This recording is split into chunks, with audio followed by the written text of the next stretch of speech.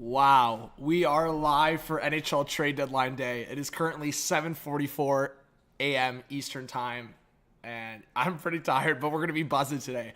NHL trade deadline 2023. If you're on the replay, please hit that subscribe button, hit the like button, hit the notification bell. We're going all day, baby. So welcome to the chat if you're here. Jason, Zachary, Little Uzi, Ace. Let's go, guys. Josh, we're up. And we already got a trade, guys. We've already got a freaking trade. Nick Bonino has been traded back to Pittsburgh. We're going to get Bonino back in Pittsburgh. Let's freaking go. And the good news is the Penguins are 8-0 all-time in playoff series when Nick Bonino is in the organization. That's some big news for Pittsburgh Penguins fans. I know they've always loved Bonino. So let's get you guys in the chat. Man, this is one of my favorite days. We know it gets hectic, but we're going to be buzzing. Let's see the comments. We've already got 20 in the chat early here. Hey, Ace, what's going on? Frozen, yes, Bonino to Pittsburgh. Bonino to Pittsburgh. So that will become official today. And the haters that don't want to see many trades today are already on a bad start. We got one trade, folks. Once that becomes official, we got one trade on the day. What's going on, Trent? Yo, guys, who had me starting at about 7:45? I thought, you know what? I kept saying I was like maybe 8 o'clock just to throw that in there. So some people knew I could start by 8, but yeah, I'm ready to go. I'm ready to freaking go.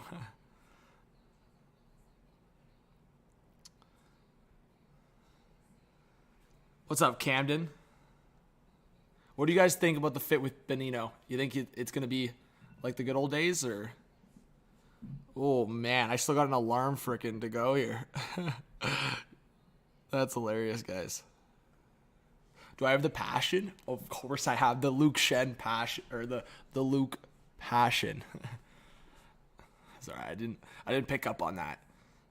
But yes, I have the passion. All right. Let me notify Discord, guys. If you guys want to share the stream on Twitter, let's definitely get her going. We'll be switching back and forth, hot take hockey, and let's share on the Discord first. What they give up for Bonino, we don't know the details on what they've given up for Bonino yet. But as far as I know, it's the market for Bonino was a mid-round pick. So we'll see what happens with San Jose. But I would think we're going to be looking at something along the lines of a mid-round pick.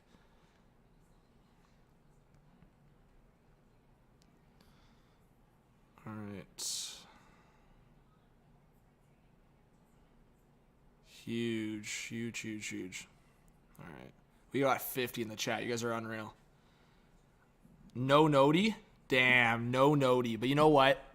We buzzed through it anyways, Logan. We know that frickin' YouTube can finesse. So we're here, guys. Can we just get some W's for the early risers here today? NHL trade deadline. Every year, once a year, frickin' tradition. You know, I'm live bright and early in the morning. Let's get some W's to all the early risers. And everyone's sleeping in. What are you frickin' doing? Get your bum out of bed. Come on. Come on, we're all here. It's trade deadline day. There's no frickin' slackers on trade deadline day. You're either in or you're out. How many, guys, in the chat, I want to see how well people know me. Over or under 4.5 hours of sleep last night. Over under for 4.5 hours of sleep tonight for your boy.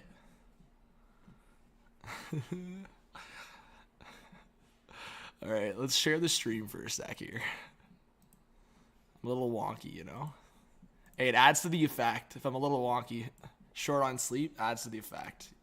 You know how it goes. And guys, someone asked me yesterday, sorry, this is off topic of what I'm talking about here, but I'm hearing more and more that Tyson Barrie could get flipped, guys. I'm hearing more and more that Nashville could flip Tyson Barrie. So keep an eye on that. Keep an eye on that. I would not be shocked to see Tyson Barrie flip today from Nashville to another team. We'll see.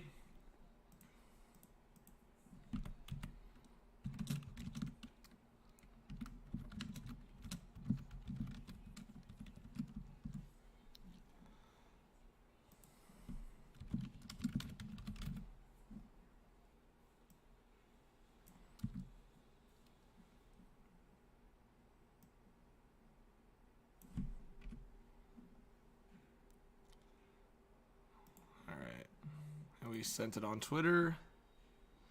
Yeah, I saw Logan Stanley requested a trade, so we'll keep an eye on that. I do expect a Logan Stanley trade today. There's no reason why Winnipeg wouldn't, I would say, go ahead with that request. So, I mean, he's been the 7th or 8th guy for them. I expect them to honor his request. So we'll see what happens, but that's kind of what I expect.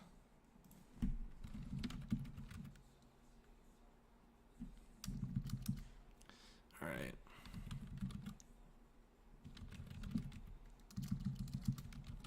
Hey guys, let me know if you're in the chat. Let me pull up the live chat here. All right.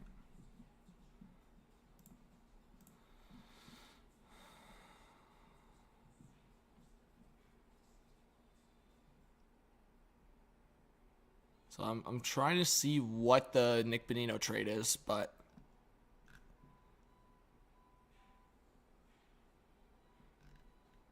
yeah, I don't know. Good morning, J-Dub. We already got 75. You guys are awesome, man. You guys are freaking awesome. Sorry, I'm trying to find this source. Let me see here.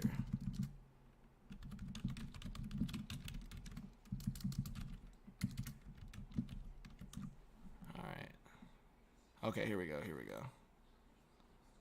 I'm gonna have to send like so many tweets to myself, man, today. Just so like I can have them shared. Okay, we're good.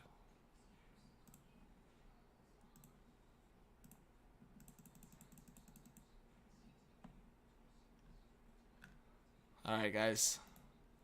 Look at that. Share the stream. Share the stream like that guy John Viveiros shared it, you know? You gotta share it out. And maybe we'll get the live chat on the screen here. Let's see if I can do that as well. Unless you guys think that's annoying. What are we thinking for the day? Would you guys want the live chat rolling on the screen or think maybe too complicated? Maybe no go? Alonzo, KT, welcome. Chris, my favorite trade deadline channel. Chris, you are a legend, Chris. Let's go. Not too complicated? All right. Jordan says, I take Turcotte in Calgary. Yeah, I mean, Turcotte could get traded. That's another name. Bro, I'll be sipping on the coffee beverages today. 1 now. 1 at maybe 9. And then we're going to keep going from there. Shelby says, love your channel, even though I cheer for the Habs. Hey, this channel's for all teams. This channel's for all fans. I appreciate you in the chat. You are a legend. Let's go. Yeah, Logan, guys, is this setup okay? You think so? When Lucas joins at some point today, I'll just have like Lucas and myself like 1-1 here, and then we'll wrap the Twitter here. Is this an okay setup? Ish. We have breaking news down here. We also have the trades up here. So when the trades become official, they get up here. But breaking news right there, you know. David, what's going on? We got over 100 people in the chat already. That's a freaking W. Let's go. So yeah, let's just go over stuff we know, all right? So this is usually, I just want to have banter with you guys when I wake up. So yeah, so last night, it came out that Turcotte, Alex Turcotte, guys, former top 5, top 6 overall draft pick. So he's been in rumors apparently, and obviously we've talked about LA Kings prospects, but I do wonder if the Kings add to their forward group. So they added Korpisalo, so they've made their move in on defense, or in goalie. They got Gavrikov. They made their move in terms of defense. So to me, if I'm looking at LA, I think they could make a move for a forward today, and I think Turcotte could be on the way out. Calgary's interesting to me. I'm going to be seeing a lot of comments, and I'm sure people have been asking me, but Jordan, thank you so much for being in the chat. Yeah, you know what? I don't think Lindholm's going anywhere. I do think if we see a hot take trade today, like a crazy trade from Calgary, it's going to be one of those middle 6 guys. Like I said, I don't necessarily think Dylan Dubé's been in trade rumors, but I feel like that's the guy that teams would have interest in. Maybe, if Calgary doesn't feel confident in their playoff chances, maybe they flip a guy like Trevor Lewis. Maybe they retain 50% on Lucic and give him a new home. Maybe. Those are the chances of something happening. On defense, I really don't see much happening there. Maybe a team wants to look at a guy like Connor Mackey. The Uyghur contract obviously was just signed, so I feel like it'd have to be a contract in, contract out for Calgary. I know there was a really big hot take rumor going around that the Flames had heavy interest in Colton Parayko. If a Colton Parayko for Mackenzie Weegar trade happened today, I think I would lose my mind. Like I said, I don't think that's realistic. I don't think it's likely. But if there was a scenario where we saw a blockbuster trade today, yeah, I mean, that would be the hot take territory. So I guess look out for the Blues. So carry my conversation to the St. Louis Blues. They are going to continue making moves like that if they do make a move today. So keep an eye on the St. Louis Blues. And then, yeah, I mean, as I said, guys, Nick Bonino's being traded back to Pittsburgh, returning to where he's found great success. And, yeah, if we just kind of look here back on the screen, Josh with a shout. Penguins are 8-0 all-time in playoff series when Nick Bonino is in the organization.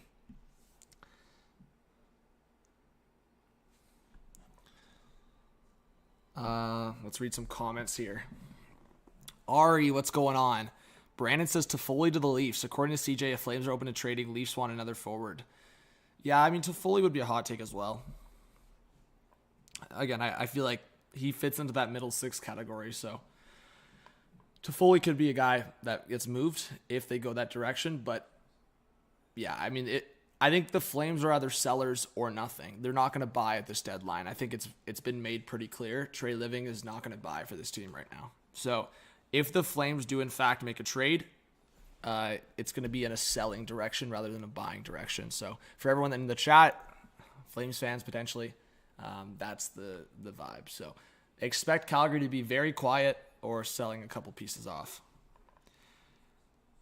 Yo, Joseph, we don't know yet. We do not know yet, but I will keep you updated right as we find out. As I said, if I had to make an assumption, I would say the market's been suggesting a mid-round pick.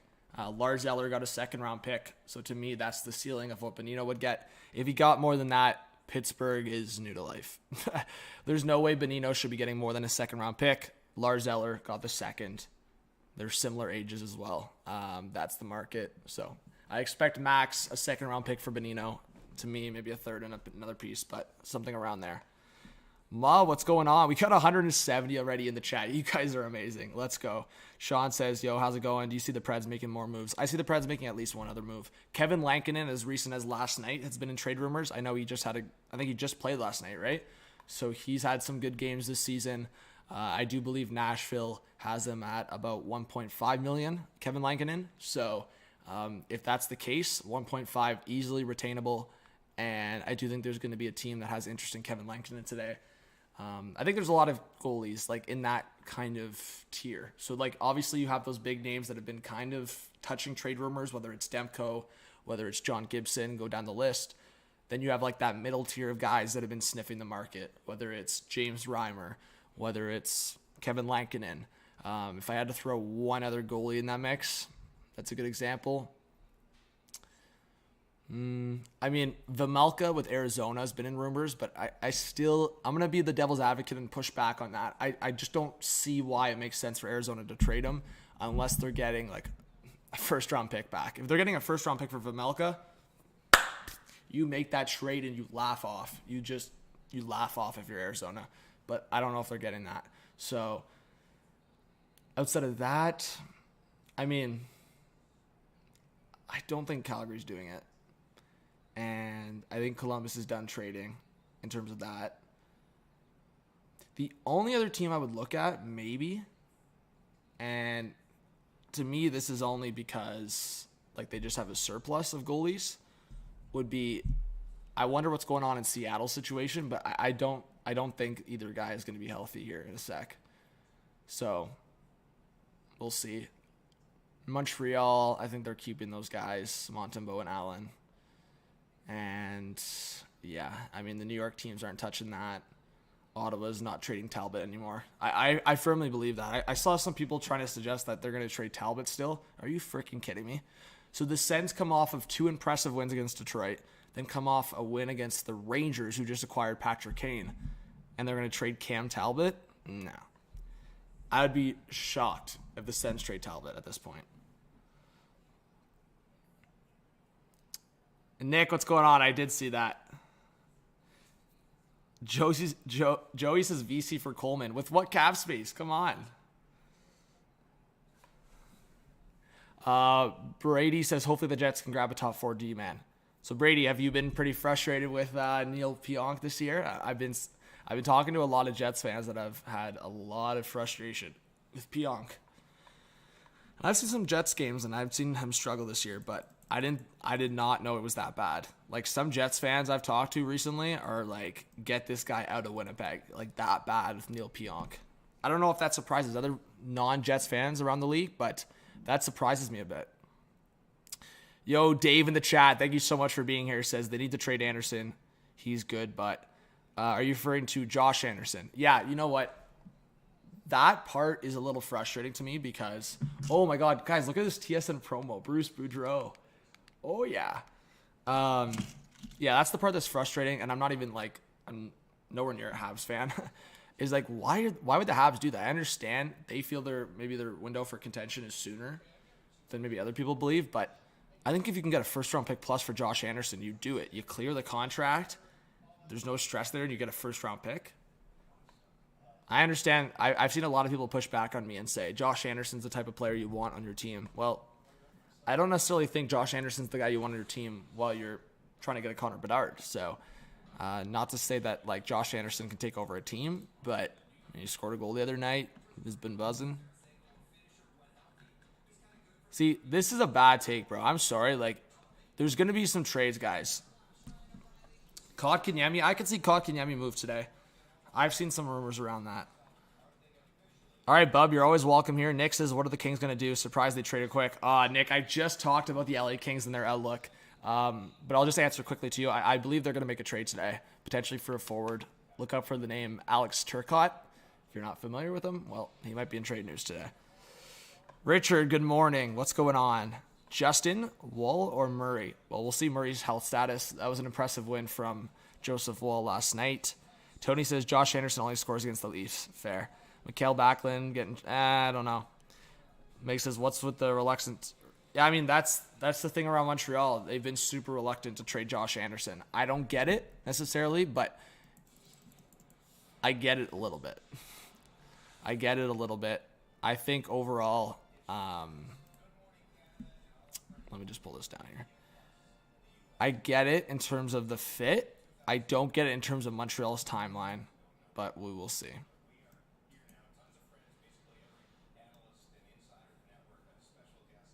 All right. Do I think Montreal will do something today? I think they're going to do something.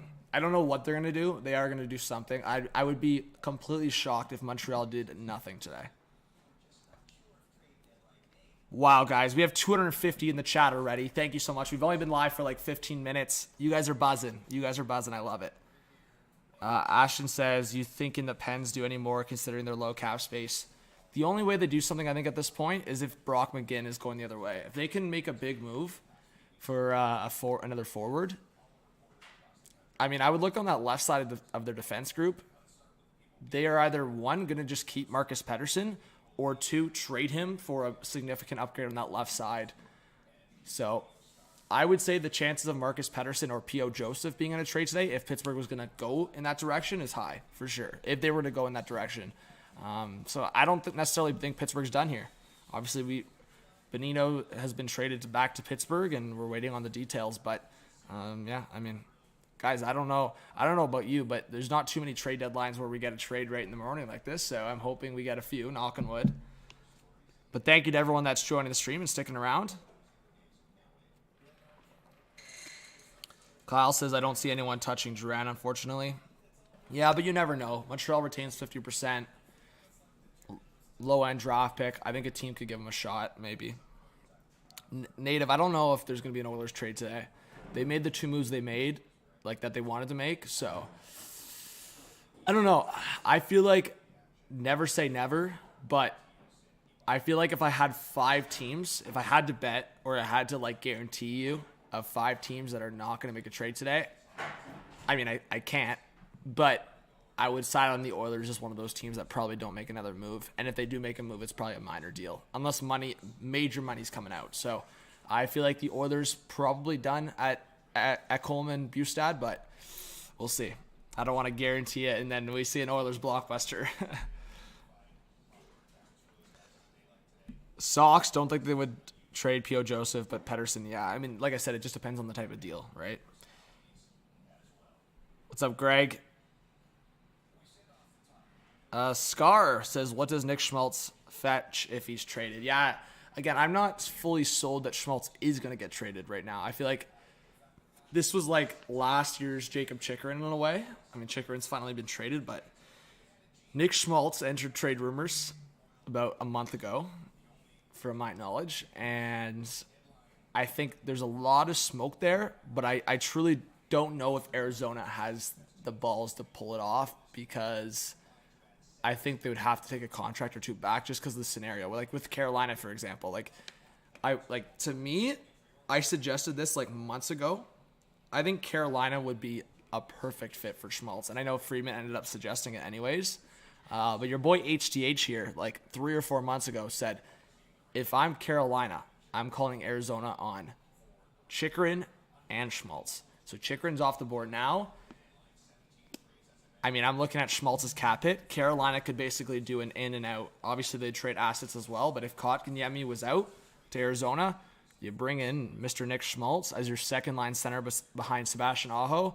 Oh, my gosh. Like, talk about you would have a top line of, you can go in any direction, but you can go Teravainen, Aho, Jarvis. Then you go Svechnikov, Schmaltz, Natchez. Like, hello. Carolina's looking a lot more sexy against Rangers and Devils all of a sudden. So, if I was Carolina, I would definitely be looking at Nick Schmaltz. And I would imagine just cap-wise, Kotkaniemi would probably go the other way, including a package. But, yeah, look out for that. Look out for that. J-Dub, any other Hurricanes fans in the chat? How do you feel about that? We got over 300 in the live stream, guys. Thank you so much for being here. Chat's buzzing already. Please hit that like button if you want the stream to go big today. I don't want to keep giving it shouts, but it's free to do so. All you got to do is hit that thumbs up on the stream. It's just below the video. If you hit that thumbs up, it keeps hitting with the YouTube algorithm, and if you guys keep being active in the chat, YouTube will recommend the stream out, and we'll get more viewers in here. So I really do appreciate that. I'm not going to ask anything past that. It's free to drop a like. It's free to subscribe, and I really do appreciate it. So thank you so much, guys, for being here. What's going on, Duncan? Edmondson. So, yeah, Pud, thank you so much for being in the chat. Denver, Paul, thank you, Chad, for being here. Yeah, if Yamamoto, so I'll go over 2 things quickly. Yamamoto LTIR, that's a possibility for flexibility for Edmonton to make another trade, 100%. If that's the case and flexibility is created, the Oilers are not done in that scenario, potentially. And then I'll add to that to the question of Scott, does Besser stay because of the retool? I think there's a good chance that one of Besser or Miller will stay. Besser might be more of an offseason move, but I hope we see it today. And then just, even if you guys are not dropping super chats, I want to try to read as many comments as I can. Derek, thank you so much for being here. There was one other comment I wanted to read. Yeah, Dvorak trade's possible. And yeah, sorry, I may have missed a comment I wanted to read. Yo, Ashton with the $5 dono says, appreciate you doing this every year. Thank you so much, Ashton. I really do appreciate that. Thank you. So, guys, let's type up Ashton in the chat. Legend. Ooh, Sens are cooking. Big dub. Yo, Pierre Dorian's like, you guys are buzzing. I'm going to reward you. You got 2 dubs against division rival Detroit Red Wings. Then you get a big dub at MSG last night versus the New York Rangers. Are you freaking kidding me? We're going all in, baby. The Sens are in. The Sens are on a heater. So let's get some Ashton hype in the chat. Thank you so much, Ashton. You're the best. You think LeBanc gets traded today? Denver, if a team can create flexibility, it's all going to come down to 2 or 3 things in my eyes. 1, team's willingness to retain salary, or team's willingness to take a contract back will determine how many trades like that we see. So go down the list. A Kevin LeBanc we just talked about. A Nick Schmaltz we just talked about. An Adam Henrique we just talked about. Like a bunch of these names that have anywhere from like a $3-4 million cap hit plus. So Schmaltz's cap hit is $5.8 million. Adam Henrique's cap hits in around 5.8 as well. You know what's funny? I think Kevin LeBank's, I think, is under 5. It's in around 5, Kevin LeBanc. So a lot of these guys are hovering in between like 4.5 and 5.5. So again, is it the willingness to retain salary, or is it the willingness to take a salary back? So we'll see.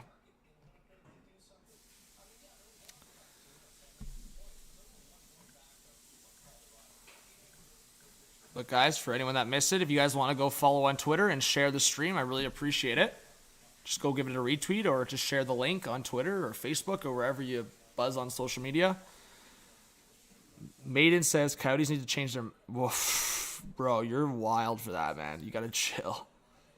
Nah. You got to chill. You can't be trying to catch me early in the morning when I'm napping here. How do you feel about Leafs goaltending situation? A little sus about it, but... we will see what happens. Gennaro, how's it going? Joey says Sens are not legit. Giroux just carrying hardcore right now. Oh, Joey throwing some shots at the Sens fan base. Andrew says, does Carolina make another trade? I think so. I think the Hurricanes will be in on one. Corey says Greenway will fill the same role as Wilson, a lower AAV and a less chance of getting suspended. Corey, are you referencing for which team? And I do believe there's a chance Greenway gets traded today. So add that to the list. You know what? People are going to say that this deadline might be dead. And I am so hoping that I'm just going to be all over those people later today. Be like, what were you saying? I swear you told me this was going to be a dead deadline. And maybe I will look like a dummy, but I still think we're going to see a decent amount of trades today. I'm not saying they're going to be major, but I hope it doesn't flop. I hope today doesn't flop. How many trades am I calling today? I said minimum 12. That's my ceiling. That's my floor. Sorry, not ceiling. That's my freaking minimum. My floor is 12 trades. I truly think that's a floor, like absolute floor. So realistically, my prediction would be around 16, 17, I think.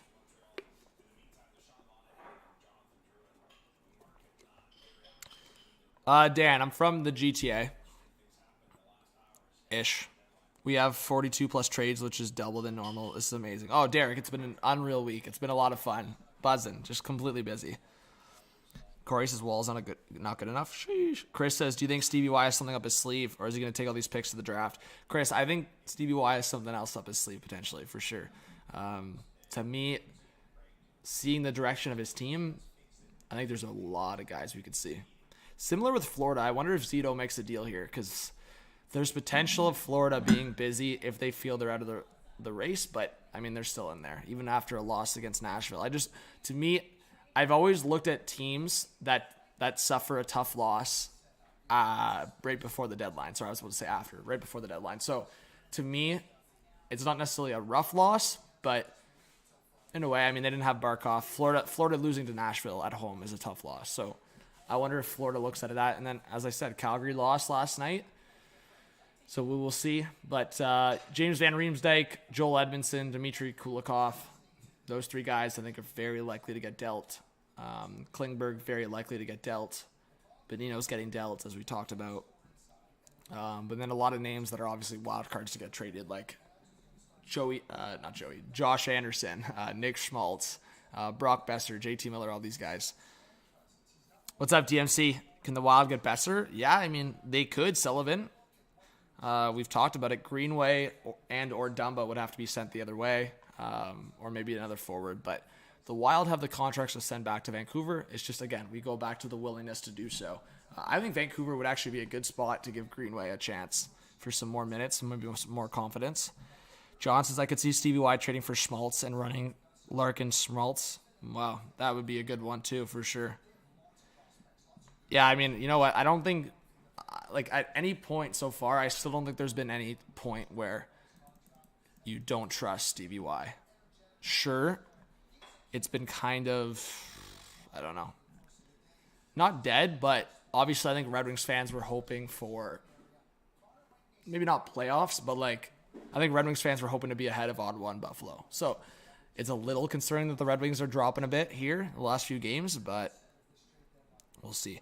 And yeah, like I said, Richard, I feel like Florida is either going to be super quiet and do nothing, or they'll be selling. And if they're selling, well, if they open that can of worms, go down the list, man. Gudis, Reinhart, Lusteranen's been in trade rumors. Lomberg's been in trade rumors at times. Yeah, I mean, there's probably 4 or 5 guys like on Florida that I could see getting dealt. Yeah, Jordan, I don't know why the Flames would be going after Edmondson. To me, that's stupid. That's fully stupid. I don't agree with that. I think if the Flames do something today, selling is the vibe from what I've heard, but maybe Trey Living napping has been confusing reports. So Omar says add another scoring threat and he will be content in a Leafs fan perspective. All right, guys, you guys want me to tweet from the from the burner account?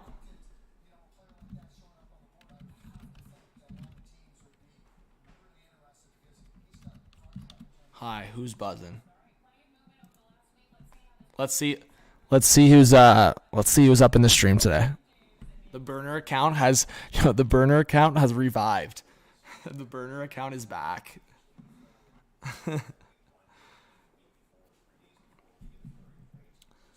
Let's see. Meg, what are you on about? Stingin', what's going on? You're buzzing right now? The basis of what moves are you making if you're Dubas? Yeah, or Dallas. Sorry, I saw Dubas in the chat as well. What moves are you making if you're Dallas? Well, Dallas is probably done. I mean, I could see them making an addition on their defense group, but forwards, they're done, I think. They got Domi, and they got Dadonov. I think they maybe added a defenseman today. You know what would be the hot take of hot takes, chat? And tell me if you think this is possible. What if the Stars reacquired John Klingberg? They know there's a direct fit. The last time the Stars obviously were really good and made it to the Cup final, that was Klingberg's big playoffs. I mean, it's a hot take, but to me, there was smoke around it. Even when they opted not to sign him to the long-term extension, there was rumors that Dallas would still bring him back for a 1-year deal. So, I don't know. Kyle says he can't see it. What's up, Scott? Derek says, didn't realize Voracek's career is likely over. I know, man. When I see some of these injuries, especially for guys that I just didn't expect, I thought Voracek had a decent amount left in the tank. So it sucks to see that an injury has taken him down here. And yeah, his career is potentially over. But yeah, guys, over 400 people in the chat. I hope you guys stick around. As I said, please hit that subscribe button, hit that like button. We're on the way to 47,000 subscribers. Unfrickin' real.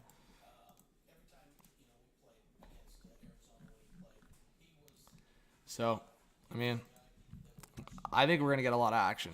So, we will see.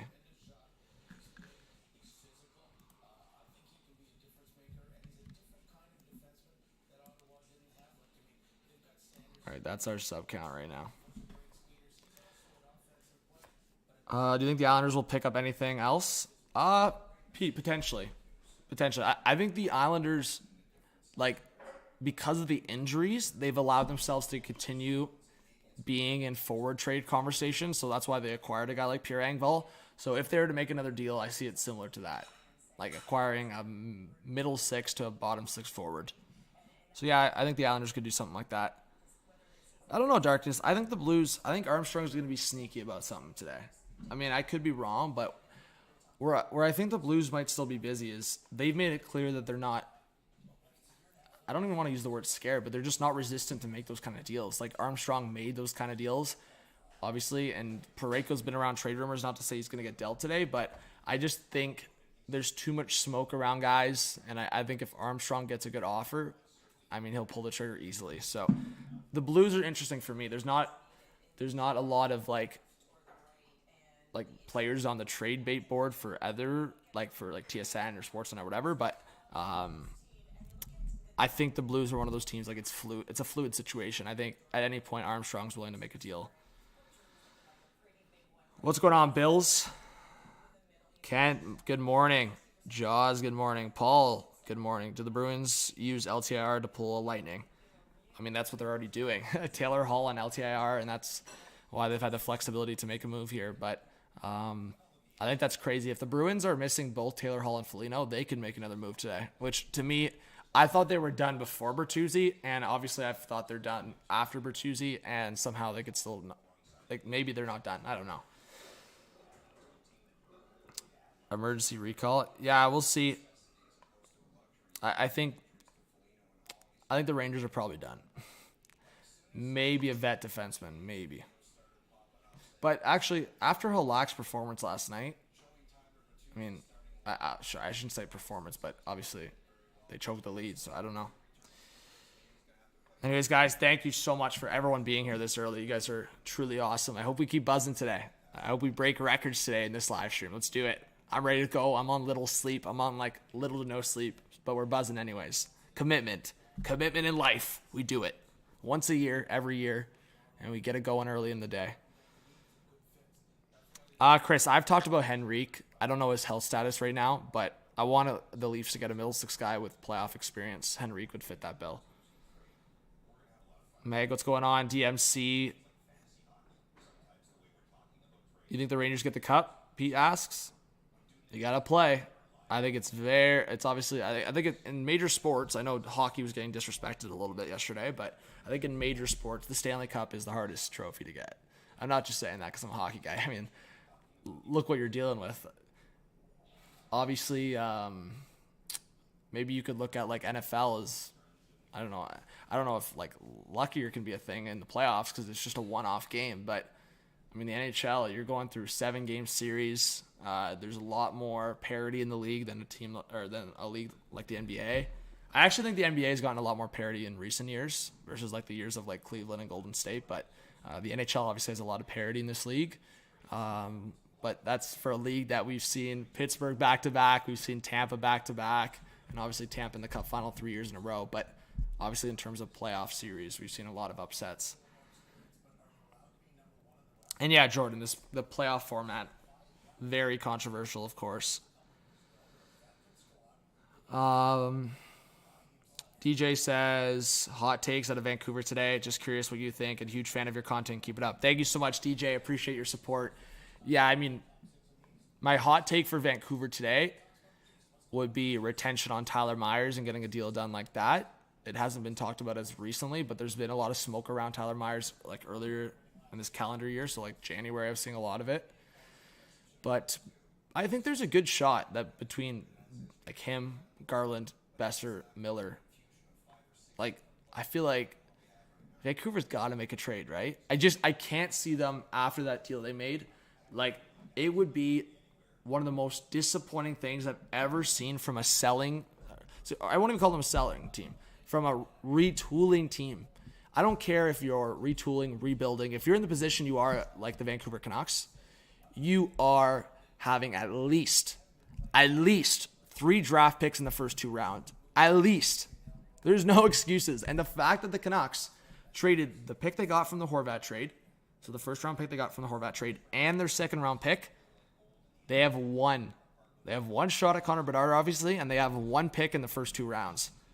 That is stupid. I don't care if you're retooling, rebuilding, or whatever you want to call it. Whatever's happening in Vancouver, you are not having 1 draft pick in the first 2 rounds if you're in the position they are. You're just not. So to me, I would be the most shocked if the Canucks don't make another trade today. Like, absolutely. Let's throw this hat on because this hat is giving me a freaking headache. All right.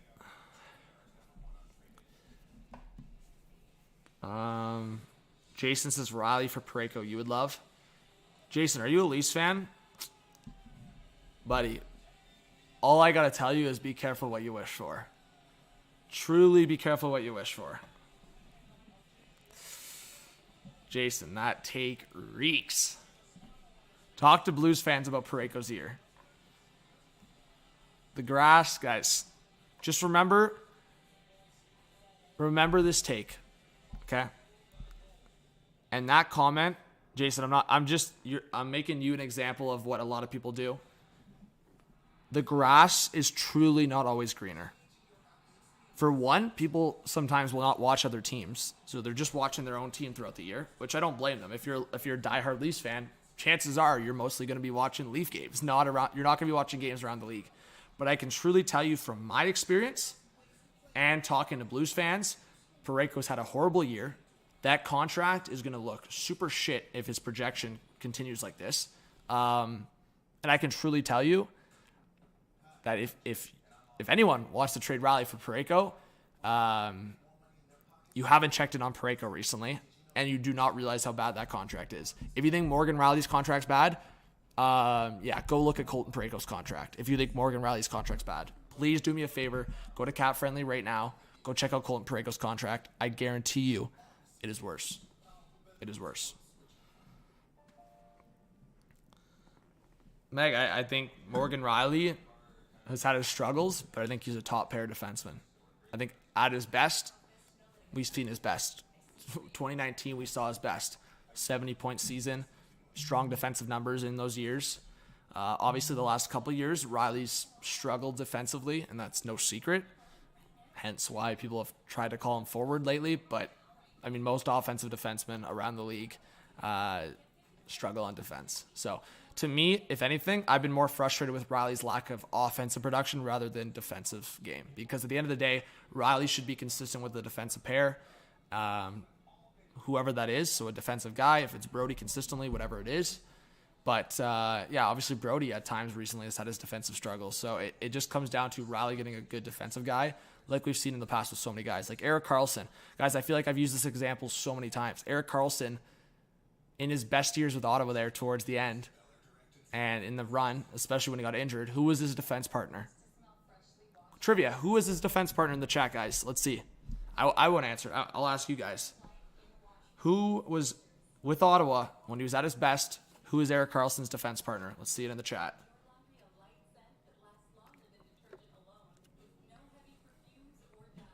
Yeah, we got Tony and we got Ali with the answer. It is Mark Methot. Mark Methot was the definition of a defensive defenseman. A friggin' got the oomph, a little edge on him. Defensive defenseman, blocking shots, good structure. And, that's the kind of player that plays well with an Erik Karlsson, that plays well with offensive defensemen. So you just got to have it consistent. That's why some people have suggested Shen with Riley. To me, it depends on the speed aspect there and the ice time, but that's what you need, consistency for Riley, defensively at least. DCB says, morning, Hot Take Hockey, came in to drop a like. Enjoy the day. You're on work sites today. We'll check in throughout the time. Yes, DCB, thank you so much. Yeah, for any of you guys, if you're at work today and you just want to throw an earbud in and or an AirPod, whatever it is, and listen, I appreciate it. So we're on the way. We almost got 500 live viewers, and we're not even at 8:30 yet. So thank you so much, guys, for being here. I hope you hit that subscribe button, hit the like. On the road to 50K subscribers. Unreal. Blended, one of the best hockey days of the year, in my opinion, 100%. Deadline day highs. Wow. March 3rd, 2010. That's crazy. There was 31 trades. 55 players were dealt. Come on, guys. Give me a freaking repeat. Yeah, last year, March 2021, 2022. Damn, March 21, 2022 was 32 trades. That's crazy. I didn't realize that.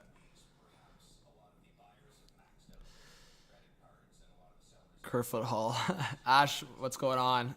Caden, what's going on? RJ, Shen was playing with Hughes and Vance, so it would make sense. I mean, maybe. That is the vibe, though, with Shen. And I've talked to a lot of Canucks fans, and obviously I watched a bunch of Canucks games this year. Shen definitely balanced Quinn Hughes well. And not to say that Shen provided much value in other aspects at all. And his speed is a factor there. But, I mean, Quinn Hughes took it over in most aspects. And, I mean, if you have a guy like Shen with Riley, at least it's just like, okay, Shen's the defensive guy. Let Riley cook. Let Riley. And you know what, guys? Let's be honest. People want to hate on Riley whenever they want, but he had a good game last night. So I think the conversation of defense for the Leafs is over. I think if anything, we've talked about it. They traded defensemen out today, but I don't think the Leafs are making improvements to their defense anymore. They'll figure it out. But yeah, guys, who's buzzing? Let's see who replied. JR says Dumba to Buffalo. Camden says I'm buzzing. Vin says I'm buzzing. Shelby says me. And Shelby says trade Hoffman, Duran, Edmondson, and Anderson. Sheesh.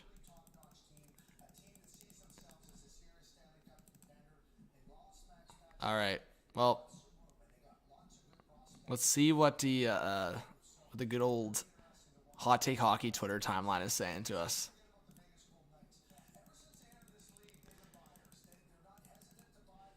Oh, jeez.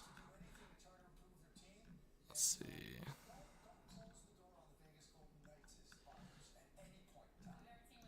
Not much right now. All right, go back. So yeah, guys, on this Twitter account, I'm following the major accounts. So we'll pick up stuff when it comes through. Steve says, think Parayko to the Leafs or Zadorov and lose Hall and Ben. Like I said, I just don't see that happening.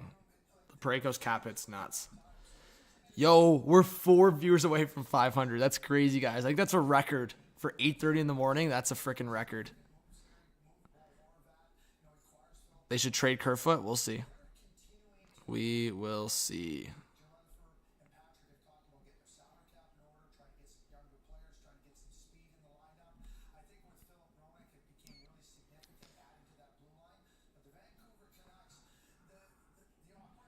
Man, Anaheim's going to be busy today. I wonder what we're going to get.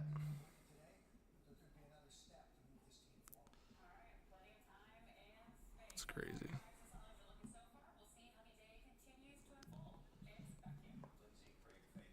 Yo, Bad Dog in the chat. That's legendary. Says that work, but I'll definitely be listening. Exciting about the Rangers getting Kane. Yo, Bad Dog, thank you so much for being in the chat. Let's get some Bad Dog hype in the live stream, guys. Let's freaking go. What a beauty. What a freaking beauty.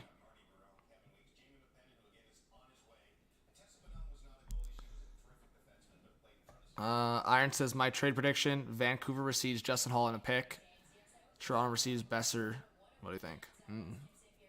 Like I said, I don't think that's the most likely, but we'll see. If they were to deal both Kerfoot and Hall, then maybe. But thank you, Bad Dog, for being here. Sorry, guys. I'm like trying to read shit that's popping up on my phone and then my screen, and then sorry, a little distracted there. But thank you, Bad Dog. You're a legend, man. I was just talking about you yesterday. I did a little. I hadn't done it in a while, but there was 4:20 left in the hockey game, and I was like, "Hey, 4:20 left in the game. Smoke him if you got him. Bad Dog shout." And I just went back to it, but I was just like, man, back to the good old days. But yeah, you guys got to hit up Bad Dog's channel if you haven't yet. 100K, what a legend. Yeah, Bad Dog, honestly, let's do a Rangers game together. That'd be fun. That would be fun. Get you on the channel, that'd be a lot of fun. Yeah, if you're open to it. Trevor says Kadri back to Colorado. I don't know about that, but wow, what a storyline that would be. What a freaking storyline that would be. Whoa, we got some Truba hate in the chat. Let's go, guys. 500 in the live stream. W's in the chat to all of you guys. Let's go. 8:30 in the morning. We got 500 freaking legends in this live right now. George says Wall looks solid. Good rebound control. Great year. Yeah, I mean, I think Wall will have a good NHL future here. A good 1B option for the Leafs long term. Yo, Meg with the $3 donation. Thank you so much for the dono. Says, will the Leafs make it past the first round? What a question, eh? What a question that's always dropped. As of right now, I'm going to be hard on the Leafs, and I'm going to be hard on Dubas. If you don't make a trade today, the answer is no. No, I'm joking. But I'm going to be on the side of, let's see what Dubas does today, and I'll have your answer later, all right? Maybe that's lame, but that's my answer in the short. Hey, the Leafs are a team to me, like, I'm not dismissing them in any series because, like, I think the Leafs are classic in that. They stay in every series, maybe not necessarily win, but they stay in every series, so. All good, Oliver. Hey, you're always welcome to chat. I appreciate you. Chase, what's going on? Garrett, what time does it start? What do you mean, what time does it start? Oh, I'll get the timer going, guys. Actually, I forgot to do that. So let's do that here in the chat. Where's the game clock here?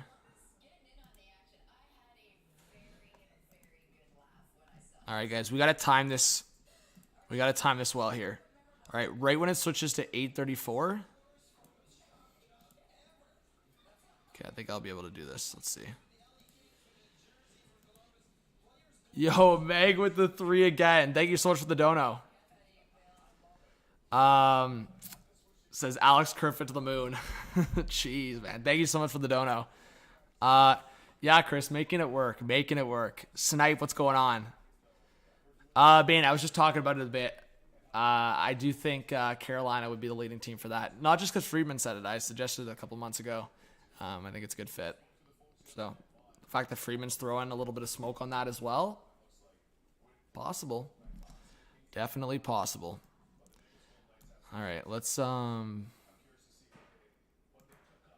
see if I can get this going here. All right, so how many...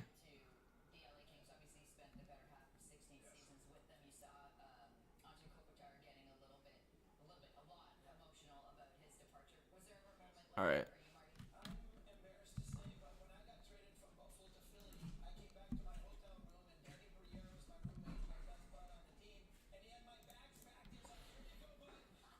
All right, is the game clock up? Oh, let's go. I just have to edit that now. Yo, can we get dubs in the chat when I fix this?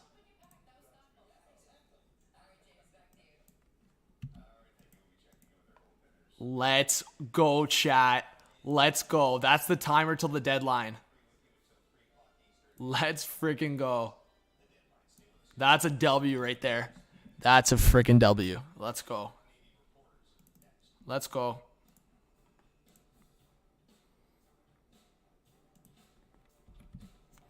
Let's freaking go, chat. Let's go. All right. Bastard of Minnesota? It's possible. All right, I just fixed it. Now it's fully accurate. Does Josh Anderson get moved today? I hope so. I hope we see some action like that. Bane, I'll be live all day, guys. I'm going to be live streaming here all day, so I hope you guys stick around, and I hope to see you lots in the chat. What's going on, Scott, Paul, David, legends in here. Andre says playoffs going to be fire this season. Oh, yeah. Morgan says, does anyone think Taves will be a Leaf by the trade? No. Taves is not getting traded, guys. Wait, did I miss 2 donations? Yo, sorry. HP with the $6 dono says, keep up the good work. Thank you so much, guys. Let's get some HP hype in the chat. And Kenny with the 5. Wow, you guys are too generous. Thank you so much. You guys don't have to do that. That's super generous. Thank you so much. Wow, you guys are awesome. Let's go, man. You guys are truly showing great support the last few days. Honestly, thank you so much, guys. Yo, Meg with the $7 dono. We got a donation train right now. Thank you so much, Meg. That's awesome. Let's get some Meg hype in the chat. Did Pete ask? Yeah, guys, this is the timer until the deadline's over. So teams have 6 hours and about 22 minutes until they can't make trades anymore. Yeah, I think the Leafs have room for one more.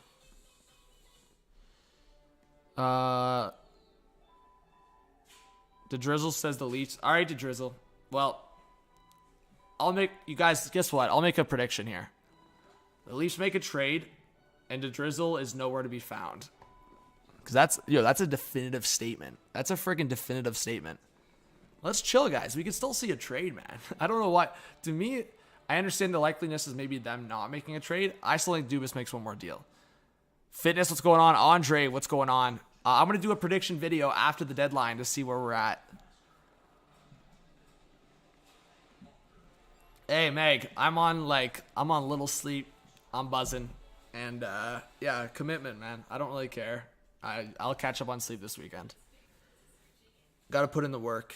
You're not going to get anywhere in life if you don't put in the work for things. Ashton with the 5 says, check out Hunter. Tweet from last night. Man's predicted the Bonino trade. That's a dub. Shout out to my guy, Hunter. Thank you, Ashton, for the $5 dono. Let's get some Ashton hype in the chat. I appreciate you. Do the Oilers do anything today? Again, it depends. Is there some LTIR flexibility now for the Oilers? Guys, cheers to the kafefe. Let's go. Cheers to the coffee going in the morning. And hey, if I see a lot of you guys in the chat, we're going to have to get a little beer skis going in the afternoon, eh? I see you. Hey, I see you in the chat. Dave says, I'm in for Jake Allen trade. Matthew Nyes. What? Jeez, Dave. I think you had a couple bevies sipped into your coffee this morning. Hey, Dave? Dave guy. Come on, man. You got me going crazy.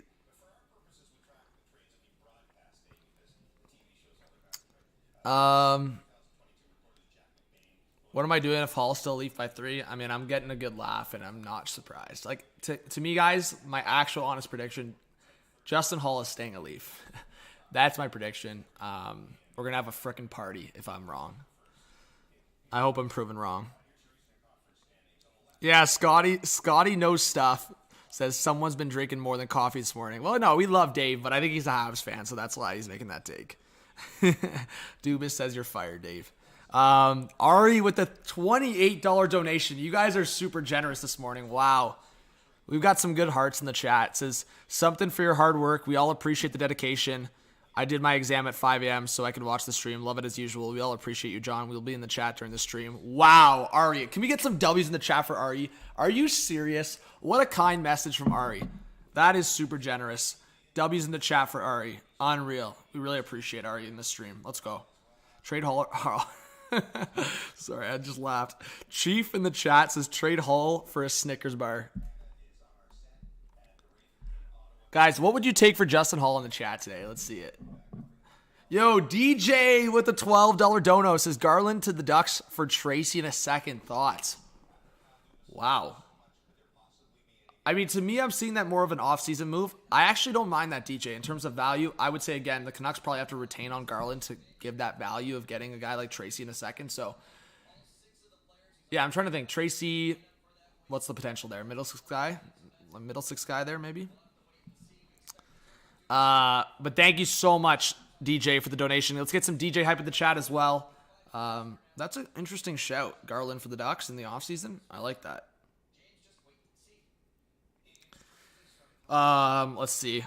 Hull for Pitlick. A Mars bar, terrific says. Vincent says Hull for Ferraro. Dana says a bag of pucks and a roll of tape. What's going on, Darkness Blair? You guys are buzzing. And Paul says a 2-4 of light beer for Hull. Yeah, a 2-4 of Pabs for Justin Hull straight up. Who says no, guys? Johnny V or the Leafers for Justin Hall? If a 2-4 of Pabs is up for it. I mean, hey, a 2-4 of Pabs can give you a good old weekend, you know? Wow, hey, if Justin Hall gets traded, we get a freaking 2-4 of Pabs, and then we're partying this weekend, hey, guys? Dennis is a 2-4 of Sleemans. Now we're talking. Any details on the Bonino trade? No, Roots. Man, this is driving me nuts. Man, I can't lie. This deadline's been so entertaining like the last week. But what's been driving me nuts a couple times is like these details like not leaking. But anyways, so I guess Pittsburgh's interest in Miller. We'll see. I mean, I'll say this for Pittsburgh. I don't know how Hextall can seriously look at his roster and be like, yeah, Granlund's is a good center option if we need him over JT Miller. Anyways, weird. But King Carl with quite the comment says drinking a 2-4 of Pabs gives you better vision than Hall in the D zone. Oh, King Carl, you cracked me up, buddy. That's a freaking comment and a half. Yeah, Landon. I mean, that's where I see Hall as an NHL defenseman. If you want Justin Hall to be an NHL defenseman, stick him on the PK and limited 5-on-5 time. I mean, he was on the ice towards the end of the game. Like, to me, Hall's only good for blocks late game. So if you're going to get some blocks from Justin Hall, sure. But past that. Nate, what's going on? Says, do you think the recent Bruins injuries and signings will affect the team chemistry at all? Not necessarily. I mean, it seems like they're a tight-knit group and obviously pretty big dub. Pretty, I would say, statement dub over the Sabres. But yeah, guys, stick around. Please, as I said, guys, The more you guys hit that like button, it's free to do so, the more the stream gets recommended throughout YouTube. So if you guys are active in the chat, keep hitting that like button. I promise you guys the stream will start bumping even more and more. So I hope you guys hit that subscribe button if you're new, hit that like button, and let's keep buzzing in the chat throughout the day. Garrett says maybe the beers can help you think Hall is good. Yeah, Ethan, that's got to be the case or it's an L. As I said, if Granlund plays on the wing, that's it. I'm not saying it's a W on the surface, but I will say I think Granlund's the type of player that can, I don't know, bounce back with Pittsburgh. So if he's playing on the wing, that's my take. If he's playing on the wing, it's a vibe. And the fact that Pittsburgh picked up Bonino now, I mean, that's pretty good depth in the middle. If you keep Jeff Carter, you can have Bonino as your fourth-line center. Penguins, you know what? Criticize them if you want. They're in a playoff spot right now, and they've got good depth up front now. So, Ari with the 7 says, thoughts on an Anderson for Levi trade? You know what? I'll say this. Buffalo just traded one of their younger goalies yesterday. I truly think they're not going to trade Levi unless they feel extremely confident in Luukkonen.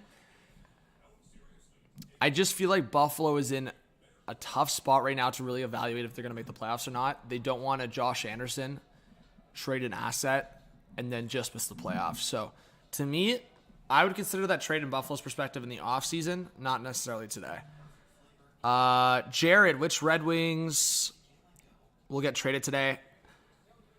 I could see one of those guys that hasn't, like a Zadina. I wonder if the Red Wings give up on Zadina soon. So look out for that. We'll see. I don't think the Red Wings want it to become a full-out like Puljujarvi situation, so we'll see what happens. CBT says, what are your thoughts on the Jets today? I think they might make a move for a forward again. There's been a lot of smoke on JVR around the Jets. Zadina to the Habs? You never know, maybe. Yeah, we'll see, Vincent. I suggest the Panthers go on for a defenseman. Hey, Frank, good morning. Thank you so much for being in the chat. Mason says, are the Flyers going to do anything? Yeah, I think the Flyers will make at least a deal or two today. I mean, JVR, Provorov, like, there's quite a few guys that they could deal today. I think JVR's, I don't want to say guaranteed because there's nothing that's ever guaranteed when it comes to trades, but I do think it's very likely JVR gets traded today. Very likely. Lauren, how's it going? Says, hello, hot take. Thanks for being in the chat. Spam, do I think the Stars are done today? Unless they get a depth veteran. Probably done in the forward group. I could see the Stars adding a defenseman today, though. Tyler Myers to Florida? I don't know about that. They don't need right shot defenseman right now. The Panthers need a left shot guy. Yeah, Justin Braun could be an option for a team as well, a depth move. So that's another idea. There you go. JVR to Vegas. Yeah, I've been saying that seems like it makes a lot of sense. Reunite JVR with Phil Kessel. Leaf fans in the chat. How many Leaf fans are in here? Imagine watching a JVR Phil Kessel line in Vegas. Unreal. That'd be fun. That'd be some good things to see.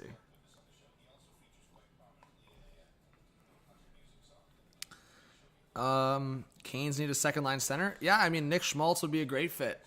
I'm hoping I'm manifesting it. Guys, we got to manifest that shit in the chat. Okay. Talk about manifesting something. Where the frig is Nick Bonino and the details? Yo, Ryan Rashog's chilling. Attaboy, Ryan.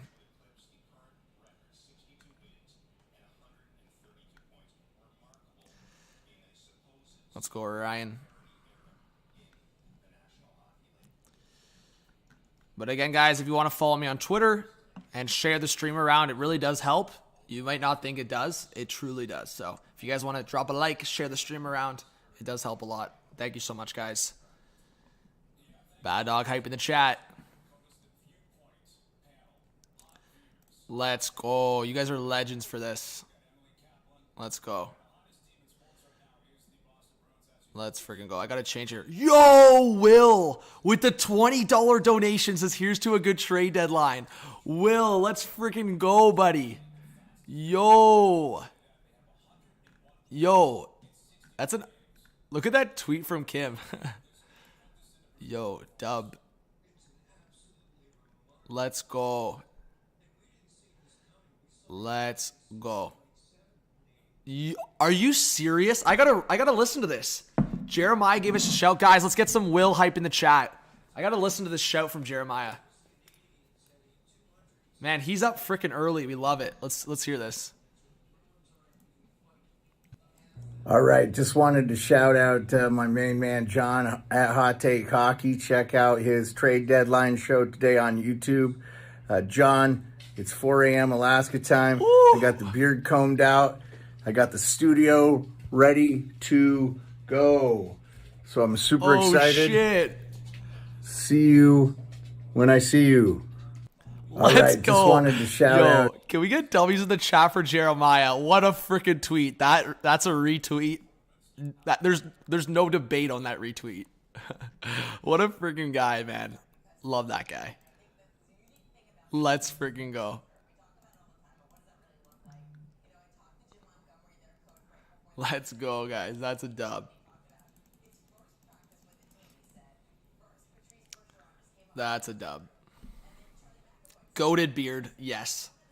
What's his channel? Sports Beard. If you guys search up the Sports Beard on YouTube, you can go subscribe to his channel. Go hit him up. Yeah, Schmaltz would have been a perfect fit for the Avs. I mean, I guess he still would be a fit for the Avs, but we'll see what happens.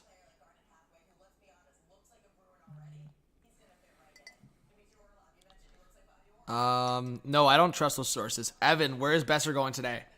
Okay. If I could make a take on Besser right now, chat, I heard a little rumor.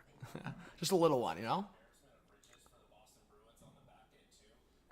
I heard a rumor that Florida and Vancouver, well, I mean, I'm sure you guys saw it. Someone threw it out on Twitter. Florida, and I heard a little rumor that Denisenko is a guy that Vancouver's had some interest in. So I wonder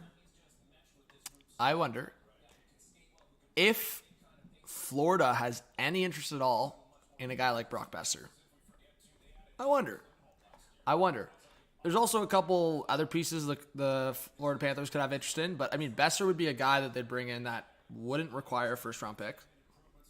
And I think Florida not only could give Vancouver a guy like Denisenko, but I think they have a couple of contracts that, I mean, there's guys there that would maybe interest Vancouver, whether it's a Duclair or whether it's, Reinhart maybe one of their depth forwards. I know Lusteranen's been in trade rumors. So, I mean, if Florida wants a different look, Besser could be a good look. I mean, I think Besser would benefit big time. Imagine a line of Kachuk, Barkov, Besser. That would be stud level. Yeah, Shane, but Austin Watson's not getting traded. And, I mean, hey, the guy could be facing a suspension. I don't know, guys, if news came out on that. But he got kicked out last night. Mitt says, thoughts on the Buds win versus the Leafs last night? Hey, I was live streaming on this channel. It was fun. Good dub. Good bounce back dub. I thought it was a tight game. I thought the Flames didn't even play that bad. I thought it was a good tight game. Yo, Miles, that's a retweet. Hey, thank you. Peg City in the chat. Buzzing.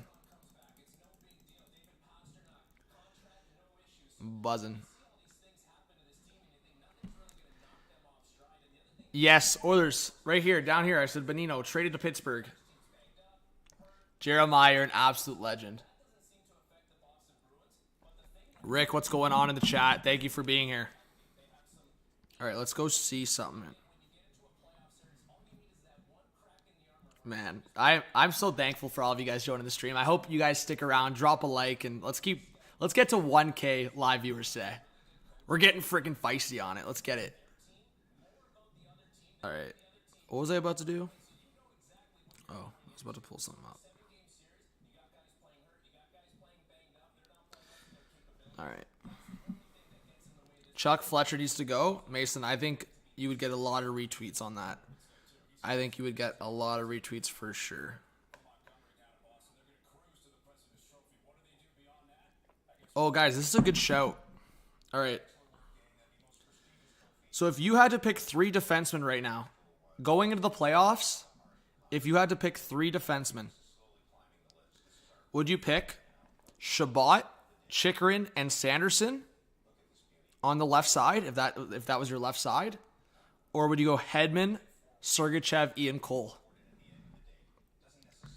I'll ask it again in the chat. If you're going into the playoffs, so not starting a franchise, if you're going into the playoffs, which left side would you prefer? Shout out the Sen Swagger. Shabbat, Chikrin, Sanderson. I'm adjusting it a bit. Or Hedman, Sergachev, and Ian Cole. Which left side would you prefer? That's those Sens left-handed shot or the Lightning left-handed shot? I mean, hey, you know you're getting the cup experience from that Lightning group, but the Sens group might be a little bit more skillful there.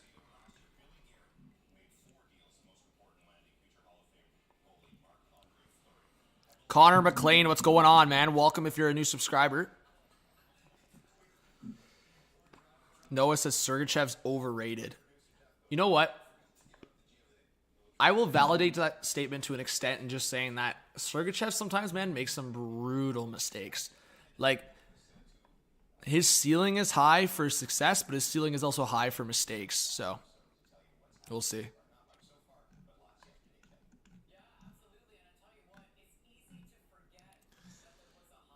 All right.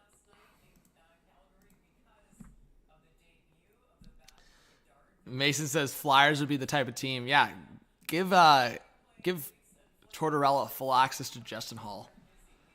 There you go.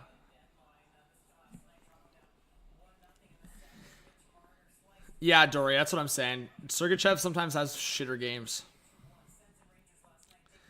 Yeah, G, apparently that's what happened. Pens were trying to get JT Miller and the trade fell through. Yep.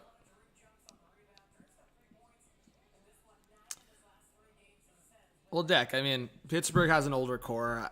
I think there's probably, like, people want to rip into Hextall, and I mean, I do validate that to an extent. But I also do want to say you have to look at the perspective of, like, Crosby definitely has a lot of say in these moves.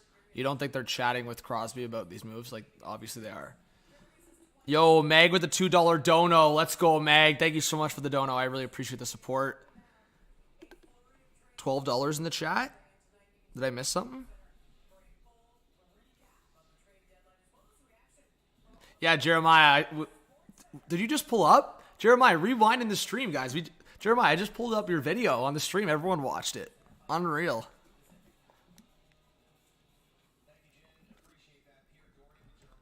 Oh, that's the other thing. I wonder if the Sharks flip Vlad Nemestikov today. That's another move that could go down. Bro, they have Justin Hall top 20 on their trade bait board. Guys, should we make a top trade bait board right now on the fly? From order of who I think is going to get traded? What do we think, chat? Should I do it? Should I do it? Let's do it together, maybe. Let's do an HDH trade board. Let's get the chat to help us out here, and I'll fill in where I think I need to fill in. All right, let's do a trade bait board here. All right, let's do it.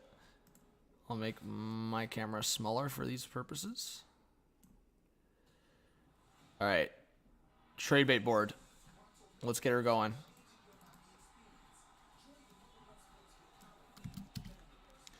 All right, HTH trade bait board. Or we'll call it just the HTH trade board. That sounds good. All right, the HTH trade board and confidence of who will get traded.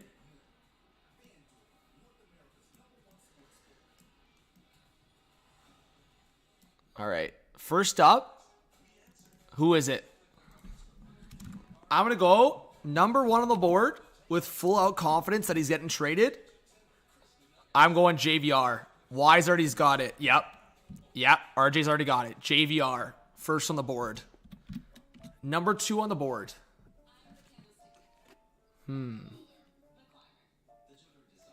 Number two on the board. I'll go, yeah, I'm gonna go Besser because I think we have to consider quality versus likeliness of getting traded. So I'm gonna go Besser. Yeah, I think 3, Nemestikov's a good shout. I think Nemestikov's a good shout at 3. 4, I'm going to go Klingberg / Kulikov.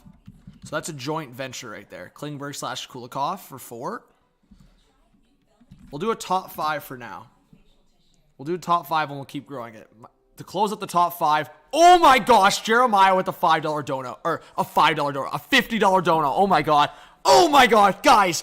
Jeremiah with the $50 dono. Are you kidding me? Are you kidding me?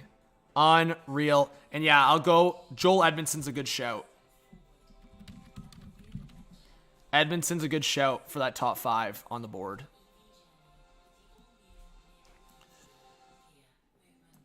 That's a good shout. Can you guys see that clearly? The HTH trade board? Let me know if you guys, or if it's too small, if you guys can see it. But Jeremiah, are you serious? And Jeremiah, you just gifted 10 Hot Take Hockey memberships as well? Holy Jeremiah, that's super generous. Guys, make sure you collect your free memberships. Unreal, Jeremiah. With a $50 dono, says, looking forward to the opportunity to talk some trades with the legend. So proud to be part of this, the Hot Take Hockey community. Man, you're a big part. You're not a small part of the community. You're a big part. Huge Jeremiah hype in the chat, guys. Unfreaking real. Let's go. Unreal. Yo, Lucas, we got your spot waiting for you, buddy. Unreal. Jeremiah, an absolute legend in the chat right now, guys. Unreal. Unreal. Thank you so much, Jeremiah. Let's keep going, guys. Let's keep building up this stream. Let's go. All right, that's our HTH trade bait board for now. Or HTH trade board, I guess.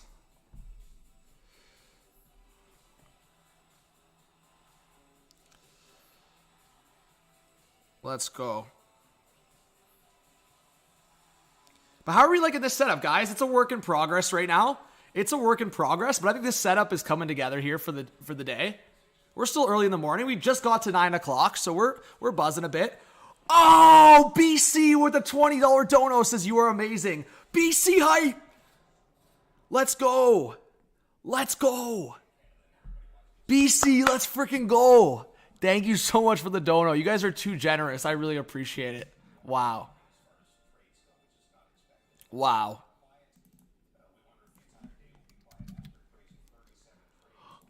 Oh, John with the $20 dono says, my Flyers better start selling. Wanted to get in on the donation party. Who is next? Oh, we got the dono train right now.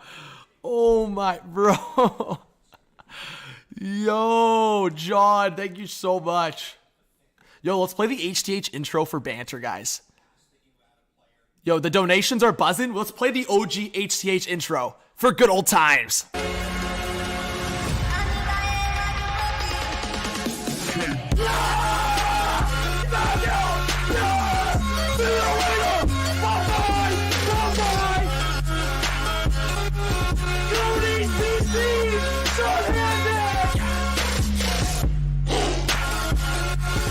Yeah, let's go. That's the OG intro. Let's go. Let's go. Hey, get fired up for playoffs, man. We're going to be bringing the passion of the chat. The nostalgia. Cody Ceci shorthanded. Bro, who remembers when Cody Ceci just fired a shorthanded shot right off Seth Jones' ass and in the playoffs? Who remembers that? And who remembers my reaction with the goal? I still can't believe that happened. Cody Ceci in the playoffs scored a shorthanded goal off of Seth Jones' ass. I cannot believe that actually exists. Like that happened. Hey, Brandon, thank you so much for being a subscriber. I really appreciate it. Let's get some Brandon hype in the chat. Thank you so much. And guys, these donations are flying in the chat. You guys are too kind. Wow.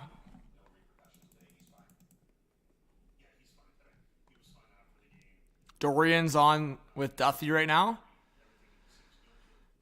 So Adam Henrique is hurt right now. We'll see, guys. That's been a trade target potentially. But yeah, guys, 500 people in the chat. I hope you guys all stick around. Our goal today is a little 1K in the chat. Just buzzing. Just everyone buzzing in the chat. Thank you for all the kind words everyone's been saying. Love the show, all these good things. So thank you so much, guys. Matthew with some kind words.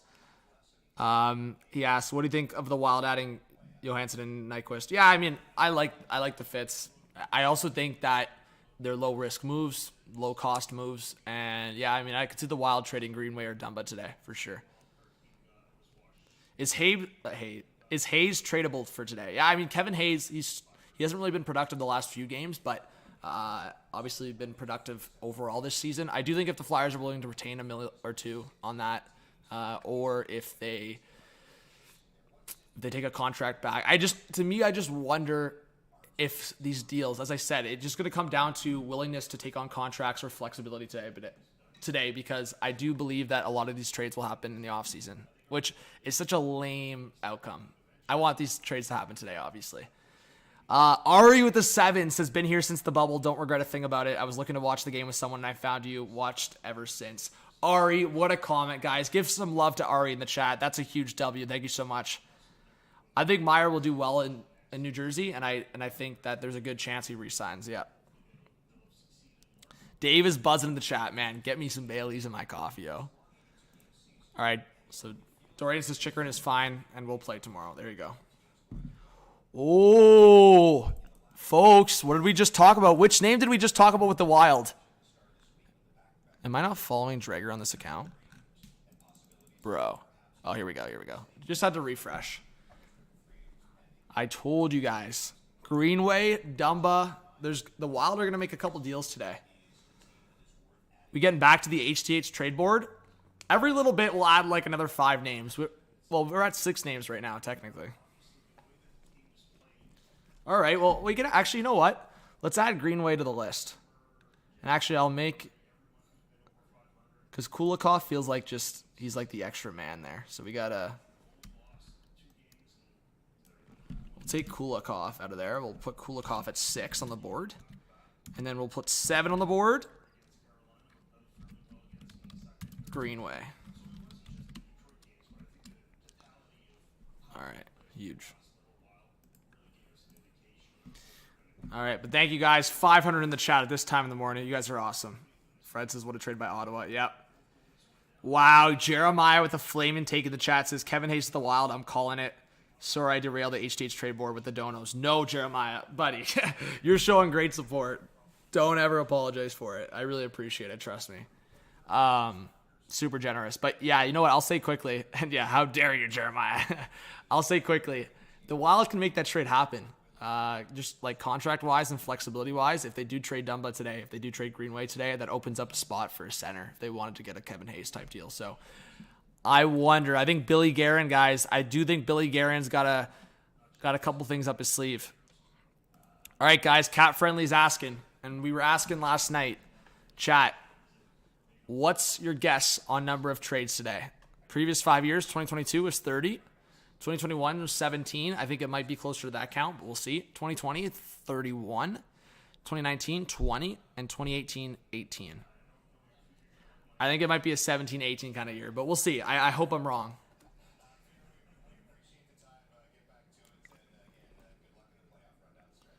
Hey, Battle, you got that little check now, eh?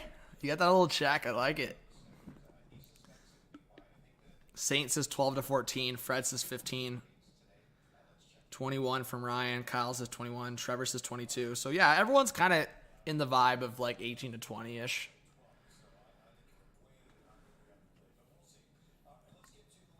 Man, it's freaking... Guys, it's trippy seeing Chris Johnson on the TSN panel, eh? That's trippy.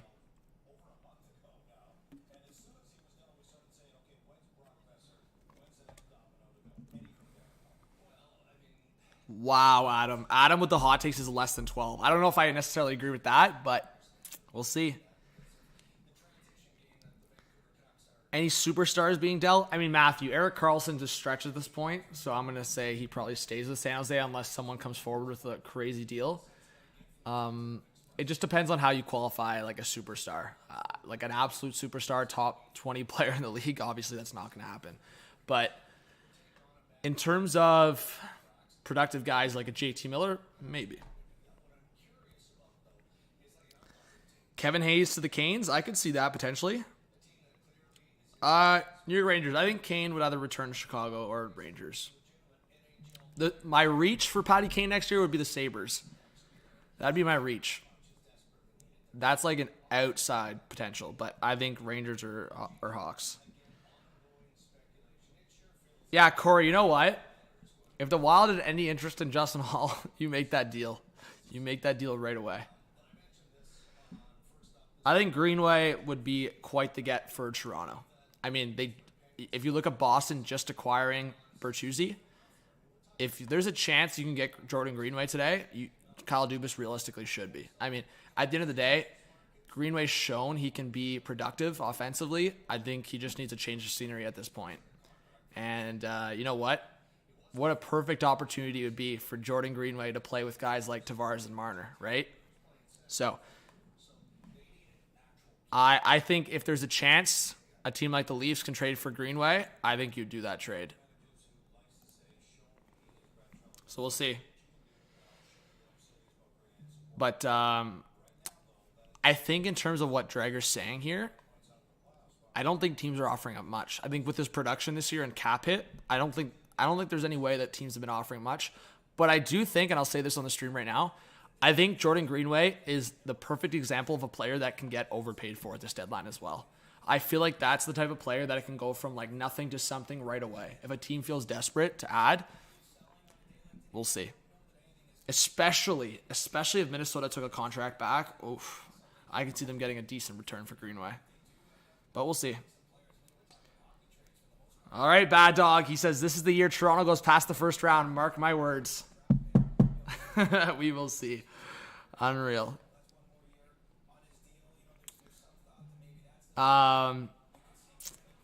Okay, let's see. Whoa. Oh! 2 trades! Vrana to the St. Louis Blues. 50% retained. Are you kidding me? Oh, the Blues. I like what the Blues are doing here. Cooking. They're taking a chance here, man. Clearly the Red Wings know a lot that we do not. Because the fact that the Blues just got Vrana at 50% retained. Wow.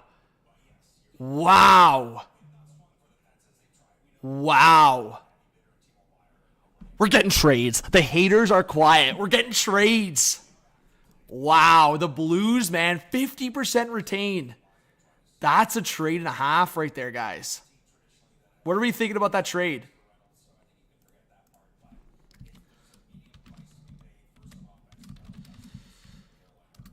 Oh my gosh.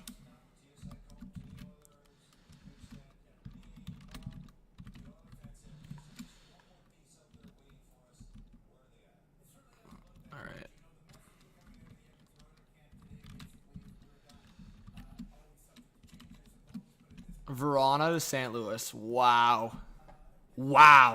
That's a W, man. I've heard things. See, this is a tough situation because I don't know if you guys want to share your thoughts in the chat, but I'll just, from my stance here, there's things that have been like kind of out there about the Vrana situation, and I feel like it's something I don't want to speculate on. But this is really weird. I feel like it's gotten to a point where it's like, what could it be? And I don't want to speculate, but I've heard things. I just don't want to say something on the lens of like what happened. So it's, 50% retained, and that's all I give up. I don't know.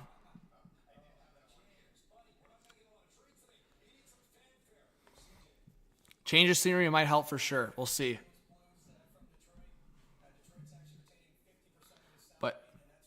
Clearly the Wings were just done with what was happening with Vrana. I'm not going to speculate.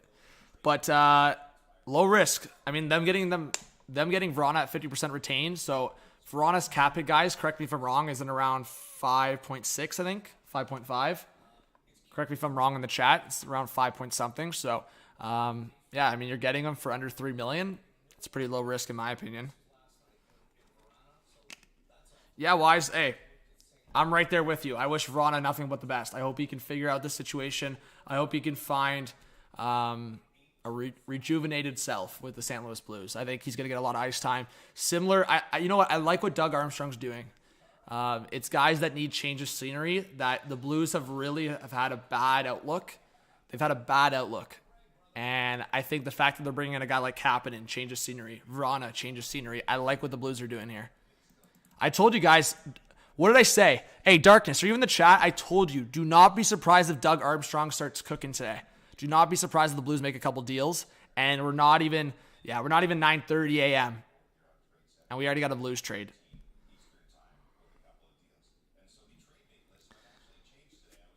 There you go. So 2.625. That makes sense. So is that... Yeah, okay. And Logan Stanley, yeah, is probably going to... I would not be surprised if the Blues look at Brock Besser as well and change the scenery, man. I'm telling you. I'm telling you. We got 630 in the chat, guys. Again, please hit that subscribe button if you're new. Hit that like button. Let's go. On the way to 47,000 subscribers today, potentially. And on the road to 50K. I really appreciate all of you guys. You still want the Jackets to get Brock? We'll see. I've heard a lot of rumors around Farabee, but again, are they going to make that kind of deal? I think Tortorella wouldn't care. But you never know. Yo! I didn't realize that. Yo, Bear people subscribed this morning. I didn't even see it. I didn't even refresh it. Guys, we're already 2 subscribers away from 46.8K. We need 2 people in the chat to hit that subscribe button. You guys are awesome. Let's go. I got to open up Streamlabs here so we get noties in the chat. You guys are awesome. We're going to be buzzing today all day. To everyone, I really appreciate you guys. Trade deadline day. We got big things coming for the channel. On Sunday night, guys, I want to drop a little teaser. Sunday night, I will be dropping I will be dropping my chat with Ron McLean. Exclusive interview on Hot Take Hockey. Sunday night drop. You heard it here first on Hot Take Hockey. Ron McLean chat on the podcast. One-on-one. Johnny V versus Ron McLean on the podcast. You guys will see that Sunday night. And yeah, I hope you guys enjoy it. We've been getting some big guests for the podcast. Sheldon, thank you so much for subscribing. Zuhair, thank you so much for subscribing. We chat about a lot of things with Ron McLean. There's a lot of things that came up. It was a good chat. Hey, it's free to subscribe, so why not, right? Why not?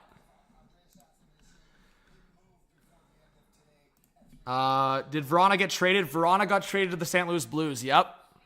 Verona to the Blues. Yeah, Dylan McLaughlin and a 7th round pick for Verona. Thank you, Mike. I appreciate it. You've called all 3 wings trades? There you go, Crimson. You think Turcotte will be a Canuck today? That's a good shout. I think there's a good chance of that happening. Or at least, I shouldn't say directly to the Canucks, but there's a good shout that Turcotte could get traded today. There's been a lot of smoke around that in the last couple days. And then last night it became a little bit more public. Retool on the fly. There you go. Blues hockey, baby. LA Sports says, sup, Johnny, you think Dubas has one more move today? I think so. Besser to the Wild. I know a lot of people have been manifesting that for a couple years now. But let's go, guys. You guys are freaking beauties. All right, guys. One hot take trade in the chat right now. No thinking. I want to see it right now in the chat. If you're taking longer than 5 seconds to drop your trade, it's not a hot take. I want to see a hot take player trade right now in the chat. A hot take player trade. Let's see it. Who do you think is going to get traded, or maybe a hot take? Let's see it. Come on. I want to see it in the chat. Yo, let's go, guys. Like 10 of you subscribed. Let's go, chat. We're buzzing. We're less than 200 subscribers away from 47. Yeah. Let's go. Yo, Matthew with the $5 dono. Thank you so much, Matthew, for the donation. You're a legend. I really appreciate that. And DJ with the 20 says, hot take, Wheeler gets dealt. Oh, I truly can't see that. But DJ, thank you so much for the $20 dono. That would be crazy if Wheeler got dealt. Logan says, Besser to the Pens. Carlson to the Pens. Man, they'd have to clear out so much to get that done. Klingberg to the Leafs. That is a true hot take. I don't see that happening. The Leafs are done on defense. If anything, they trade a guy out. But I like the hot takes. Vamelka to Toronto. That's a good hot take. Hull for microwave dinner from Paul. Geez, the chat's buzzing. Goose says JVR to the Jets. Wow, Hank with a good hot take. I like this hot take from Hank. Lucic for 50% retained. Man, that's interesting. Dumba to the Leafs. I don't see that. Turcotte to the a lot of trades to the Leafs in the chat right now. Hot take Stanley to the Kings for Turcotte. That's a good hot take. That's a good shout. Goldfield with a $1 donation. Thank you so much for the dono. You're a legend. LA Sports with the hot takes. It's JVR to Toronto. Elk with the hot take. Boone Jenner to Buffalo. Ooh, I like these shouts in the chat. Garrett, honestly, I'm going to be honest with you. I don't think JVR to the Golden Knights is a hot take. I think that is super realistic. I truly think that JVR to one of Vegas, Winnipeg. I'll throw out one other team in there.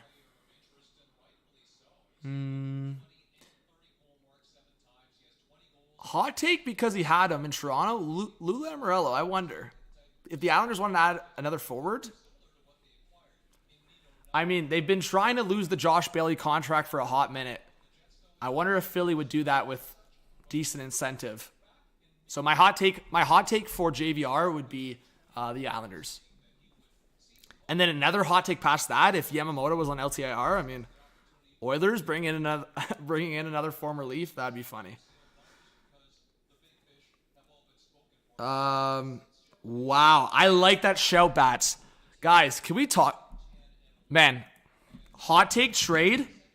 Credit to, I like this a lot.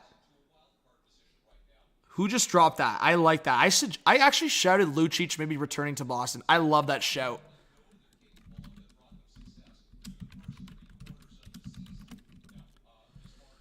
$50% retained. Oh my God, I can't. 50% retained for Mike Riley. From, who dropped that in the chat? Who dropped that hot take? Bats.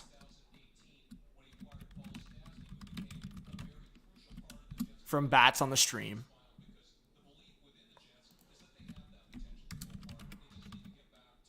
Love it. That's a good shout. That is a good shout. Hey, Skelly, thank you so much for subscribing. See, guys, if you subscribe, your name will pop up in the chat and on the screen. Let's freaking go. All right. Yo, Frank with the 2. Thank you so much for the dono. His hot take proposal is Reinhart to Vancouver for Besser. Wow. Maybe. Yo, Matthew, thank you so much for subscribing. Jeremy, thank you so much for subscribing. What a legend. Yeah, Nick Jensen re-signed with Washington, so I think he stays. Oh, Darkness. Army has cooked for St. Louis. If you're a Blues fan, you've got to be content. Oh, that's an unreal trade for Pittsburgh. That's all it took for Bonino? That's all they got for Bonino. Wow, that's such a good trade for Pittsburgh. How can you criticize that? How can you possibly criticize that move from the Pittsburgh Penguins? That's so cheap. That is so freaking cheap. Unreal. Wow, that's such a good, call on Pittsburgh's part. Bringing back Bonino when you've had so much success with the guy. Josh talked about it earlier. The Pittsburgh Penguins guys are 8-0 in playoff series with Nick Bonino in their lineup. Isn't that nuts? Think about that for a second. They are 8-0 in playoff series where Nick Bonino played for the Penguins. That is freaking nuts. So we'll see if that continues now. That's crazy. Marcus says hot take Leafs trade for Reeves. I don't know about that, but you never know. Yo, Nicholas, thank you for subscribing. And Rich, Nicholas Delfino and Rich Phil, thank you so much for subscribing, guys. You guys are awesome. I really do appreciate that. The chat's buzzing. And we're on the way to 47,000. That's insane, man. Evans is great price for a fourth line center, 100%. Con, his hot take is Provorov to Calgary. Dude says Man, I've seen a couple people throw that hot take. Kadri back to Colorado. I don't know about that. Mike says Krause and Vejmelka to Toronto. I mean, that's an off-season type move. Do I see Vancouver doing anything today? Dominic, I would be shocked if the Canucks don't make at least one move today. Absolutely shocked. Guys, let's be honest. The haters on the deadline are already quiet. We're not even at 9:30 a.m. and we already have 2 trades. Yo, chat, can we get some W's in the chat? Chat, W's in the chat. Chat, W's in the chat. 2 trades, baby. 2 trades. Let's get minimum 2 trades every half an hour. Minimum. No, Ian. Klingberg won't fetch a first. Yo, Frank with the $2 donation says Stephen A for a bag. Jeez, Frank. Thank you so much for the donation, Frank. You're wild, bro. W's in the chat. Rito says it's 7:24 at Edmonton, but I'm here for it. Rito, thank you so much for being a subscriber. I really do appreciate it. Adam says Garland, Hoglander to the Leafs. That's my hot take. Adam, I like the take, buddy. I like the hot take. You're getting bold. Mike, that's going to be a tough contract to trade, but we'll see if the Canucks can pull it off. Maybe now or at the draft. Again, guys, keep in mind, JT Miller's no movement clause kicks in July 1st. So if the Canucks are wanting to trade JT Miller freely, they're going to have to do it now or prior to July 1st. So likely around the draft. Oh, Phenom, the Sens. I've talked about it too many times. That's why I think the Sens actually can make the playoffs here. Because they're always, let's be honest, the Sens are always super pesky towards the deadline. Super pesky towards the end of the season. Like, even when they were shit, the Sens would always be a pesky team towards the end of the season and get these wins. And the fact that they're actually like a good roster, respectable roster now, and they're right in the race, I mean, there's a good shout that Ottawa can make the playoffs right now. Jay, it depends on flexibility. Wow, yeah, Dave. Guys, we have over. Every time we meet a milestone of viewers in the chat, every Hunna, we have to hype up everyone in here because I really do appreciate you guys. So knock on wood. Let's get some 700 hype in the chat. There's 700 absolute legendary human beings in the chat right now. I think, unless there's a couple bots. maybe a couple bots in the chat, folks? But thank you so much. You guys are awesome. You guys make this day so much fun every year. And honestly, I love streaming this day. Like, this day and free agency are my 2 favorite days to stream on this channel. Yo, Jeremiah with a hot take says, Schmaltz to the Capitals for Mantha in a second rounder. That's my hot take.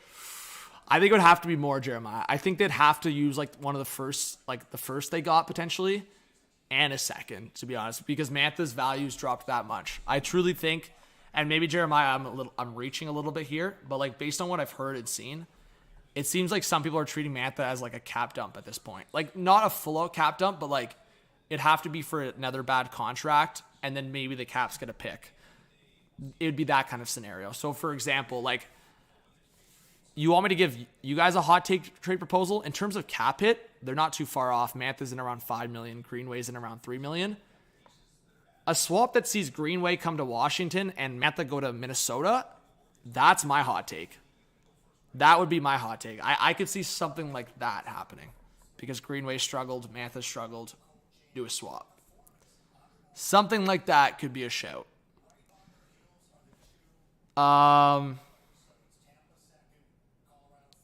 BC Adventure with the 2 says Vancouver is going to get Logan Stanley today. Yeah, I think Logan Stanley is for sure going to get traded today. No, Jeremiah, I like the boldness. Trust me. Hey, if you guys are thinking of being bold or, might I say, hot take-ish, never hesitate in the chat. Hey, I might rip you a bit the same way you guys are going to rip me, but we're going to have some good banter. And, hey, if you want to throw out a hot take that maybe I disagree with, we'll have some good conversations about it.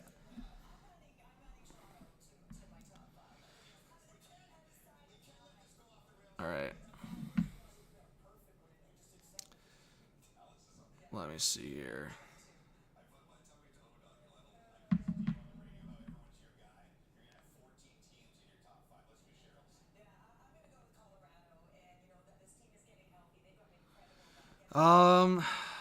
Armin, thank you so much. I just saw your DM. I really do appreciate it. Sorry, I'm trying to catch up on everything right now. There's been 2 trades today so far. Verona to the Blues, and we've also seen Bonino get traded to Pittsburgh. Thank you to everyone that's been sharing the stream on social media. Really thankful for that as well.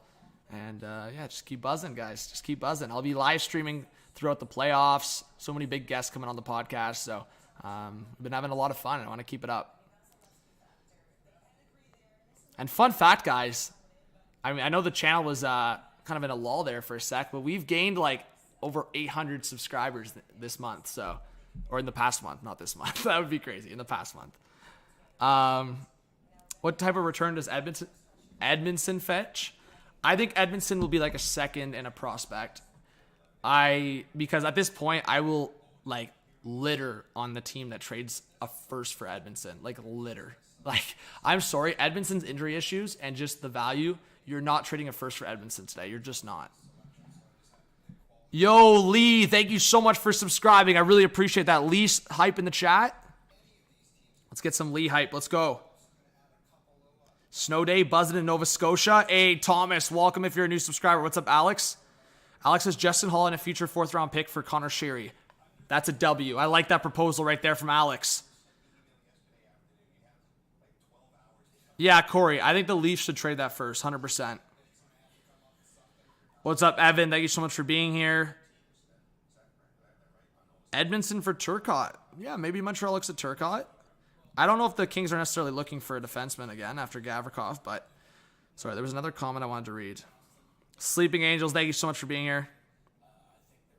Ryan Hartman to the Leafs hot take. Ooh, I haven't heard many Ryan Hartman trade rumors. That's a good shout. Wow. What's his contract? Let's take a look at that. Ryan Hartman.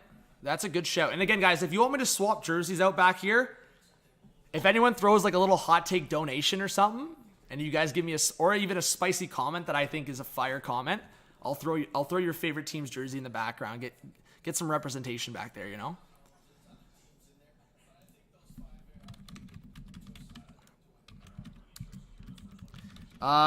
John, thank you so much for subscribing. Ness, thank you. Spire and Gary, thank you guys for subscribing. You guys are awesome. So Ryan Hartman's current contract, super cheap, 1.7 mil for this year and next. That could be a good shout for Toronto. Hartman and Greenway, potentially. That gets some freaking edge in your bottom six going. That's intriguing. I like the shout for Ryan Hartman. Jeez, Duhaime just going ham. Damn.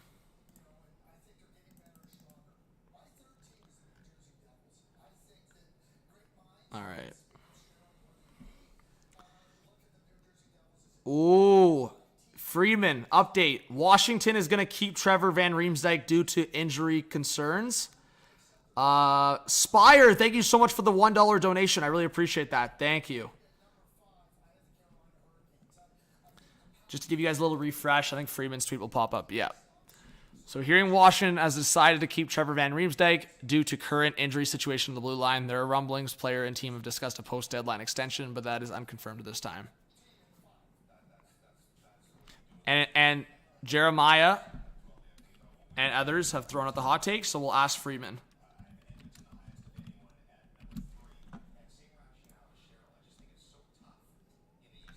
We'll ask Freeman. We'll see if he replies to Rich. Yo, my buddy Rich. What a guy. Look at this profile. Who is this guy? Former Thrashers All-Star. Battle of Ontario going to be buzzing now. Who is this freaking guy? And 67 followers? Buddy loves the year 67, eh? Freaking Rich. Tyler Boucher profile picture. Oh, what a time. Freaking Rich. Yo, we got 800 in the chat almost. Oh, we're 10 viewers away from 800. Let's go. Sia's in the chat. Hall needs to go. Is that the only trade so far? There's been 2 trades so far. 2 trades. Let's go. Hot take on Columbus. I think the Jackets, I mean, if they get quite the offer for Boone Jenner, I just don't see it though. But that would be the hot take. Let's see. Josh, Devils get Tom Wilson hot take. Josh buzzing with a take in the chat. That's wild, bro. I like it though. I like the bold vibes. 2 first rounders and Jari for Saros. I feel like Saros is close to untouchable for Nashville, but I know Friedman gave it a shout at one point. Yeah, I don't know. Jari had a good game last night, or not a good game, but he made some big saves late, I should say. So there's one of the trades. Who's been traded? We got both of them on the screen, guys. Bonino traded to Pittsburgh. Verona traded to St. Louis.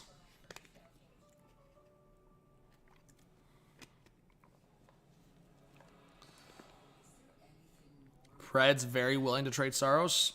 I don't know who your sources are, but Mike, HOC, baby. Mike, Mike, man. You been a long-time subscriber or what? Yeah, repping HOC. You guys know, true hockey guy right here, eh?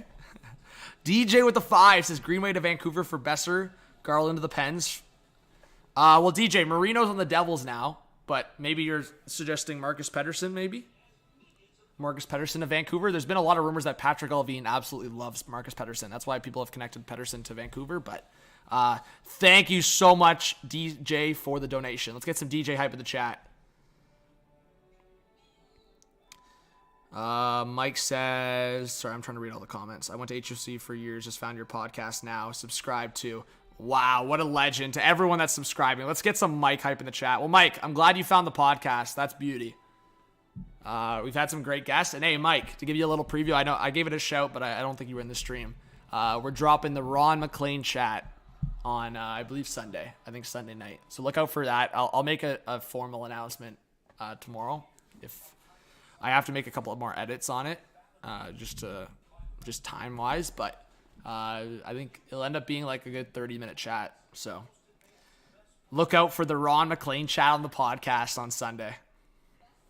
But yeah, guys, 700 in the chat. I hope you guys stick around. Let's keep going, growing the stream. Oh my God, I can't speak. That's how you guys know I'm on 3 hours of sleep. Let's keep growing the stream. Let's keep going. Can't be speaking gibberish. Trent says this cast is rocking. Bruins 2023 champs. We'll see. We will see. Show says had to subscribe because this guy is buzzing. Show, you are a freaking beauty. Thank you so much for subscribing. Let's get some show hype in the chat. Ashton, I know. We got to get HTH merch going. I actually been in contact with someone recently. Again, I feel like I'm going to slack with it, but because I'm so busy. But you know what? If people start pushing into the playoffs and the channel's buzzing, I can make some merch. We'll get her going. Because I want people to rep the channel, you know? I want people to hype up the channel. And obviously, I know a lot of people have been supporting me for a while. And trust me, I'm always super thankful. Like, there's never been a point on the channel where I'm like, yeah, like I'm too good for this shit or something. Like it's always, to me, I'm always just humbled by the fact that people want to shoot the shit with me, you know? People want to chat hockey. Just, to me, that's what it's about. I think anything past that career-wise or whatever it is, I mean, like for me, I just feel I love talking hockey. So to me, I'm at my best with this channel too, is when I'm just shooting the shit and I enjoy it versus like thinking it's like a job or something like that. Of course, it's a revenue stream for me, and you guys support me in my career and life. But it's definitely something I enjoy. Irvin, you'd buy an HTH hoodie? Hey, I appreciate that. That's a good shout. Thank you so much. Coast to Coast, you'd get merch. Thank you so much. Michael Sachs Jr. with the 2 says my hot take would be Tom Wilson to the Rangers. Go Bolts. Damn, I just don't know how they do that cap wise. But hey, I like the shout. I think in general, the hot take is Tom Wilson being traded because I just don't see him getting dealt. But I like the hot take. Thank you, Michael Sachs, for the donation. Ernest, thank you so much for subscribing. And yes, as Logan Hacker just said in the stream, huge shout out to all the mods. Guys, shout out to the mods. We would never be able to stream without them. So huge shout out to the mods. And yeah, Ryder, thanks for being here. Chris, Nick Sealer for Justin Hall 1-for-1. That's a good hot take. To Foley back to the Kings hot take. That's another good one. But yeah, guys, hit that like button. It's free to do so, and it helps the stream grow. I really appreciate you guys. Rene with the 5 says, hot take, JT Miller to the Kings.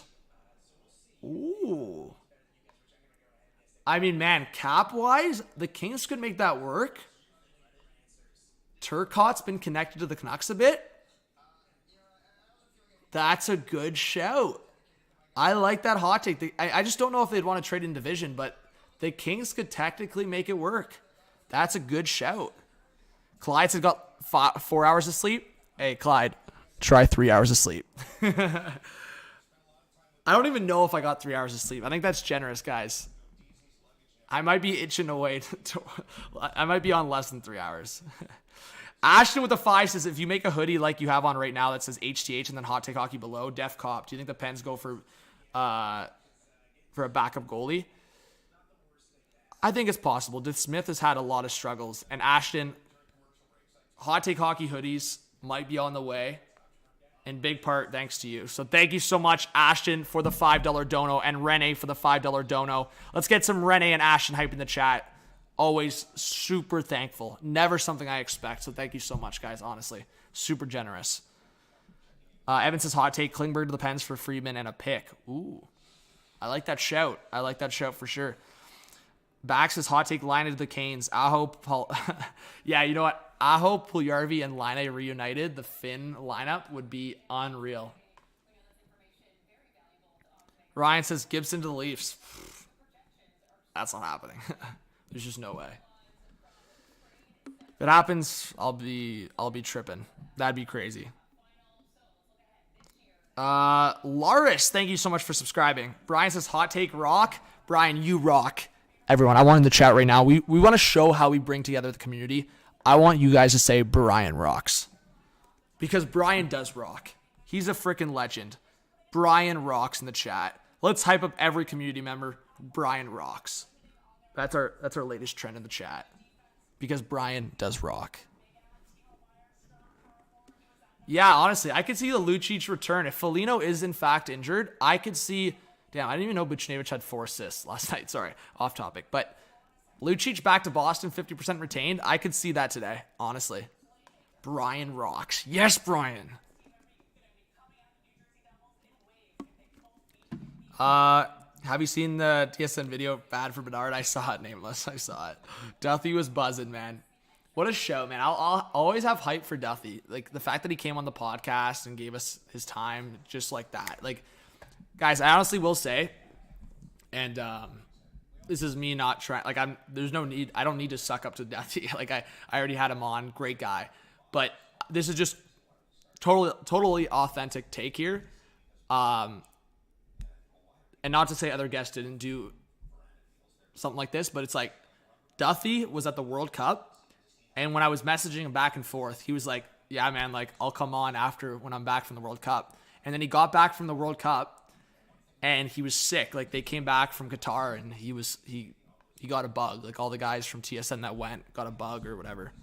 And instead of just like brushing it off, Duffy messages me this and he's like, I'm sick this week, but I'll come on your podcast Monday. Boom. And then Duffy was on with us for like what? I mean, you guys watched the chat. I think it was like 45 minutes, 40 minutes. So like, those are the things that like I appreciate so much. Like, the fact that Duffy gave us the time and like obviously gave a lot of validity to our podcast. Like, I feel like a lot of people have looked at the pod and been like, shit, man, these guys have had Duffy.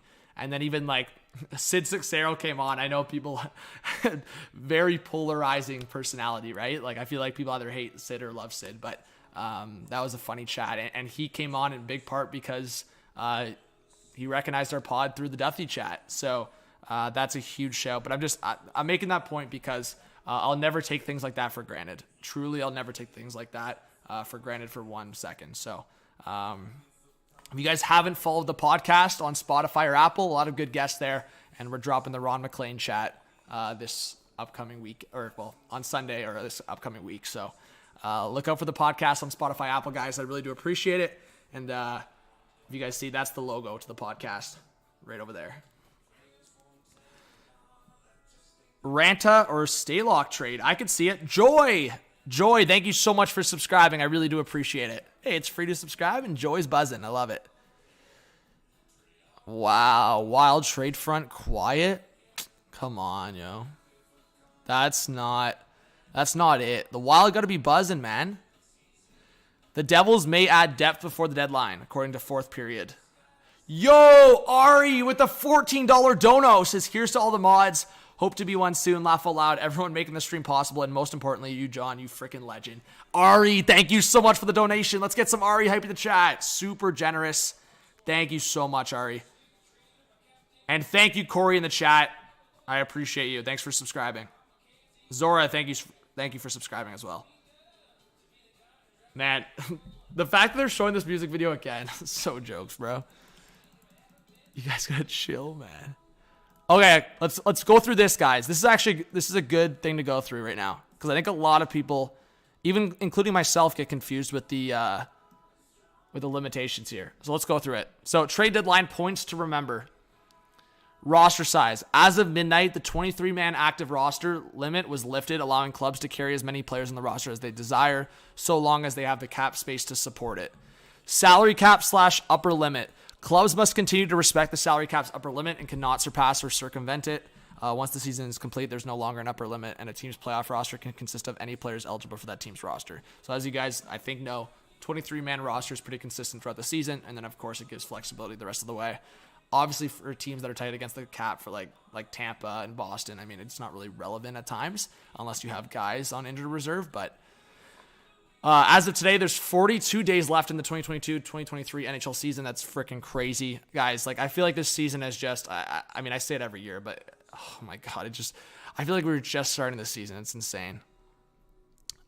Trades post-deadline. Clubs are still permitted to execute trades after the trade deadline. However, players acquired after this point are not eligible to participate in any regular season games or playoff games with their new club until next season. So we obviously see it sometimes during the playoffs or, trades can happen whenever. It's just eligibility for the playoffs, of course. But to make an important point also, guys, so obviously the waiver activity will be active after the deadline. But also, and I want to make this point, all teams have to do is just submit it to the office. And then a deal can come through, right? So as long as they submit it prior to that 3 p.m. deadline. So Clyde, yeah, guys, we got to get some predictions in the chat. Ari with another donation with a 7 says, what time will the biggest trade happen? If you guess right, I'll donate 300. Oh, Ari said he'll donate 300. All right, guys. Takes in the chat. What time will the biggest trade happen? And what time will the next trade happen? So first say next trade and biggest trade. Okay, my prediction is this. The next trade will happen at 10:06. The next trade will happen at 10:06 a.m. Eastern Time. We might have to wait here another 15 minutes at least. So 10:06 a.m. Eastern Time. And the biggest trade will go down at 1:47. 1:47 p.m. Eastern Time. The biggest trade of the day will go down. 1:47. Lock it in. So 10:06 a.m. Eastern Time here for the next trade.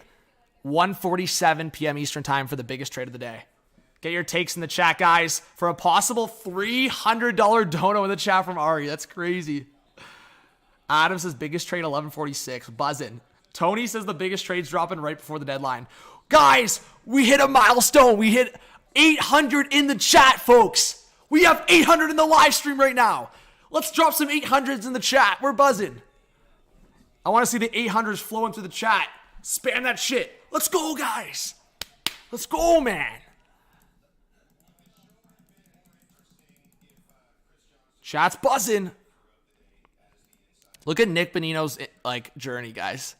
Nick Bonino, drafted by San Jose, traded to Anaheim, traded to Vancouver, traded to Pittsburgh, signed by Nashville, traded to Minnesota, signed by San Jose, traded to Pittsburgh. Bro, I forgot Bonino played for Vancouver. Bonino played... What? Am I stupid? Yeah, Bonino played one season with Vancouver. I remember Minnesota more than I mean, Minnesota was more recently, but Vancouver in the 2014-2015 season. That's freaking wild. Guys, be honest in the chat. Did you guys remember that Nick Bonino played for Vancouver? I totally forgot about that. It's real. He played in 2014-2015. That's a one-off, man. I totally forgot that happened. Let's go, guys. We're almost at 400 likes on the stream as well. Yeah, I mean, Canucks fans would remember, but I totally forgot. That's so funny. Yo, Grams has been waiting for this stream all season. Well, thank you so much, Graham. And hey, if you're in this stream, I know a lot of people like these streams that I do for the trade deadline and free agency frenzy. But, I mean, hey, I just streamed last night for Flames Leafs. I do a lot of other streams and videos. So, I mean, obviously, I appreciate you guys being here. Yeah, Jeremiah, potentially. BC, season ticket holder. There you go. That's unreal. Oli says, what team needs Klingberg? Any team miss a power play D-man? Yeah, I mean, I was suggesting Carolina. I don't think that's happening anymore because of Gostisbehere, obviously. So I think Carolina's out of the mix for Klingberg. They were looking for that additional offensive guy for power play 2. They got it in Gostisbehere. So Carolina's out on Klingberg. My hot take was maybe a return to Dallas. But past that, I actually saw someone throw a hot take of Edmonton looking into it. And after they traded Tyson Barrie, I wonder if they want to bring an additional guy. The only problem with that fit is, does Klingberg even get into the top 6? So to me, if Edmonton was to acquire a guy like Klingberg, Broberg's not in the lineup. So that's where you have to evaluate. So I don't know if I see that fit necessarily, but I don't mind the return to Dallas fit, to be honest. Yeah, like I'm trying to think around the league where else. I wonder if Colorado would give a call there. I don't know. Yeah, Lambros, I think there's a good shout that Dubas could trade a defenseman today for sure. And Ari says also I got a deja. I can't speak, guys. People must think I'm freaking drunk when they join the live stream. Freaking someone threw some Baileys in my coffee. Deja vu with the old HTH intro. Let's run it again, baby. Yeah? Well, you got a donation? We got to run it, baby. Cue the intro.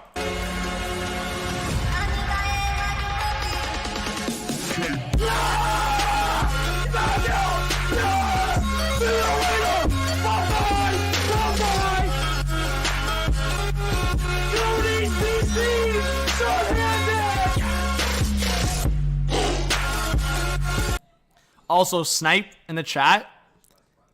I understand how I say Gostisbehere. I'm going to continue to say it that way because I've always said it that way, and it bothers people, and I think it's hilarious.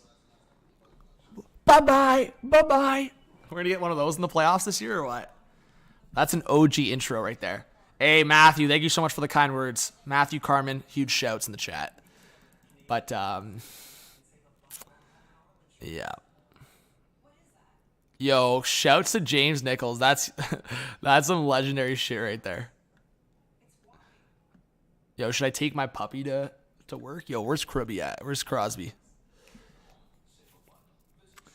Lit intro. Thank you, Ashley. I appreciate it. Yeah, the Raybro intro is awesome too. I don't know if I have that queued up, but yeah.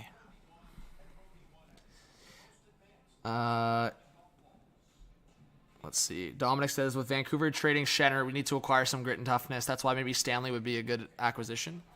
Yeah, I don't mind that. Especially if they're considering trading Tyler Myers in the offseason. They want to keep some size maybe on their bottom pair. Logan Stanley could be a decent fit.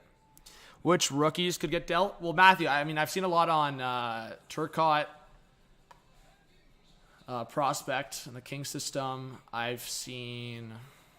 Like, rookies don't usually get traded, right? Like, it's mostly prospects, if anything. Dennis Sanko's a young player I could see getting dealt from Florida. Look out for that. That's more of my shout-out rather than, like, an insider. But that's... You always got to throw some speculation in there. Arthur, thank you so much for being here. What do you guys think? Yo, some predictions. What time do you think we'll get the good old 1K, yo? That'd be sick. 1K in the chat. Dave says Bailey's for the W. There you go. Frank's second line winger for the Leafers. There you go. Yo, guys, I know people, OGs also know this, but got the blue out. Got the blue out, yo. Gotta keep the electrolytes going. Yo, Rainiel dropping the emojis in the chat. Love to see it. Kalen Addison could get moved. Yeah, Evan, I've seen that on Twitter. If he's not, yeah, like, to be honest, the Wild, especially as they're pushing for a playoff spot, if Addison's not going to be in their playoff lineup, why? Trade him. Whoa, a Powerade over Gatorade hot take? I don't know about that. I mean, I only got it because it was on sale, but fair. DJ, my dad, always talks about how much he wants Ross Johnson on the Nucks. That'd be awesome. Ross, the boss Johnson. Any Islanders fans in the chat, guys? Any Islanders fans in the chat? I want to see if Islanders fans think Lou Lamoriello is going to be cooking today at all. Islanders for Dmitry Kulikov? That's a good idea. I don't mind that. Chloe, you're an Islanders fan? How are you feeling about the Islanders this year? I was about to say Isles. I caught myself. My hot take, Islanders trade Bailey. I actually said that. I would not be surprised.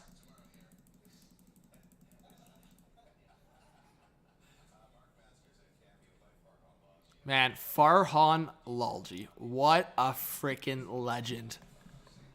Farhan is such a beauty, man.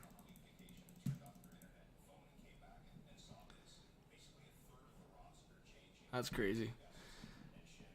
Hey, Massimo, you're watching the HCH stream on TV. We love it. Thank you. Engvall on the Islanders is crazy. Oh, Chloe says the Isles need a rebuild. Chloe with the hot take.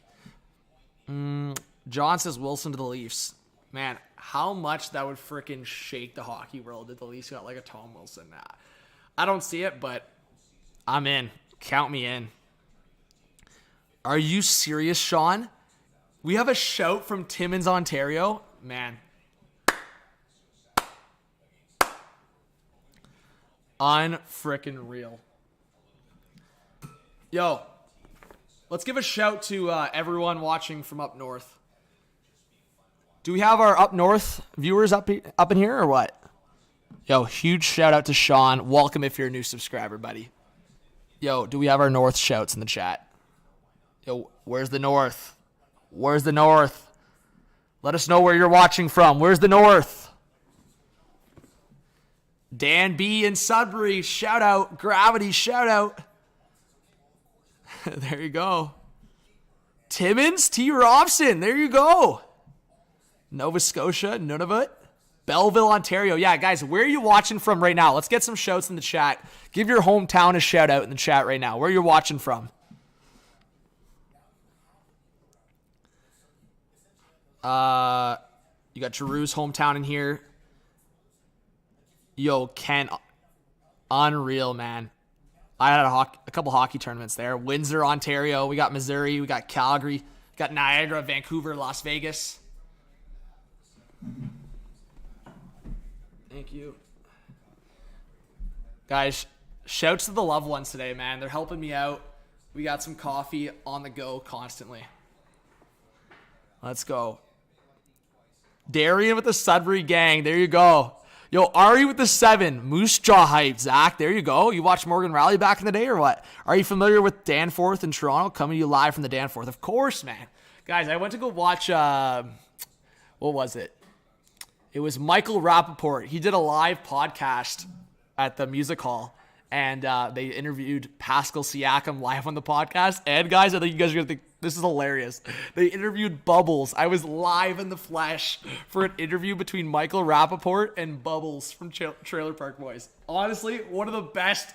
And then I met Siakam afterwards. What a nice guy. But, oh my God, what a freaking combo of a podcast. Live in the flesh at the music hall in Toronto. And, yeah, Siakam and freaking Bubbles from Trailer Park Boys. It was an unreal live pod. Who would attend the live Hot Take Hockey pod? Who would attend the live Hot Take Hockey pod? We got to get some big guests. We'll do a live pod with Ronnie.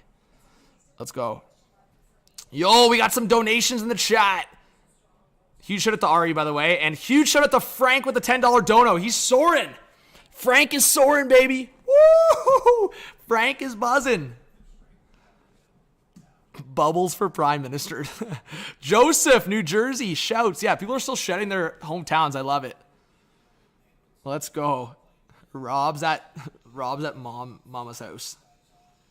Meg says I would only attend if you bring the dial up. Fair. Dave from Hamilton. Hey, Bad Dog. I love it. I love it. Thank you for the support. And yeah, guys, let us know it. Especially, hey, if you dropped a dono, let us know your favorite team. I'll throw a jersey in the background.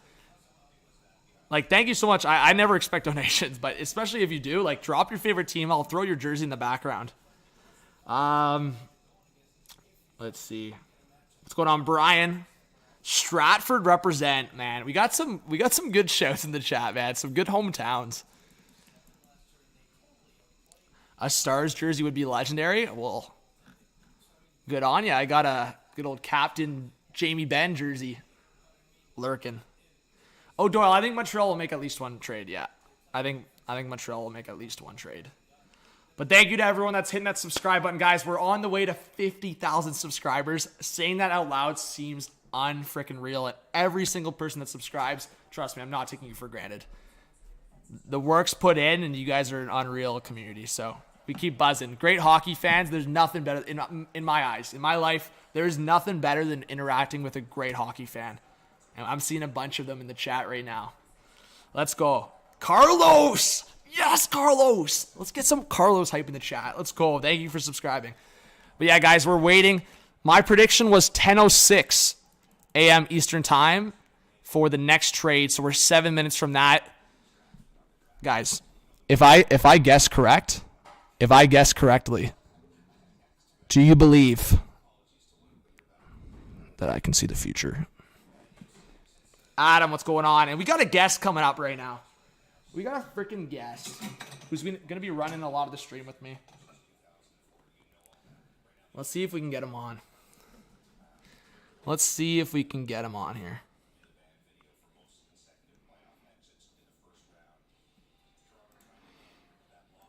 Let's see here.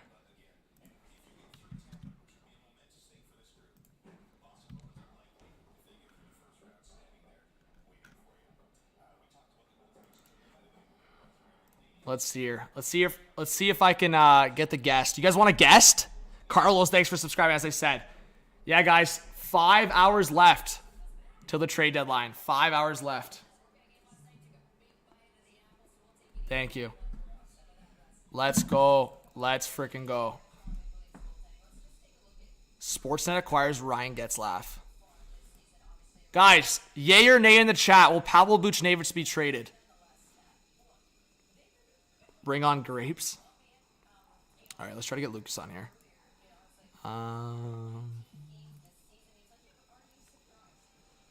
Let's try to bring Lucas. I just spoiled the guest by accident, but I think most of you guys knew Lucas was coming on at some point. So yeah, again, guys, stick around for the chat. We got some good chats coming. It's time. All right, let's call him. Oh, unavailable. What? Sam Steele. Yeah, I mean, that's a good hot take. Sam Steele trade? We'll see.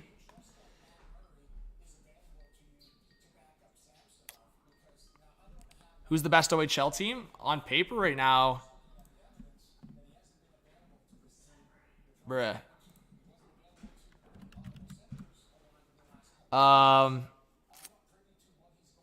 Next trade will happen at 10:30. We'll see. Gulf Storm? Yeah. Guys, drop your OHL team in the chat if you have an OHL team. Let's see it.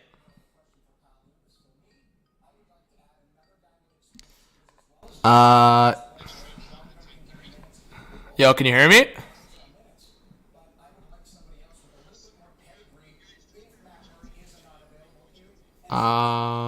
Gavin says, who do you think the Wild can get in return for Dumba Greenway? I mean, it might just be a contract. I made the hot take of like the Wild looking for a change of scenery from Mantha, but we'll see. Yo, Lucas, can you hear me? All right. Yo, can you just mute the stream in the background? It's echoing on my end. All right, guys. We got our legendary guest. I'm going to bring him in here. Let's see if I can make this work. Let's see. Oh, baby, man. Let's go. This setup is looking nice, man. I'm so glad I found this feature with Skype, man. It's so convenient. Like, Lucas, I love, not that I love recording on Zoom, but it's just convenient on Zoom right to the download. But Skype for live streams, man, is a freaking shout and a half. Well, yeah, that, and when I bring you on Zoom, I have to, like, display capture it, so it's, like, also just annoying. But this, I don't have to do shit. I can keep Twitter running, and... All right, let's see, guys. Guys, get some W's for just me working this setup on the fly. I was trying to work some better graphics, but I only got so many skills in that department, so we make it work. All right, I think that's even. Honestly, it's good enough for now. All right, guys, let's bring on our guest. I think that looks good for now. All right, let's bring on our guest. It's Lucas, my co-host on the HTH pod. Lucas, man, how's it going? In the 2 trades already, Johnny. Just shout out big time to you. You've been grinding. You're on here all morning. Respects, man. Big respects, buddy. Hey, appreciate it, bro. Yeah, you know what? I was gonna go live even earlier, but I don't know if people can tell because I'm tripping a bit, but less than 3 hours of sleep, buddy. So it's gonna be a tough one today, man. It's gonna be a tough one. It's gonna be a day. Everyone, say hi to Lucas, my co-host on the podcast. We got some big guests coming up, and yeah, guys, he's my cousin, first cousin. So we're gonna have some good chats on the pod and good chats on this live stream. And Johnny, look what I brought out, buddy. Look what I brought out, man. Let's see it. The Luke Shen, guys. Let's get some. Yo, Lucas has got the passion. Let's go, man. Yeah, 2 pork and cheesers in the chat. Woo! But hey, just quickly, man, your Blues perspective. Giving you some banter. Yo, what are your thoughts on the Vrana trade? Buddy, it's only a dub for St. Louis. I feel like it's similar to Gurianov. Oh, did we lose him? Got me? Chat, did we lose? Yo. Oh, man, the connection's freaking... What's going on here? Did we lose you? No way. No way. Can you hear us? Yeah, I can hear you. All right, maybe you're back. Anyways, I can hear you, man. I've heard you the whole time. Heavy, but I think you're good. Okay. Well, I just think Vrana, it's similar to Gurianov, where it's a guy who didn't fit in on his team. They weren't going to use him. They clearly they were putting him in and out of the lineup, man, the last week. And so I think with St. Louis, he's going to get tremendous opportunity. And it's only a dub for the Blues, man. If it doesn't work out, it doesn't work out. And if it does, they might swing a home run on this one. Yeah. Right? I think, to me, and because I don't know if you were in the stream, it's the speculation aspect is how I'm just no one really knows well, people know, but I'm just saying from what I've heard, I just don't know where Vrana's levels at in terms of obviously just in terms of fit. Is he fit to play for one? Because he's been people have thought it's been a GM's choice. I want to make that clear. And everyone was confirming that. It was never Stevie Y's choice to be when he called up, Vrana's not playing at that point. It was the coach's decision at that point. LeBron was yeah, he's not playing. So it was never a trade related. That's what their reasoning was. It was never trade related reasons. Again, you can speculate what you want, but yeah, I don't know. You can't hear me. Well, you should be hearing me. I find that hard to believe you can't hear me, but yeah. And just quickly, do you have I feel like Bonino, that's a good trade. It's a good get. That Bonino one, man. I saw how hyped you were for that. That's a good deal. That's a really good deal. And they didn't pay anything, man. That's a dub for Pittsburgh. Yep. So, guys, I lost 10:07. Still waiting on the trade. Again, guys, mods, just let me know if it's lagging. We're going to have to find a different solution to have Lucas in here. But just let me know if it continues to lag, then we'll try to figure something out. Because I don't know what's going on, man. I'm usually fine with the Skype. I guess we maybe should have done a test run, Lucas, last night. But, usually I've done this so many times on my PC, and it usually is fine. The only issues I have with it usually is on my laptop. So, yeah, it's lagging hard. Now. Mods, please let us know if it's sketchy at any point. Or anyone in the chat. All right. So nothing on the trade front right now. It seems like the Wild have been quiet, which is kind of frustrating. I hope that's not the case because they're one of the teams that I think could be a hot take to be busy today. Just tell chat if you can't hear, just refresh. Yeah, man. I thought the Wild were going to be busy today. Yo, Lucas, chat for a second to the chat. I want to see how it sounds from your end. What's going on? How's it going, lads?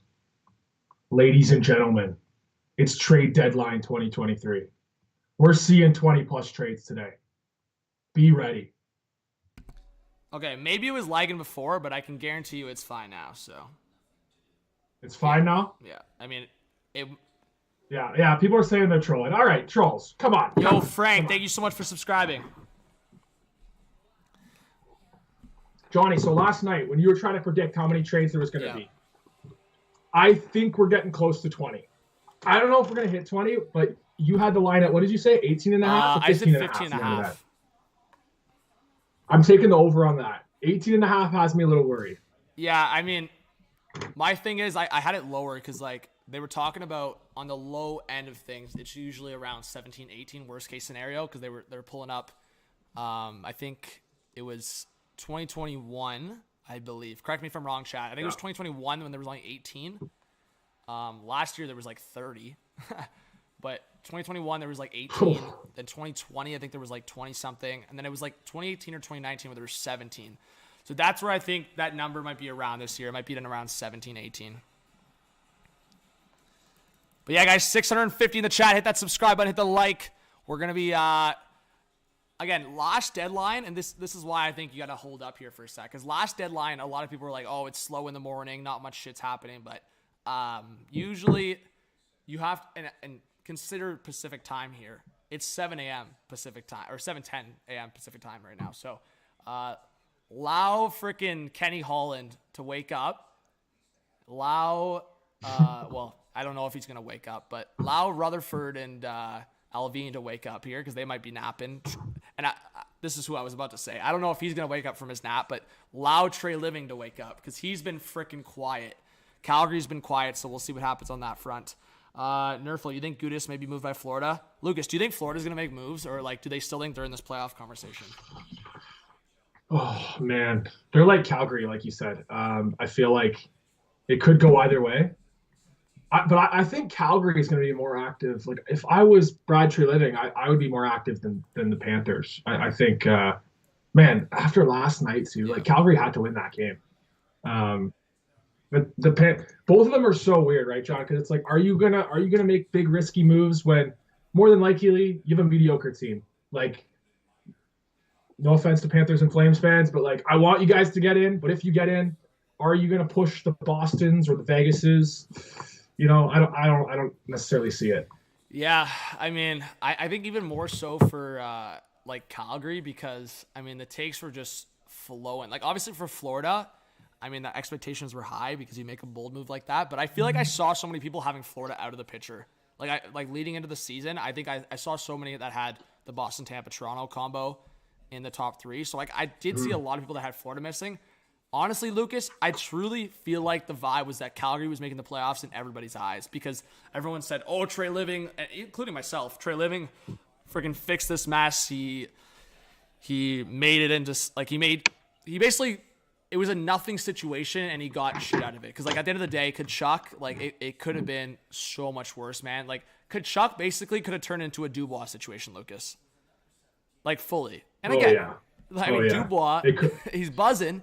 But this is a situation where that's a Jets conversation where, okay, the time is truly now because that's going to be a disaster when Dubois is up. But that's why we were all hyping it up, right? Because the Calgary Flames got shit from Kachuk when he wasn't even going to be, like, he was gone. Whenever he had the chance to be gone in his own power, he was gone. 700 people in the chat, guys. Let's freaking go. Let's keep going. Go. Let's try to get 500 likes before the next trade. Let's do it. 500 likes before the next trade. Let's answer some questions in the chat. Do it. Lambro says, to be honest, I feel more comfortable with Wall and net over Samson. Okay, guys, we can't be reactionary like this. Okay, Lucas, you just talked about it last night. Like, what do you feel about these reactions from Leaf fans? Like, we went from, like, the confidence level was so high into the goaltending, and now all of a sudden it's like Wall over Samsonov? Buddy, even the Leaf fans I was around yesterday, a handful of them were nervous and like unsure after the game against Edmonton. It's like you got to understand game by game, you're going to lose some games to good teams, desperate teams. Like there's going to be a transition period with all these new players. Like pump the brakes a little bit, guys. I mean, you can't look too deep into it, good or bad, in the first, I would say dozen games with all these new players. Like even O'Reilly scoring the hat trick versus Buffalo, I think people thought he was going to light the league on fire. That's just not him, right? Like, let's get the expectations in order. Joseph Woll was a good story winning last night, Johnny, but I still see him as the third Dendy. Like, Lucas, you want me to drop a bomb for you? It's not an official trade, but No a way. big-time rumor that, I mean, Anthony out of Philly, I've always relied on him for Philly stuff. He's a Flyers and Phillies writer. Yeah. JVR, JVR? potentially to the Kraken. The Kraken have jumped in on the JVR talks. So he says basically what I said last night. So the two leading teams have been Winnipeg and Vegas on JVR. But he said one team that's jumped heavy in the mix, look out, Seattle. Dude, he would fit nice in there. 100%. He would, man. Like, I don't know if he plays with Beniers or Wenberg or, like, they got 3 good lines. I mean, they got 4 good lines with Tanev and Sprong, too. Well, Seattle's been interesting in all of this, right? Because they've been right in the playoff conversation, but they have a couple guys that are, like, in trade talks. Like, I mean, if you're looking at a playoff team, especially a playoff team that, like, has kind of the dynamic that Seattle has on that defense, like those monsters on the defense, like Alexiak, like go through all, like we've talked about it. Seattle's defense, like their average height is like 6'5". And Carson Soucy's been in trade rumors, so it's kind of interesting. We'll see what happens with Seattle, but JVR potentially to Seattle is an interesting one out there. I also just want to say, I don't know if people are watching, because I know a lot of people lurk sometimes and don't comment. There's been a few people that are always like forwarding me or texting me sources. And Lucas, you want to hear something that's wild? I'm not gonna expose them or like say anything because I don't know if they want me to say anything. But somebody, I don't know if he's in the chat right now, if he wants to own it. Somebody messaged me on, maybe it was sometime on the weekend. And they messaged me exactly. They had a connection in the Chicago Blackhawks organization, and they ended up giving me the name high up in the organization.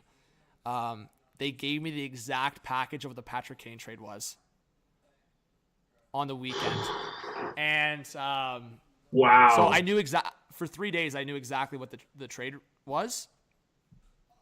But again, it was one of those things like, who is it going to be with one of my low-key sources? I'm gonna get ahead of Friedman with the return, or ahead of Saravelli with the return. So no, I literally got the message, 2nd, 4th, and additional pick to a third party. That's what I got. So I just want to say to everyone, and if you are in the chat, if you're one of the people that have been messaging me lately, whether it's sources or just rumors and stuff like that, I do really appreciate it. Honestly, I'm never gonna take stuff like that for granted. Doing stuff like this, the channel and the podcast. I mean, Lucas, I think I'm not going to speak for you, but even doing the podcast, I think it's been great for connections, right? I mean, we've been talking to some great people. Oh, it's awesome, man. The Hot Take Hockey community, Johnny, that you've cultivated, unbelievable people in here. Speaking of that, we got a dono. Johnny, DJ with the 5, Hot Take JT Miller to the Jets, possibly for Stanley and something else. DJ, you know what? Always loving the hot takes. The only thing I'll say on that is, you're asking Canucks to take a contract there. And you know what, Lucas? And I feel like this was kind of a surprise for me early in the season, but now that I've watched some more Jets games, I see where Jets fans are coming from. Did you realize that the Neil Pionk hate is, like, if anything, worse than the Morgan Riley hate these days? Like, heavy, bro. Like Jets fans are just getting on him? Like, out. like, I feel like Neil Pionk, like, 2 years ago, Jets fans, like, there were some Jets fans that would value Pionk over Morrissey. And now that's completely flipped. Like Morrissey's a freaking Norris candidate, and Pionk's like being hated in Winnipeg. Mm-hmm. Yeah, man. Johnny, come on. There's the Morgan Riley hate ain't real. Well, it's not like you. No, okay, Lucas. I know. Okay, here's the thing. The reason why I messaged you is because, like, obviously we have a personal relationship. I'm not gonna be out here like a freaking like, just talking head, like getting at some of these people on Twitter. Man, it is brutal, bro. I don't know if Twitter algorithm just recommends shit or I'm following the wrong people. Bro, hold on. Let me pause you there. I've been talking to so many people about Twitter, period. Hockey, politics, what have you, anything. And Twitter, the last couple months, we know the higher ups there, it has just become a straight like breeding ground of controversy. Like, it serves you shit, so you're triggered. I'm telling you. Yeah, maybe. So that's why you see it. I don't see it, but I see. Yeah, it's true, man. But yeah, I mean, to me, the two guys that have been hated the most in the Leafs in recent memory here is Hull and Riley, and it's not even close. So just some rumor updates here. NHL News, always reliable for this stuff. Frank Saravalli said Columbus is actually one of the teams that have been in touch on Kevin Hayes, which is interesting, right? A team that's well out of conversations of a playoff, looking for potentially Connor Bedard. They're looking at Kevin Hayes. Habs have been getting a lot of calls on Dvorak. I actually talked about that last night, guys, that if there was a guy that teams are looking for an extra year and looking for a term, Dvorak makes sense. And yeah, shout out. I'm going to shoot the follow right now. Shout out to NHL News. So this is Anthony, who I was referencing, and this is the tweet he sent out. We've all heard Winnipeg and Vegas with interest in JVR. Here's one we haven't. Seattle. They jumped in the mix. Don't think the return will be great, but I believe these are the teams Chuck is weighing offers from most of this hour. And as I said to you guys, I mean, look at the comparables around the league. There is no chance JVR is fetching more than a second. I think that's already generous enough. Even with 50% retained and his production this year, I would expect about a third to a second for JVR. Ari with the dono, thank you so much for the 7. Says, big up, Lucas and John, love the pod. Heard Habs shop in Dvorak. Yeah, so we just talked about that. Thank you so much, Ari, for the dono. And Steve with the 2 says, what do you expect the Devils to do today? Yeah, well, Lucas, you're a Devils guy in a way. You love Jack Hughes. There's rumors that they're going to go for a depth forward. Do you have a potential fit there, or are you just, is it a veteran maybe? Yeah, I'm a Devils guy because I'm a massive Jack Hughes guy. We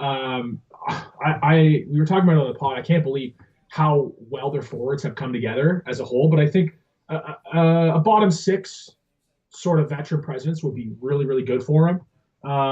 Man, other than that, I can't believe how well-rounded their roster has become. So quickly, it feels like a depth D could help as well. Maybe a bottom pair guy, a 6-7.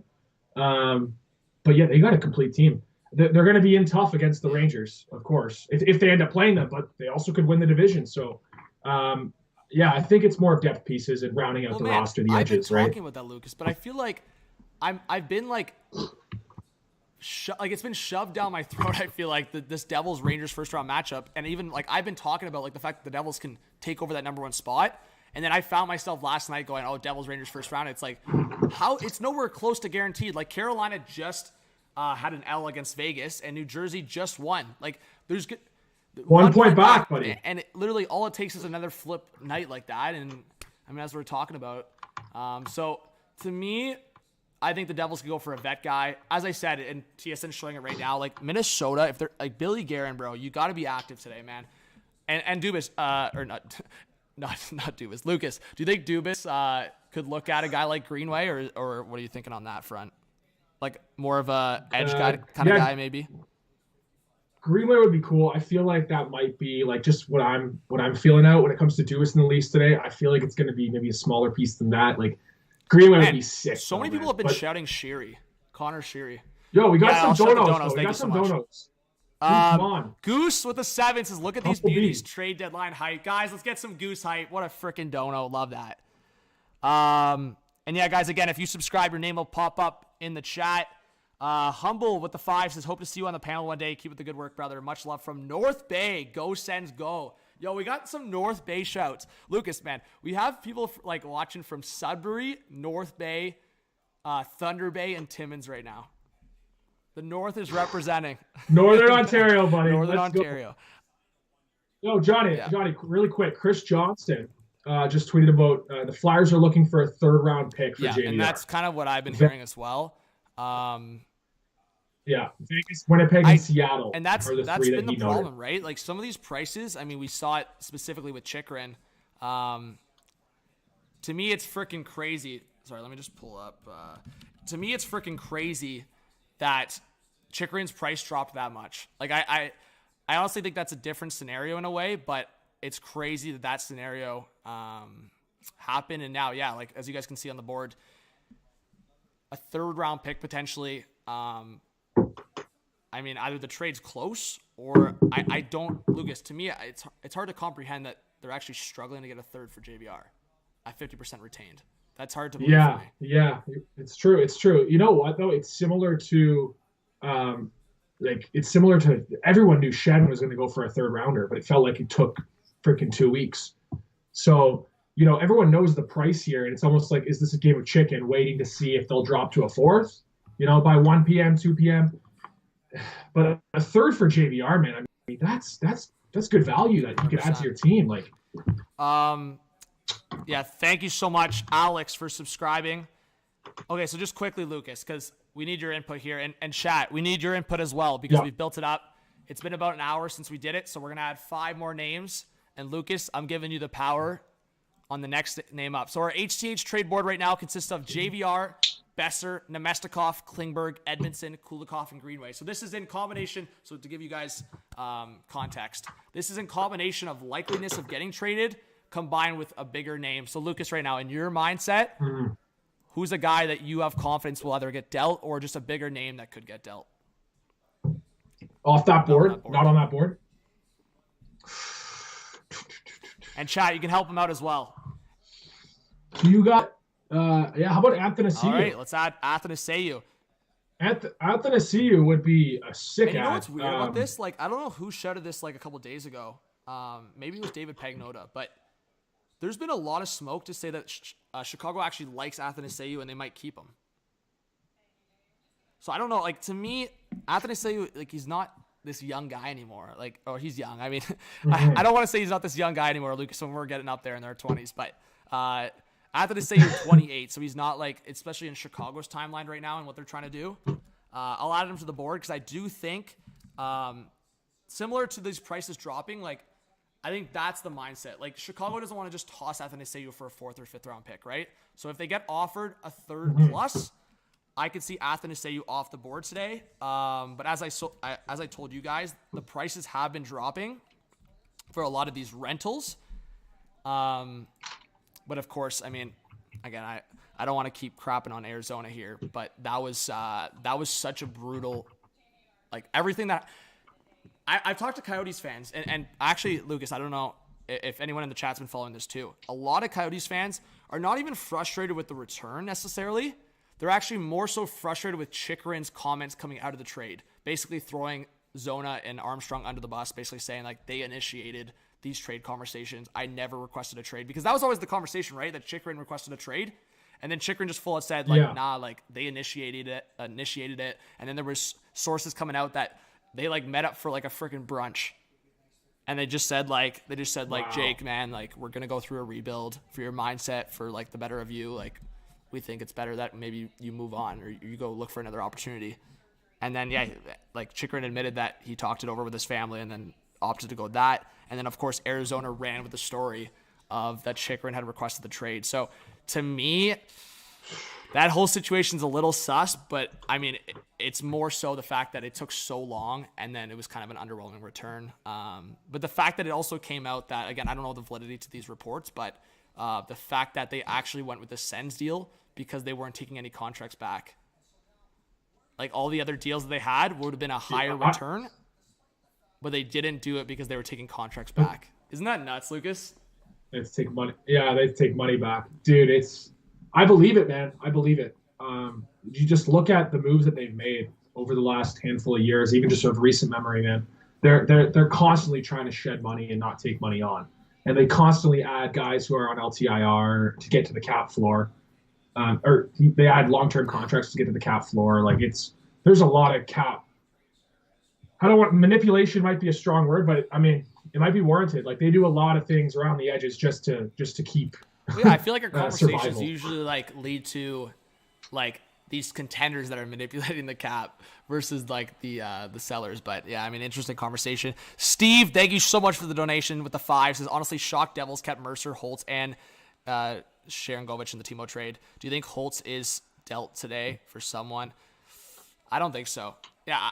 That's a good point. That's a good point, Steve. I want that. That's a great point, man. That they got Meyer without moving any of that. Like, what Lucas, I feel like a dummy in a way, but again, it's so unpredictable because, Lucas, I stood here or sat here on the live stream on 2 different occasions, and I said the Sens will have to trade Greg to get Chychrun, and I said the same thing on the stream and video. I said the Devils will have to trade Holtz to get Timo Meyer, and I've talked to Sharks fans that are frustrated on it, and I've talked to Coyotes fans that are so frustrated on it. It's like, I feel like that was the bare minimum, and neither team got that. The only thing I'll say on the Sharks' perspective is there was that added pressure that, like, Meyer did want a different situation. And I feel like, if anything, the Sharks, there was more respect there to Meyer versus like what Arizona did. But I'll also say on top of that, you also have to consider that Chychrun's on a very good deal versus Timo Meier that has a $10 million qualifying offer. That's a massive difference. Yeah. Like Chychrun should be garnering a prospect or two that's intriguing like that. I don't necessarily say the same thing for Timo Meier in what he got in the return because of that $10 million qualifying offer. The Devils are going to have to be creative. Obviously, they've had cap flexibility, but yeah, I mean, that's the conversation too. But Steve, thank you so much for the dono. I am seeing people say, like, here's my thing, guys. Those are hot takes that they're going to happen. Like, Detroit just saucing out Philip Zadina before the deadline. I feel like it's a hot take. And I also feel like you guys talking to me about the Canucks trading these guys. Like, I feel uncertain about Besser, but the only reason I'm talking about Besser is because, one, there's been multiple insiders saying it's still very likely. And two, I mean, the guy's probably been the most visibly upset of all the guys. Like, sure, JT Miller's been a little toxic, but he literally just signed an extension. Like, this isn't like Besser just re-upped with Vancouver. Like, I think he's been on this contract now, correct me if I'm wrong in the chat, guys, for like at least 3 years, right? 2-3 years. I think was it a 4-year deal, I think? Maybe? I don't know. Someone pull it up on Cap Friendly. I'll fact check. It was a 4-year deal, I think, somewhere around there. I think he's been on that contract for 2 years now, maybe. Let's have a look. Did Besser sign last year? I thought it's been 2 years at least. No? Or maybe I am wrong. But JT Miller just re-signed. He signed.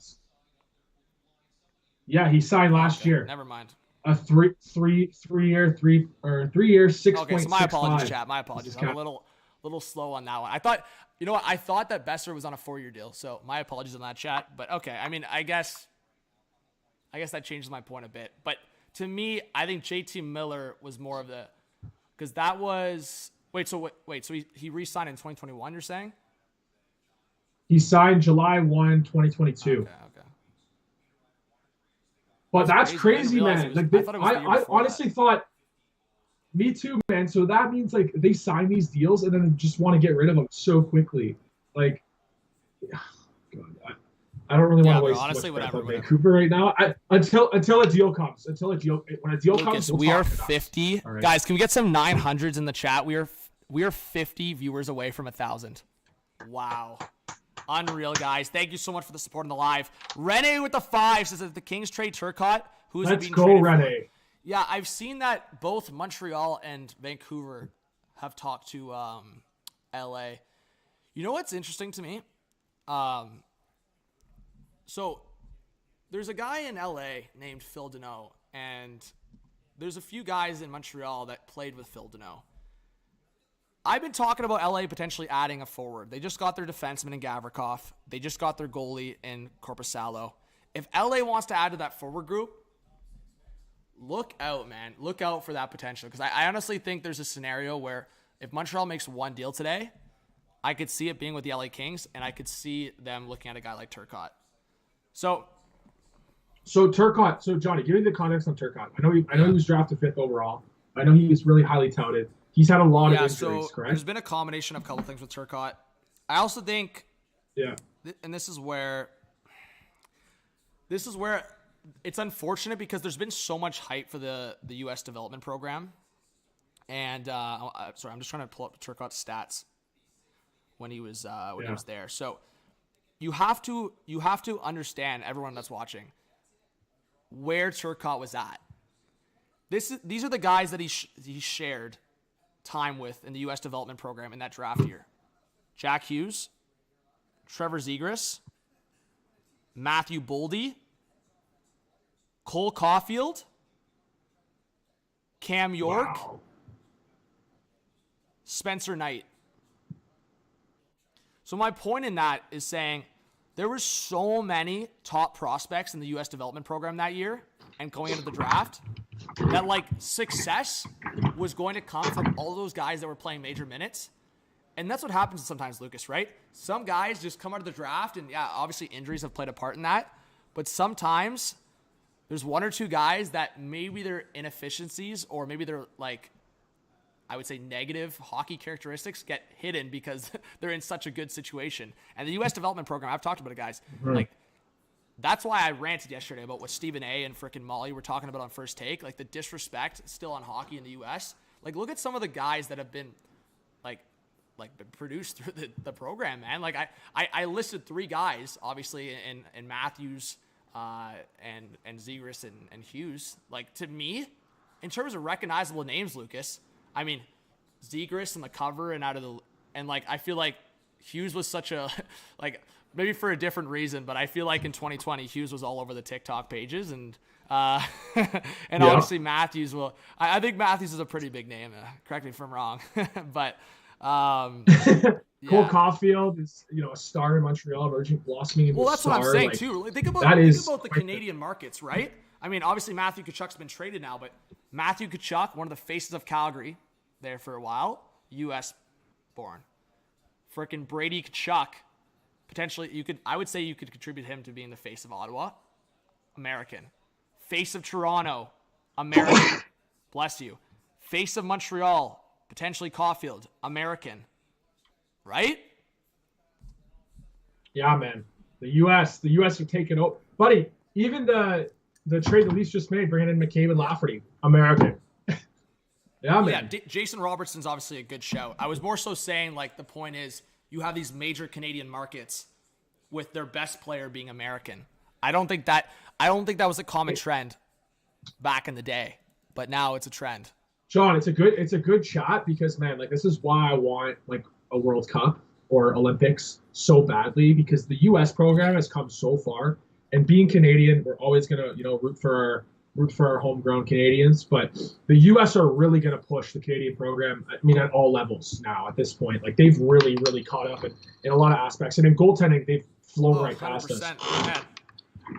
I seriously think if Nathan McKinnon and Connor McDavid weren't Canadian, I seriously think U.S. would beat Canada in the next Olympics.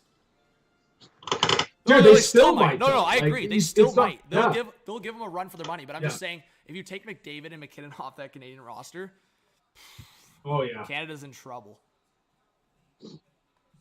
It'll be a good matchup. Trust me. I think it's super even. Man. I mean, as you said, the U.S. definitely have the up on goaltending. I would even argue there's defense. Yeah, I mean, there's a shout to say the U.S. have the up on defense. Forward group, I think it's pretty even. To be honest, I think it is pretty even. I take Canada probably because obviously we just said McDavid, McKinnon's there. Those 2 guys exist, so I would. I'm not saying. Hey, I'm not saying Sidney Crosby, but again, we'll see what happens. I think today, obviously, Crosby would be one of the best players on that team. But Lucas, man, are these guys Crosby, Marchand, Bergeron on the roster in what, 3 years? Buddy, if Crosby's still playing, he'll Crosby will be there. But absolutely. I'm saying, like, dominating still? Absolutely. Dominating, probably not. Like, I could see him as a third line, two-way center on that team, like taking a smaller role. Yeah, Kiaf in the chat. We were talking about forwards more so, but obviously McCarr's one of the biggest shouts for that team, 100%. Yeah, Bergeron, no. Bergeron, definitely not. I mean, this might be the last dance for Bergeron, right? We never really know with him. I feel like he keeps it, tongue in cheek. He could play for Boston for 2 more years, and he could retire right after this year. Well, just that conversation, I want to transition back to. We'll transition back to trade deadline, but just on that conversation, Lucas, with those players in mind, last dance potential, I've talked about that with the Bruins. Chat, with what you know right now, the Bruins, say that Tyler Bertuzzi edition, Bruins, Leafs, Lightning. Which of those 3 teams are making it to the Eastern Conference Final? I'm sorry to whatever wildcard team faces Boston. I hate to discount you, but if that team, Lucas, somehow makes it through Boston and then one of Tampa, Toronto, you deserve the cup if you do that. Respects the Islanders will make it a series though. If it was the Islanders, the Bruins for sure. I think they'll make it a series. It might be boring for Bruins fans. I feel like a dummy, Lucas. I was joking around like the other day, and I was like, "Oh yeah, man, Sabres, if they slip into that spot, they'll give the Bruins a good run." And they just got freaking spanked last night, like absolutely spanked. Yeah, I'm sorry, no. With all due respect to the Sabres, I could see them winning a game. I mean, if they pushed it to 6, that would be once upon a time, man. Right? 2017. Freaking fresh off drafting Austin Matthews first overall. The Leafs gave the Caps a run for their money. Man, Lucas, you want to hear a hot take of the century? Let's hear a hot take of the century. I seriously think if Martin Marincin didn't exist on that team, the Leafs were not only making it to Game 7, potentially winning. that series. Okay, I'm ready to do a quick transition off that comment. So I was shooting some banter last night, one of my buddies, and I'm finding Justin Hall is getting Marty Marincin treatment. We're out here dogging Justin Hall like he's I'll just say quickly, I don't Marty think you've been Marincin. dogging him as heavy, but keep going. I don't dog Justin Hall like that. Okay, I know he's a very limited player. I know from a talent perspective. Also, I do want to give Hall his respects. That block last night was huge. Yeah. I'm not going to sugarcoat Yeah. it. Like, you know what? Hall's got a fat ass, and he blocked that shot like a legend, bro. That's quote of the morning so far for me being on here. Hall's got a fat ass. So yeah, chat, get on me. Freaking roast me if you don't agree with me. But listen, Justin Hall, he's super, super limited. He's the least talented defenseman on the team. He might be one of the least talented players on the team. But in terms of what he brings, like his effectiveness on the PK and in some spells like cutting the cycle game and in his defensive zone, like he has value, man. Like he's not just some plug that's one of the worst teams in the league. He'd probably get a mid-round pick if they wanted to trade him. Like a mid to late round pick. I mean, he's a right shot defenseman. He's 6'3". Teams find value in that. Yeah, and you know what, Johnny? If he ends up being your 7th D, I think that's a dub. Like, I just think that he has something to give. I don't think he's just some guy that they should send into the sun. He is a piece that is good to have as depth defense, and I would rather have him in there than Jordan. Obviously, I'd rather have him in there than Connor Timmins. Dude, I need to watch Gustafsson, but if he is like mailing shit like yesterday, I know it's one game. I'd rather have him in there than Gustafsson. Guys, so I'll just say quickly, we'll transition out of Leafs talk because I know people sometimes get sick of it. But if the people out there that want to call Morgan Riley a forward, please watch Eric Gustafsson when he plays and tell me that's not a freaking forward on the ice. Like, please. And shouts to my guy Morgan setting up the game-winning goal last night. Frig, man. I wish he Johnny, bro. I would have lost my mind. I know, dude. I knew you were hitting me up. I was ready for it. Johnny, what about this buzz? I see it in the comments a little bit, and I've seen it just on Twitter recently over the last couple of days. I think it's an absolute long shot. But if this was to happen, this is the crown jewel of the trade deadline for the Leafs. Getting Tom Wilson. I know it's such a long shot. It's not going to happen. But, like, God forbid it did, man. The amount of buzz people are trying to make out of this. Like, you know what this can is, you Lucas? imagine? This is... Yeah. I don't want to say... This is like a Getting greedy? 65% Leafs fan base was manifesting. That's the best word I can say. They're manifesting a Tyler Bertuzzi trade to Toronto. And on TikTok and YouTube, I saw a lot of heartbroken Leaf fans when he got traded to Boston. I mean, no shock there. I'm used to that shit, guys. I was trying to manifest Taylor Hall to Toronto, and then a week later he got traded to Boston for a 2nd-round pick. Unreal. But anyways, Wow. yeah, guys. I mean, I'll say this: Toronto does get bounced by some of these guys. Like Lucas, last year I was giving huge shouts to Toronto trying to trade for Nick Paul, and I kept saying I was like, nah, like they're not going to trade Nick Paul to Toronto. Like Ottawa won't do that. Because if anything, and Sens fans, I love you. You know I love you. But if anything, I actually think the Sens would be more spiteful to trade with Toronto than Montreal would. I seriously believe that. Just based on the vibe and based on closer in the standings. So I just never thought that was going to happen. And then look what Nick Paul did in Game 7. So, I mean, to me, the only reason I'll give Tom Wilson to Toronto, like the smallest bit of airtime for fans that are suggesting it, was because, one, he's a Toronto boy, and 2, Washington surprised me a bit here. I don't think they're trading him. I'm saying that right now. I seriously don't think they're trading him. But he's a Toronto boy. It's exactly what they need on this roster. That part of it, I'll give it some airtime, but I seriously don't think it's happening. So, hey, we're 20 live viewers away from 1,000, guys.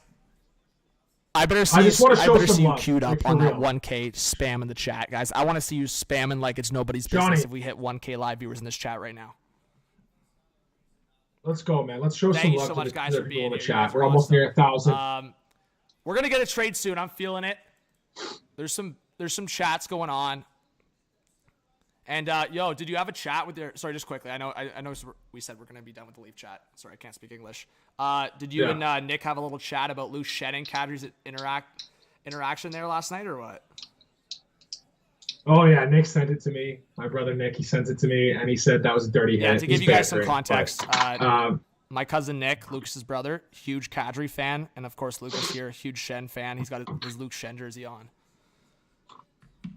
dude, it really hit home. Yeah, we'll get out of this quickly. I don't want to bore people with Leafs too much, but it really hit home yesterday. Like just from a tape to tape pass from Shen to Marner, where Marner chipped it in. Like just that was the moment to me that I'm like, this dude is on this version of the Leafs. It's crazy. Like just because, man, with the teammates he played with, and then now you see him playing on the same ice as Matthews and Marner. It just blows my mind. Like I was like 10, 11 years old when he got drafted, right? Like, it's crazy. It's freaking crazy. Yeah, I mean, that was some full nostalgia last night. So yeah, guys, I said this earlier in the stream, and you can do this. Your ad is Lucas NHL or is it NHL Lucas? Okay, if you guys want to add, Lucas. Yeah, if you guys want to add NHL Lucas or Hot Take Hockey or my personal Twitter, add us on Twitter, guys, and send us trade proposals. So from Dirk on Twitter, this is the proposal. Bailey, so for the contract, Josh Bailey, defenseman Sebastian Aho, and a first next year for Brock Besser. Who says no on that deal, Lucas? That's kind of interesting, man. I mean, the Islanders could make the cap work in that scenario. Besser has the chemistry with Horvat. So, what are we saying, Chad? Who's saying no to that deal? Islanders or Canucks?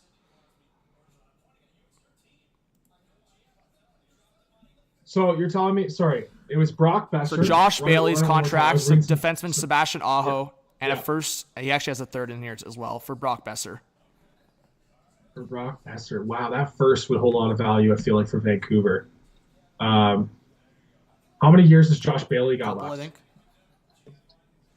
Okay, so it's also a deal that is a bit tough. Yeah. Okay. Who says no? Honestly, a first and third is a lot. I think the Canucks. For the Islanders to give up. Yeah, but I still think the Canucks though, and the reason I'll say that is just like they'll lose the PR battle. Like I feel like the Islanders taking two of their top six forwards, their captain. But I feel like okay, dude, it's a dub. I'm going to disagree with you though. I feel like a PR battle for other teams. Canucks fans, all they want is picks right now, Lucas. I feel like talking to Canucks fans, right? I mean, maybe I'm wrong in saying that, but I mean they've had success with an Islander and Viveiros. I'm with you though. I think outside of the Canucks fan base, I think they'd be getting shit on for that. But I do think the fan base just wants picks right now. The review from Canucks fans on I understand this Canucks organization has never said the word rebuild, but bro, how on earth can the Canucks not smell the frickin' daisies, man, and realize you have a frickin' Vancouver, BC boy, Connor Bedard, in the upcoming draft, and you can't just want to tank it? Bro, I don't care if tanking is embarrassing. You frickin' tank for Connor Bedard. I'm sorry. Dude, I agree with you on they want to allocate, collect picks and all this stuff. Canucks fans really just want to start this rebuild and collect picks. But, they don't believe in that there. Management just clearly will not accept it. That trade for Hronek was absolutely, oh, my God. That blew my mind that trade happened, man. Stevie Y, once again, just bandito ripping a team off. What have we been saying, man? If Stevie Y calls, hang up the phone. I mean, he wins every trade. The one today, this Vrana one, was the first one I ever thought, whoa, he gave up a lot there. But, we know he's been shopping. There's a lot of things we don't know about behind the scenes. So that gets a star. Yeah, so that gets an asterisk. But every other trade Stevie Y makes, man, he makes out like a bandit, bro. Even the Bertuzzi one. That's a good return for realized, yeah. He took a step back. He goes, you know what? This probably isn't our year to get in the playoffs. Look at the standings. It's going to be tough to hop all those teams. And Bertuzzi's probably not re-signing with us. It's a hard decision to make, but I'm going to make the hard decision and collect those two picks. Yeah. Anyways, all a roundabout way of saying that for the Canucks, they will not go into rebuild mode, man. They're trying to do a retool on the fly as they always are, and it feels like every time they take a step forward, they take two steps back, and that's how I felt with this Hronek trade. Brutal. Yeah, I mean, I'll say this, and just playing devil's advocate on that point, I agree with you. I think that was a huge return. Yeah. But I think we're looking at it a lot differently if that's a contender making that deal. Say Toronto or say Tampa or say Boston was lacking a right shot defenseman. and they traded a first and second for Hronek, who has term. I mean, look at the Leafs just traded a first and second for McCabe and Lafferty, right? And a lot of people were raving that deal. And I think Hronek, to me, I think people see Hronek as more valuable than McCabe in terms of the right shot. I mean, I think he has a lot more possession numbers. So I feel like if it was the right team, that's not a bad deal for that receiving team. But the fact that it was the Canucks on the receiving end just makes it look much worse. You're right. You're bang on. There's only this year and next year. Yeah, I mean, he has a pending RFA, but my point is, and this is where I get frustrated with the Canucks, and I'm not even a Canucks fan. So say, in Patrick Allvin's perspective, he believes, Lucas, Hronek is going to be a successful top pair right shot defenseman with Quinn Hughes. Lucas, do you know how much right shot defensemen on top pairs get paid these days? Is it in the neighborhood of 8, didn't Colton Parayko 9? just sign a long-term deal at around $8 million per? Or no, $7 million per? Is it? No, it's 7. Around 7, right? It's 7. It might be. even No, be, you know what? I think it's right 6.5. 7. Now that I'm thinking about it. Either way, so you're telling me the Canucks will have to pay Hronek around 6.5 to 7, long term. Sorry, to confirm. Sorry, I knew it was around 7 or 8. Sorry, Parayko exactly a $6.5 million cap hit. He's been struggling a lot this year. So you're telling me the Canucks are going to have to pay upwards of that because the cap's going up and you're going to have to pay more. So, and the Blues are trying to, see if there's an option for trading him. Do you want to get in that situation? Anyways, so guys, we've been lurking. If you haven't yet, please hit that subscribe button, guys. On the way to 50,000. We're almost at 47,000 subscribers. Please hit that like button as well. It's free and it helps get the stream going. If you guys want it to be buzzing in the chat, I'm going to try to read more comments here. But Parayko, the last couple of years, Logan, agreed. He's definitely struggled. I think more so, and this, Lucas, we've talked about it, and we just talked about it in the scenario with Turcotte. When you have a successful team and you have guys buzzing all around, inefficiencies from certain players get hidden easily all the time. And it's so much more apparent that as the Blues have struggled here, Parayko's struggles have become much more frustrating for Blues fans. Yeah, you're right. I feel like when also just what happens a lot with Stanley Cup teams, I find, like just trends and monitoring them is, over time they can't afford to pay all these guys. Guys get older, and people have to be elevated in their role. Look at Barbashev. He's playing top 6 this year in St. Louis. Parayko playing top pair. Like, these guys were, third line, second pair guys on a Stanley Cup winning team. Barbashev was actually on the fourth line for a lot of that run too. So it just shows you that, Parayko, he's playing a little bit over his weight, punching above his weight class. Like, sorry, that's not the right term. He's playing above where he should be. He's slotted above where he should be. And I think he's a really good number 4 guy. But he's not really paid like that. He's paid a little more than that. And he's not slotted like that on the Blues. So I think he can find success on a team that would have him slotted on the second pair. But yeah, I do want to talk about Carolina, Johnny. I saw someone mention it in the comments, and I'm just so fascinated with the Canes because I feel like they are one of the East teams that are right there for the taking. They're a contender surely in the East, and they really haven't buffed up their team at the deadline. What do you think? Are they really sniffing I've been on pushing, today, I've been or? manifesting the Carolina for Nick Schmaltz. And again, I'm not trying to give myself major shouts here, but I actually suggested Schmaltz or Chychrun to Carolina like 2 months ago. And I was talking about it. I was like, man, Carolina, you have the assets. Like, I feel like Kotkaniemi is exactly what some of these teams have been talking about, like a young 20s guy that can still pan out in his career. I think Carolina actually realizes that, and that's why they haven't really traded him. Carolina's interesting to me. I think they could use a center or a guy like Schmaltz that can play center wing, and that versatility would be huge. So we'll see what happens. I feel like in any deal like that, like Kotkaniemi is just the guy out because it's that spot, right? Because at the end of the day, if Carolina can get a center depth of Aho, Schmaltz, Jordan Staal, and Derek Stepan, you're laughing. Yeah. I feel like Kotkaniemi's a little bit slotted, not in the best spot for success. So you're bang on. If they were to bring in Schmaltz for that. Well, at the end of the day, right? Like, look at some of the depth. Like, so New Jersey has Hughes and Hischier, obviously. The Rangers have Zibanejad, Trocheck, Hedl. Obviously, the Penguins, Crosby, Malkin. That's always a threat in the playoffs. And the Islanders have Barzal, when he's healthy, Nelson, Horvat, Pajot. If you're the Hurricanes looking at that Metro, you need to match up at the middle. Who knows if Kotkaniemi can face those matchups? If you have Schmaltz in there, all of a sudden Aho, Schmaltz, and Jordan Staal, those guys can face a bunch of different matchups. Obviously, you're going to rely on Jordan Staal for certain matchups because you want Aho to run free. But that's kind of my mindset. Just quickly, shouts for the new subscribers. Greg, thank you so much for subscribing. Huge shout out to Greg Armstrong. Huge shout out to Jonathan Fitzpatrick. Shout out. And Hank Lockwood. Thank you so much for subscribing, guys. We really appreciate it. Evan, Minnesota fan. And I'm seeing some people complain about the deadline. Guys, I get frustrated with the short memory in sports too often. Guys, last trade deadline, I had the same, and I'm not saying it's similar to the last trade deadline because we've gotten so many trades this week, but last deadline, we weren't getting trades heavy until after 11. And if we haven't seen the time yet, it's currently 10:54 a.m. Eastern time. I truly never expect too many trades before 11, ever. And honestly, most times, I never truly expect too many trades before 12. We have 2 trades right now. I know TSN pulled it up at one point. Usually, before 12 Eastern time, there's usually only 4 or 5 trades on deadline day. Most of the trades, I would say 70%, 60 to 70% of the trades contribute after 12 or 1 Eastern time. So you guys, hey, we're going to keep the chats going. We'll keep you guys updated on rumors. Dominic, thank you so much for subscribing. Wow, guys, there's a good shot us hitting 47,000 subscribers today. Let's go, Johnny. Lucas, man.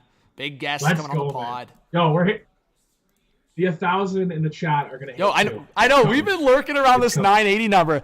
All it takes is for the legends in the chat to stick around. New people join the stream. Boom, 1,000 in the chat. Lock it in. We're getting hyped. We might have to get a little brew going at 11 a.m. Just fire it up.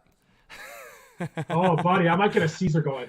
I'm not even a Caesar guy, but I'm gonna get a Caesar going for today. For but you yeah, guys, this was the trade. If you missed it yesterday, the boss, or was it yesterday or the day before? I don't know. Yeah. The Bertuzzi one? Yeah, yesterday morning. That was yesterday morning. Yeah. Losing track when they happened. But Bertuzzi for the first and fourth. I mean, Boston just absolutely loading up. Dude, there's a lot of guys at the office that are Bruins guys, and people were just celebrating this at like 9:30 a.m. And I was just like sitting there in misery, just thinking, how crappy is that when you play Boston, you got to go up against Marchand on a line, and then you got to go up against Bertuzzi on a line, like just pains in the ass, and really good players. Like I was making the comparison yesterday, Johnny. You call me if you think I'm wrong on this, but like Bertuzzi, and all respect to Bertuzzi, but he's a bit of a poor man's Marchand. Like, he does a lot of things Marchand does, just at a lesser extent. Oh, like, sorry, I don't mean to cut you off. 1K in the chat. Oh, 1K. Asta, Gene, Chad, thank you for subscribing, guys. Spam 1K in the chat. We're going to talk about Tyler Bertuzzi here, but spam 1K in the chat. It's not even 11 a.m. Eastern time, and we have 1K buzzing in the chat. You guys are the best, man. Let's freaking go. For a boring 1K, deadline. buddy. All right, boring deadline my ass. We're about to get some trades. Let's go. Yo, like you said, Johnny, I feel like in the morning, from what I remember, because my mom blessed me and I was able to stay home for trade deadline growing up as a kid. Around 8, 9, before 10 in the morning, you get a couple trades pour in, like 2, 3. Then it's dry until like lunchtime. But we're gonna keep the chats going, and there might be a little surprise. Who knows? Yeah. And then it picks up, and especially in that last hour or so, it picks up. And we'll have some guests. Oh, Brandon subscribed. GZ subscribed. Jeremiah just gifted 5 memberships. Who just got blessed? Oh, Jason got blessed. Shelby got blessed. Drew got blessed. Joey Ramada got blessed. And Joseph got blessed. Let's get some shouts for Jeremiah. Thank you so much for the gifted memberships, Jeremiah. You're too kind, man. You're too generous. Yo, shout out Jeremiah for real. Like, listen, I've been a guy that has been watching Johnny's content for Bear Time too, like before I even hopped in collaborating a little bit with him. But like Jeremiah has been there for freaking so long, man. And this guy with the support he gives, bro, what a beauty, man. Like, what a beauty. Shout out to Alaska big time. Jeremiah and Chris in the chat saying morning. What's going on? Sean, Sag. Morning, Chris. Out of the sack, buddy. Out of the sack. Devin in the chat. Thank you guys for being here. Honestly, to all 1,000 of you, thank you so much for the support. I hope you guys stick around. We're going to have some good chats. and some trades coming up. This was a trade that happened yesterday, guys. I didn't talk about it on the channel because to me it's just like it's a whatever situation. Anders Bjork has just been kind of hidden in the Sabres organization. Originally traded from the Boston Bruins to the Sabres. And so funny enough, we just talked about the Taylor Hall trade, like when the Bruins got Taylor Hall for a second from the Bruins got Taylor Hall for a second from the Sabres. Anders Bjork was in that deal, so now he gets flipped from Buffalo to Chicago. Richard, what's going on? And Lucas, I'm glad I have you on the stream, man, because I think I'm 2 coffees in. I'm about to get number 3 going here in a sec.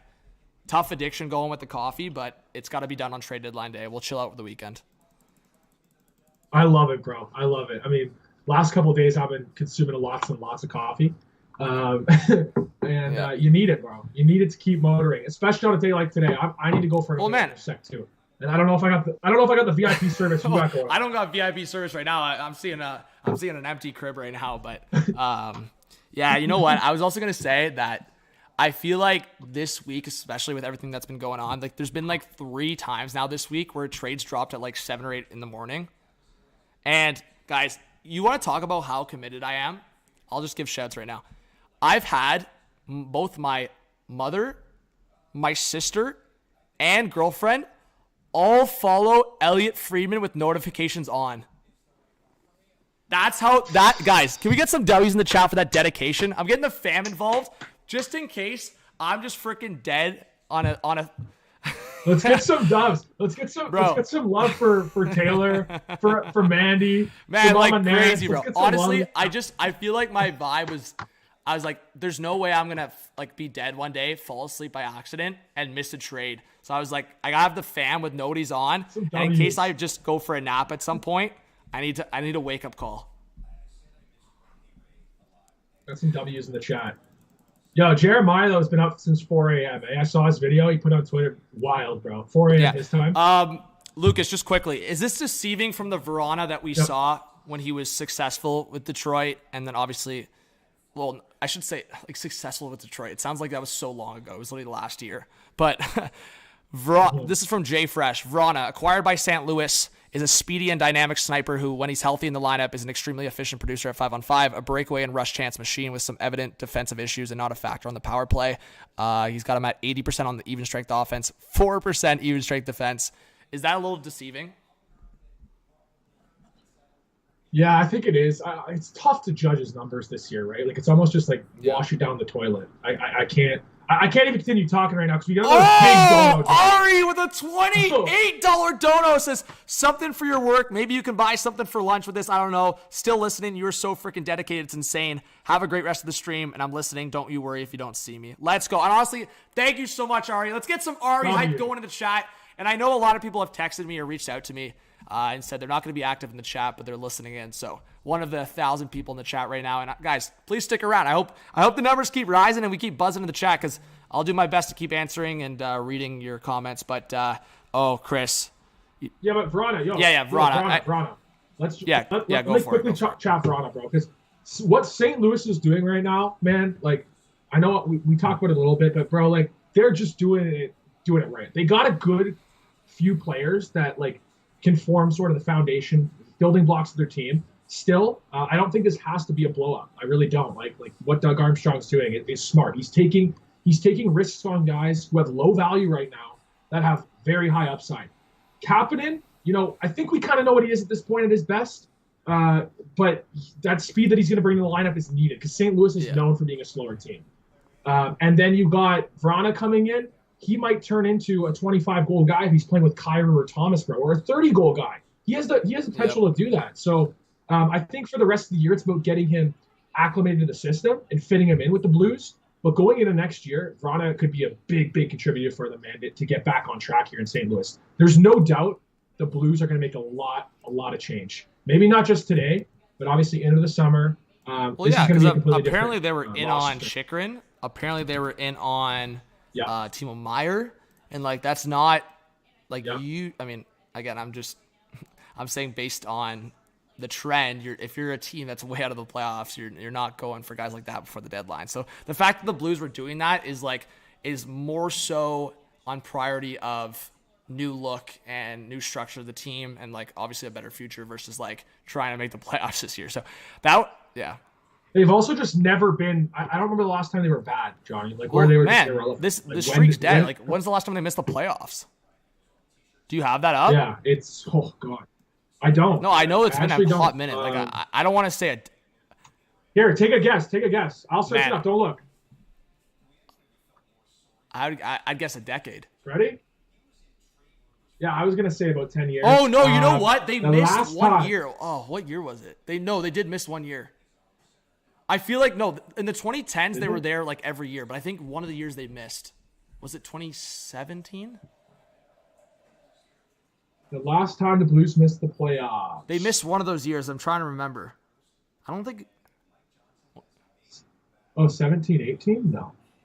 Is it? Oh, Logan's saying they missed in 18. I guess they did, but outside of that, 17, they've been 18. in like every other year, right? Yeah, you're right, bro. It's kind of like when we were talking about the Devils the other day, and we're like, when have they ever been in the playoffs since like the finals that they were in? And they were in that 1 year where Hall carried them. Yeah. Well, okay, so there you go. So exactly, the last decade, the Blues have only missed the playoffs once. Is that it? That's crazy. Yeah. Dude, they're always just there, man. Like they're always there. They're always pushing. And it like Winnipeg, it's big for them to be in the playoffs. They gotta try to make the playoffs every year. It's not like a team that they can just be at the bottom and be okay with that. Big door open time. Big door open time. Kyle Evans with a 30 says in the hospital out of surgery, bro. I hope you're all right, man. Hopefully a full recovery. I don't know what happened, but hopefully, hey, let's get some positive vibes. Full recovery for Kyle and the Dono Man. Glad I can watch you from the Xbox. Hope the Avs can make a move on a big name forward. Girard needs to be traded. Whoa, bomb. Sam Girard for a forward? Question mark? I don't hate it, man. I don't hate it. But first of all, Kyle, I hope you're doing all right, buddy. I hope the surgery goes well, man. And it's gone well, and you're recovering smoothly. Obviously, Colorado added Lars Eller. I know last time we talked, Johnny, that was actually something we brought up. Lars Eller to Colorado. Yeah. Good move from them. They just don't look as frightening as they did, last year, obviously, without Kadri. And obviously, man, they've been doing this a lot of this year without Landeskog. Yeah. Right? So we'll see if Landeskog's ready for playoffs. So that's going to be an interesting conversation. Yeah. That's a big boost, man, when he comes back. If he comes back.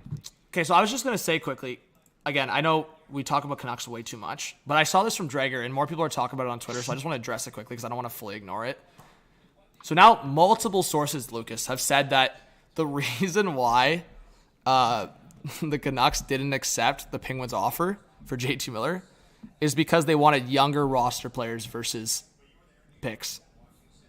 Do you think there's any validity to that? I mean, Drager's now said it, and a couple other Canucks, like Vancouver people, have said it, that sure, picks could be involved, but they wanted the structure to be around younger prospects or players, which, again, my assumption would be like Pierre-Olivier Joseph's probably one of the names that were in that conversation. And honestly, I've talked to a couple of Penguins fans. It's just they're probably resistant on wanting to give him up. That is wild. If that is the reason why that trade didn't happen, and the Canucks were still even they were willing to retain on JT Miller, but the reason they didn't do it was because picks were the primary. I just don't even know what's going on in Vancouver. Like I don't want to keep talking about it, but it's just they are so always in the conversation that it's a disservice if we ignore it. I believe it. You know how we were talking about, so we're talking about St. Louis and Winnipeg, how it's very important for them to make playoffs. They have smaller markets. I know they have really, really loud and passionate fan bases, but they have smaller markets, so it's very important for them to get in. With Vancouver, I compare them right now, like they have higher end skill in this comparison, but I compare them right now, Johnny, to when we were growing up on the Leafs with Ferguson and then into Brian Burke's era and then into Dave Nonis's era of like just not accepting that you have to rebuild from the ground up. Just not accepting it. It's just they want everything, the trades they want exactly their way. They want always pieces back as opposed to picks. And it's just, man, creating a successful team from the ground up, it's not how it rolls. Like, this is how you create mediocre teams. So I believe it. Roundabout way of saying I totally believe that they're being picky on the young players that they want as opposed to just draft picks. That's freaking wild to me. That's freaking wild. And John, you got to understand when they trade JT Miller, if they're able to, it's gonna look bad because odds are they're pertaining. And Lucas, can I add to that? So I was talking to someone from Vancouver about this was when Kapanen was on waivers before we knew the Blues claimed him. Yeah. I was talking to someone from Vancouver and like saying that there was maybe some internal interest in claiming a guy like Kapanen because that conversation from Rutherford internally has always been like, okay, we're going to look for guys that are like 23, 24, 25 that need to change the scenery that can benefit. And obviously Armstrong picked up on that from the Blues perspective. I mean, it's pretty obvious. You know why the Canucks weren't able to do that? No cap flexibility. Yep. No cap flexibility. Yep. So I find it so funny. And not to say that picking up Kapanen was like a beneficial move from them, but it's like they can't even do things like that because of their situation right now. And they just brought in Filip Hronek to get themselves right up against the cap again for next year as well. That is, again, as we just talked about, you guys know who we're a fan of. I've seen rebuilding teams up close. There is no scenario where you should be anywhere close to the cap when you're even retooling. I don't care if rebuilding's not the word. If you're retooling, there's no scenario where you should be close to the cap in any sense. It's crazy, bro. Yeah, I mean, you're right, Johnny. We've seen it up close. We've seen our team, when we were younger, near the cap while they were quote unquote rebuilding, but they weren't doing it right, and it's a vicious cycle that keeps repeating. Man, they're not going to get this thing right until they just accept that sometimes you got to deal players for just a boatload of picks, and the biggest thing too in this league is cap flexibility. Like you said, man, like if you're right up against the cap, you gotta be competitive. You better be relevant, at least in the playoff picture. You can't be up near the cap and in the place the Canucks are in. It's just it's sad, man. It's sad because I feel for Canucks fans. I feel for Canucks fans, and I actually went to Vancouver for the first time this year, and like it's just such a great city, and the people there are great. Like I loved my time there for the week I went with all my buddies, and I want them to have a really successful team, and the league is buzzing. The league is a better place when the Canucks are relevant and good. Yeah, I mean, right? The Canadian teams and the rivalries. And I just want to give a few shouts here. Thank you so much, Dead League, for subscribing. Guys, we are currently, I haven't refreshed it, but right now it says we're 3 subscribers away from 46,900. If you haven't subscribed yet, it's free. Please support the channel if you'd like. Hockey all the time. Hit that like button if you guys haven't yet. It helps the stream. David Pagnota here on Twitter. Some chatter with less than 4 hours until the deadline. Pittsburgh still looking even after Bonino add. As I told you guys, I still think they're going to add here. Look out for if they can make the cap work. Brock McGinn has the contract going out the other way. Seems Edmonton is likely done. Ottawa could add a bottom 6 center. Believe Vancouver and Chicago have checked in on Turcotte. Not surprised at all. And correct me if I'm wrong, chat. I believe Turcotte's a Chicago boy. Let me check, just to confirm. I don't know why I'm doubting myself here, but I'm pretty confident in that. Yep, Turcotte from Illinois. So Pittsburgh looks to be like trying to play catch up with a lot of the teams that are in the playoffs. Like, hey, they're Pittsburgh in a playoff really spot. They are in a playoff spot. I believe they should 100%. Be, 100%. And you know what? I'm not going to fully shit on the Granlund yet, but the Penguins scored 6 goals last night, and Granlund didn't get a point, so a little rough on that aspect.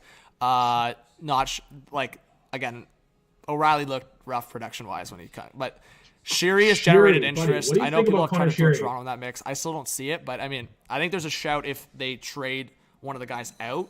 But I mean, again, the Leafs, especially Kerfoot played well last night. I think that's fresh in the minds of Leafs management. I think Kerfoot stays now.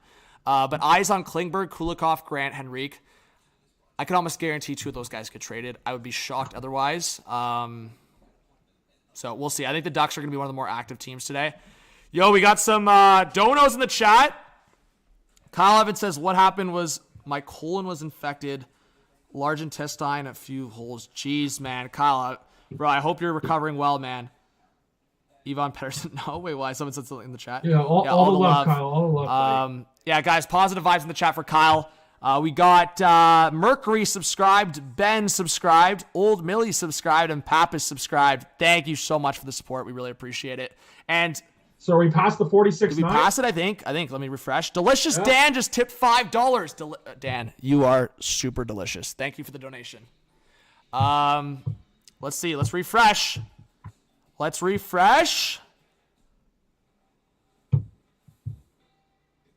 Oh! Oh my, bro! Like 25 people just subscribed, bro. Yeah. No man. way, bro. So the 47 is coming.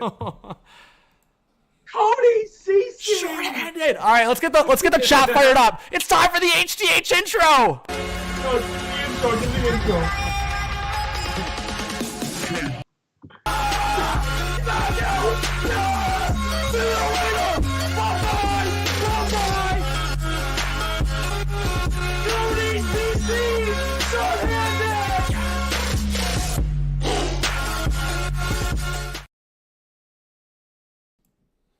Yo, HTH intro, fire. That's one of the most OG things to ever exist on this channel, guys. Bye-bye. Honestly, who on YouTube has ever looked like a bigger dummy saying goodbye after not even an elimination game? Like Lucas, you just know I was in down bad territory when I said goodbye and there was still a game 5 to be played. Oh man, yeah, I've been there, bro. I've been there. Terry, geez, look at the chat right now. Streamlabs is breaking. Terry, Josiah, Kel, Ariel, Chev, Quincy, Snez, Dath. Thank you so much for subscribing. You guys are unreal. And yes, Chris, almost as OG as Ken Banks, 100%. Bro, that guy went missing. Bro, I want to trade so bad. Like, I really want one just to freaking overanalyze, like, a Sherry trade or a Henry trade. Man, Henrique, I know we both love him. It's just unfortunate he's not a rental, right? Like, he's got the 1 year left after this year.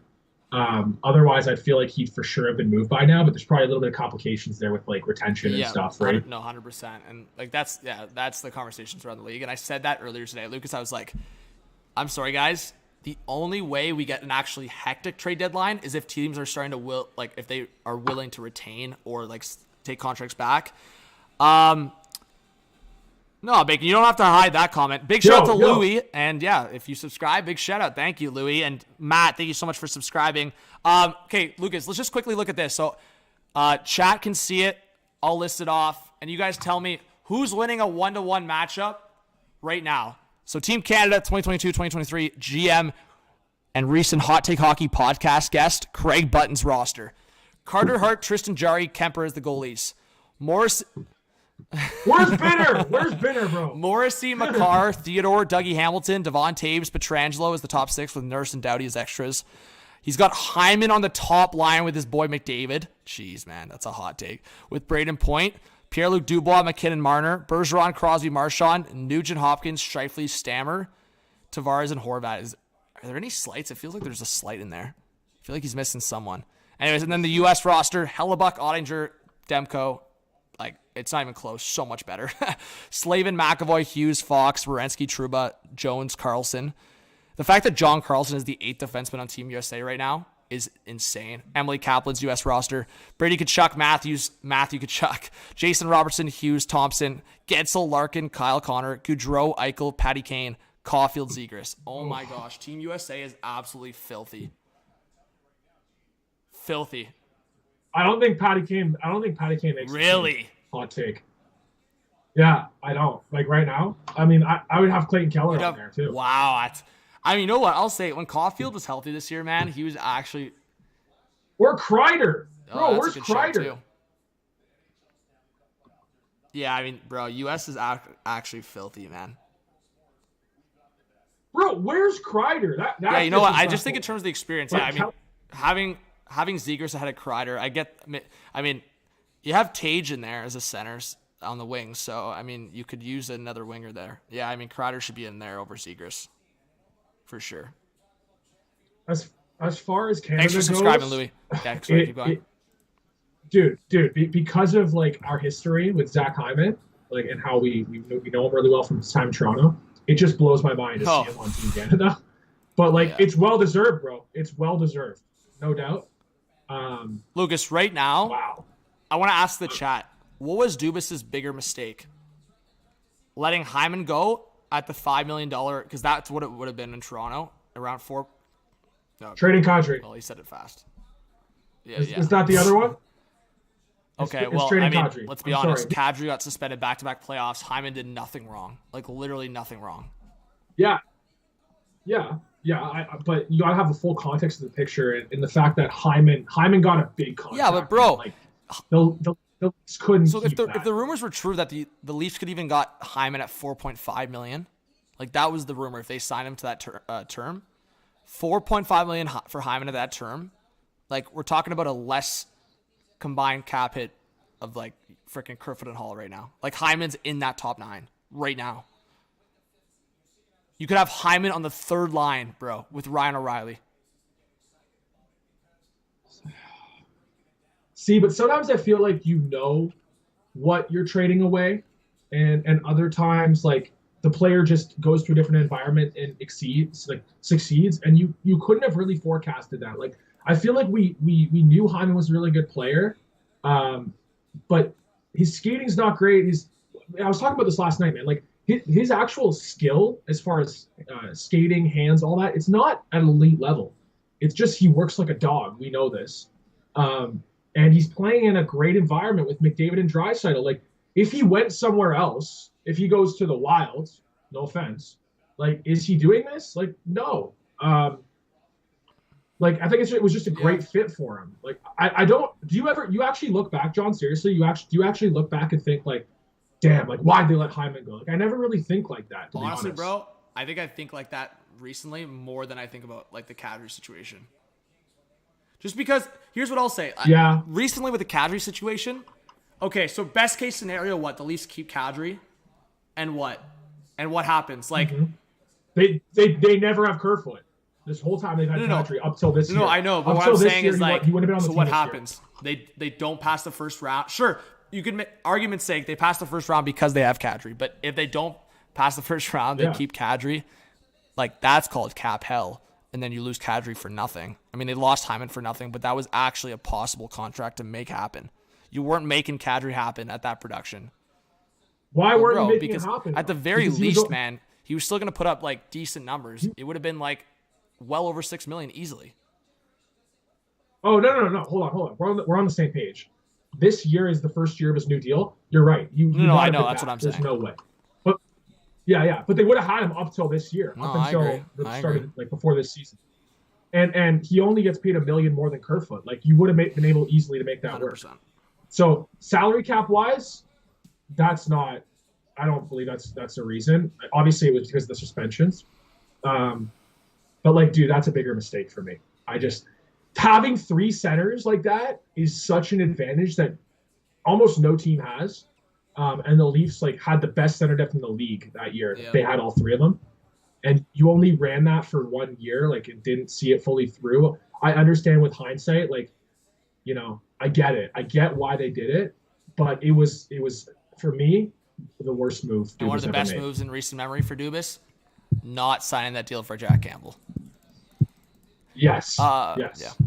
And overall, man, Dubas has made way more for me, at least, great moves than poor moves. Like he has really, especially this season, he's really cemented his legacy here as like someone who he doesn't sit by. He goes for it.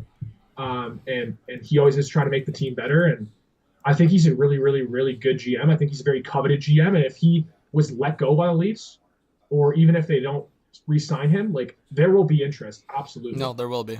I mean, people can laugh at Dubas all you want, especially the Leafs fans that don't like him. But no, you're right. I mean, outside of a couple trades, one-off trades, I mean, the drafting, all I'll say, like homework for any of the viewers, and it makes the world of a difference sometimes, management, because sure, scouting is scouting, but when the head of that is in the know of his shit, I mean, Dubas clearly in the know of his scouting shit.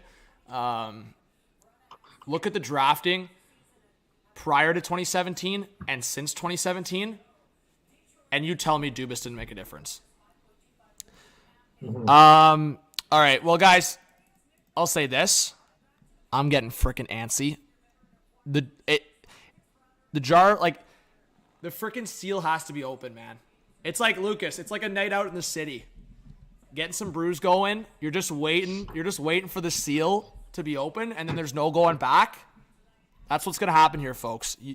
You can be down on it, but I'm telling you, once this seal's broken, there's gonna be a GM that budges, man. There's gonna be a GM out there that's had too many brews on the morning. He can't handle his shit, and someone's gonna budge, and then the seal's gonna be broken, and then we're gonna see a domino effect of trades. Mark my word. Oh yeah. Alec, what's going on? But guys, give yourself an opportunity to drop a comment so we can chat about it. Drop a comment so we can chat. Nyes and Ty Voigt, those are steals, man. Absolute steals. Matt Nyes, third round pick, and then right? Or no, late second round pick. Sorry. I keep confusing him with Niemela. Yeah, sorry, Nyes the second round pick, Niemela the third round pick, and Ty Voigt a fifth round pick. Johnny, while we're talking about guys like this, and while we're talking about Kyle Dubas and his drafting history with the Leafs, like Rasmus Sandin, right? I know me and you might have different opinions on this deal that went down with Washington. Well, Lucas, so I want you to keep sure going. The only thing I'll say on that is, I'm still in the mindset that if Dubas makes a trade today where it's flipping the first round pick for full out purpose for this team, I think it's a good deal. But keep going. Mm-hmm. Yeah. Quick shout out for Plush Bros, the $4.99 donut, Plush, buddy. I really appreciate that. It says, let's go. What would be more likely, Besser to the Islanders or Garland? Garland, just because of the cap hit. Yeah, that's right. Sorry, Lucas, keep going. Thank you so much, guys. Let's get some hype in the chat for Plush. Sorry. No, I appreciate that shout. Yeah, about Sandin. So about Sandin, like, man, the way I think he's got higher level skill and higher level potential than this comparison. But when the Leafs traded Travis Dermott, his trade value was at the absolute lowest it had been. If they traded him a year or two before, they would have got maybe this similar return of what they got for Sandin. Maybe not first round pick, but at least a second and a decent player, right? They would have got something of that nature. And they waited too long, and Dermott is what he is now. I think he's an NHL level defenseman, but he's a guy who comes in and out of the lineup. Like, I don't think he's really much more than that right now. And I think Sandin has shown the flashes and the potential to be a top four defenseman in this league. Yeah. Absolutely. I've seen it.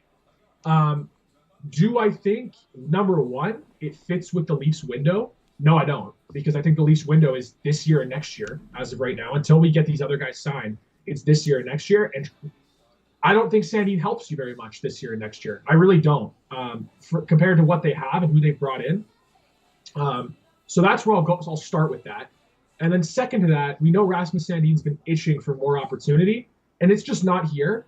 And that's a little bit on the Leafs that they haven't given him a bit of opportunity, but I think they've given him some. And he really hasn't grabbed it, dude. Like, he was ahead of Liljegren. Well, even when I know he was injured for a bit there, but like, obviously there was a point there where the Leafs had injuries and he was in, and he could have took the reins. Like, he was running the top power play for a hot minute too, and he didn't.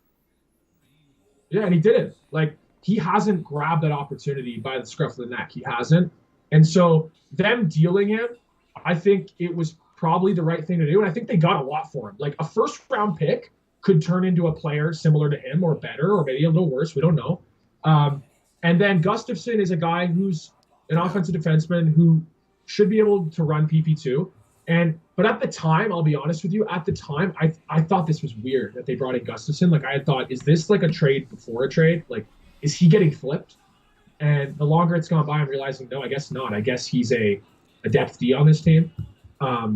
But dude, overall, that return's pretty good for Rasmus Sandin. Because, dude, Rasmus Sandin could be, just Guy in a couple of years. There's no guarantee he ends up being a top four contributor. He could just end up being a bottom pair, or he could just turn into a Travis Dermott-level defenseman. We don't know yet. No, you're right.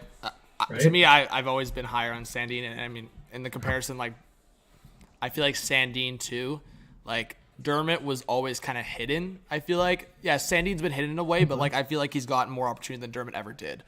So, I don't know. I think Dermott never was able to break through in that aspect. Paul, thank you so much for subscribing. Yeah, guys, we're on the way to 47,000 subscribers. We're less than 80 away. Just some quick notes. Kyle Dubas, Dubas in the comments right now. Hey, what's going on, Ben? What's going on, 13? Andrew, what's going on? Yeah, Gustafsson is a defensive liability. Huge time. I mean, you saw that last night. Capitals fans know that. Blackhawks fans know that. Okay, just chat, but we got to pump the brakes a little bit. I don't want to get too hard on it. It was one game. It was terrible start. But like, let's just pump the brakes a little. I don't want to roast this guy before he gets going. Last point on the Leafs talk. We're dropping Leafs talk, but Lucas, I know I'm so biased with Riley here, but I'll just say, like, how many times have we seen Riley like make like a glove play down low at the blue line or keep it at the blue line, and it's like Gustafsson just let that puck just drive right by him on the boards, and then obviously the goal. Like, I don't know, that drove me nuts. You know what I will say, John? Sometimes, bro, you are absolutely bang on, and with that one, you are. I think Morgan Riley, as much as sometimes I have high expectations for him, and I give him a little bit of grief, but it's because I love him, and I think, you know, he's a great player, and he can give so much to the Leafs when he's at his best. He is one of the best defensemen in the league, I think, at holding pucks in the zone on the power play. Like, with his Have you seen the clip where he like jumps like 3 feet? Not, okay, no, I'm over exaggerating, but this was like back in like 2015 or something. Like, someone pull it up or send it to me on Twitter, guys. It's like Riley's near the bench and he freaking like jumps as high as a defenseman I've ever seen, and like freaking grabs it down low, and then it led to a goal. But yeah, bro, no, I appreciate the shit that he does in that aspect. Sorry, just quickly, guys. Robert, thank you so much for subscribing. I really appreciate that. So just some quick notes. Wild taking calls on Greenway here and there, and they need better offers. Klingberg, it seems like Seattle's in on Klingberg and JVR right now. So keep an eye on that. And Canucks and Penguins still might get a deal done here, guys. Again, if you guys think deals are not going to happen, I'm sorry. You are going to be mistaken. I'm not saying we're going to get that over 15. I told you guys, bare minimum 12 today. We're at 2. We're going to get at least 10 more deals. I'm telling you guys. Oh, yeah. Okay, just quickly, also, we still have over 1K in the chat. You guys are awesome. Ben with the $7 donation says you're awesome, bud. Thank you so much, Ben. We really appreciate you. Huge shout out to Ben in the chat, guys. Let's get some Ben hype. And yeah, Salty, good shout. I was about to say that I know they have a couple, but you're saying they have 4 second-rounders. I mean, hey, I'll say this. I don't even think Klingberg or JVR require a second-round pick right now. So maybe Seattle will get a couple pieces in there. Bacon with the hot take. And Lucas, I think we were doubting that Dubas would make Shen happen. What would your reaction be if Dubas pulled a finesse job here and got in on JVR last minute? Sorry, we got to get out of Leafs chat, but it's just people keep dropping these comments. No, we'll get out of Leafs chat, but like, dude, if they got man, they would have both pieces from the original trade. That'd be crazy. I mean, that would be crazy. And it already is crazy. I saw a tweet. It was so funny. It was like, the year is 2023, and Luke Schen's playing for the Leafs, and JVR is playing for the Flyers. Like, who would have thought they'd be back to where they started? That's wild. But, John, I will say, I think it's more likely, again, this is a long shot, but I think it's more likely the Leafs would, as far as former Leafs go, bring in Reimer over JVR. Okay, so that's a good transition out of the Leafs talk. Chat, who do you think is the best fit for Reimer? Because I actually look at – so here's my shout. I never thought Vegas and San Jose would like make deals together after everything that happened, and then like the Aiden Hill trade happened, and there was like heavy rumors that Vegas was going to get Timo Meier. That would have been a good fit prior to them acquiring Johnny Quick, Vegas. But I would say hot take territory, Pittsburgh for Reimer, Lucas. Penguins for Reimer. They need another guy behind. They need a guy behind Jari. DeSmith has struggled big time. Pittsburgh just made a trade with San Jose. If I'm freaking Hextall, I'm making a secondary call and going, I know we had chats about Reimer before. Let's make a deal happen. So I like Buffalo too. As a what do you think Reimer really fetches too? What do you think Reimer really fetches? What do you think that return looks like? Yeah, like I think second or third. Is that too high? Third minimum, man. Third minimum for sure. I mean, frig, man. Reimer had was the last year he had crazy numbers, and the Sharks were not good. Dude, I really think that like. No, I was just gonna say Buffalo or Pittsburgh. I like that shout. Buffalo or Pittsburgh for Reimer would be. You don't like Toronto though. I know we're in Reimer talk, not Leafs talk, but you don't like Toronto for the fact that like we don't know if Murray is going to be healthy or come back. Fit. I just. To me, I don't know if that's Dubas's priority. Like, once upon a time, the Leafs had worries of like goaltending in terms of insurance, and they just sauced a third rounder for basically nothing. They sauced a third rounder for Riddick, and he did absolutely nothing. So I just don't think, like, to me, it seems like Dubas, I don't want to say he's dying on the hill of Matt Murray, but it seems like he kind of put his faith in this Matt Murray experiment, and I feel like he might see it through, especially with Wall's performance last night. Do you think it was a coincidence that Wall got the secondary start off, again, Calgary has been weaker than Edmonton, so, I mean, it made sense, but I think they also just wanted to see Wall right before the deadline to see if he can be the number 3, and I think he kind of proved that. Just quickly, Jeremiah with the $10 donation. Thank you so much. Just love to come on and talk about the Capitals Leafs trade if you and Lucas would have me.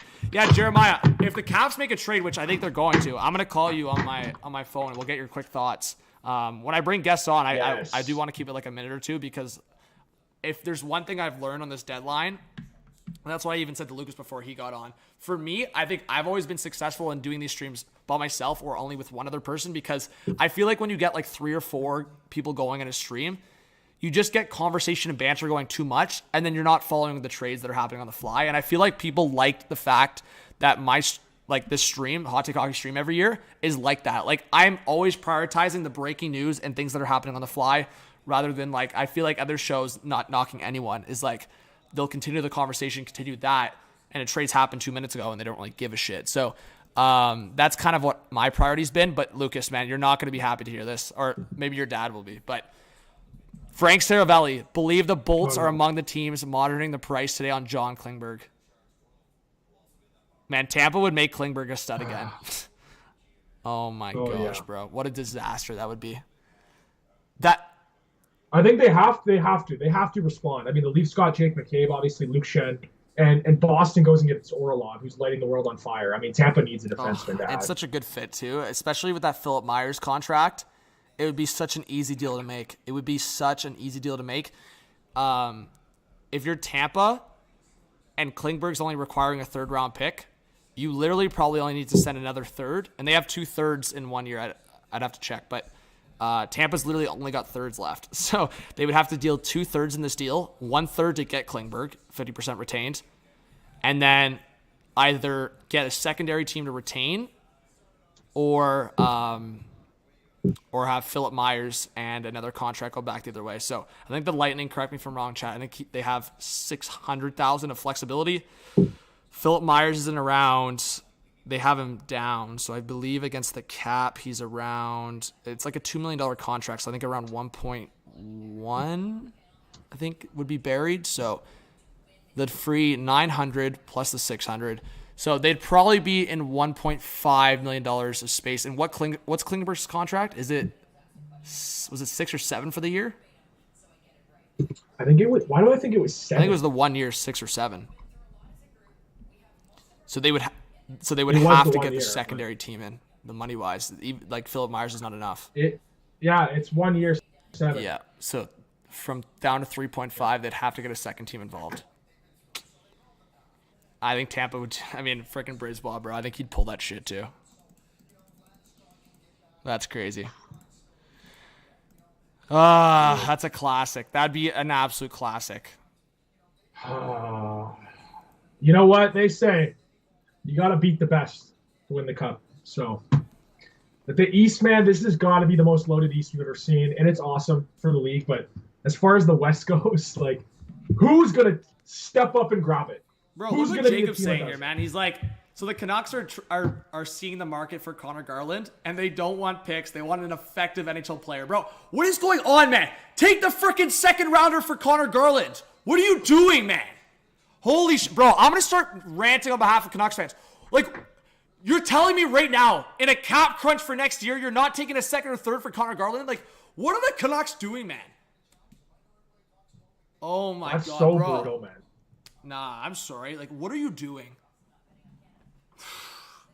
It's so fucking embarrassing, bro. Like, I do not comprehend it. Like, you are in a cap crunch for next year. Why are you trying to bring another player in? Nah, bro. A freaking bum could walk in and know better than that. Yo, we're hitting 1.1K. Yo, 1.1K, guys. Thank you so much. Chat, we are less than 80 subscribers to 47,000. I want to get a brew going. Let's celebrate for 47K. Hit that subscribe button, hit the like. Let's freaking go, chat. We're getting trades coming out. I'm telling you, mark it down. We're about to get some trades. Smoke turns to fire, baby. We're getting trades coming up. Thank you so much to everyone that's in the stream. You guys are truly freaking legendary. Lots of love in the chat right now. Lots of love for everyone that's in the stream. So just quickly, guys, I got a text, and I don't necessarily think, I mean, again, I feel indifferent about this a little bit, but I think the Canucks, there's a possibility that they leave this deadline not making a move, Lucas. Wouldn't that be a disaster? Oh. I don't think it's going to happen. I truly, in my gut, guys, in my own gut, without listening to other people, I truly think the Canucks are going to make a move or two. But the fact that there's a scenario after that heroic trade that they're not going to make another trade is freaking insane. It's insanity. Yo, Frosted, Mitchell, Alexandra, and Turf, thank you so much for subscribing. Jeez. Buzzing. Let's go. Freaking buzzing. All right, we're getting close to noon. What did I say, Lucas, about noon on trade deadline day? That's where it starts buzzing. That's where it starts picking up, buddy. We got T-minus 8 minutes. Soon. Oh, Lucas, man, I just refreshed. No. We just gained 50 subscribers. Over 50. Johnny, the 47K is coming, buddy. We are 23. There's definitely 23 people in the chat right now that have not subscribed. Oh my, we're about to hit 47,000, bro. Just hit that sub button, That's man. crazy, bro. Lindholm, Bacon, I think the Flames would be able to get at least like a first, second, and prospect for Lindholm on that contract. Like basically what Chychrun got, they'd be able to get for Lindholm. A first, second, decent prospect, or a first, second, and second, I think, for Lindholm. So, hey, if the Flames wanted to do that, I feel like that's the return I'd be looking at. Oh my God, I just refreshed again. 4 away. No way.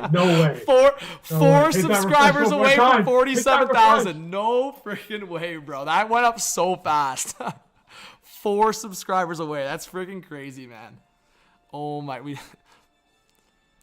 all right, let's see, bro. Come on, man. We need one trade. I'm telling you guys, I promise that one decent deal is going to freaking set a domino effect.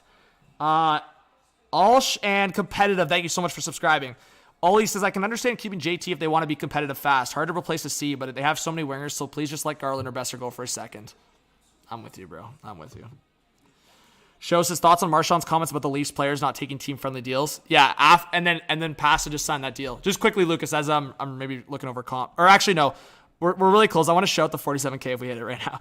Derek, thank you so much for Elite membership. I'll get Lucas's thoughts here in a sec, because I think we're about to hit it. Yo, 2 more. Yeah, the 2 people that just subscribed, we're now 2 away. Derek, thank you so much. 2 subscribers away from 47,000. I'm going to refresh. Did we get there? Oh my God, look at Streamlabs in the chat. Oh. Oh, 47,020. Let's go. Thank you so much, chat. Are you freaking kidding me? 47K in the chat. We're less than 3K to 50K. Woohoo! Maxime, Bam, Casey, Vincent. 2 Vincents, Justin, Heads, and Christian. Thank you so much for subscribing. Oh my, bro. That's craziness. Thank you so much, guys. Look at the chat buzzing right now. Woo-hoo-hoo. Zania, Brian, thank you for subscribing. Michael, Kolb, Claude, Dan, Tim, Luke, thank you so much for subscribing, guys. You guys are amazing. Brandon with the $2 dono says 2 Canadian teams that can combine for a big trade. Ooh. I'd love to say Canucks Leafs, but I'll throw a hot take in the chat. Let's hear it. Habs and Flames make another deal. There's some comfortability there between the Habs and Flames. So that's my hot take. Nice. I was going to go Oilers. Shout out to Dylan. My legendary camera guy for the Wolves is in the chat right now. Legend. Let's go. Sudbury Pride. Sudbury Pride. Yeah, thank you for the donation, Brandon. Appreciate it. Yo, just want to shout out Sudbury one time for real. Like, Johnny, I know you do the work with the Wolves up there, and we got a lot of Sudbury fans. Sudbury's in the house, as Unclassified Gaming says there. And, you know, I spent some time up there through university with my boy Daniel. He went to school up there, and Sudbury's a great spot, bro. It's a great spot. Hey, love the Sudbury Shout out shouts. Sudbury. Dan, yeah, you know what? I feel like for a while I've been shouting out or speaking on behalf of Canucks fans, and I'm sorry, guys. Honestly, it's bullshit. We got a Viveiros in the chat. Derek, what a beauty. Says Leafs going to get a backup or what? I mean, frig, man. Matt Murray's the backup if he comes back. But, yeah, to me, guys, as I said, I hate to be the bearer of bad news for the people that are really questioning the goaltending. But if Dubas has confidence in Wool, he showed quite enough last night that he can handle his own for a game here and there. So, not to say that the priority is having Wool in the playoffs, but yeah, you know what? Wool's not horrible for a third option. I'll tell you that. And Johnny, you think he's going on a Binner run though? You think he has the potential to go on a Binner run? I don't think so. I mean, the Binner run was something special for sure. Logan says Gibson for the Pens. Yeah, I mean, that'd be a huge get. Bad Dog 47K, congrats. Time to celebrate with a cold brew. Bro, I got to get some food in me and then Yo, let's do it. So you know what? Johnny, what do you think? You think we take turns just grabbing something? Like if you want to go grab food or coffee, or you still got the premium service? Bro, I mean, shout out to Mama. She got me some she got me some English muffins here, you know? Shout out to Tia Nancy. One time. Let's see. Demko will be a Leaf, Davey? I don't think so, but I like the hot takes. Max and Chris, thanks for subscribing. And did I miss a dono or what? What keeps Kiki, thanks for subscribing. Oh my God, bro. If somehow I consumed, I mean, Lucas, we haven't talked about our plans later, but I'll say on stream, guys, can we just get Lucas hype in the chat going? Because I owe this guy a few brews later. I owe this guy maybe a dinner. This guy's joining me on the stream. I got to get this guy a nice dinner with a couple drinks. Can we just get Lucas hype in the chat? I want to see Lucas spam through the chat. My co-host for the pod. We've pulled some great guests so far. I want to see Lucas hyped in the chat.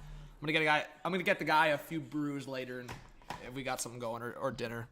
Appreciate the love. But make sure you guys go follow NHL Lucas on Twitter. And we got a trade. I gave the shout. Curtis Lazar. I've been saying he's going to get traded, and he is going to the New Jersey Devils. Oh! Curtis Lazar to the New Jersey Devils from the Vancouver Canucks. We got a trade, and we hyped up Lucas, and it happened. Karma exists, folks. Yeah! Yeah! The Canucks finally did something. Let's see what the Canucks get back. And we're going to have some serious banter, Lucas, if the Canucks got back a draft pick. We're going to have some serious banter.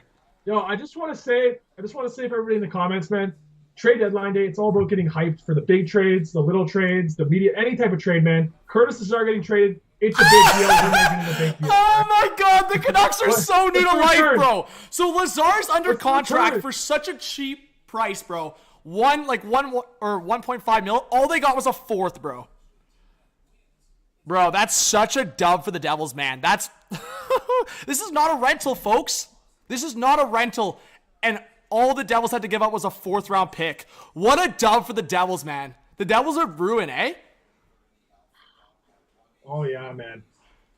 That's a huge move, bro. That's a W. They just signed Lazar, bro, and it was this big thing that Lazar's a Vancouver boy. And, as I said, Lazar... 2 more years, Lucas, after this for $1 million cap hit. That is a steal for the Devils, man. Bro, honestly, the Canucks, something's wrong there. Someone must have some serious blackmail, Lucas. So where you think he slides right onto the fourth line? It's a perfect fit on the fourth line.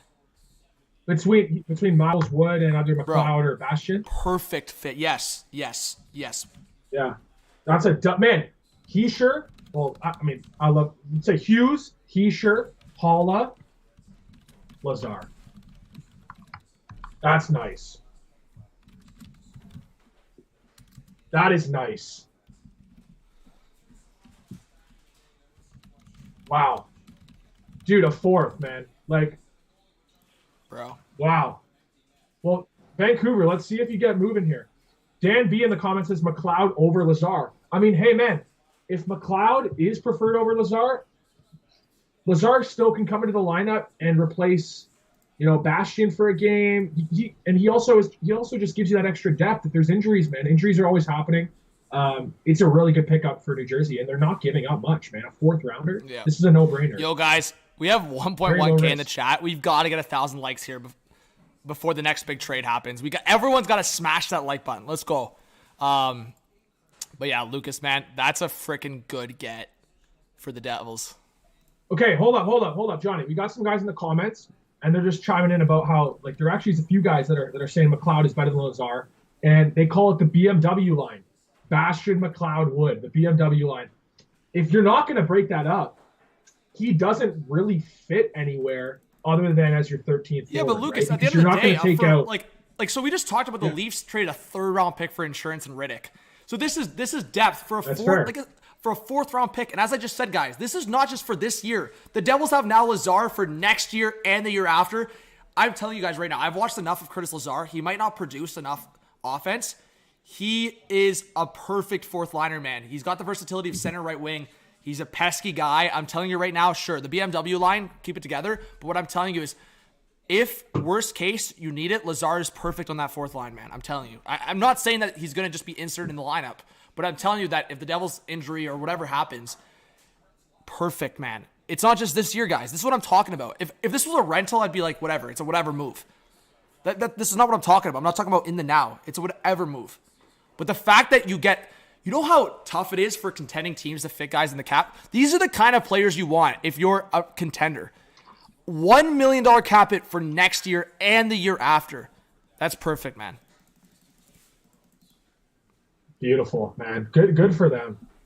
We got a membership. Thank you so much, Ellie, for the membership. I really do appreciate it. Thank you. Huge shout out to Ellie in the chat. And we also got a donation from DJ with the 5. Sorry, says give me one more Canucks mock trade from each of you. I'm curious what you would want to see for Vancouver. Okay, so if these rumors are true that Vancouver wants a freaking player for Garland and not a draft pick, I will give a shout to LA because I've been saying LA could use a winger like that. I'll give a shout that the Canucks trade for Turcotte and one of their younger defensemen in a return for Garland. That's my mock trade. And not exact. I mean, again, it'd have to be a contract or something going back, but that would be my structure of the deal. You got any ideas? I mean, Besser somewhere maybe? Yeah. Dude, as a 13th forward, I love this trade for New Jersey, though. I'm actually so excited for them. I'm so excited to see New Jersey relevant again. Like, it's going to be awesome seeing them in the playoffs. Yeah, no, agreed. George, thank you so much for subscribing. Man, you guys are buzzing. On this pace, guys, we're going to get like 50,000 before the playoffs. But yeah, I appreciate you guys. Might happen today, buddy. You never know. You never know. If the stream absolutely explodes, you never know. Hey, so we're at 3 trades, and I hit the over. I took the over on the 15.5. So, we got some catching up to do, but in the afternoon, I believe it's going to get rolling. There's guys that just have to be. Yeah, made. Do you guys get how, 3 hours, and some people don't get this, Lucas. Sure, some trades are really tough and so many phone calls back and forth, but I've even listened to GM interviews where it's all it takes sometimes is literally a phone call. Yeah, is that player available? Okay, what are we thinking? Can we throw a draft pick in there? Yep. Okay, that works. Okay, let's put this through. That happens. And they talk about it all the time. That happens. Because all it takes, man, it's the same thing with Arizona. So when they didn't make it known, but Chikrin was to Ottawa was not going to happen. It was completely stalled. And then one phone call, okay, you'll do the 2 seconds plus the first. All right, boom. Because it was always supposed to be 2 firsts. So that's what happens sometimes, guys. All it takes is one phone call. All it takes is for Kyle Dubas to call Brian McClellan and go, hey, we want Tom Wilson in Toronto. No, I'm joking. No, that's not happening. But, hey, I know the Leaf fans are dreaming in the chat. Hey, King Carl, thank you so much for listening from work. Huge shouts. And yeah, as you said, that's why I say shit doesn't get rolling until 12, because 9 a.m. Pacific time, folks. Like, it's only 9 a.m. Pacific time. That's fairly early for our Western viewers and our Western GMs. Let's go 1.2K in the chat. Wow, chat's buzzing, 1.2K. And Tony says Jim Nill better be working the phones. Well, he's already made a couple good deals. I don't necessarily think they're going to be busy past this. Kyle Almeida says, who's your picks for conference finals? Kyle, it's funny you ask, because guess what, guys? Not only will Lucas and I, because I think I'm going to get Lucas in on this, not only towards the end here, after the trade deadline passes, we will be recording a winners and losers of the trade deadline. Yes, sir. I myself, and I mean, if Lucas wants to get involved in this, he can, or we can just create a conversation on the podcast next week. I will be doing a post-trade deadline prediction video. So like, and I think if anything, it's better for content, because we always talk about recency bias. I feel like fresh in my mind with all these trades and trade deadline, I might have like a biased approach, or like a recency bias approach, which makes it really interesting. Obviously, I'll make my official playoff predictions prior to the playoffs, but I think it's always an interesting perspective to make a playoff prediction video after the trade deadline, because it gives a whole different perspective on the league and on the teams after all the movement. Like, I mean, hey, regardless of how Toronto looked in Edmonton, I think looking at the roster, people probably have such a different opinion on Toronto now versus they did a couple weeks ago. But 1.2K in the chat, guys. Hype it up in the chat. You guys are unbelievable. Again, please hit that subscribe button if you're new. Hit that like button. It's free. The support means the world. Dan, thank you so much for the kind words. Let's see. Yeah, I mean, we'll see if the Canucks make another. They may, like, as I said, guys, I expect the Canucks to make 2 deals today. They've made 1. I'm expecting another one. Wow.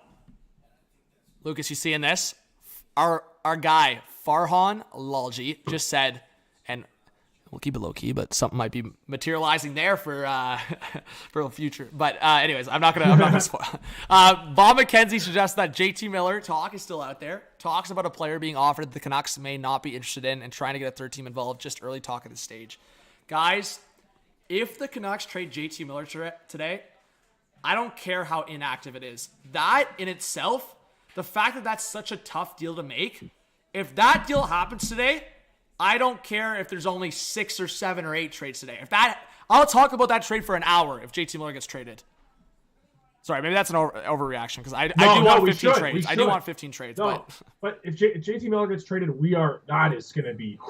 Are you kidding? We're going to be on that subject for a while. Deadman and Matthew, thank you so much for subscribing. You guys are awesome. Okay, chat. If JT Miller is actually to get traded, drop your team in the chat right now, and we'll see who's correct if it happens. And if I'm being honest, Lucas, I think it's very likely that JT Miller still gets traded prior to that. The Canucks, management can bullshit all they want. I truly think they're going to try their hardest that if it's not now before the deadline, the fact that it's a conversation before the deadline, I think they're going to try to make it happen before that no movement clause kicks in around the draft. I feel like we could get blockbusters at the draft as well. Javier, thank you so much for subscribing. I'm seeing a lot of Kings, Pens, and Canes right now. Okay, Lucas, between the Penguins, Kings, and Hurricanes, I feel like those 3 have been the consensus all along. More so Carolina and Pittsburgh. I've talked a lot about it on the channel lately. Between those 3 teams, who do you see as a fit? Penguins, Canes, Kings. And Kings. For JT Miller? Oh, Curtis Lazar, by the way, is on the phone here with TSN. Oh, yeah? For JT Miller, John? Yeah. It's got to be the Pens, man. Pens? It's got to be the Pens. Because it's a bit of a desperation move to do that, too. Carolina, they don't make moves like that. Carolina's very, smart, analytical, low risk, high reward. Oh. They don't take big risks. Okay. Brendan Lemieux definitely has an issue behind the scenes, Lucas. Sorry to cut you off. Brendan Lemieux traded to the Philadelphia Flyers from the LA Kings for Zach McEwen. Former Vancouver Canuck. Yeah. We got another... Guys, Lucas, didn't I say around noon, and when the seal is broken, we're going to start seeing some trades? Oh my God, it's like I know. It's like I've done this trade deadline live stream before. It's like you've watched multiple live streams. Yeah, it's like I've done this live stream on trade deadline before. Oh my gosh. Who would have Quickly, thought? James with the Dono says, Canucks fan living in Idaho, loving the hype and energy you bring. Listening at work with the only other hockey fan here. We are hyped. James, you and your buddy, thank you so much. Huge shouts. Thank you so much for the donation. And, yeah, I mean, there you go. So, LA trades Brendan Lemieux to Philly for Zach McEwen. Grit for grit. Toughness for toughness. A little fourth-line presence. Yeah, I mean, Zach McEwen can be a shit disturber, but, man, there's got to be more to this Brendan Lemieux. Like, I've heard some teammates love him. I've heard some teammates hate him. I think he's a polarizing guy probably behind the scenes. But, man, the fact that now he's been, like, sauced around like this a couple times, you got to wonder. Like, and here's the thing, Lucas. Not from, like, rebuilding teams. Like, he was sauced from the Rangers, and now he's sauced from the Kings right into their playoff rush. Like, you got to wonder what's going on there. Yeah, I feel like this guy, there is something that we don't know about. I mean, his dad was quite the character as well. Oh, yeah. His dad was quite the character. Well, so, yeah, guys, we got 2 trades on the board. Let's copy and paste that shit and put it in the board. But you know what? You know what name? Because we have to add to the trade board here. You know what name I was thinking about? What were you thinking about? For Philly. Again, we've talked about so many names, but I wonder if the Flyers. Well, I have discussed it, and I actually was talking to my dad about how Tortorella has been kind of treating him. Joel Farabee. I know a couple people dropped it in the chat. I've talked about Konechny so much. I've talked about Lawton. I've talked about Kevin Hayes. I've talked about Provorov. I've talked about JVR. Farabee, man. Like, he's been in freaking Tortorella's bad books, man. So that's a big ad too, man. Like he has the high potential that he could give you, like some big goals in the playoffs. So I'm adding. Well, first let's put this in the. All right. 3 hours left, guys. 3 hours left on the deadline. Dude, but Brendan Lemieux, like, he's one of those guys who's either going to go one way or the other with Tortorella, right? I feel like Tortorella's going to love him, or just there's going to be a battle there. Yeah. Right? No, or it could 100%. be both. It could start with love and end with just 100%. No, you're right. Because, like, look right here, guys. Look at this picture. You see it on? This is like Bertuzzi going to Boston after he's had so much beef with, like, Marchand and the guys. Look at the beef that Lemieux had with Konechny, Lawton, and Hayes. If you see the stream, guys. This guy's going to Philly, man. But you know what's funny about this, Lucas? Yeah. I see a scenario where at least 2 of these 3 guys in this picture for Philly get traded. I'm not saying necessarily before the deadline, but between Kevin Hayes, Travis, I think they keep Konechny. But I honestly have a feeling they might trade Lawton or Hayes. Maybe not before the deadline, but maybe in the offseason. Bro, it's like the video that was circulating of Bertuzzi. Well, that's what I just said, right? With Boston. Yeah. That video. That was crazy. Yeah. No, that's crazy. So McEwen, I mean, he's a 4th-line guy. He's gonna Johnny, shit disturber abilities. Johnny, hold it down for go get a some minute. food. I gotta go grab. I'm gonna grab a Caesar. It's right here, and I'm just gonna hit the loo for a second. Let's go, right? yo. That's hype. Over 47K. Let's keep her going. Let's get 48,000. Johnny, I don't need to go get food, buddy. Look at me. I came prepared, all right? I got my banana. Let's go, yo. My tangerine. I got my yogurt. I got these snacks. All right, we're ready. We're ready. Let's go.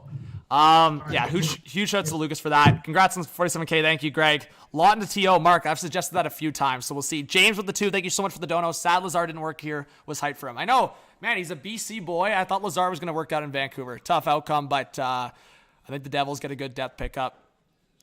But here's the thing, guys. So Flyers also get a 5th-round pick.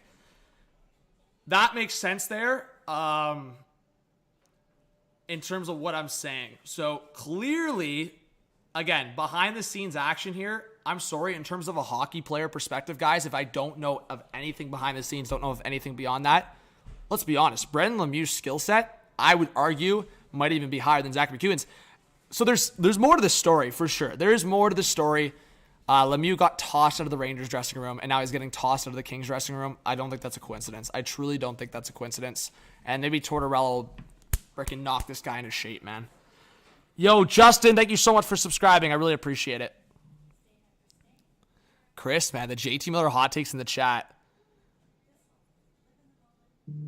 We'll see, guys. This could be interesting from Farhan. I know, salty. Bro, I don't Bro, there's I'm sorry. I know everyone's going to talk about the Arizona conversation. I truly think Lemieux had a little bit of biting action, bro. Lemieux's had some suspect interactions. But anyways, I feel like the Canucks are just such a disaster that I just don't know what to expect. Like, I know what to, like, I feel like everything they've done, I'm not surprised. But leading into it, it's one of those things, like, I don't know what to expect. Something happens, and I'm like, okay, it's the Canucks. I'm not shocked. And you know what? That's not even me bashing the Canucks. Anyone that's loyal to this channel or anyone that's been watching this channel for a hot minute knows I back Canucks fans, bro.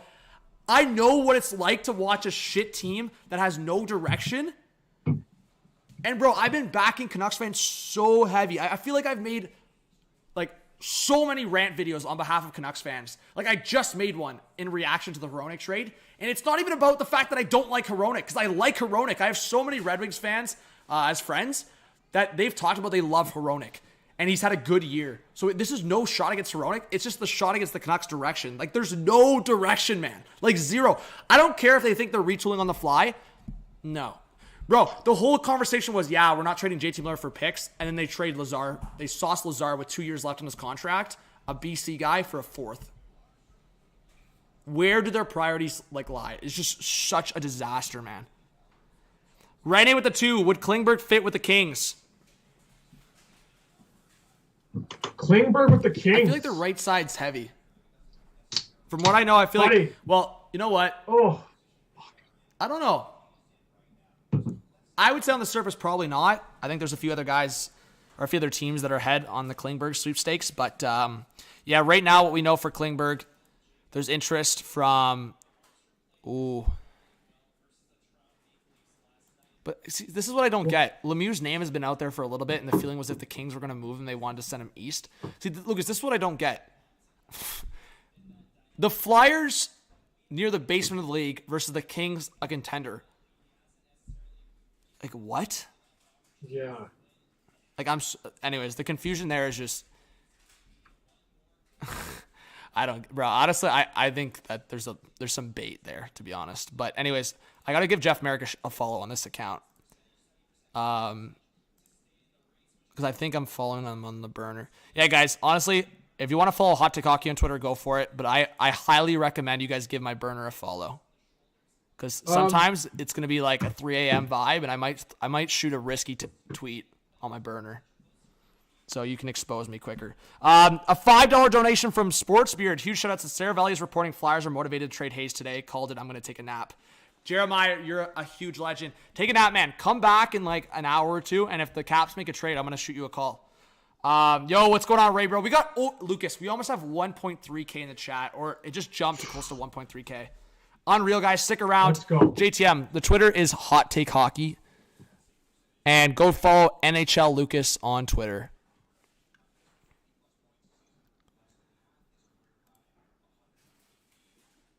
Yo, man. Huge. Oh, yeah. I'm so curious to see John Klingberg because, like, I feel like Seattle's a really good fit, but yeah. Oh shit, that number just dropped. I gave a shout to maybe 1.3K and then it dropped. Why aren't the Ducks selling more? Cal, there's 3 hours left. Lots of time. And below where Lucas is, that's the timer on the trade deadline. We've got 2 hours and 52 minutes left in the deadline. All right, Lucas, let's do it. Let's do an update here. Thank you to everyone that's in here. Please hit that subscribe button if you're new. We really appreciate it. Hit the like button. It's free to do both. Lucas, let's add to it. I know you gave Athanasiou a shout. Let's both add a name into the fold. I like the fact that we're doing this. It's a little bit different, guys. We're getting the vibes going versus having like a board ahead of time. I like having this conversation. All right, so Athanasiou's on the board. I'll go first. I'll allow you to close out a top 10 here. So number 9 on the board is exactly who Jeremiah just said. I'm going Kevin Hayes. Kevin Hayes. And I'm going to add the teams in the bracket so you guys know what team's there. Do you have a shout? Yeah, I'm going to go... Dude, I feel like we've talked about all the guys that are popping in my head, but I see he's not on there. I still think Connor Sheary has a good chance of getting moved. Oh my God, yeah, we don't have Sheary on here. Good show. I think Connor Sheary is a good ad. Yeah, I feel like he should be on there. Huge show. So I was going to ask this too, because he's on there. I see him on there. I was going to bring him up. Joel, excuse me, Edmondson. Yeah. He's obviously, on the trade bait board. Do you think he's getting moved? I think the Habs confirmed he's scheduled to play tonight. Yeah, bro. All about price point, man. All about price point. I think, again, I can't even sit here and bash Kent Hughes' name ever. I don't think ever at this point, because he's made so many good deals for Montreal in this short term. But unless he completely botches the bed, I think it is ludicrous to still expect a first-round pick for Edmonton. That's crazy. Just psychotic. It truly, if they believe they can get a first-round pick for Edmonton, that's nuts. But Lucas, I will say, and I said this earlier in the stream, I will litter on the team that gives a first for Edmonton. Not even bashing Edmonton. He's just been injured. He just got back from injury.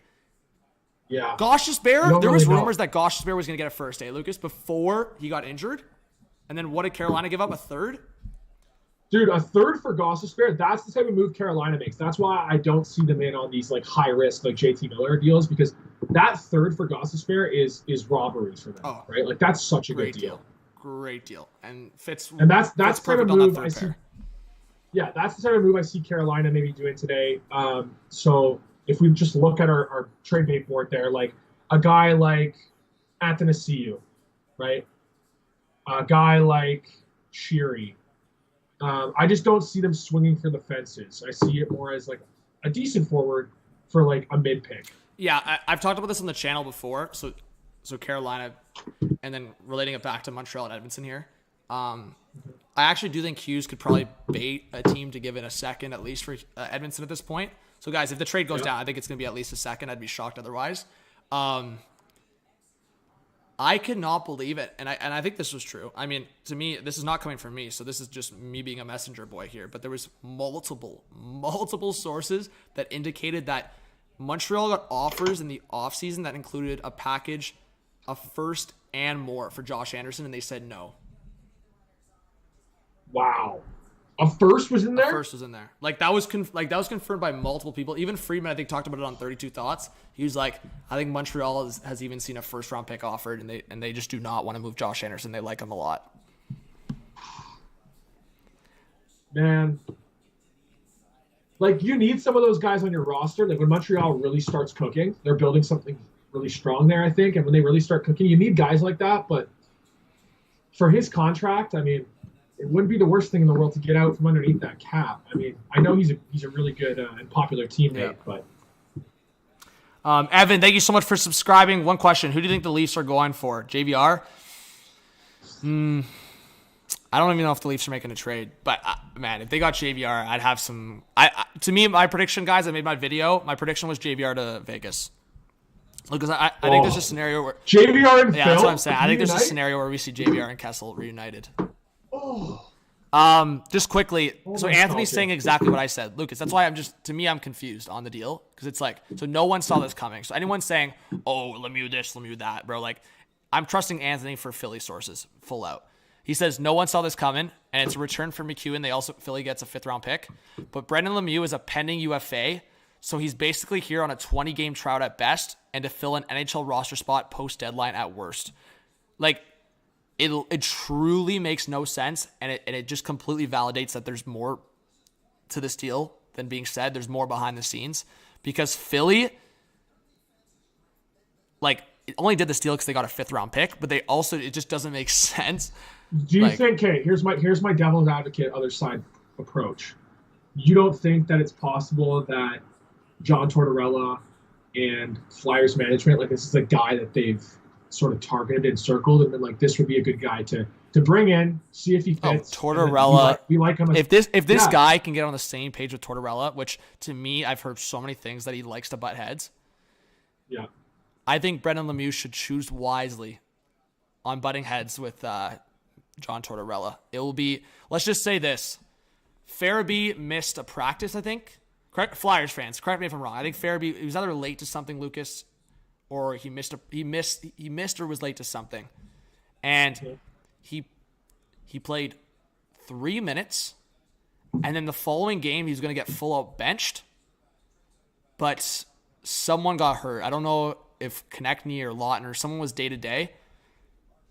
So all I'm saying is you do not want to frig up with John Tortorella. You're going to get seeded the rest of the season, and you'll get no showcase.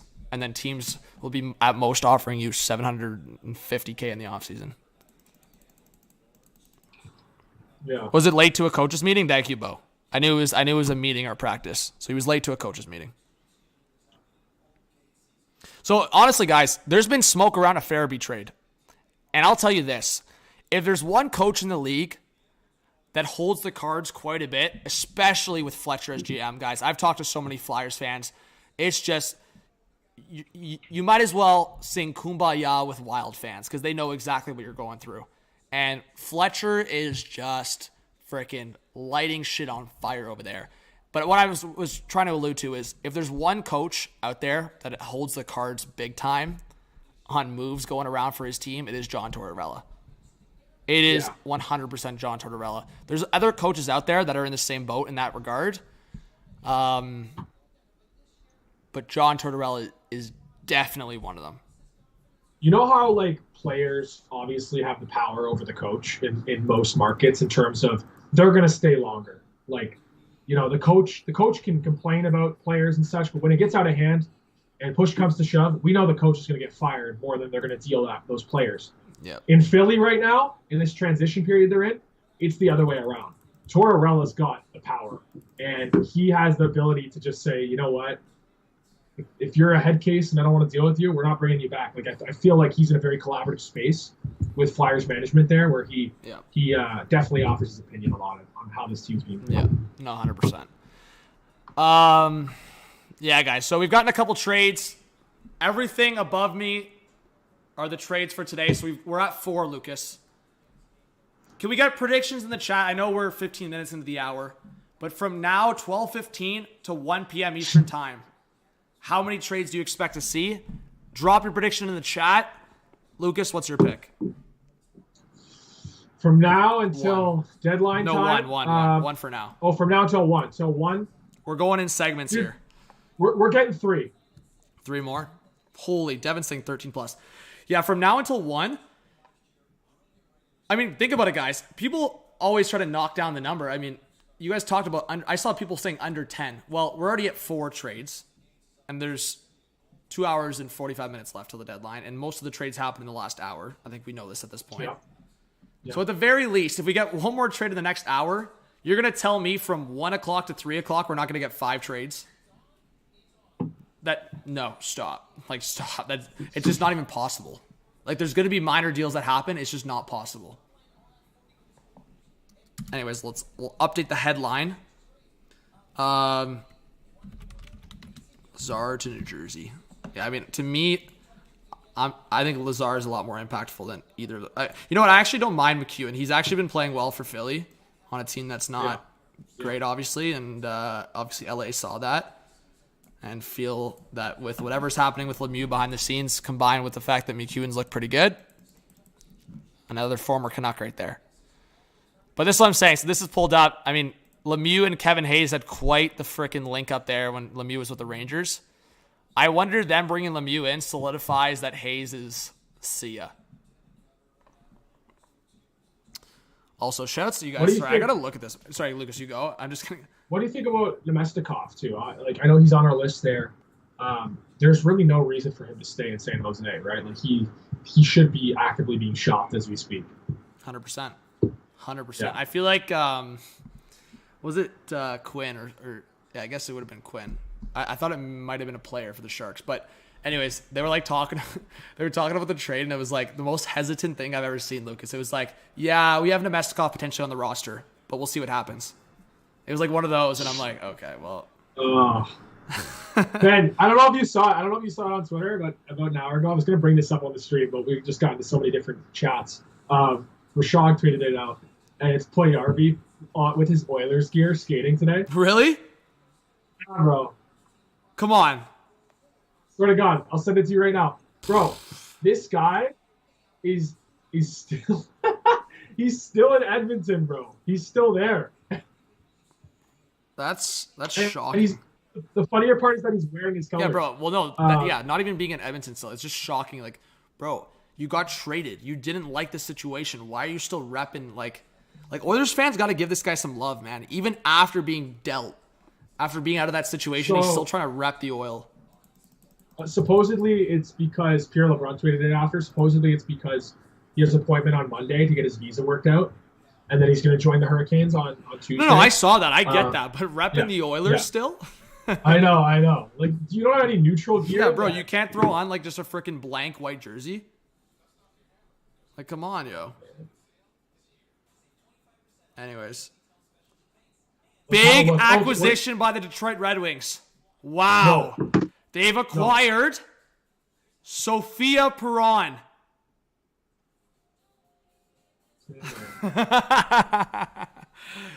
Sophia, yo, congrats to David Perron and his wife Vanessa. Sophia Perron is born into our world. Yo, guys, give me a full laughing emoji. I got Lucas on that one, yo. I got Lucas on that one. This guy's reaction. Oh, that's down bad. Yo, chat. That is down chat. bad. I'm sorry. Who else in the chat got caught by that? That's down bad. Yo, oh! A $50 dono for Ryan says James Van Reeves like to Toronto for Eric Shalgren and a 3rd-round pick. Bro, Ryan, if this comes true, I don't know, man. You got to reach Toronto. We're buying you dinner. Yo, Johnny, if JVR comes home, bro, I got both jerseys. I got the Shed and the JVR. Let's get some Ryan hype in the chat. Let's go. And also, guys, I want to shout this out because I think Chris is also lurking in the chat. Well, I have to edit it this week, but we've got a hilarious beer league vlog coming out that features Lucas and myself, and it is one of the funniest shit I've ever seen in terms of like beer league vlogs. We had the GoPros going. Shout out to Chris and Pat. We had the audio going, so I'm mic'd up, guys. I am mic'd up talking some shit. Hey, man. Johnny, I haven't told you yet. I see Chris lurking out there. I haven't told you yet, yo, but I'm freaking bummed that my end-to-end rush wasn't freaking caught on camera. Yeah, bro. I'm a little bit upset about that. I'm sorry, And you know what, man? And you know what? I just found it seemed like the camera was always following you out there, Johnny. Yeah, no, okay. That's fair. I honestly, I'll shouts to my girl. She was recording, and I think this is a true girlfriend move, man. I didn't even tell her to do this. Like I fully just said, I was like, hey, like, get me some shots like on the bench, but like mostly just record the game. And like the love's there, man. I was the star of the show. And Lucas, I want to make it clear. Yeah, that was definitely not me like trying to hog the camera work. It was just I was the star of the show, man. Hey, come on. If Tash was there, man, it might be the similar. Hey, she's got some good shots of you lately, eh? I saw that Insta post. Oh, buddy. That's man. When you got a GF, you do get some good pictures. Bro. Oh, 100%. Men just don't take pictures the same like that. Like, you know how it rolls. Oh, bad dog. After I eat some. Oh, Nemestikov to Winnipeg. We just talked about it. There it is. There you go. Lock it in. I mean, we knew it was coming. We knew. Yeah, I figured Nemestikov. See ya. Respect. See ya. Respect And to the Jets. Lucas, our number 3, Nemestikov, is off the board. So because I'm lazy, I'm just going to swap him with Connor Garland because I think the Canucks will trade him now. Now with the Canucks being active in chats, I'm going to say Garland potentially gets dealt here. I could be wrong, but we're doing it anyways. Wow. Well, respect to the Jets, man. They're making some moves. Good fit. Yeah, and they've got to make these moves because they're right on that bubble of playoffs. Well, man, I said Barbashev. I said Barbashev would have been a perfect fit for the Jets. I truly think Nemestikov's like a poor man's Barbashev. The style of play.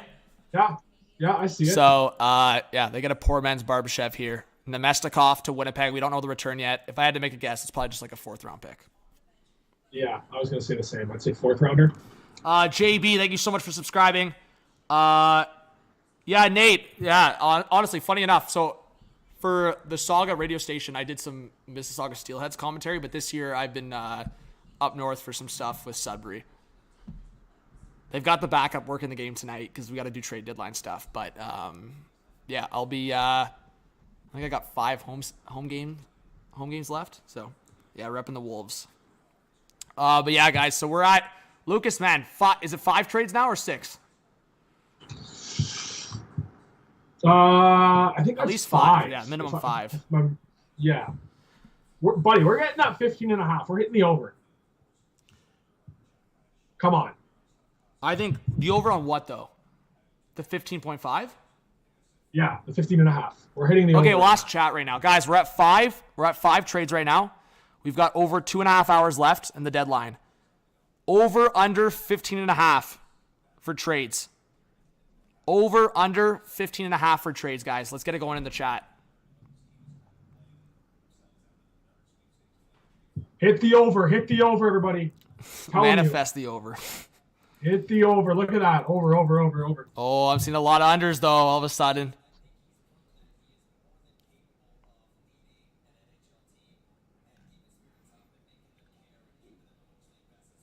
Okay, so it seems like the Oilers are done. Like, you're not scheduling... you're not scheduling a presser in 90 minutes if you have something brewing potentially, eh? Oh, yeah, you're probably right. Unless there's something that just flies it's about out, to happen. Flies out of nowhere. Yeah, out of nowhere in the last hour or something, you know? That could happen, but hey, you know what? I don't know if there's Oilers fans in the chat. Ken Holland did well. For the space he had, for the situation he had, I think that's exactly what I expected. To me, I thought it would be more of like a Gosha Bear and like Bustad, but Ekholm, not too shabby, folks. That's a good get. Like, Ekholm's going to be a beast for them. But Nemestikov to the Jets, as we talked about. Friedman first on it. So our guy Spencer, a subscriber of the channel, is freaking chirping Chris. Bro, let's talk about the Jets. Lucas. Yeah. Johnny V was on it. 4th round pick in 2025 for Nemestikov. Look at that. There you go. All right, so now you look at the Jets lines, and I guess you're going to slot in Nemestikov on that 3rd line, right? I feel like that's where they'd slot him in. Yep. I mean, hey, no, they got 2 good pieces. I mean, Nemestikov and Niederreiter both have seen some playoff action. Good on the Jets. And you know what? I mean, Cheveldayoff, good on you. You made 2 forward additions, and all you gave up was a 2nd and 4th round pick. Mm-hmm. Good work by Chevy. And the Jets have been sliding a bit, guys. Jets have lost, Lucas, believe it or not, Jets have lost 6 of their last 7 games, I believe. Chat can correct me if I'm wrong, but I'm pretty confident in that. Well, I sounded crazy maybe a few months ago when at the start of the season I picked them to miss the playoffs, and it's getting dicey. But who's going to even snatch up that 8th spot if Winnipeg was to fall out? Calgary's just not winning. And Nashville was selling off Ekholm. I don't know about that one. And Niederreiter. Man, I wonder if Nashville's not done. A name that was brought up last night, Lucas, is Kevin Lankinen. And chat, I don't know, one of the insiders brought up the Leafs in that conversation. But Kevin Lankinen had a good game last night against Florida. And yeah, thanks, Kevin Lankinen. You freaking botched my parlay. Anyways. Well, I know the Leafs swung around on Kevin Lankinen in the offseason before they decided to go with Murray and Samsonov. And that would have been a lower risk move, obviously. But yeah, I feel like he's a good insurance goalie, and he's proven as a backup. Yeah, in my opinion, the Leafs should not be giving up more than a 4th round pick for an insurance goalie at this point. Yeah. So if it's more than that, then Lankinen can stay. Unless he's a guy who legitimately could outperform. Oh yeah, like if you think Lankinen has a chance at like starting. No, but you know who might? I'm dead serious. Maybe I got the Leaf goggles on, but like Reimer I knew could. You were about to say Reimer, bro. He could, bro. It's not an optimal situation, but in the event that Murray doesn't come back, or he's just a disaster with injuries, and Samsonov falters, are you gonna not give the keys to Reimer?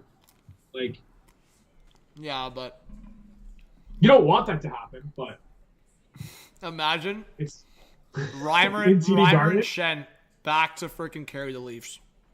Imagine Reimer at TD Garden, Game 7. I think people are drinking the Joseph Wool juice though. Anyways, Jonathan just gifted 5 Hot Take Hockey memberships.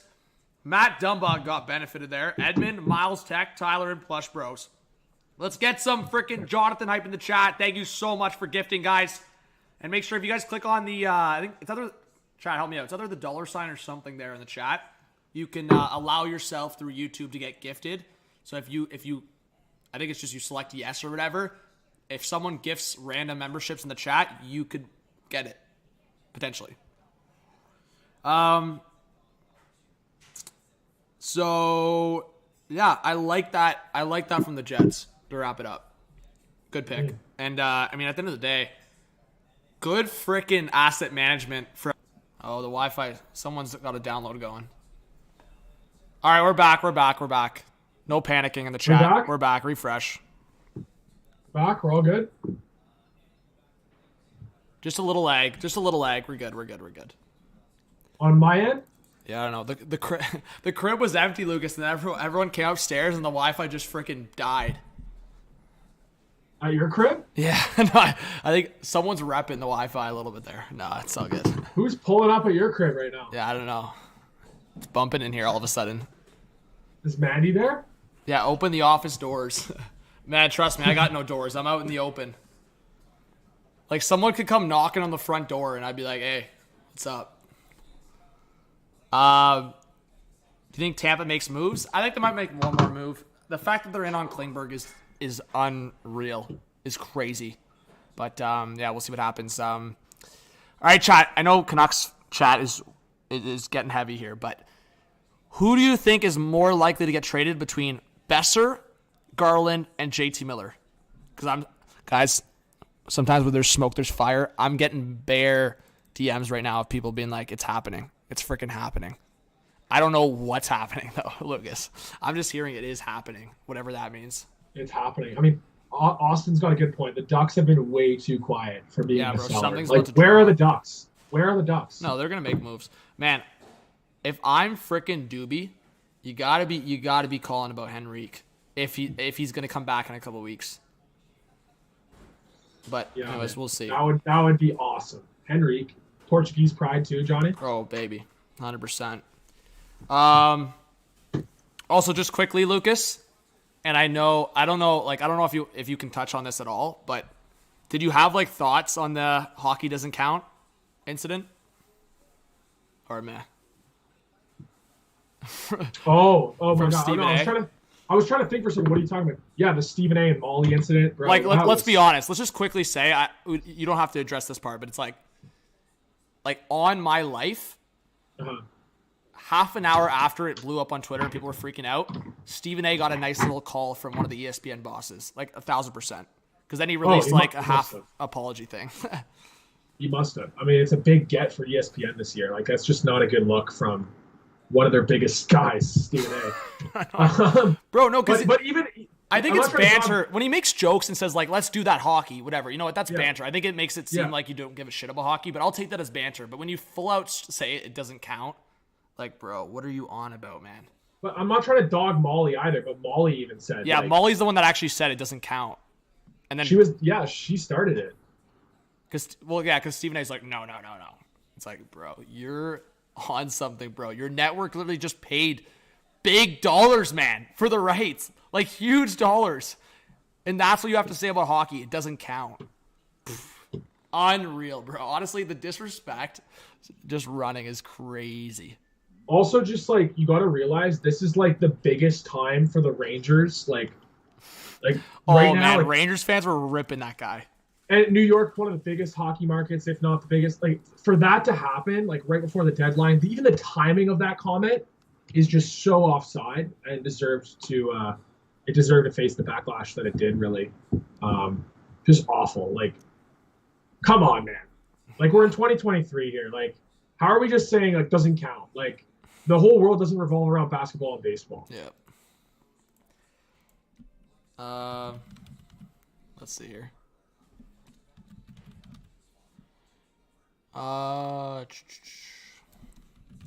Oh, shit, I clicked the wrong thing.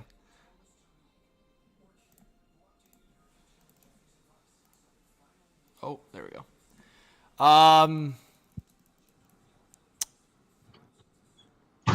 Update after Lemieux trade. So what are you telling me to look at? Zeta's still... No, apparently there's a Leafs thing that dropped.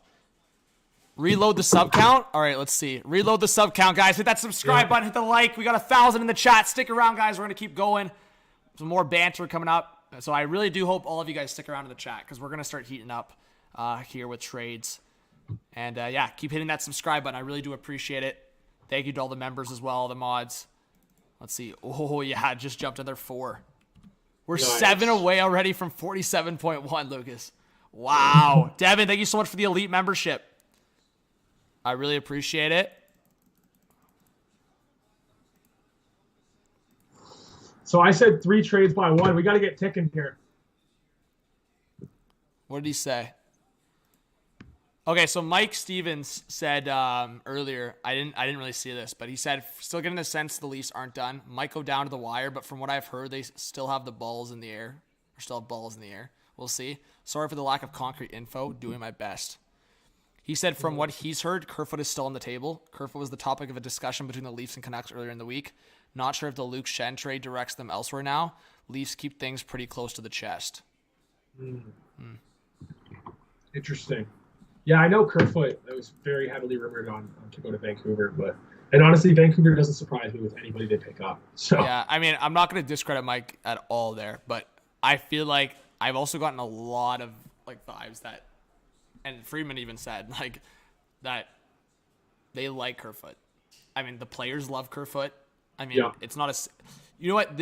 I find it funny, Lucas, that I think it's just kind of the perceived from like different people, but Kerfoot and Matthews are good buds. Yeah. Like they were very close over the pandemic, and obviously people want to like make the friendships about like Matthews Marner or Matthews Nylander, all that. Matthews and Kerfoot are close. So all I'm saying is we talk about having players or coaches having the foot in the door on these decisions. You don't think Austin Matthews has a foot in the door on decisions? You don't? Yeah, think? And even adding on to that, like Justin Hall is a very popular teammate there too. So yep. It definitely has weight, right? Yeah. Similar to how, I mean, look what happened in LA, guys. Obviously, the trade, they couldn't get rid of Cal Peterson's contract, so it came down to losing Johnny Quick's contract. I'm telling you right now, I mean, I don't think you need me telling you that Kings players were not happy. Kopitar Doughty primarily, but Kings players were not happy. And I'm telling you right now, if the Leafs did trade Hall or Kerfoot, there's going to be a lot of guys that aren't happy. Lucas, you know what I say to that? Maybe this is aggressive. I don't give a shit. Maybe that's aggressive, but like, I'm sorry. You think Kerfoot and Hall are returning to the teams? This offseason? It's just not happening. So I'm sorry. If feelings are going to be hurt just because they get traded now versus losing them in the offseason, I'm sorry. I just don't care. We're talking about 3 months. And the biggest difference in between those 3 months is the Stanley Cup playoffs where you haven't left the first round. So, anyways. Yeah, I mean, a bunch of the guys were already butthurt over Sandin, 100%. Nylander and Lundgren being the two main ones on that. But, yeah, we'll see. Phil Peronic wouldn't discuss nature of current injury other than to say he will play again this season, coming to Vancouver on Monday. Yeah, I still think that's super, super weird of a deal. But so apparently Vegas is trying to move the money around, Lucas. So Winnipeg is probably out on JVR, which shouldn't be surprising. So the two teams pushing for JVR, Vegas and Seattle, definite potential that Vegas moves the money around and gets a JVR deal done. Sorry, just quickly. Thank you so much. A couple things in the chat I didn't... Devin Collins, thank you so much for the elite membership. I don't know if I shouted that out. But Tari, thank you so much for subscribing. What surprises do we expect in the next hour? Well, what's considered a surprise at this point? Like, those Canucks moves, the Ducks moves, like, what's considered a surprise at this point? Anyways, we got the trade bait board. going. Let us know, guys, if you want to add a name to the board. But David Pagnotta here. Some noise getting louder around South Florida that the Time to Hunt are taking calls on Radko Gudas. Tough, physical defenseman who comes with a $2.5 million cap hit and can become a UFA this July. Thank you. Yeah. I don't know, man. I'm still hesitant to say that Florida's going to make a deal.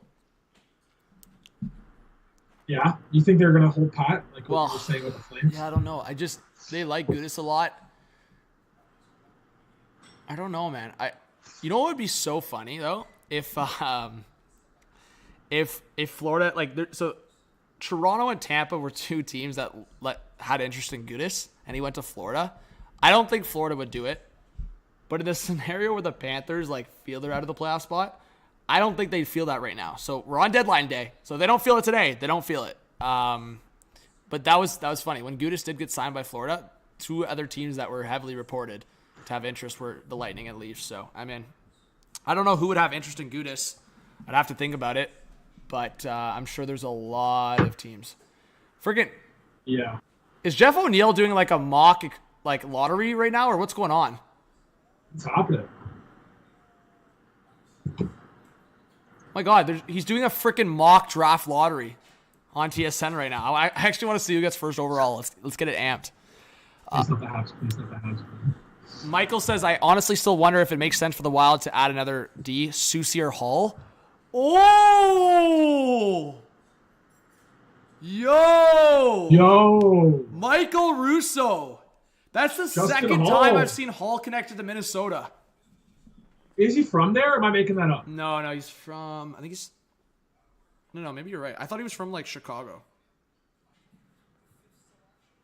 Well, he got drafted by, let me see here. Oh my gosh, when I search up Justin Hall, that is nuts. First video pops up is my rant. No way. Yeah, on Google. If you search up Justin Hall on Google, my video is the first one that pops up. Oh yeah, it is. I see it. Guys, look how crazy this is. Chat. You search up Justin Hall on Google. You scroll down beside his Wikipedia and his hockey database. It's a Hot Take Hockey video. Bro, he's from Minnesota. Oh, he is? Yeah. Oh, yeah, he got drafted by the Blackhawks. For some reason, I thought That's the connect, man. That's the connect. Okay. Bro. Come on. Jordan Greenway back to Toronto. Bro, that would be a pretty complex deal. I'm manifesting that, bro. The Leafs can make the money work if they send Hall. They can make the money work if they send Hall in that deal.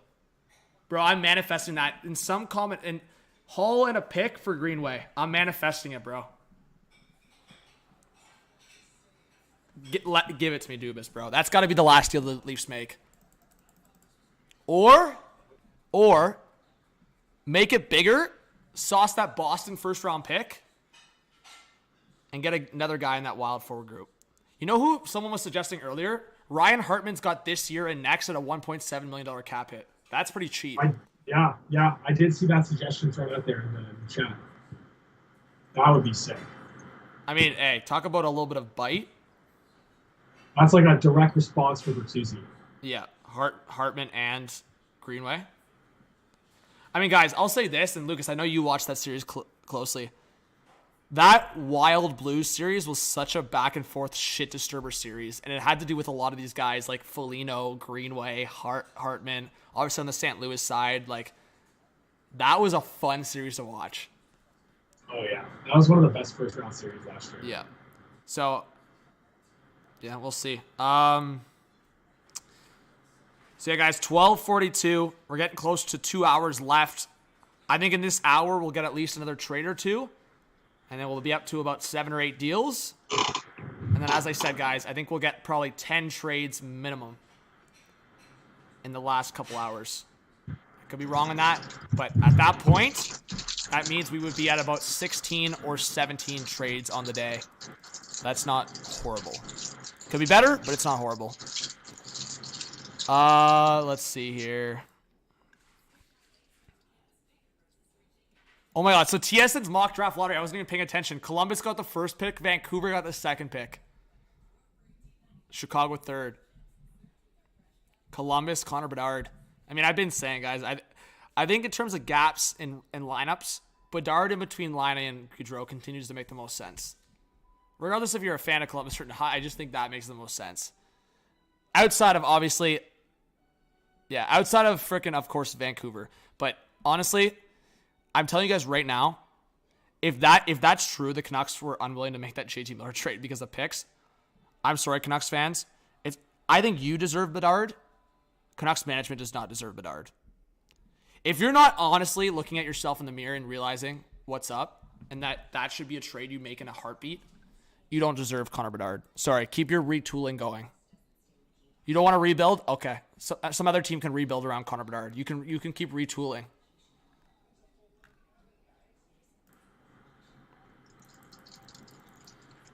Anyways.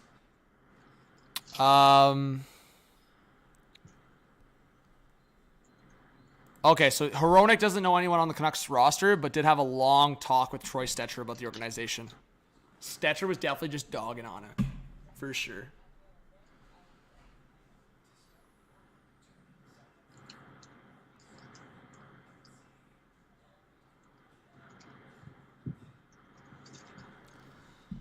All right. I got Lucas. I'll drop some breaking news at 1 p.m. You got a plug? Well, it's not like trade news, but I got some breaking news for the chat and for you at 1 p.m. Some breaking news. Maybe I'll do it sooner than 1 maybe, but I gotta wait for confirmation in about 5. In 15 minutes, we have breaking news. All right, let's look at chat, guys. I'm gonna read some comments here. I'm just waiting for that big trade to drop. But hey, the domino effect, we've gotten 3 trades since that first one in the hour. And yeah. Again, guys, if there's any point you're lagging, just hit that refresh button. It's so simple. It's like, hey, when you're trying to get it on the Google Drive or something, and you're a little refresh, just same thing on YouTube, bro. Just hit that refresh button. I promise it works. It works magic. I have a question for the chat, and I think this is an interesting conversation. So it's not about who you think's going to get traded in this conversation. It's about who you want to get traded. I know a lot of Leaf fans are praying Hall gets traded, but for other fan bases, who's the one guy on your team right now with just over 2 hours left till the deadline that you're going, please, please, please ship out of here. Please, please trade now. Please, please trade right now. Here we go. Look at this. Please trade right now. Again, guys, we got 1.3K in the chat. My question is not who you think will get traded, but you as a fan, who are you praying gets traded before the deadline? Who do you want to say bye-bye? You know when I go up close? Let's do the HDH intro. You guys can see the bye-bye, bye-bye. Oh, Lucas, yeah, I've seen Eric Mulla there, Justin Hall, Jeff Carter, Dumoulin. Medina. Lock and Justin Hall.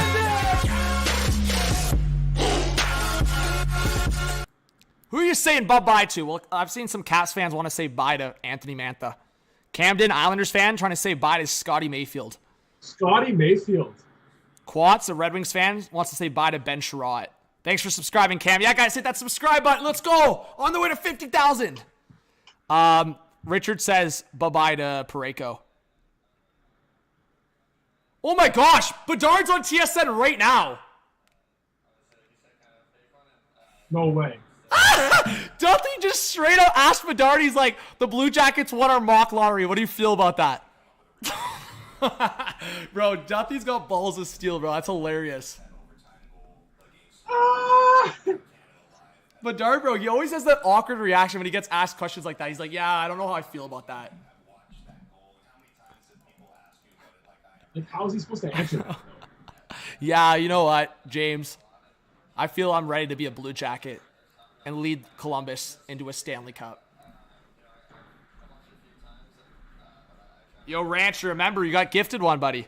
We featured that goal in our new TSN single bath for Bedard, which I know you've seen. Man, the clip where Bedard looks like he's freaking ripped when, like, was it the Czech players or what team was it when they were, like, chirping him and he was doing an interview with TSN? Do you know what I'm talking about in the World Juniors? I think it was the Czechs. Yeah, I think it was the Czechs. Chad, help me out. Was it the Czechs? Bedard looked freaking tripped. Like, honestly, just on shit when that happened, bro. And honestly, I kind of figured something was happening, like, in the background. He was distracted, but he looked so spaced. Oh, was it Slovaks? Maybe it was Slovaks. But yeah, guys, over 1,000 in the chat. You guys are awesome. Let us know if you are a new subscriber. Let's see. Oh, shit. Yeah, I mean, we just gained 5 more. So we are 2 away from 47,100. We need 2 more people to subscribe. Let's freaking go. Clutch up. Ty says bye-bye to Mantha. Whoa, you want Backstrom gone? Whoa. Ty says Mantha, Backstrom, TVR, and Sheary must be gone. Damn.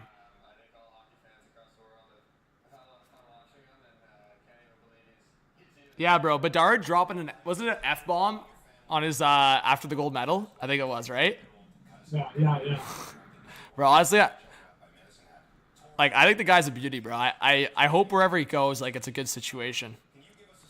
I mean, again, you guys can talk about Columbus's market all you want, but I'm sorry. I can't see the guy full out complaining in terms of his start if you're in between Laine and Gaudreau. Like, there's worse situations. I'm not going to bring it up, but you guys know who I'm talking about. James with the 5 says, bye-bye. Tyler Myers and OEL. Canucks might buy out OEL, but realistically and for best return, Besser and Garland. There you go, James. Thank you so much for the $5 dono. Let's get some James hype in the chat.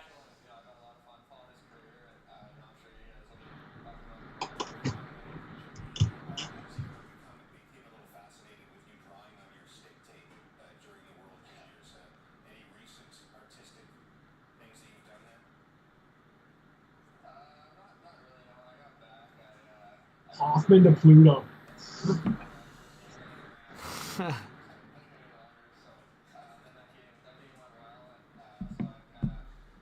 All right.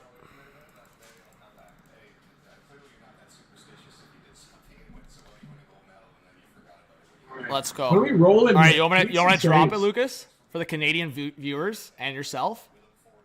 Yeah. At 6:45 p.m. Eastern Time this evening, your boy will be on CTV to break down the NHL trade deadline. W. Get some W's in the chat for Johnny V. Let's go, y'all. W's in the chat. The CTV national channel got some HCH tonight. Again, things can change on live TV, but I'll be live. It's $4.99 dono. We got a dono? Yeah. Shiz. You see it? Shiz with the 5 says Rangers suck. Yo, Rangers fans, back your team. Shiz, thank you so much for the dono. I really appreciate it. Do we got a breaking news trade now? No. I'm being told that Merrick has an important tweet out. Where is it?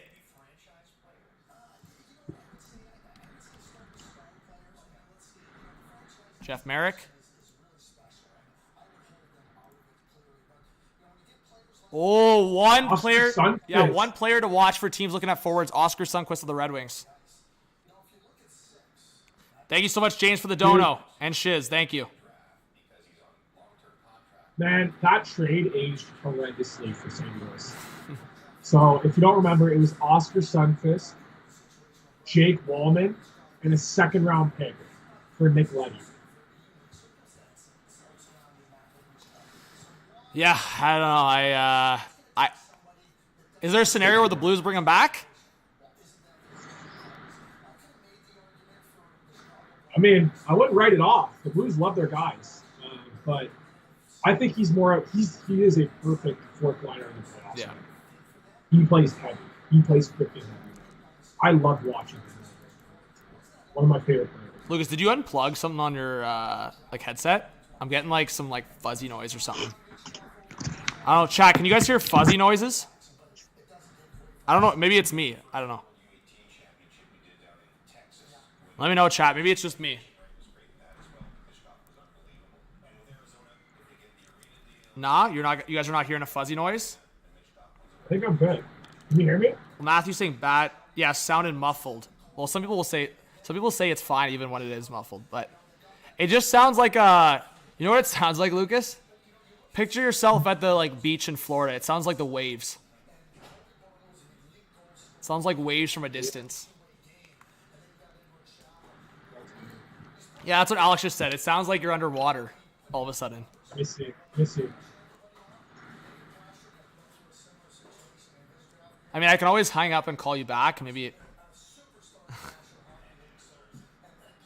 Yeah, people are just saying you're a bit muffled. I don't know. I didn't hear before, so I don't know. We could try that if you want. Okay, I'll call you right back. All right, let me call you right back. Yeah, James, it's interesting to think about all these first-round picks flying around Brady. And it's just, we're talking about the draft. All right, guys, we'll bring Lucas back in. We got 1K in the chat. Please hit that subscribe button if you're new. Hit the like. Yeah, I think did we reach 47.1? I think we're close. Please subscribe if you're new. Let's get there. Those top 10, top 15 picks. Yo. The reality is the chance of you getting a star player late in the first round. Yo, that sounds better right now. Very good. Like the first round's always broken up like top 10. Holy, bro, my mic just went up. Sorry, guys, if that was a big sound. I don't know what happened. My mic just freaking yeeted when you joined. 20 to 32 is way more, which I love. Has opened up so many of these deals. Almost 700 likes. Let's go, guys. Keep hitting that like button. Sorry, guys. I don't know what happened. When he joined, my mic just freaking skied.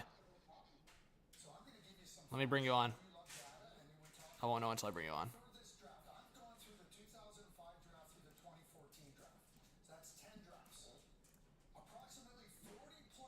Test it out now. Hello? Hello? Sounds better. Does it sound better, guys? Let me know if it sounds better. Sorry, guys. I'm sorry for the sound thing. I'm sure we probably just lost like a good old 100 viewers. That's my bad. That's on me. I'm sorry. I should have muted my mic because it happens sometimes when he joins.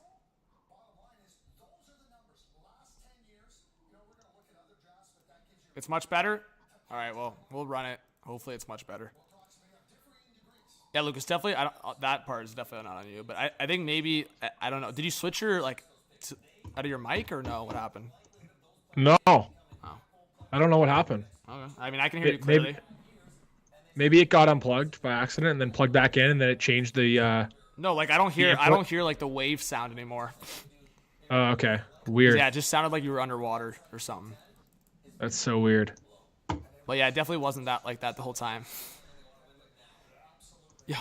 All right. Well, if we're rolling now, we're good. Yeah. It's fixed. All right, we're good to But yeah, guys, thank you. I hope you guys stick around for. Please, if you're not yet, hit that subscribe button, hit the like. Lucas is much louder than Johnny. All right, well, let's fix that then. Can you guys hear me now better? Can you guys hear me better now? Yo. Testing. We're rolling. Better now? All Great. right, huge. Yeah. W's in the chat. Dubs. Sorry, work in progress sometimes, guys, but we make her happen. All right. Well, Makar. Big news for the Avs. Makar is on ice in a full contact sweater. Big news for the Avs. What's up with HOC? Ben, what's up, yo? Why, you know HOC? HOC, Rup. Yes, sir. Penn State, Rup. Man. Let's see. So, someone sent me like a mock trade and said like, what if the Leafs, if they want some size and Hall's on the way out? But I don't think they're acquiring another defenseman, guys. Sorry, I didn't say the name. Nick Seeler apparently has had a lot of interest around the league. I think the Leafs probably had interest in him prior to acquiring Shen and Jake McCabe. Mm-hmm. But that's another name. Look out for Nick Seeler, Justin Braun. I mean, man, Philly and Anaheim combined have the potential of making so many moves. We're waiting for it. And I hope it doesn't flop. I see a big dub on your screen right now. What do you mean? On your Twitter there. Cale Makar is on the ice in a full contact sweater. Oh, that's a dub for the Avs. Oh yeah, I thought I said that. You didn't hear me say that? Oh, I guess I didn't hear you. I guess I didn't hear. Or I'm freaking tuned out reading the chat. No, you're good. You're probably reading the chat. I'm buzzing. A round of applause for Derek Brassard, bro. I can't believe Derek Brassard last night, guys, scored 2 goals in his 1,000th game. Unreal. So sick. Yo, did you crack open that bevy or what? I cracked open that Caesar, buddy, and I had a few swigs of it, and I cannot stand Caesars. This guy's struggling. I might need to get a beer instead. Like this is rough. Do you like Caesars, Johnny? Nah, not really. They're pretty like, oh god, they're just so like bitter, you know? Yeah, Salty, I was keeping an eye on all the games, but Jeremy Rutherford here. As of today, Parayko has not been asked to waive his no trade, so a deal before the deadline seems extremely unlikely. Okay. Well, listen, Johnny. I want to ask everybody in the chat, because I know Caesars are one of those hot topics. Is drinking Caesars a W or an L? All right, we'll allow chat to answer. Caesar, here's your Caesar, Jeremiah. It's one of these guys right here. It's like Clamato juice, some vodka in it. We got some W's. We got some W's in there. I'd say L. Personally, I think they're nasty. Just quickly. So apparently the Canucks are trying heavy to move Connor Garland. That was never a guarantee that they were trying to do that, but apparently Garland is the name they're trying to move. Interesting. I wonder. Man, I think they just got to move as many of these contracts as they can, right? Honestly, Lucas, me chilling here now throughout the day, and like it's almost 1 o'clock here. It's about to be 1. Again, stick around, guys. Get buzzing in the chat. Let's keep her going. Let's try to get 1K likes. That's our goal for today. Sorry, I was reacting to. We got some pizza cooking. Ooh. What was I talking about? Oh, I will be pretty disappointed if the Leafs don't make another move. Yeah. Well, yeah. Now I'm just thinking about it more. I'm just like, bro, there's too many more options leaking out here. I just feel like we talked about the Jordy Ben thing. Jordy Ben deserves better, man. Either moved. Oh well, we got a minor deal, guys. Add to the count at least. What do we got? Add to the freaking count, bro. Oh my god. Like, talk about minor deals. Bro. Like, I don't even know who this. So Frederick is this. I don't want to botch a French name. Lucas Allard.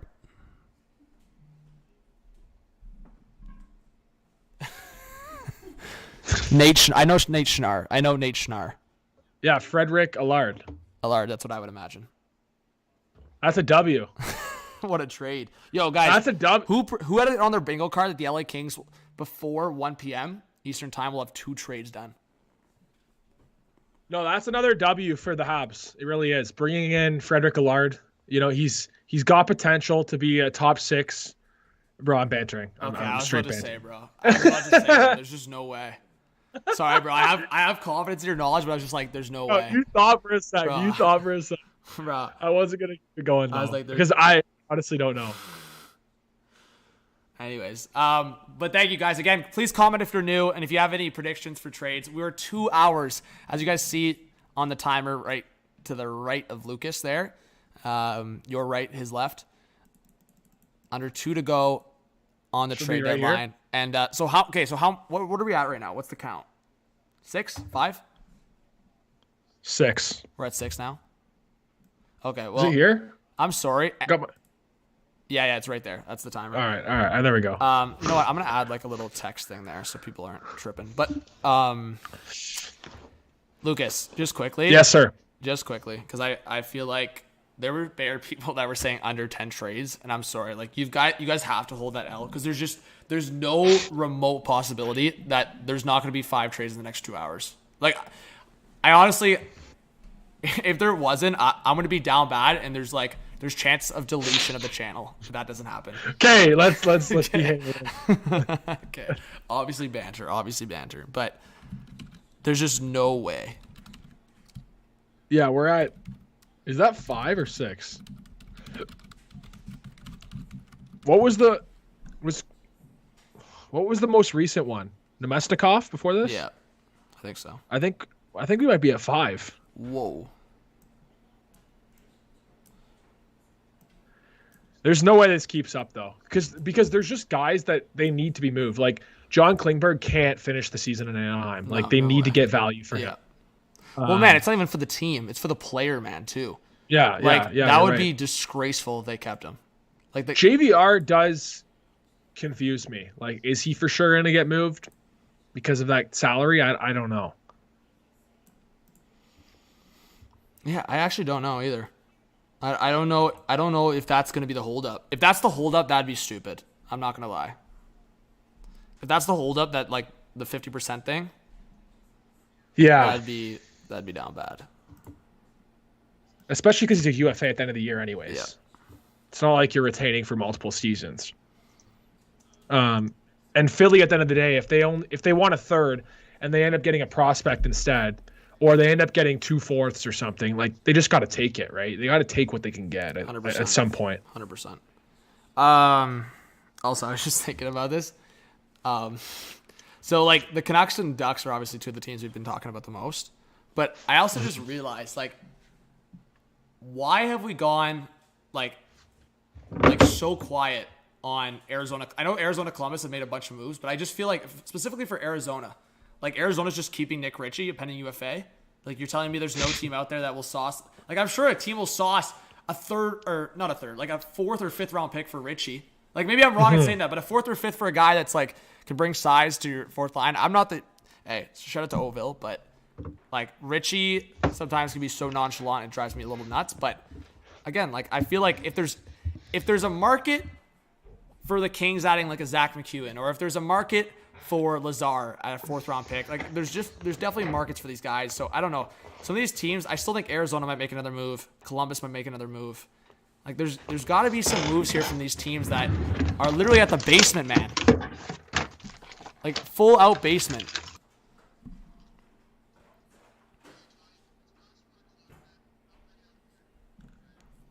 Cheers. Let's see it, yo. All right. I'm going to get some food in me, and then I'm definitely repping a beer. Okay, because we got to get rolling here. I mean, we got to get these trades picking up. They're going to pick up. Don't worry. Everybody calm your jets. Yeah. They're going to pick up. But I just want to see a big one. Like, I just want to see JVR or Anthony CU. I want to see more of an impact guy. I know those aren't, like, the Patrick Kane, Timo Meier levels, but, like, I want to see a guy who's going to go somewhere and, like, really change the outlook of the lineup for them going into the playoffs. Okay, so you want to sorry, just quick, I don't mean to cut you off, but this is this is very urgent because this is so Lucas, once upon a time, remember when Brad Boys and and freaking what's his face? P.A. Parento, Daniel Winnick. No, the Italian guy. I'm being dumb right now. Brain fart. Luca Caputi. Not Caputi. Oh my God. The guy they traded to Nashville with Franson. Santarelli. Oh my gosh. Santarelli, yeah. Bro, at one point, the Leafs' top line was Santarelli, Peter Holland, and P.A. Parento. Or like that. I think that was when Bozak was injured, maybe. Anyways, this is the Blackhawks' current lineup. For everyone in the chat, you guys can already see it, but maybe Lucas isn't looking. I'll read it to Lucas. No, I'm looking. Okay. I'm looking. Reichel, Kurashev, Athanasiou. Second line, Tyler Johnson, Gutman, Radish. Entwistle, Dickinson, Johnson. Kachuk, Kara, Joey Anderson, our boy. Then you got the Jones brothers. Jared Tenorti on the second pair with Murphy. Anglin with Mitchell. And Mrazek and Stalock, netminders. I mean, if this isn't tanking, I don't know what is. Bro, if the Hawks don't come up with, like, Bedard or Mitchkoff, like, or Bedard, Fantilli, or Mitch, I don't know. This draft stacks, so it really doesn't, like, it's not like you're getting fully finessed, but yeah, I mean, Gary Bettman, please, like, you gotta talk to Chicago, because that's crazy, bro. That's tanking. But that's wild. I mean, Chicago, to me, they're definitely going for Bedard. Obviously, there's no secrets there. But Gary knows that Chicago is definitely in those conversations. But I'll say this, guys. The Hawks might even look worse than this in a hot second, because between Athanasiou, Dickinson, I feel like those are the only... They're not going to trade Reichel and Kurashev, obviously. Athanasiou and Dickinson would be the two guys I could see dealt. Stalock maybe. How down bad it, Lucas did for a second, but how down bad is it the Hawks have that defense group and Zaitsev's the 7th defenseman? Like, that's a different level of down bad. That's the Blackhawks defense group right now. Oh. Whoa. Zaitsev's 7th defenseman. That's down bad. It's time. Yo, I fully thought we just had a shattered moment, bro, on stream. No. I dropped my beer opener. Okay. Yo, cheers, everybody. Yo, cheers. Let's have a good to the deadline, chat. all right? Cheers to the chat.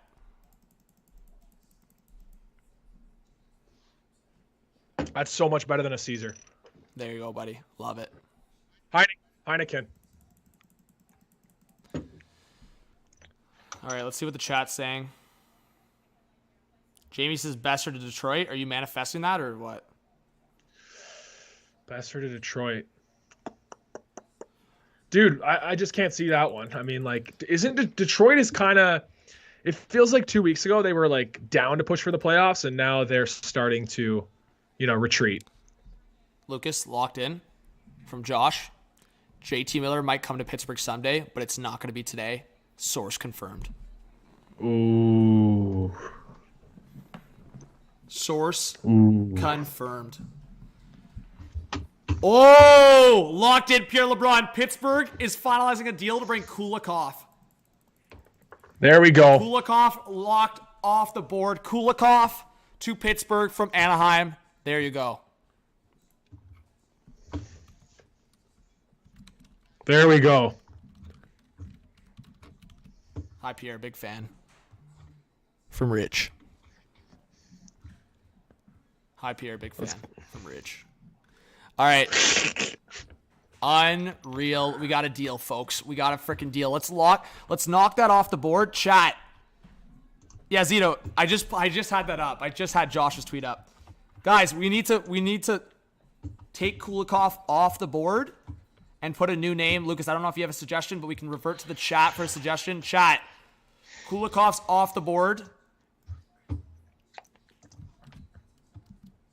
New name. We need it in the chat, folks. Is it just? Let's get the chat. Is it time for Justin Hall to make the list?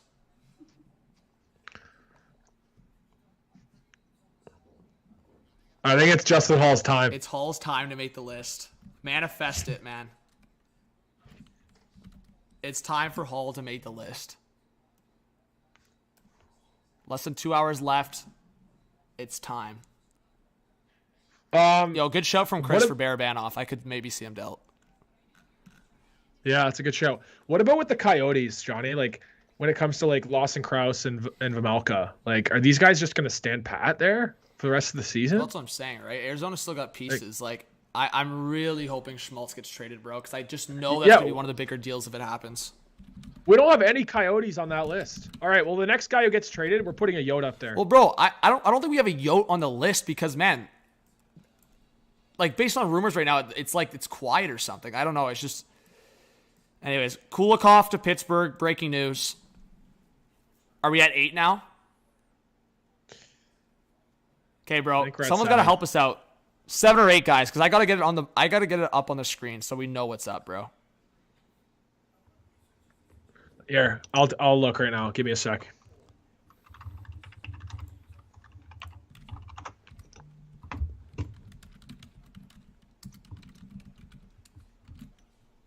It might be 7. Regardless, all those people that said under 10 are just not feeling it right now. Dude, we're still gonna hit over on the 15.5. Yeah. I'm telling you. No, I'm with you. I think there's a good shot. We'll hit over. So trade count today is at 7. Over 10 is a guarantee. Sorry. That is 4 trades for today? No. That's that. Jeremiah, you just woke up. You missed a couple. Can you tell chat Guerin openly said Dumba is staying? I don't know. Did he say that full out?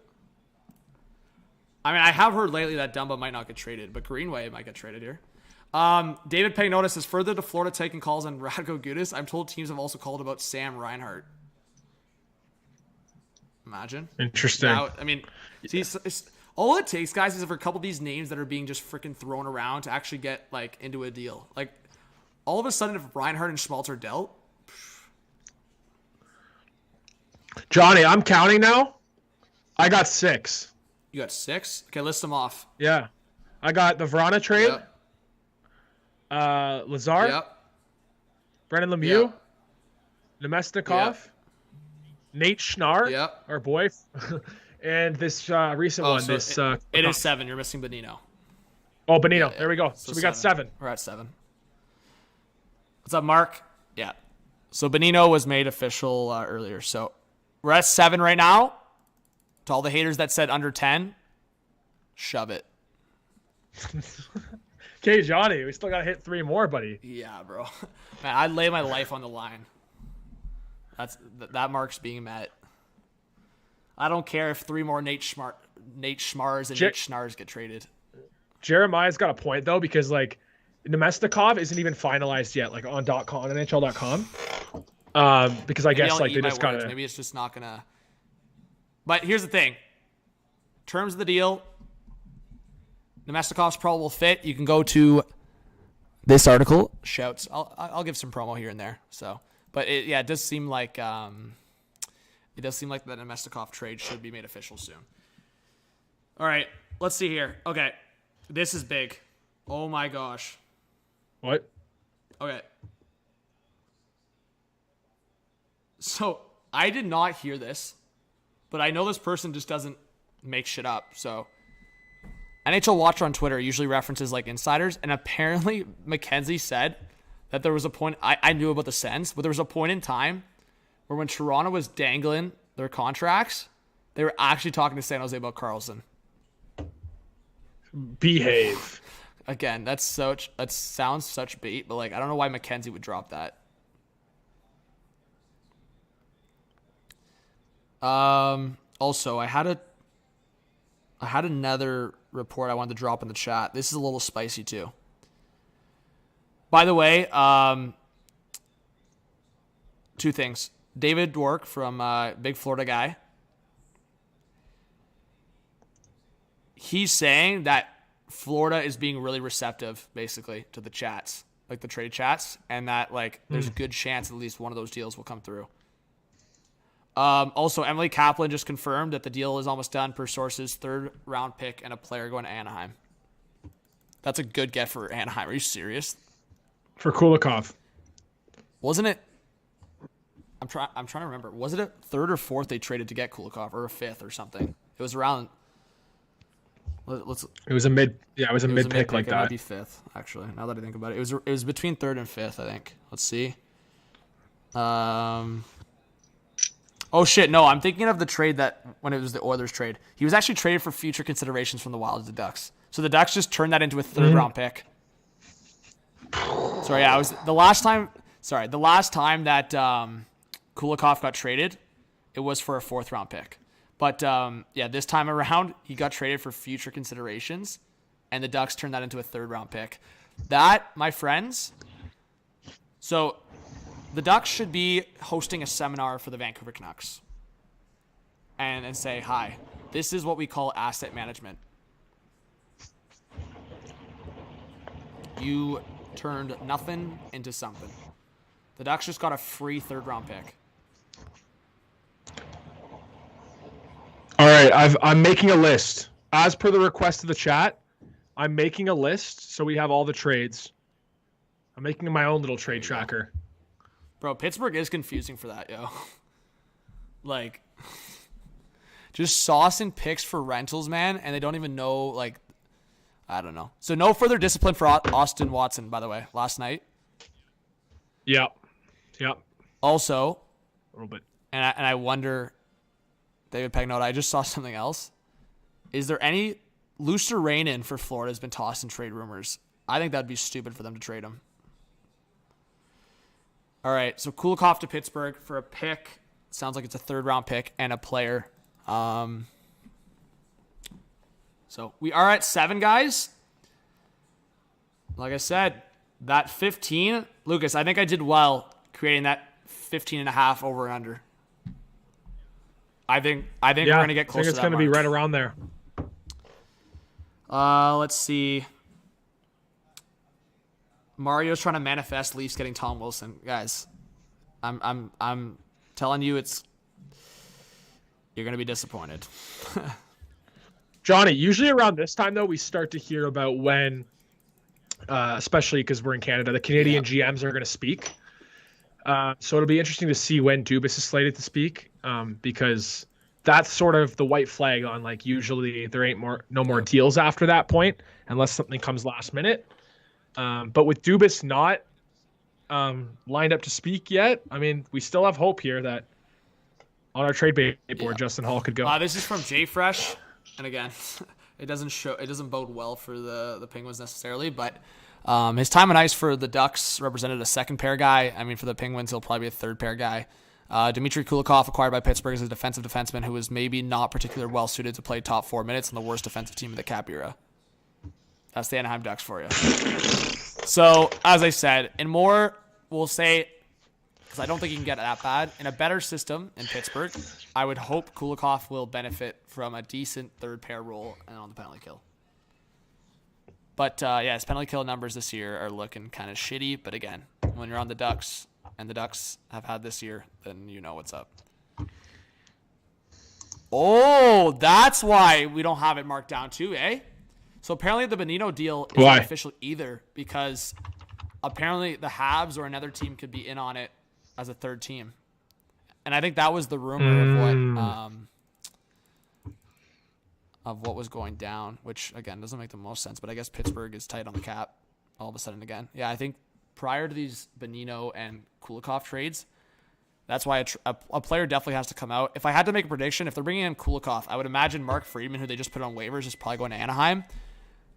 I could be wrong on that, but I'm just thinking if that's the case, that makes sense cap-wise, and if they did get double retention on Bonino, then that fits into their cap situation. But also, Brock McGinn could also be a contract that goes back the other way. It's going to be one of those contracts. It's going to be... Oh my gosh, bro. Look at that, Lucas. It's like Brock McGinn. Yeah. No way. No way. I literally just refreshed Brock McGinn. I swear on my life I didn't see that, and then it refreshed. Crazy. I swear on my life I did not see that shit, and then so that the money makes sense on that.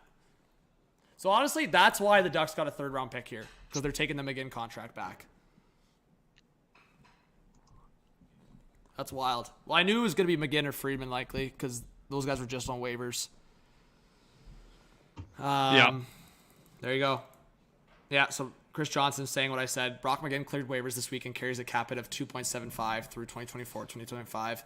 I mean, hey, the fact that Pittsburgh wanted to dump that and Anaheim takes it, all they had to do was a third-round pick, it's pretty decent.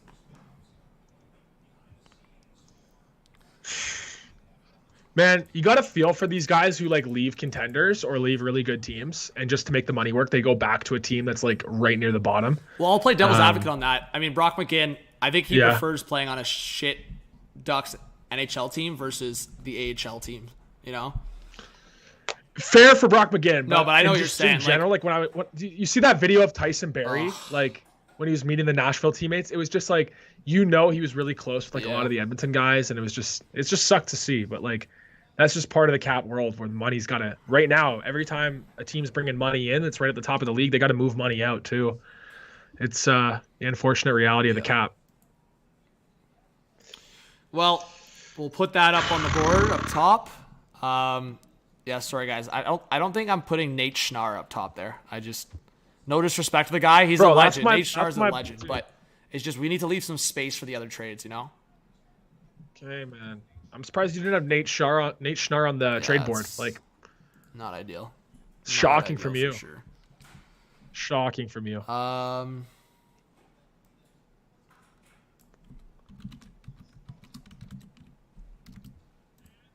Man, where's these big deals, bro?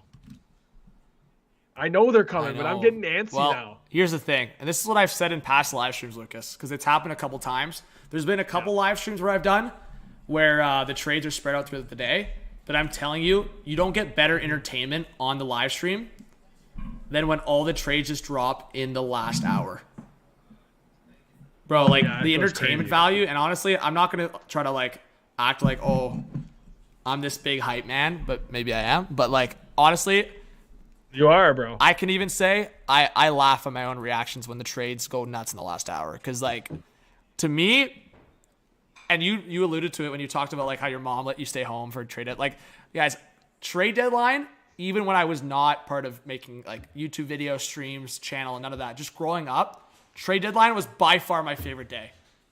Like by far. You have to also understand, I didn't see playoff hockey growing up for the most part. So trade deadline was my most excitement. Trade deadline was the vibe growing up. No playoff hockey. Wow. Oh my God, bro. Does Pittsburgh have freaking someone held hostage in the Ducks organization? So you're telling me the Penguins just gave up a third to not only bring in Kulikov with retention and get rid of McGinn's contract. Treat. Ooh, treat.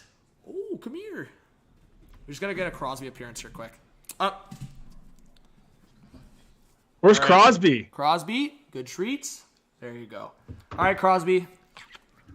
Bye. Where's Crosby, Go see. man? Go There see. he is. Go. Big jump. Yeah. It's like such a small jump from my legs to the floor, but like, I don't know if anyone else's dogs do this, but Crosby, like, it'll literally just be a step down, and this guy's like jumping. It's like, bro, you don't got to jump. Anyways, yo, big shouts. You know, you're a hockey fan when your dog's name's Crosby. Yeah, that's respects. Anyways, we got 1,000 in the chat consistently. You guys are amazing. Again, please hit that subscribe button if you're new. I haven't refreshed the sub count, so I think we passed 47.1 I said, but let me just double check. So, yeah, bro, we I didn't definitely refresh the have. sub We count, definitely so have. That's on me. But let's see. Oh, baby. Yes, we did. Thank you so much, guys. I really do appreciate it. Let's try to get to 47.2. That's our goal for the end of the stream. I think we can do it. Okay, also, it looks like the Canucks still have a move coming. Our guy Farhan, our guy Farhan's throwing the reports going, you know? They better, man. Okay, so for Oilers fans, Bukestad is not playing tonight, likely. All right, so I'm going to read some comments. Again, let us know. Give your hometown a shout where you're watching from. Give your hometown a shout. Okay, Fluid, what's going on? Garrett says Leafs ain't making one. Derek from Mississauga is in the chat. Mason from Mini. Welland, Ontario. Wow. Shouts to Owen. The Berg. Tampa, Florida. Lightning, attaboy. Insight. We got some Ouville representing the chat. Let's see. We got some BC, Cole Harbour, Atlanta, Sudbury, Brantford, Sydney, Australia, Niagara Falls. Caledon's in the chat. Sudbury, we got some Caledon. We got some Washington, D.C. Got some Montreal. Got some Winnipeg. Got Scotland, Niagara region. San Diego, Philly, Pennsylvania. We got Regina. We got some Germany represent. Yo, welcome if you're a new subscriber. We got to get some Germany subscribers in here. Kitchener, Waterloo area. Kingston, Bradford, Georgian Bay. Shouts to the hometowns, man. Columbus, St. Catharines in the chat. Maryland, Vancouver, Sweden. North Carolina, Barrie, Ontario. Lucas is buzzing from Blended. I'm buzzing. I'm going to be buzzing when there's a trade, man. When there's a freaking JVR from trade, 40, I will you got be Virginia, buzzing. Ottawa, Denmark. We got a few from Brantford. Good old Pakistan in the Gretzky. house. Portugal in the chat. Are you kidding me? Legend. Central Florida, Alabama, Kyle Owen Dubas Sound. from Ukraine in the chat. Serbia, St. Kitts, baby, Brando, London, Ontario, Victoria, BC.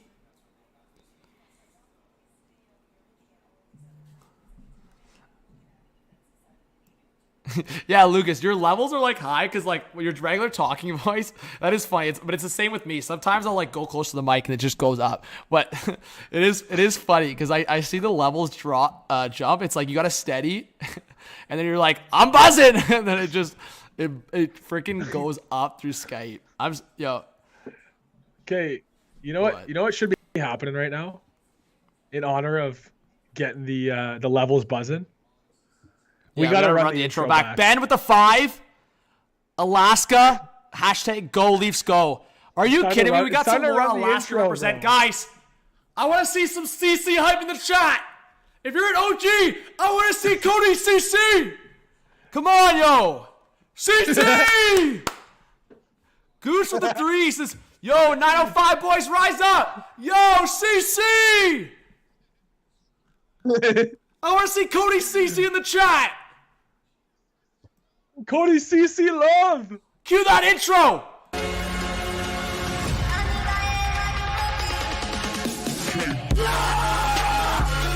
CC!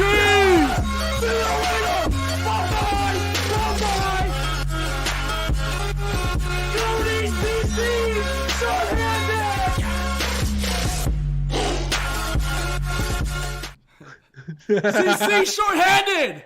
Let's get up in the air! Oh, baby. Let's go. Cody CC. Get some Oilers representing the chat. Josiah, what was that? That was a tribute to the time that Cody CC fired a shorthanded shot off Seth Jones' ass and in. That's a tribute. Yeah, honestly, guys, Cody CC's like trajectory, man. Like Ottawa, Toronto, shot himself quite a bit, and then he goes to Pittsburgh, Edmonton. What a guy. All right, shouts to the loved ones, guys. We got some homemade pizza.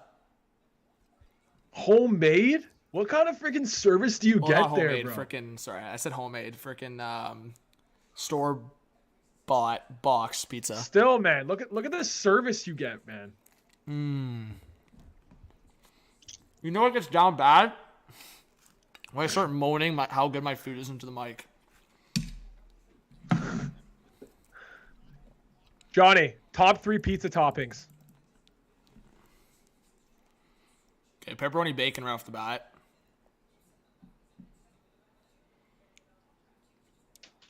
The last shout is probably somewhere in between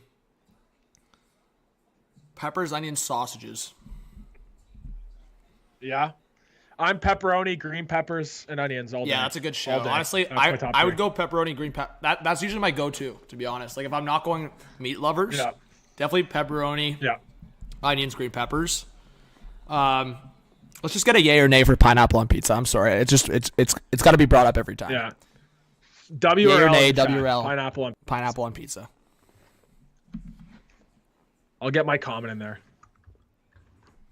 I'm like this is my like whenever people ask me that question, I'm like, okay, well, I'm not gonna complain for one, but I will say if I had a preference, it'd be without. It's an L. It's an L, everybody. Yeah, honestly, Jeremiah, if you're talking about the pineapple, I truly do not care. You could throw pineapple on my pizza. You could throw a lot of things on my pizza. I don't really care as long as it's no. That's a bad take, but like my thing is, Lucas, what you just said. If I'm getting service like this, you think if I'm getting service like this with like food wise, I'm complaining? Nah, bro. I'm eating like a king. Nah. Man. Come on. We appreciate the loved ones, man, helping out the stream today. We're gonna do a 0.02% of the funds today. Go directly to the loved ones. Chris, I'm eating fruit, bro. I got my tangerine right here.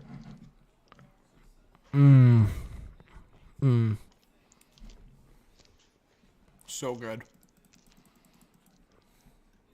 All right, to the 930 in the chat, guys. Let us know which player you think is going to get traded next. Let's see it in the chat. Let us know which player you think is going to get traded next.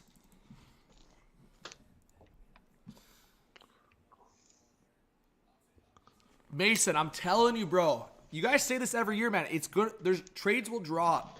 You guys are stressing. I know it's more dead than usual. But how often do trades leading into the deadline, like we've seen a Chikrin trade. We've seen a Patrick Kane trade. We've seen a Timo Meier trade. What else am I missing, Lucas? We can't. Ryan O'Reilly. Ryan O'Reilly. Yeah. I'm not including Jake McCabe in that. I'm sorry. No. Anything else? But Orlov. That was a big deal. Orlov, Ekholm, you include Ekholm, that was a big the way deal. he started. Horvat. Sorry, Horvat happened. It seems like a while ago now. Tarasenko was pretty sizable, yeah. Tarasenko. Man, Dubas. Whoa! David saying the Avs for JVR maybe. Whoa! And mini circle back. Wow. Wow. Wow. Wow. Anyways, Dubas traded Sandine for Musty. Imagine. Honestly, King Carl, I would say that's such a W trade if that happens. If the Leafs keep their first round pick.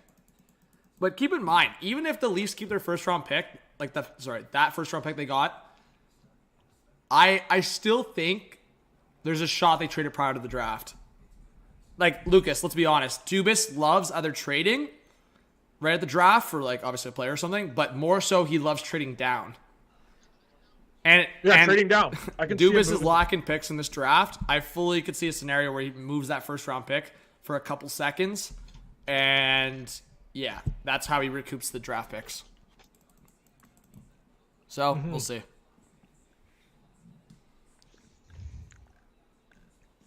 But, yeah, I don't know.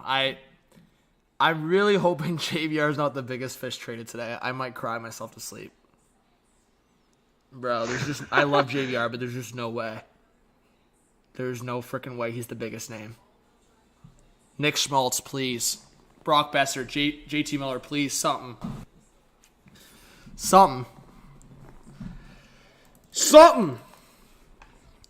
Derek Stepan, beauty. Jesus, man. Quick Let's reminder go, from man. Cat Friendly. It's coming. But yeah, guys, if you want to shoot me a follow on Twitter, Hot Take Hockey on Twitter. We got 4 more followers to 4,400, and Lucas, NHL Lucas on Twitter. Go shoot him a follow right here. Yo, Me with the follow, I'll give you a follow back. any now. chance we get this guy to 1,000 followers? You. Me? No chance. Guys. Not a chance. But I'll send the follow backs, boys, today. Okay, deal or no deal. If we can get Lucas to 1,000 followers on Twitter, I'll chug a beer ski on stream. Buddy, you better chug a beer ski Regardless. on stream, period. Especially if JVR Okay, gets traded, right? fine. Deal, JVR's traded. Deal, lock it in. Lucas, 1,000 followers, or the Canucks trade either one of Besser, Miller, Garland. I'm chugging. Yo, you're getting some follows, yo. Let's refresh. Oh, refreshing you just to jumped see. by I know. 9. No way. Bro, why is Twitter organized so weird now, man? How do I see where all these new followers are? What the hell is this, man? Make sure you guys shoot the follow on the Hot Take Hockey podcast. Unreal, bro.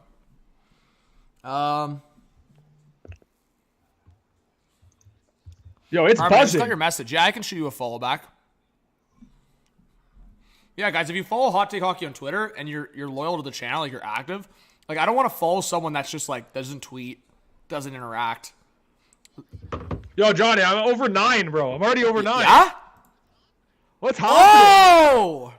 The Hot Take Hockey love Bro, over Lucas, here. I swear that happens often though. I have people like reaching out to me and like being like, "Yo, can I have a follow back?" And then I look at their profile, it's like have never tweeted before, I've never interacted before. I'm just like, bro, why am like, guys, of course the love, I want to follow people back, but like I ain't trying to follow someone that doesn't tweet or doesn't do anything, you know? Yeah, you got to be active. I'm trying to get more active, boys. I'm trying to get more active. Trying to get back into the Twitter Ari- game. Always reaching out, always being interactive. That's a follow back right there. All right, yeah. What do you think, John? Who do you think's next up? Let's both pick a guy that we think's next up for getting dealt JVR. here. That's got lazy JVR? answer. I'll go with someone else, but you go next. No. You can pick JVR, but then I'm taking Klingberg. All I'll right. go lazy answer and pick Klingberg. Dub. Fine. How about this, Lucas? I'll boost the incentive to the fans in the chat. If we can get Lucas to 1,000 followers, I'll chug a tall boy. Jeez. Okay, but it Why has are to be you putting it before out 2 there right p.m. now? though. Like, I'm sorry. Like, it's a tall boy, man. Like, it has to be before 2 p.m. Apparently the Habs are waiting for a mid-round pick for Monahan. Yeah. They got to move off him too, though. Like, is it really worth keeping him? Like, you might as well grab a third or fourth and just move on. Also, the Habs are the third-party broker in the Nick Bonino San Jose Pittsburgh trade.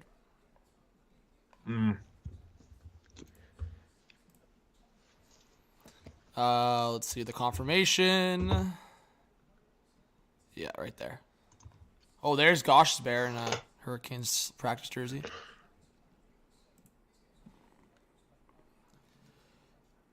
This Tom Wilson noise in general, like not just to the Leafs, but just in general, this Tom Wilson noise is just a little like unwarranted, or like where did this all, originate from? Because I just don't understand why the Capitals would want to move him. Can I tell you where it originated from? Yeah. Guys, take a guess where you think it originated from in the chat. Leafs Twitter. Well, I guess maybe, but I'll tell you. I'll advance it even past that. Yeah. You want me to tell you, Lucas? Yeah, give it to me, man. So, once upon a time, a Joe Schmo living in Scarborough had a nice dream about Toronto boy Tom Wilson coming home, and he sent out a tweet on Leafs Twitter. He got 100 likes, and ever since then, people have been talking about Tom Wilson in Toronto. Like 100%, man, that's how it started. Some Joe Schmo in Scarborough been like, yo, we should get Tom Wilson in Toronto. Yeah. Like, bro, there is no validity to that. If it happens, it's because Dubas called him today. But Tom Wilson, he's got the passion, though. Yeah. What's this whole new thing about any guy that plays semi-tough that Leaf fans adore? He's got the passion, Yeah. Like, Luke Schen's got the passion, though, for real. This guy, he's got the passion. Big passion. Yo, Curtis Lazar says Eric Holland and Dougie Hamilton already reached out to him. That's respects. And to think there was Devils fans in the chat earlier saying trade Holla. Come on. Let's see. Thoughts on Pasta saying his favorite ice cream flavor is apple. This happened? This is the news now? All right. Like, we're at that point in the trade deadline day. We're talking about Pasternak's love for apple. Apple ice cream. Dan from Aurelia. How's it going, Danny? But anyways, guys, I appreciate all of you in the chat. But yeah, Lucas, I will say, this is not even bashing anyone. It's like, people have the gall to comment on my videos talking about, like, clickbait shit when it's like, bro, everything I make, there's, like, a source. Or I don't just pull shit out of my ass unless there's either a trade proposal or something. I swear, some people are chatting about, like, this Tom Wilson thing. It's like, man, there's no validity to this. It's just an idea. So if you want to manifest Tom Wilson to Toronto, go ahead. Or if you want to talk about a dream territory, it's just not realistic, guys. It's not. Mm-hmm. If it happens, as I said, it's because Dubas, he's got some shit on McClellan, and he sauced a couple picks. I don't know. I don't know what to tell you. But yeah, guys, stick around in the chat. Get fired up. We've got an hour 20 left. I'm telling you guys, these deals will happen in the last hour. It happens every year. I'm kind of down bad that we're stuck at, what are we stuck at? 7 or 8 trades. Still at 7? We're stuck at 7. Bro, we're stuck at freaking 7, man. We've hit a wall at 7. It's all gonna be good though. It's all gonna be good. Right when we get one here, it's gonna open the doors. Don't worry. And there's a lot of guys on that list that I'm looking at that they just have to be moved. Like, come on. Like Justin Hall, right?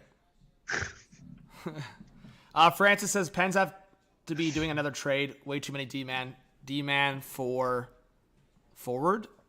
Possible.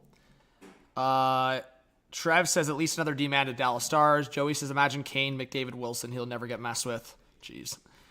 McD says manifest Carolina's first and Kotkaniemi for JT Miller. Damn. Why says Hull is garbage? Whoa. Paul says Hull for a hijacked Brinks truck filled with Canadian Tire money. What? Jordan says, John, do you see the Islanders making any moves besides maybe target Kerfoot? Imagine. Lou's just like, yeah, let's bring in Kerfoot and Engvall. I don't know about that. Alex says, think the Islanders extend honestly, TML, you guys are gonna eat some of these takes, man. I'm telling you. Alex says, think Islanders extend Mayfield and Varley today. They did it last year with Parise and Clutterbuck. Parise and Clutterbuck, yeah. I don't know about Mayfield. Varley, I think Lou wants to keep Varley. And all these people giving up on the deadline, guys, you guys should not be leaving the stream because I'm telling you guys, trades will drop in this last hour. And you'll be rushing back. Chris, thank you so much for subscribing, though. They're going to come through, man. It's patience, man. Patience is important. Yeah, guys, it's the best deadline day ever. I don't know what people are talking about. This is the best deadline day I've been a part of. All right. Let's check in on Lucas's Twitter here. Yeah, I just threw up a comment right there. Oh, get Johnny to chug the tall boy. Yo, let's get 4,500 followers on here, right? Yo, where's Lucas's at here? Yo! I think Athanasiou will be the next trade. Yeah, I mean, maybe. Best deadline week ever. Yep, 100%. I mean, here's the thing.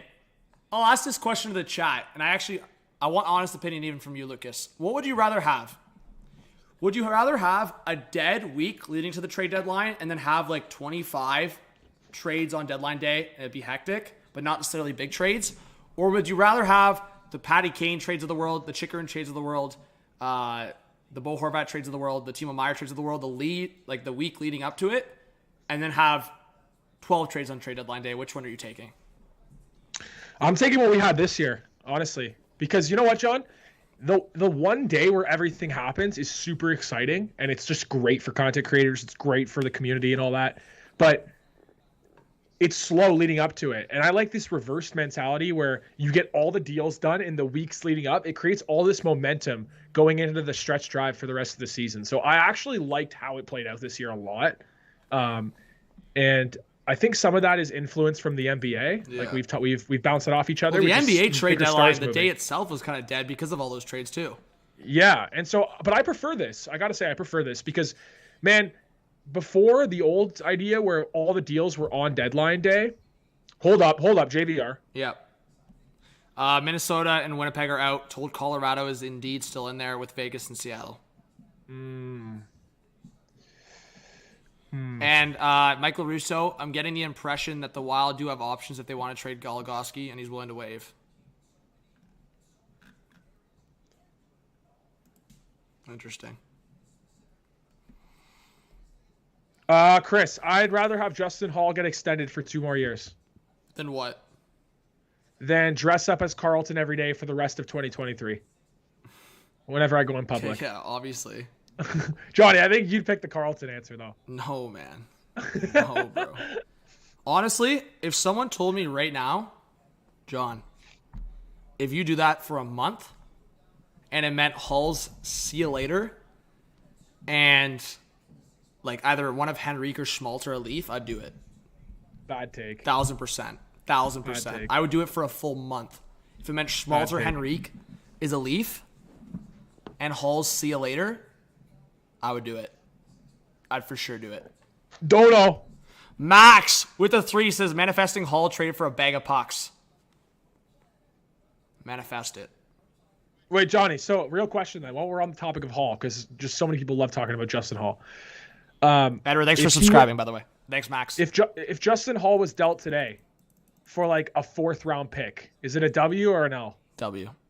It's a W? 100% W. What about a 7th round pick? Is that the only move the Leafs are making? Like, is that the only move the Leafs are making? Just Hall for 7th? They're not making an additional move after that? We don't know. Let's just say right this minute, it's Hall to the Wild for a 7th. Is that a W or an L? Right this minute. Bro, that's tough. I'm saying L if it's the only move. Bro, it's an L if it's the only move, bro. What do you... No. Think about what you're saying. Think about what you're saying right now. If Dubas makes that move, I'm not saying that's a good deal for the Leafs, but if it's Hall for a 7th and then they trade for an upgrade in forward group with that cap space. Yeah, but we don't know. What I'm saying in the scenario is we don't know. It happens right now. Hall to the Wild for a 7th, and then we don't know. Maybe it happens. Maybe there's... I don't care. I'm dying on this hill. W. I don't, bro. Honestly, you're asking me for hypotheticals. I'll bet that the only way Dubas makes that trade for Hull for a pick is if he's got another deal pending. So it's an L. Well, yeah, because you have to use the space. Why wouldn't you? Yeah, use the space, you have to use the space. So on its own, I agree with Zeta. If it's anything less than a 4th round pick for Hull, then it's an L. But at the end of the day, Dubas would only make a move for less than that if it meant another move is following it. Oh man, there's always a whipping boy, isn't there? Well, I mean, okay, but here's my thing. Here's my problem.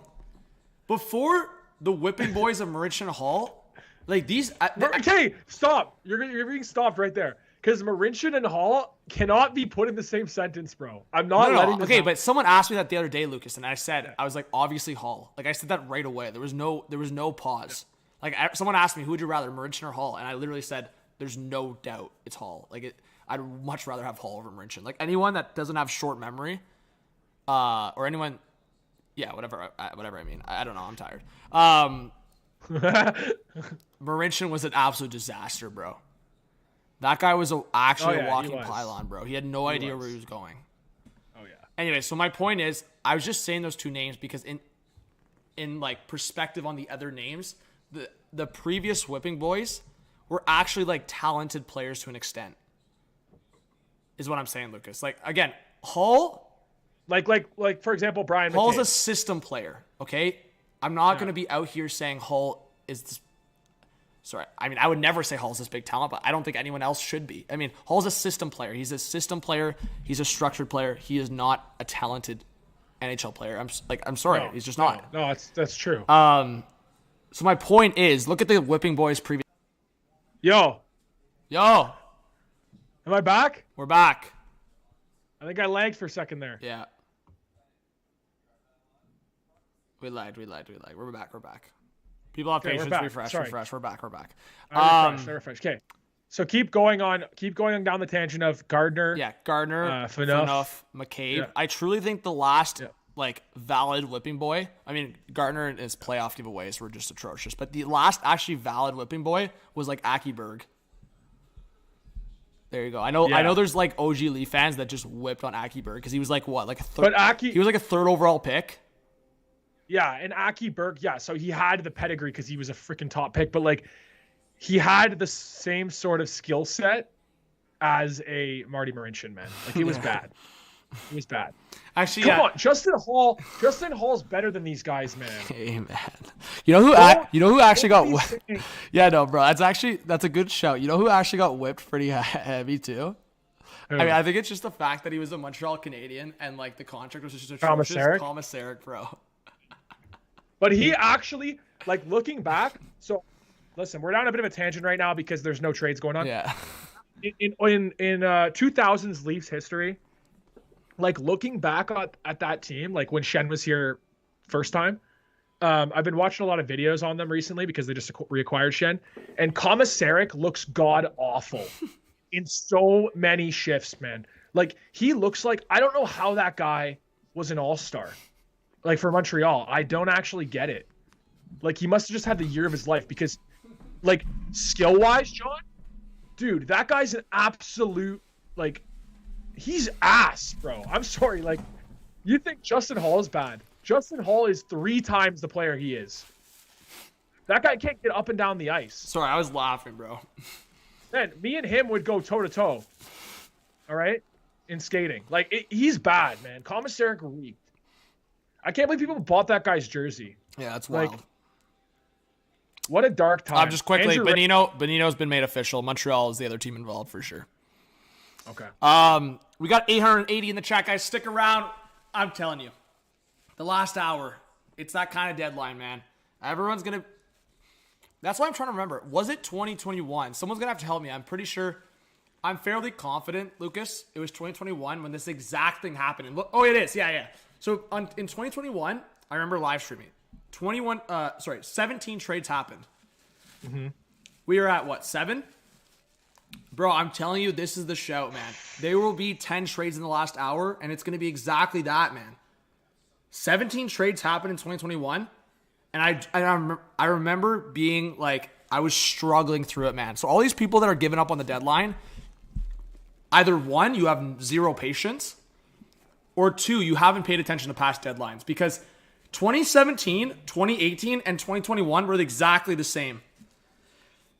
It was dead for like 3 hours, and then all these trades dropped in the last hour. Like, I don't understand why people can't learn. That's what happens sometimes, guys. We got guys having fun in here, though. Yeah. Oh, I'm We got having the fun. chat going. We have the chat going for sure. I'm having a good time. Rob says, "Am I hammered or are you guys blurry?" Well, ask the chat. Are we blurry? You might be hammered. Yeah, you might be hammered, buddy. I think it's time for some day beers on a Friday. Is it? Sorry, Lucas. I'm just saying this on the stream, but I don't really give two shits. But Yeah. Are the plans open tonight, or you got something brewing? Yeah, man. I don't really have any plans right now. All right. Well, you know what? If the Leafs make a big deal, we might have to sell it up tonight. The door is open. Change your resolution back. Wait, what? No, people are actually saying it's blurry. Oh, really? Wait, what? You have to switch to a 1080 manually. Yeah, picture's blurry. That doesn't make sense. Yeah, mine looks fine. Like, I'm watching the stream live. Yeah, mine looks so fine weird. too. You guys are tripping, bro. You guys are tripping. Yeah, people are tripping. I'm sorry. I'm looking at it right now. People are You tripping. guys have to change it manually, bro. You guys go to settings. Top right corner, you go to settings, and you can literally change it right now customly. Advanced, select a specific resolution, 1080p 60. So you guys, someone's repping like somebody, Lucas, just decided they're like, yeah, I'm gonna rep like a one. What's the lowest right now? I'm being dumb. I think is it 144? Lowest is 144. Yeah, it's yeah. 144. Yeah. Yeah. I was trying to think, is it 180 or 144? Yeah, 144. Someone was just repping 144 and everyone decided to tag along. Nah, bro, I'm telling you guys. 144p. I keep 180p. Easy. Yeah, bro, I'm looking at the quality. It looks great. Honestly, guys, not bad. To be honest, guys, I've been so hectic with work this week and I've been so busy. The fact that I pulled together the setup, it's not the worst thing. It could be more professional, but it's not the worst thing. Hey, Lucas, not horrible. We got the Hot Take Hockey podcast ad going there. Yeah, man. It could be Make worse. sure you subscribe to the show. Leave 5 stars on Apple and Spotify. Oh, yeah, guys, the Hot Take Hockey podcast. Ron McLean is our next guest Sunday night, and then Lucas and I have some big guests. Yo, if you're a Canucks fan, we have a big Vancouver guest coming up. I won't say who, but we got, I promise you, if you're a Canucks fan, you know this person. Yeah. Yo, Jeremiah just gifted 5 memberships. Yo, people got to allow themselves in the chat, though. Oh, Bradley was gifted. Airplane was gifted. Micah was gifted. Chris Kelly gifted. Woo! Jordan, of deadline day today or of deadline week? Because to me, obviously, that's a big time answer. Raymond says, still the best show, even if blurry. There you go, Lucas. Yo, Raymond, just hit settings and hit that 1080p, though.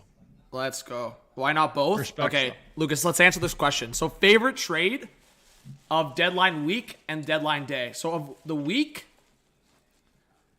my favorite trade. Okay, so for nostalgia purposes, I think you're going to say Luke Shen. I'm saying Luke Shen for nostalgia purposes. But for actually, favorite trade that I actually, I'm about, and again, it sucks that it's this team in a way, but honestly, I've been kind of hyping them up lately. It's the Sens, bro. In terms of, I still can't believe they pulled that like that. That's a different level of, patience, man. Dorian, the balls in that guy. This guy just sat around for a year waiting for the Chychrun price to drop and then went at it. It's got to be the Chychrun trade. And for today, my favorite deal is your boy, Bonino, Nick Bonino back to Pittsburgh. Lock it in. Yeah. You got a favorite week one and favorite day? Favorite day. Let's start with favorite day because I only got 7 to pick. By the way, big shouts to Tim. He just gifted 5 memberships. Unreal. Favorite today is without a doubt Generosity. Jacob Vrana. The Verona deal, I like that for today. Absolutely. Flasco, thanks for subscribing. And shout out to everyone that's getting gifted memberships. You guys are awesome. Thank you, Tim. Thank you, Jeremiah. And your favorite of the week? Johnny, so in fantasy, really quick, Yeah. for Vrana, I have him in fantasy. I picked him up, 2 weeks Ooh, ago? That's a And good shout. I've just had him because, like, I'm winning either way, and I just keep him. And now he's going to be on the Blues getting big minutes. I'm so happy I picked him up. So that's my favorite Yeah, for bro. today. Someone kept him in my league too. He's only 17% rostered. That's crazy. Whew. Favorite from the week. I think it's Timo Meier. I was just underwhelmed by what the Sharks got. Like, I thought the Sharks should have got a little more. Yep. And I think Timo Meier, whether he's with Hughes or Heischer or on that first power play unit, I mean, with Bratt, like, dude, the Devils they're going toe to toe with the Rangers in terms of their offensive explosiveness. Maybe it doesn't have the sexy names that the Rangers have had or that they have, but the Devils have done a really good job of surrounding Hughes with good talent. Yep. So I love that one. I love Timo Meier on the Devils. Yeah, that's a huge get. I mean, that puts them like in the category to match up against those two other teams in the Metro. But yo, Kenny, thank you so much for the $5 dono. You guys have been super generous today. I really do appreciate it. It says thanks, Sket. Oh my God, think the Sens squeak into the playoffs. You know it's getting rough when I can't even read that message. But what do you think, John? I want to say yes, bro. Honestly, to me, the way they're playing, and Lucas, let's be honest. I was talking about it earlier. By the way, guys, there is 1 hour left to the trade deadline. I feel like the last couple of years, the Sens are always super pesky and like buzzing towards the end of the season. And like this is the first year where we can say they could be buzzing for a playoff spot. And think about it. The Sens a couple of years there, including the Hamburglar year, they were out of the playoff spot in the last month they got in. The Sens are known for that a bit. So to me, I think 2 of the 3 teams, I want to wait for my predictions after the trade deadline tonight, guys, so you got to look out for that. But to me, I mean, I'm thinking it's 1 or 2 of Pittsburgh Islanders and Ottawa right now. Nice. So nice. How about you? You think they got a shot? I got the Islanders making it. That's a for sure for me. Wow. Just because I can't doubt Sorokin. I'm really confident with Sorokin, and then them adding Horvat, he's been a beast there. So like, I think the Islanders are going to secure one of those spots. The second spot, if Pittsburgh doesn't make another move here, I think they're in danger. And with that danger comes Buffalo and Ottawa for me. So it's between Buffalo and Ottawa that I think can get in there over Pittsburgh. Mm-hmm. But yeah, dude, Giroux's having a year there. Like what a pickup. Yeah, Giroux's been buzzing. Yo, you want to see Johnny Quick in Vegas rep? Yeah, let's see it. Oh yeah. That's wild. Dude. Who would have thought? Shout out to Kale. Actually, Kale John, just social for Vegas. Let's talk about that really quick, okay? Because that trade was very Johnny Quick. Yeah, the trade to Columbus, the first one. Yep. I've bounced this off a handful of different people at work and then with my friends too. Like Jonathan Quick, right? He's given so much to the Kings. He wins their first 2 Stanley Cups. Yep. You know, he's part of the core forever with Dustin Brown and Kopitar and Doughty. And it's like, what do you think about that? As far as from a loyalty perspective, they burned him. Yeah, I mean, I had a lot of comments. So I made a video just quickly talking about it. I had a lot of comments being like, yo, it's just a business. Like classic people are going like, oh, it's just a business. I mean, I feel like there's like a certain courtesy, like to not trade one of like the franchise's like most important players in recent memory. In that regard, like, so people are just saying, oh, it's just a business. Well, I mean, they were in Winnipeg and the trade became public and this guy flew back with the team. Like, regardless of him being informed properly or not, you feel like that's the best way to handle your franchise goalie towards the end of his career. Like, to me, that's what bugs me. Not the fact that he got traded, the fact like that was like how it went down. Yeah, I thought about it on both sides for a while, and I more so agree with what the Kings did. It's crazy to say because originally I was thinking loyalty, they burned him.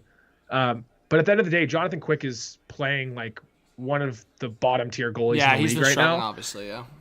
And if the Kings were like kind of a bubble team, I would say just hold. But because the Kings are legit a really good team this year, and they have a chance, absolutely, of winning a round, and maybe, who knows, beyond that, I understand why they did it. And with Korpisalo like being a lot more certain of an option at this point in his career, I respect the trade. I just think they probably didn't handle it with the most level of class. But then again, I'm not inside the organization to know how it was done, but it seemed like Quick was definitely very bitter about the whole thing. Yeah. I mean, the only thing that I kind of, as an alternate like solution, like, I mean, if he was going to go to a different contender anyways, like, they should have just facilitated a deal where another team comes in, retains, and then like literally what we just saw. Like, so I don't know. Yeah, that's a good point. Instead of just shipping him to Columbus and letting Columbus deal with it. Yeah. Yeah. I mean, I know they had to like do it for the direct deal to get Gavrikov and Korpisalo, but you know what? We don't know what happened behind the scenes. I would at least hope that they tried to make the effort. But yeah, guys, 800 in the chat. Please stick around. I know it's been bouncing from like 1K, 800, 900. I know people are getting impatient, so I do apologize. Let me know anything, guys, like in the chat, if there's any technical difficulties or like sounds off or lagging's off, because tell me. Don't just get frustrated with the stream. Like, tell me so I can fix it, if anything, because I know that's lagged a couple times, so I do genuinely apologize. Thank you, Liam, bro. Matches in the chat. Huge shouts, bro. Appreciate it. Mitchell and Derek Malone, thank you so much for subscribing, guys. I appreciate it. I'll check where the sub count's up, but I mean, you guys have been awesome. I really do appreciate the new support. And again, if you're a new subscriber, new hockey fan, give the channel a shout. And I guarantee you guys, coming up in the next couple weeks, Liam Matchett in the chat, he'll be making his secondary appearance on Hot Take Hockey. Once upon a time, he did a little Habs video on him here, but we're getting him back for a little beer league action. Match the boy. All right, yo. Now, like, enough's enough. I'm going to start ranting. Enough's enough. Well, we're in the final hour. It's going to happen. Lucas, run the stream for, like, a hot 30, 40 to a minute. I'm going to go get a beer ski because I need to get the edge off here, yo. And not to say a beer ski's going to do that. I'll answer some questions. We'll try. I'll be right back. Absolutely. Let's get some questions going in the chat. Fire them away. I'll answer.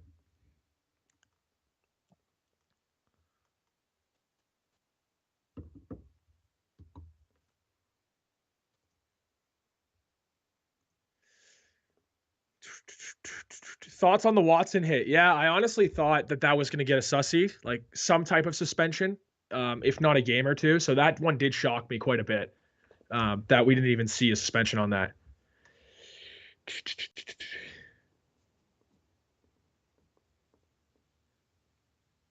I think the Leafs should make one more move, and it should probably be for a winger, as I saw a lot of you guys were saying in the chat.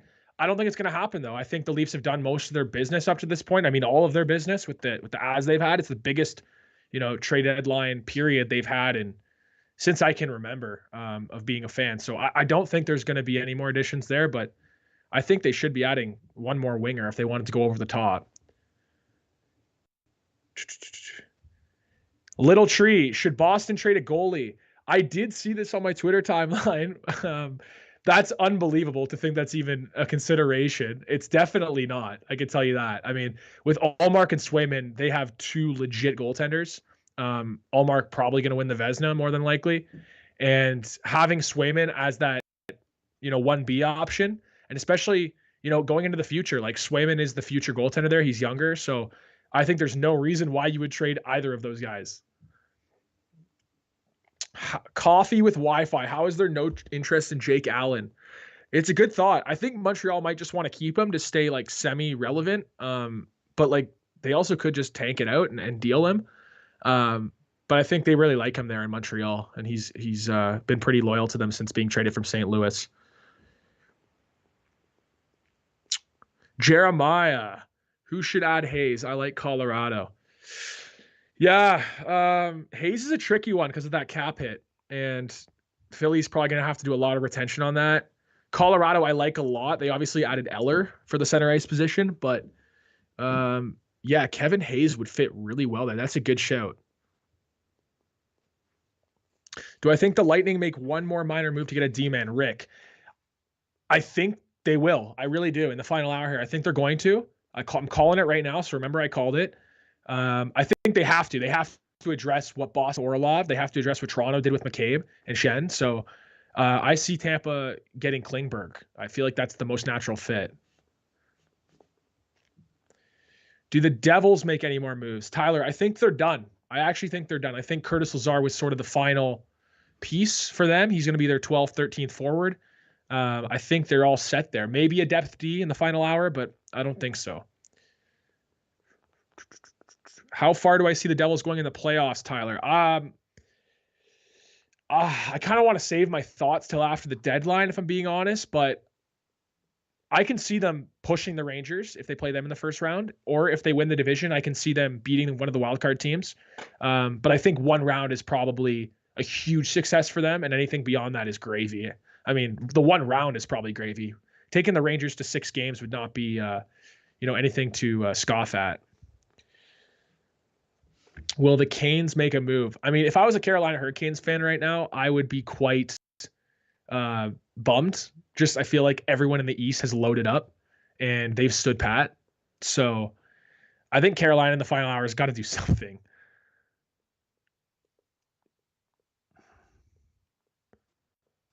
What way to go after, Nathan? I like Athanasiou. I think he would be perfect to play with Tavares and Nylander. You slot O'Reilly down to the third line, and you all of a sudden have 3 really good lines.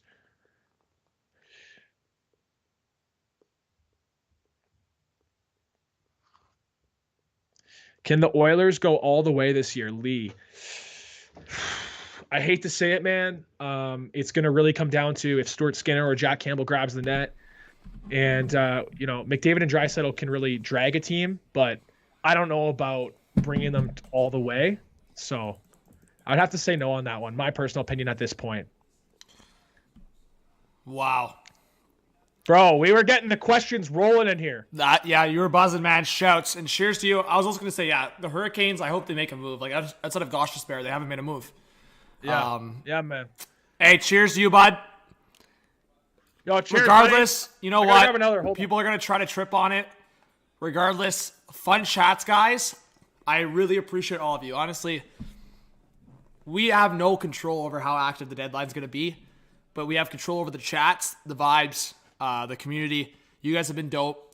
Bear people have been gifting memberships in the chat. I mean, the donations have been super generous, so I really do appreciate it. And a lot of you guys have been subscribing. So cheers. And let's hope the last 45 minutes here are buzzing. Let's go. And also, so Peg Noda just said too, he said a lot of these deals are like, a lot of these deals that might happen are like on the last kind of, last kind of stretch, I guess I should say. So he said there's going to be a few deals that leak past the deadline because of like the last minute submission. Yep. So, which is a usual occurrence. But yeah, guys, again, please refresh chat. Let people know in the chat if they're asking. Refresh if it lags at any point. But thank you so much, guys. Please hit that subscribe button if you're new, with the like button. Let's try to get 1,000 likes. We are currently at 750 likes. What do you think, Lucas? Can we get a 1,000 like stream? We're getting to 1,000. Come on. We got to get 1,000 likes, yo. 1,000 likes, 1,000 Twitter followers. Yo, so Cale Makar's trade deadline analysis. The East is getting up for an absolute war. Damn. Cale Makar even knows it, man. Cale Makar's like, yeah, we have an easy road. He's not wrong. Bro, how do you guys feel about that, man? Wild fans, freaking Jets fans, freaking Dallas Stars fans. How are you feeling, man? Makar thinks it's easy money to get past you guys. But thank you, Jason, for shouting that out in the chat. John's is so disappointed as a Flyers fan. Fire Chuck Fletcher and Comcast sell this organization. Honestly, John, I'm going to start backing Flyers fans too. If the Flyers don't move out some of these guys for assets, I am going to lose my mind. Yeah, man. So Mikey Stevens says, one thing to note on the Nick Schmaltz trade front is that the Coyotes don't have any salary retention slots left because they retained from, Chad, help me out. They've retained from Bustad, Gosh Despair, There's one more. They didn't retain on Chychrun. Who did they retain on? Or blanking. They retained on someone. I don't know how they didn't retain on OEL. That's crazy. No, they did retain on OEL. They did. They did. They Did did. they? They did. That was Did the they, third though? one. They did. They did. They did. Are you Yeah. sure? Yes. They for 1,000%. They Okay, did. That's the one. Okay. I was wondering if the Coyotes took that whole No, freaking no, contract. no. 100%. That's what it is. So yeah, they retain on OEL. That was the first one, and they retain on Gosh Okay. Spare and Bukestad. So that's the three. Oh, What? oh wait, no, they have Kane. No, but they have. I'm so confused. What's the scenario then? I thought they could only do 3 spots. Yeah, it is only. Oh, Jordan Greenway to Buffalo. No. Yeah. There's a big one. Unless Pagnotta's tripping. Unless this guy's had too many brews. Pagnotta's saying Jordan Greenway to Buffalo. That's a get for the Sabres, God. man. I wonder what's going back. Bang! The last 45 minutes are going to be buzzing. You guys are going to eat your words. Let's go, yo! Yo, what do you think's going back, man?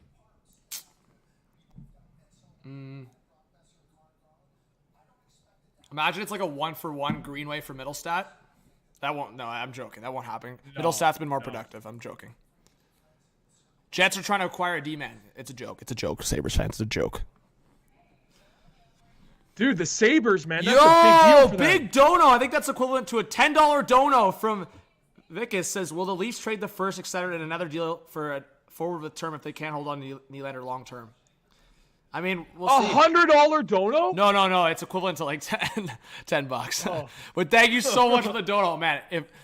Trust me, Lucas. If we got a $100 dono, I think I'd like flip this setup or freak out or something. I'd lose my mind, bro. I wouldn't be able to contain myself. I'd start throwing things or something if we got a $100 dono.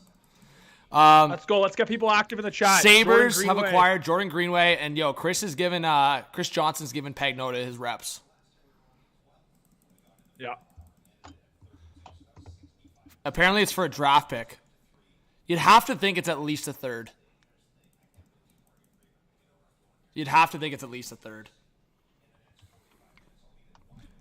Friedman has got to be giving Pagnotta his shouts, man.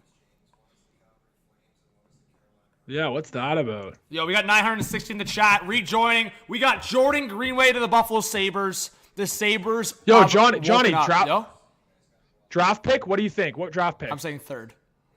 I'm going second. I wouldn't be surprised if it's second. But I would think like a contract back. I don't know. If it's a second, it's a good get for the Wild considering how shitty of a year Greenway's had. If it's a second plus, that's a get for Minnesota. Wait, you know what's crazy? Like the Wild are second in the Central. Like, is this like Bill Guerin? He's always confuses me. Wow, second and fifth. That's such a get for the Wild. Are you kidding me? Wow, that's a good return, man. Bill Guerin W, bro. Billy Guerin W. So, Johnny, Billy Guerin was on 32 Thoughts this week. He did an interview, and I was listening to it yesterday, and he just seems like such like a smart bro. He seems like such a smart 2023 style GM. Like he will listen on everything. You know what I mean? Like no one is really untouchable, but like he loves his guys. But I bet he was hyping up Greenway a little bit on there. But he was hyping him up for that value to go up. Yeah, well, you get a price like this though. That's a good get. Oh my gosh, second and a fifth. Guys, for you that haven't been paying attention, Greenway's had an atrocious year this year with Minnie. Like Wild fans have been like, yeah. And the fact that he got a second and a fifth. I mean, clearly the Sabres are trying to protect the star players, eh? Yeah, it's a good get for them. Also, Greenway's had a couple productive seasons. Sorry, continue. I didn't mean to interrupt. Yeah, well, no, because if they get in the playoffs, too, yeah. I mean, he's the type of guy that would help them there. Especially in a series against Boston. Abe Kubel re-signed with Washington for a 1-year extension. 1.225 AAV. Oh, actually, I forgot about that. That's a good shout from Friedman, man. I was like, what's the connect maybe for the Sabres? Don Granato was the U18 coach. Wow. So that's good. So he knows Greenway well. Nick Bonino trade is fully gone official on the NHL Twitter. Okay, like they have. So we're at 8 trades now. Yeah. Lucas, what if this is the Wild's way of clearing space for Brock Besser? No Imagine. Imagine. Because if they move, and then on top of that, they move Goligoski. Oh well, no, sorry, they're not creating space for Besser. They're creating space for Sundqvist. Sundqvist to the Wild. Trying to be real. Sundqvist to the Wild? Yeah, bro. Sundqvist to the Wild, lock it in. Bro, who said there's going to be bear trades in the last hour? That's wild. Baby, we're at 9, yo. One more. That's wild, bro. Sundqvist to the Wild? Yep. We're at 9. One more to 10. Lock it in. I said 12. Lucas, earlier I said 12 was the absolute floor. I think we're going to hit that easy. We should hit that easy at least. We should. All right. Trade count for today is at 9. Yo, Plush, thank you so much for the 2. I don't know if did I give the $25 a shout? Jeff McKay, the $25 dono. Let's go. Oh my God, Detroit. Stevie Y's getting it on JVR. No way. Yep. Wild clearing cap space. Rick Dollywall just said Besser. Jeff McKay with a 25 is here for the great stream. Yo! No. Yo! It's buzzing! Yo. There's too much happening right now. I told you guys! We're buzzing! W's in the chat! I want to see W's, yo! The last hour. We got the brewskis. We're ready to go. The trades are about to happen. The trades are about to happen. So the Oilers likely done. Oh my God, Adrian Dater, more buzz. Pick it up. Avs getting JVR maybe? Woo! Adrian Dater is close on the Avs, man. It's Detroit versus Colorado for JVR. Oh. Oh! $140 dono! Oh! Yeah! Whoa! Yo! Quinn Chili's since 3K, yo!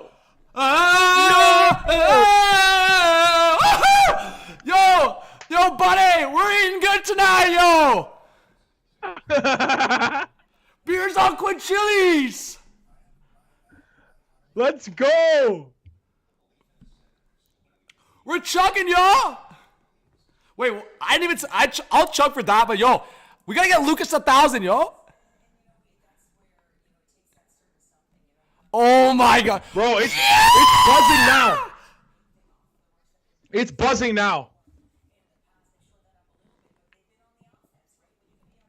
The trade deadline's buzzing. What a donation, Quinn, bro. That's so generous. Thank you so much, guys. Let's get some Quinn hype in the chat. Yo, get some hype. Greenway, so Jordan Greenway again to the frickin' Sabres, man.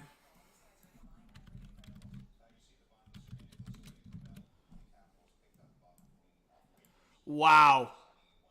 Jordan Greenway to Buffalo. That's a good get. Oh my gosh. Lucas. Yeah. Yeah. JVR, where is he on that lineup? Is he on that second line with Comfer and Rantanen? Probably, right? Until Landeskog gets back. If he's on Colorado, yeah, if he goes there, he's got to play top 6. I would think it's JVR with Comfer and Rantanen until Landeskog gets back. What about the Red Wings though? Well, bro, I mean, to me, I don't understand this Red Wings shout for JVR. Like, do they not just say like this ain't happening? Like, you ain't going for UFAs? Well, hold on, Johnny. They got a first and a fourth for Bertuzzi, right? Yeah. They swing a fourth and like some meh prospect they don't really care about. For who? For JVR. No, man. No, bro. It's going to be more than that, man, at this point. 100%. I thought they were saying it was a third.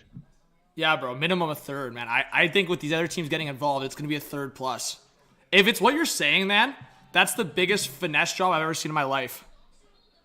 So Buffalo used the second they got in the Eichel trade to get Greenway. Okay, so now you can add that to the trade tree. Yeah. Philip says Wings trade's are gonna have to worked give out. up a That young trade's prospect worked as out. well. Yeah, well, that's what I'm saying. Like, I think it's either if it's the fourth in prospect, the prospect's gonna have to be intriguing. Yeah, guys, please hit that subscribe button. Our goal for today was 47,200. Let's go. We're less than 100 away. All right, the Canucks got to make a trade, bro. The Canucks got to make a trade. Please, Dubas. Please, Dubas. Please, Dubas. Please, Dubas. The Hurricanes got to make Please, a trade, Dubas, man. bro. Hi, Kyle Dubas. Please do it. Quinn Chili's, bro. I'm going to lose my mind, bro. I'm going to start throwing shit. Bro, I'm antsy. I'm antsy. Please, manifest it in the chat, guys. Come on. Shayna says, I really want to see if Buffalo can turn Jordan Greenway into a strong penalty killer. That's a big need for the Sabres, and he's very good defensively at even strength. Not much time shorthanded this year, but if it's something that could change with this trade. Hold to Boston? Yo, Greg said that in the chat. Imagine. Greg, buddy. Relax. Greggy in the chat. Hold to Boston. Never. Yo, Greg's our insider in the chat, man. Update my trade. Might be time Yo, for I gotta update the trade board, man. Yo, it might be time for the intro one more time. Yo, who's ready for the intro, yo? Okay, wait. Greenway's off the board. Who's next? Guys, we gotta update the trade board. Who's in for Greenway? Who's in for Greenway on the board? The top 10 board. Who's in for Greenway? We gotta sub him in for someone else. Gudis. Yeah, I think it's Gudis. I think it's time for Gudis on the board. That's a shout right there. Yep. Gudis is on the board, folks. Gudis is definitely on the board.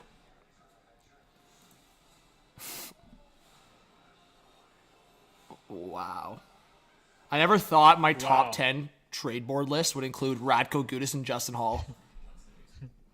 What a deadline. Dude, how is Anthony CU not getting traded? Well, because Chicago thinks he's 23 still.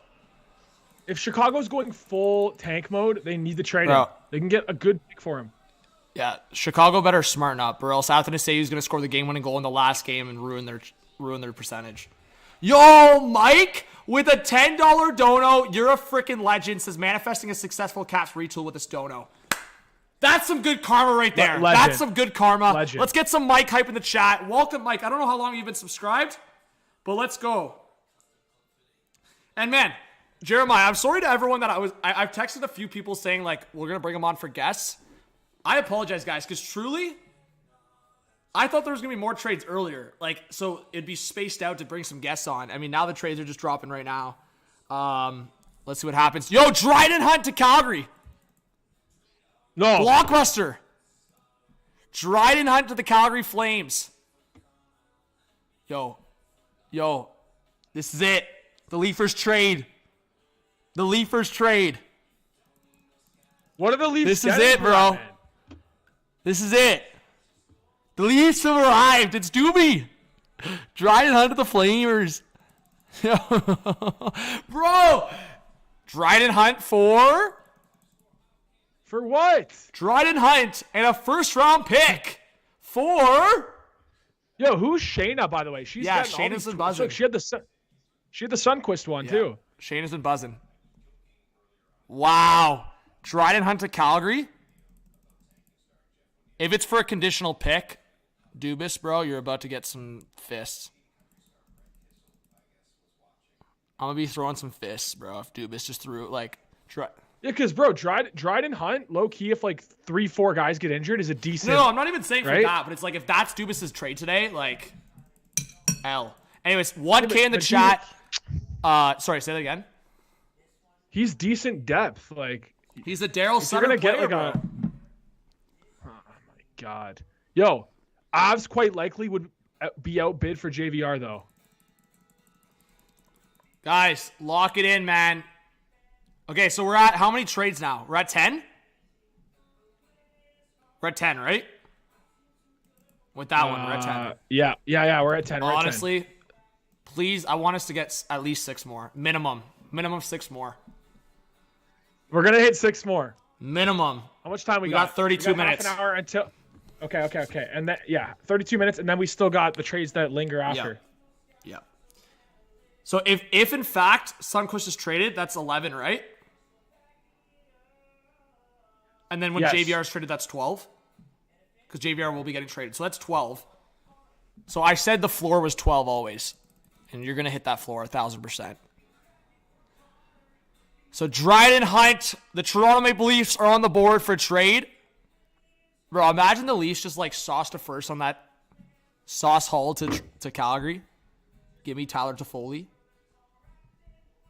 Oh yeah, Logan Stanley. If the Jets don't trade that, like that asset, I'm sorry, bro. Jets are slacking. They got to be trading Logan Stanley here at the deadline. Logan Stanley, I saw this crazy tweet. His career went downhill after he celebrated like he won the cup after that Leaf fight. Bro, that was embarrassing, man. And you know what's so funny? You know what's so funny? That was a moment where Jets fans actually backed him. But since then, Jets fans have just freaking shat on this guy. And I think that's so ironic because it's like it was literally just the Jets versus Leafs thing, and it just happened to be Logan Stanley trying to put on a show. After that, it just went like unreal, bro. Rezi and Scott Clark, thank you so much for subscribing. Appreciate you guys. Huge shouts in the chat. We're buzzing. Hit that subscribe button if you're new, guys. We really appreciate it. It's free. Hit that like button. We're going to get 1,000 likes. Let's go. Sundqvist for a pick is locked in. What pick we thinking? Yo, Third? Zeta's saying a man can dream. Hunt +++ for Toffoli. Let's see. We don't know the pick yet, but it's a pick to Detroit from the Wild for Sundqvist. Come on. Manifest it. Manifest it. Manifest it. Manifest it. Manifest it. Manifest it. Manifest it. Kadri, come back. Kadri, come back. Yeah. James Reimer. James Reimer to Toronto. Greg, there is a Leaf trade. To Toronto. Hunt. Wait, what was Dryden that? Hunt to Calgary. Whoa! Chase Prisky. We got 11 trades. No way. Sabres another trade. Chase Prisky to the Ducks for my guy, Austin Strand. Okay, man. You don't know who these guys No, are. bro. Honestly, Strand and I went to school together, man. Cap. Nah, bro. Ask the chat. They know. Ryerson or OD?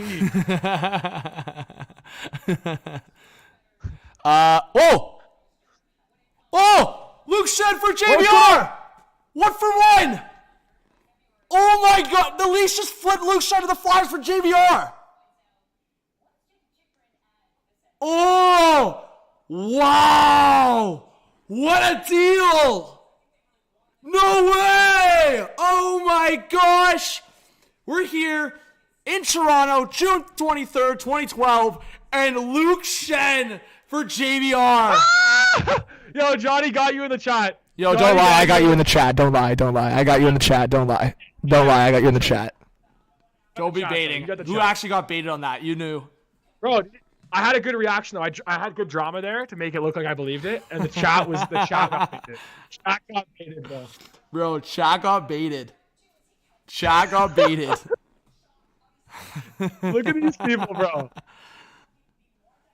Baited. Who got baited? Own it. Who got baited? Own it.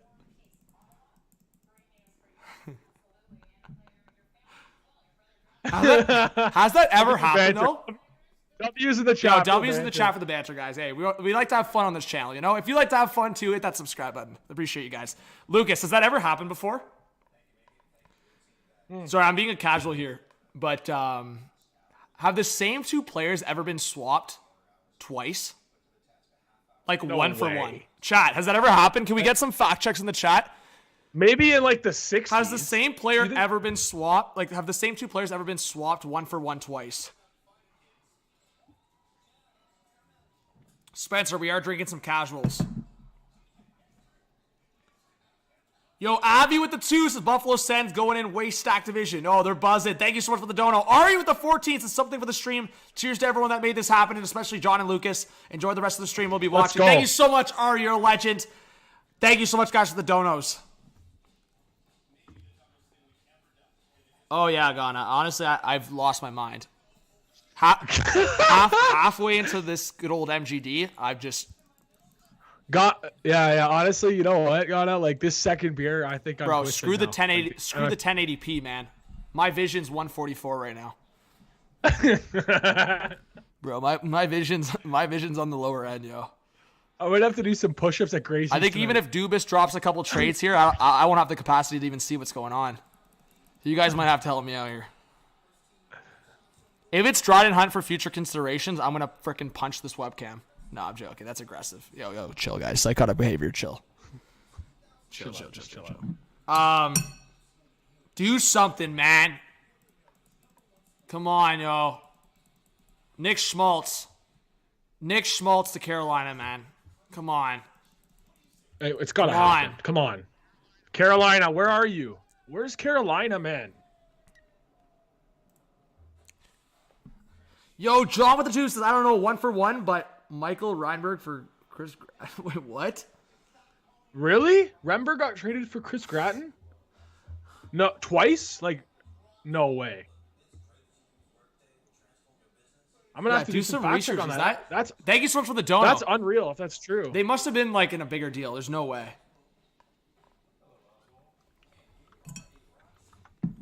Gross, what's going on, Dave? Again, guys, let us know where you're watching from if you haven't told us yet. Kraken are out on JVR. No. Yes, it's Colorado versus Detroit for JVR, unless Dubas swoops in here.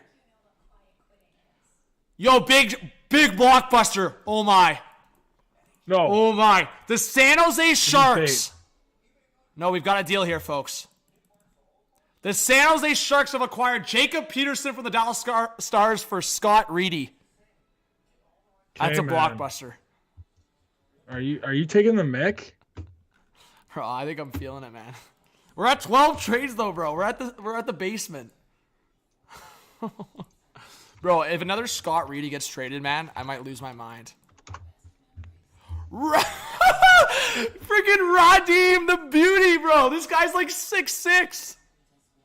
Zahorna, former Pittsburgh Penguin. It's a 1-for-1 Dryden Hunt for Zahorna. Radim Zahorna's a Toronto Maple Leaf. That's Kyle Dubas' trade today. Dryden Hunt for Radim Zahorna. Bro, Zahorna's like how tall, guys? 6'7", 6'6"? It's Zahorna season in Toronto. Wow. That's crazy, yo. Oh my, bro. We're on different levels, man. I'm sorry. Like, this just can't be happening. So, Leafs trade Dryden Hunt to the Calgary Flames for Radim Zahorna. Yo, I just want to give shout-outs. That was true. I did look up, and Chris Gratton and Michael Reinberg got traded for each other twice. There was other pieces in the deal, but it actually was a fact. There's no way it was 1-for-1 twice. But actually, that's crazy. That's still crazy, though. It was 1997 and 2000. That's wild. So 3 years apart. Wild. Yeah. Blockbuster, bro. Dubas better wake up, man, and make another move here. Nah, man. I'm going to have a bad taste in my mouth if frickin' Zahorna's the addition. Nah. Man, you might as well have done nothing because people are just going to laugh at you. Like, nah, Dryden Hunt for Zahorna. Oh, my. Bro. Oh, man. Yo, Zahorna's our Pierre Engvall replacement, eh? Yeah. Yeah? Zahorna's going to be with David Camp buzzing. Do you know Zahorna? Or do you No, know yeah. Like he's, fact check. He's 6'6", 6'7". Had some decent looks with Pittsburgh. Yeah. Pittsburgh sauced him to Calgary. Calgary gave him like a 1-game look. Then he got sent down on waivers. No one claimed him. So this is essentially Dryden Hunt, who didn't get claimed on waivers, for Radim Zahorna, who didn't get claimed on waivers. Just a straight 1-for-1. He's a power play guy. Who, Zahorna? Yeah, bro. He's gonna be there with Matthews, bro. Oh! Detroit! No. Detroit JVR! No, man! Detroit got JVR, man. Oh, my, bro. There's just no chance. There it is. We've been waiting for this. Arrive, bro. JVR, your time is now. This is the jersey you'll be repping. JVR, this is the jersey you'll be repping. Big blockbuster JVR. We're at 13 trades. Eat that. Eat those 13 trades. Yo, what do you think it's gonna be? Everybody, get your comments in what you think it's gonna be. The return. I'm saying we're gonna get 16 trades today, at least. Come on. Yo, you think we're getting a second round pick in there? I think third and a prospect, or third something. Third and seventh, maybe. Well, we got to get JVR off the board. Okay, guys, we have to swap JVR off the HTH trade board. Who are we swapping? Goligoski. Ooh, Goligoski could be traded. Yeah. Okay, waiting details. Goligoski could be traded. We're gonna swap Goligoski in for JVR. So Goligoski's number 1 on our trade board. Awesome. That's a JVR, worse man. half. What? JVR, boys and girls. Unreal. So our trade bait board: Goligoski, Besser, Garland, Klingberg, Edmondson, Hall, Gudis, Athanassiou, Hayes, Sherry. Bro, it will be shocking. Oh, give me a sec. Yeah. If these guys do not get dealt, Goligoski, Klingberg, Edmondson, Sherry, bro. Those 4 guys better get dealt, man. It doesn't make sense otherwise.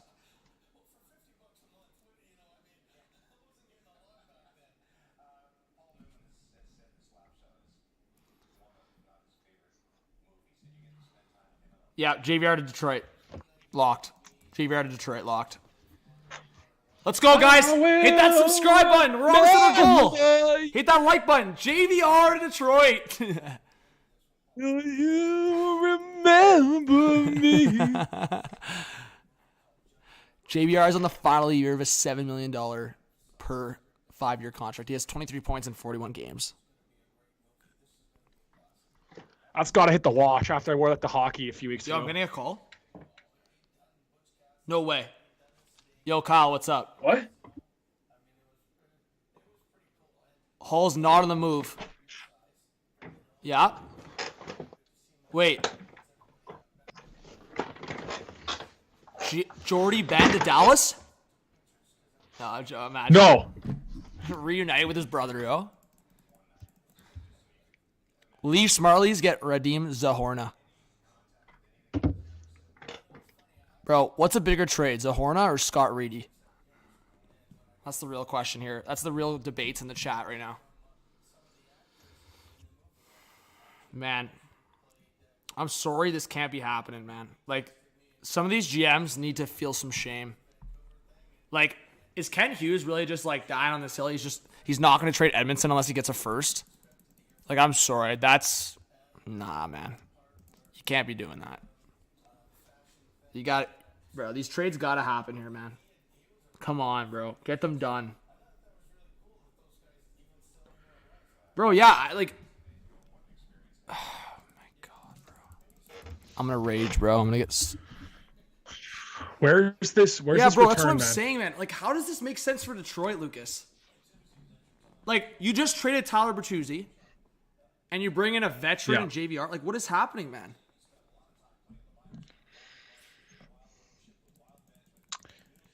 Like, I'm sorry. If this is like a second-round pick, it makes 0 sense for Detroit.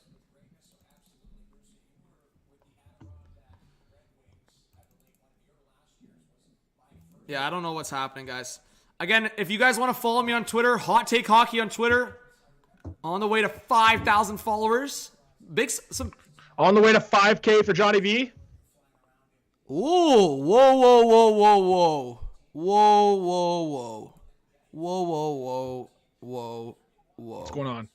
Whoa. JVR likely heading to Detroit. Deal isn't done as the Red Wings are in the process of moving another player. So the Red Wings are doing 2 deals here, guys. The Red Wings have 2 trades in motion right now. The Red Wings have 2 trades in motion.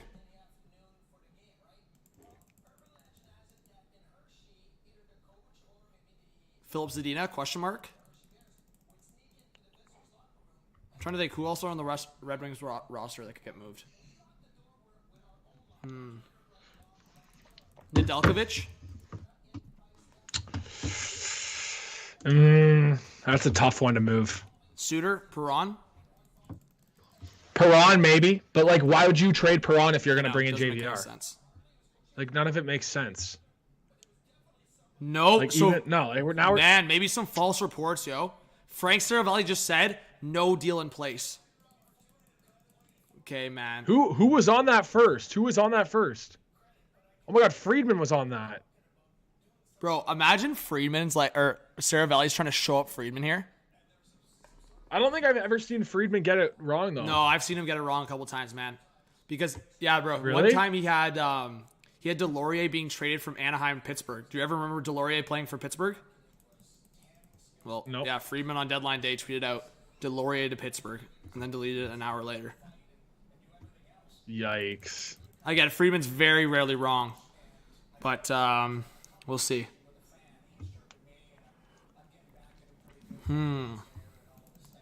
What if, question mark, what if JVR was a verbal agreement and then Dubas just came in and said, hey, we want our guy.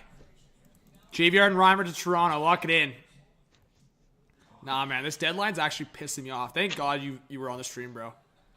I would have been Why? punching air, man, if I was on my own. Bro, why is it lagging? Just refresh, guys.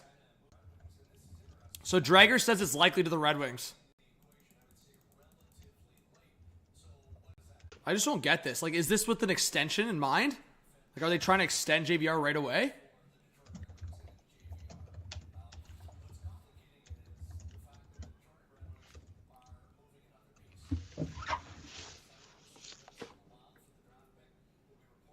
So is that what they're doing?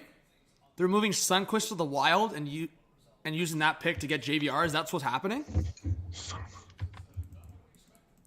So they're basically like trying to do a Sunquist for JVR, like all in all, when they get the picks. I mean, that's what I'm assuming. Yo, so Zita's got a little bit of a conspiracy theory. You want to hear it? Let's It's on hear the it. stream right now. Redeems the Hornets number with the Penguins and Flames, number 67.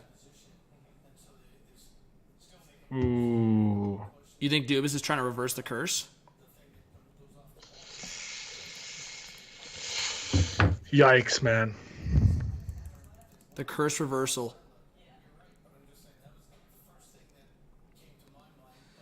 So, Pagnotis says Devils and Brats can't continue to discuss an extension, but there's still a lot of work to be done. Don't expect a deal today. I mean, Pagnota wasn't, but thanks. Refresh. I'm spamming, bro. Do you see me spamming? Spam the refresh button.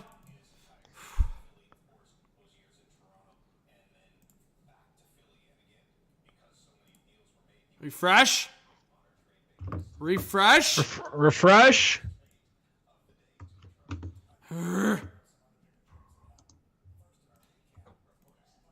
Nah, bro. I'm sorry.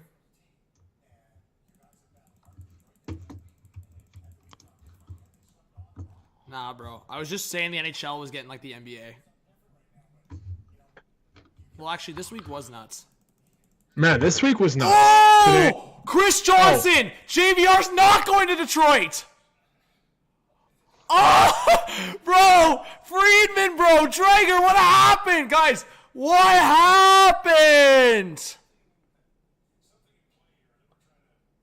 What happened? Oh no.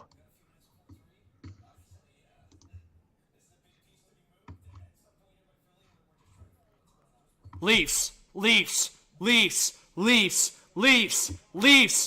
know what? It's definitely gonna be way. the Avs, bro. I'm telling you, the Avs are gonna swoop in here, bro. The Avs are gonna swoop in here and make it happen, bro. Wow, Friedman, bro. What happened, man? Yo, CJ just showed up Friedman. Wow. CJ left Sportsnet to go to TSN just to have his moment and show up Friedman. That is the drama of deadline day. CJ and Saravelli versus Friedman and Pagnota. No, can't be putting. Wow.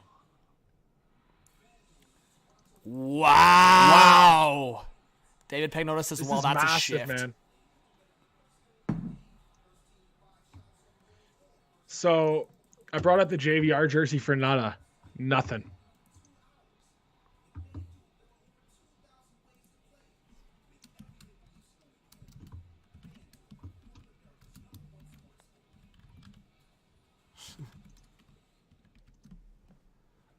look what I'm tweeting, bro. K-Man.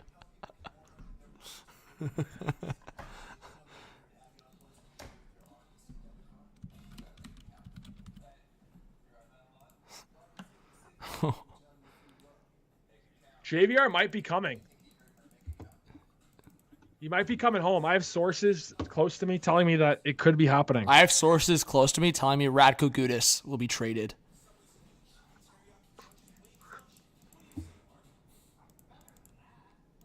Come on. Yeah, JVR's got to go back on the board. Yo, Detroit pulled back from the deal, bro. Dude, JVR's got to go That's back on the freaking board. murked, bro. This guy, bro, Detroit just fully pulled back from the deal. Yo, you think Detroit, like, was only making the deal with an extension and just said, nah, you don't want an extension? Screw off.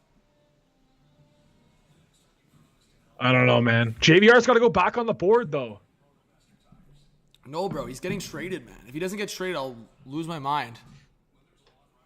The chat wants him back on the board, man. Yo, chat, you guys want him back on the board? Okay, man. Nah. Final 10 minutes. Okay, bro. We better get like 10 trades in 10 minutes.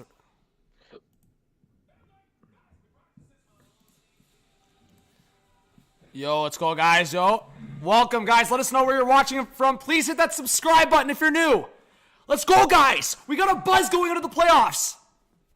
I'll be live throughout the whole Stanley Cup playoffs. I'm live streaming if you guys want to join during the playoffs. Hit that subscribe with the notification bell. It's free, you know?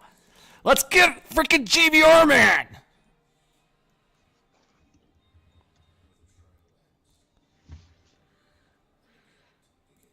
JVR, come on. It's like Stevie Y just threw out a quick heat check to see how much the general public lets him get away with. Ooh. Yo, imagine that was the case, though, eh, Lucas? Imagine just for banter, Stevie Y made a call to, like, Pagnotta or Frege. Just like, yeah, JVR to Detroit. JVR. Hey, Calvin, thank you so much, bro, for the support. I appreciate it. Hey, Matt Martin, thank you so much for subscribing. Yeah, what a line. Zahorna with Tavares and Nylander. There you go, Christian. Now you're thinking. NHL playoff prediction video coming tonight. Jack, either tonight or tomorrow. I might prioritize the winners and losers of the trade deadline. Because Lucas and I are going to record that. Bro!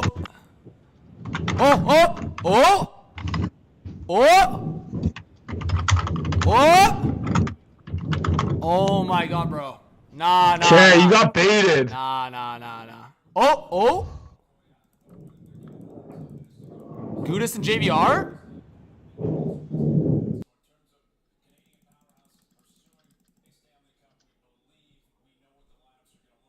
Oh?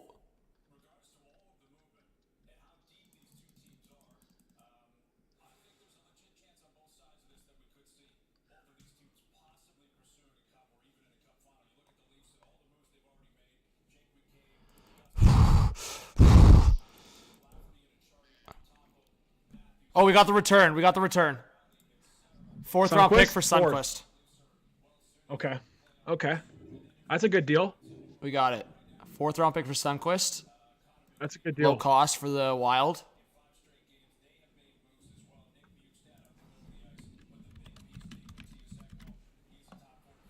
As we approach 3 o'clock, if you want to see Johnny V chug a beer Go back, follow NHL Lucas on Twitter. A tall boy.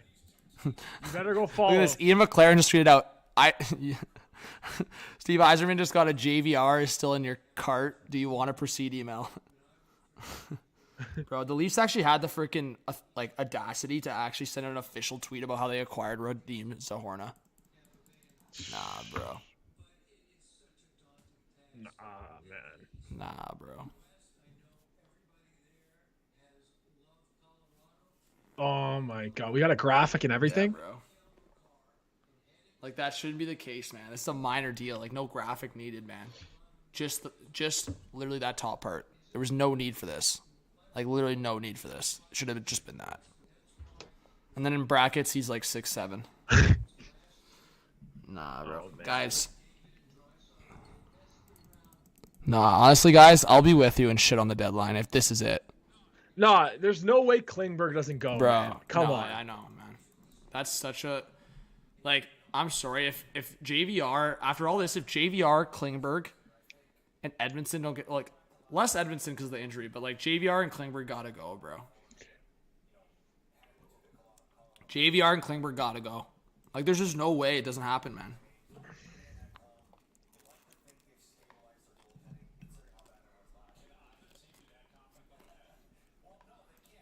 No.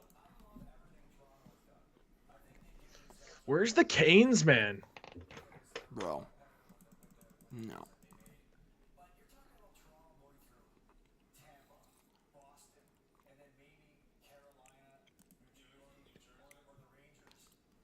Okay, let me get this straight. Do you think we're reading it wrong? Do you think it wasn't Detroit that backed out? You think it was Philly that backed out? You think Philly got a whiff of the fact that Detroit was trying to acquire JVR just to flip him for more picks? Could have been. That's the big, like, that's crazy, bro. If Stevie Y was trying to pull that. So this guy was trying to acquire JVR for cheap to flip him to a random team. Like, there's no way that's the case, man. If that's the case, then Fletcher is that bad. Oh, Troy Stetcher to Calgary from Arizona. There you go. Okay. Troy Stetcher to the Flames. Troy Stetcher to the Flames. That's a blockbuster. All right, let's start rolling these trades in, man, like that. Let's take JVR off the board.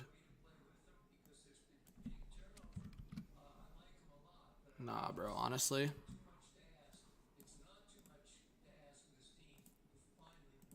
That's a blockbuster, man.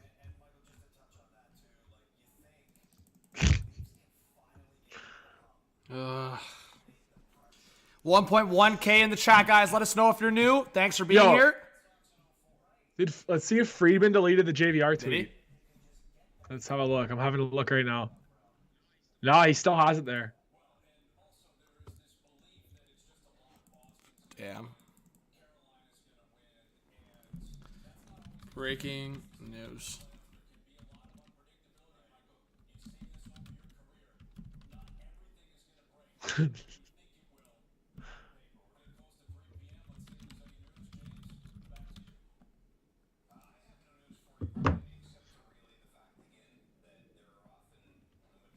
Bro, the Calgary Flames should just be called the Calgary Canucks.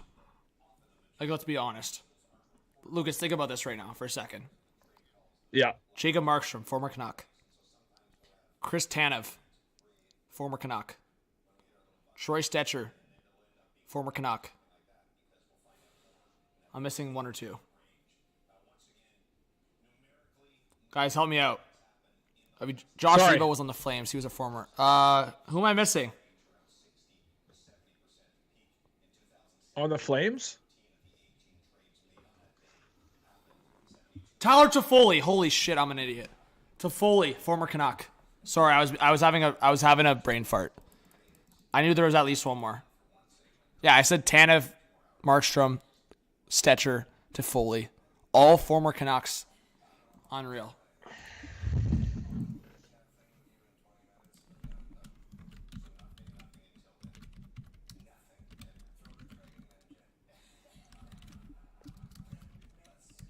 Oh my god, I can't spell.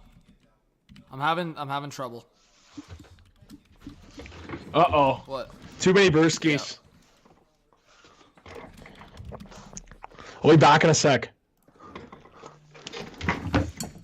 Hey, 1.3K in the chat, guys. Welcome to all the new subscribers.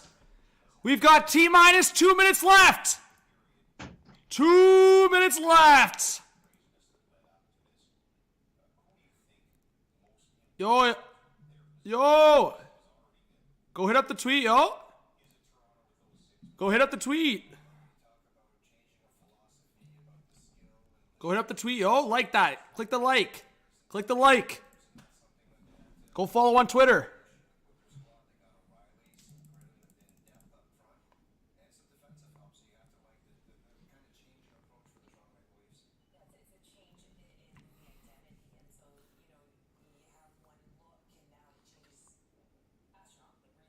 What's up, Clyde and Sean?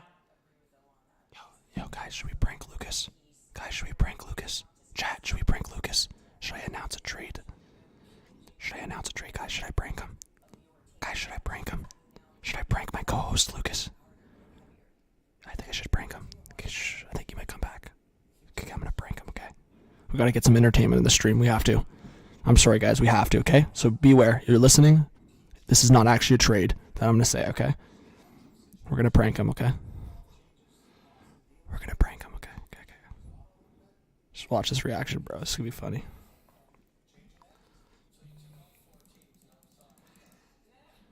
Just watch. We're gonna prank him. Patrick Brown from Philly to Ottawa. There you go.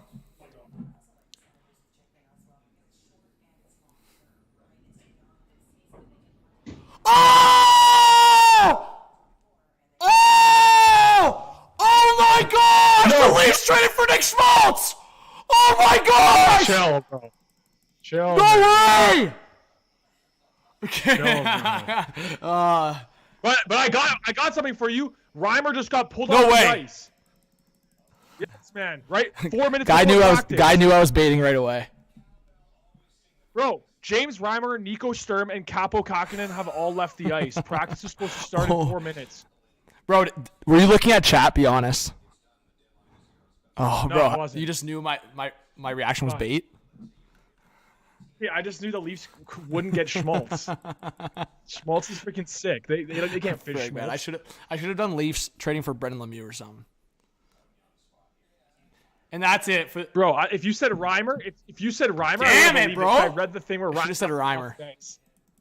Okay, wait. Trade deadline's over, guys, but trades will still come through. I'm making it clear, guys. Trades will still come through. Reimer got pulled. I think Reimer got traded. JVR got traded. Reimer got traded. You think? Yo, but here's what I don't get. Reimer and Capo Kakinen were taken off the ice. Why both goalies? They can't. Yeah, Carolina's done for the day. Reimer trade, yep. No. Yep. Oh my God, Carolina did nothing, man. That's a sell. That's a sell, bro. Reimer trade, yep. Okay, where's Reimer, man? Reimer, JBR. Lock it in.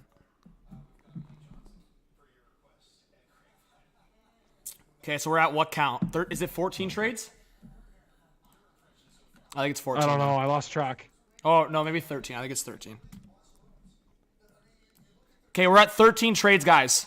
So send a 2023 sixth rounder. Where's Reimer? Stand by. James Reimer, I'm hearing. Oh my gosh. Rasmus Asplund from Buffalo to Nashville. That's 14.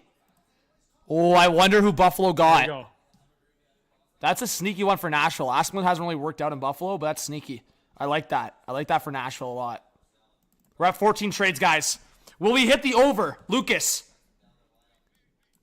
Wait. You already got Patrick Brown for the 6th, right? Are you freaking kidding me? JVR wasn't traded. No. Where? Who said? No. Nah, Philly, you're dumb, bro. No. You're dumb. And Nashville's extending Dante Fabro after all those rumors, bro. Nah, I'm sorry. I'm sorry. Philly's such a sell, man. If I'm a Flyers fan, I'm losing my shit, bro.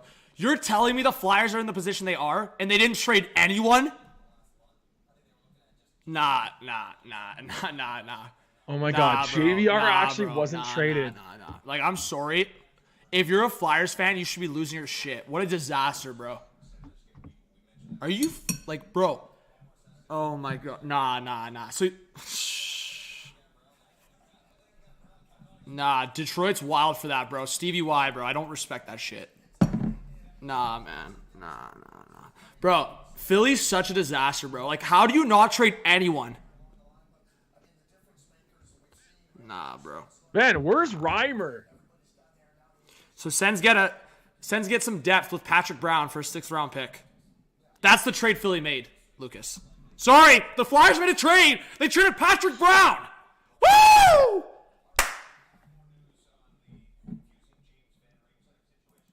Nah, bro.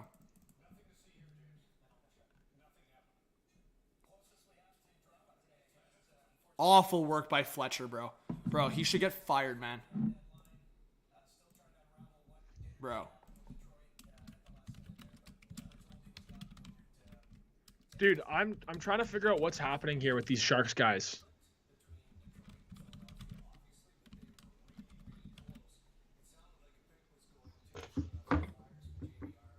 Bro, honestly, bro, he should get fired, man. Like, what is going on, bro? Your team is in the bottom, 5 or 6 of the standings? Like, what are you doing? Holy, what an embarrassment, bro.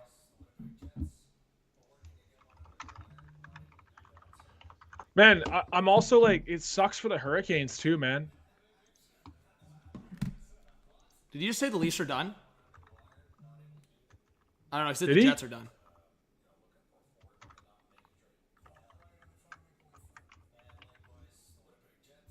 Wait, what did Mackenzie just say, bro?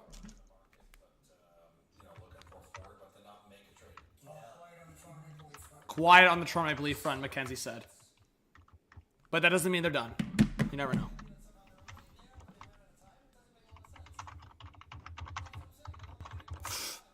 What a freaking disaster, bro. Honestly, it's a joke. It's embarrassing.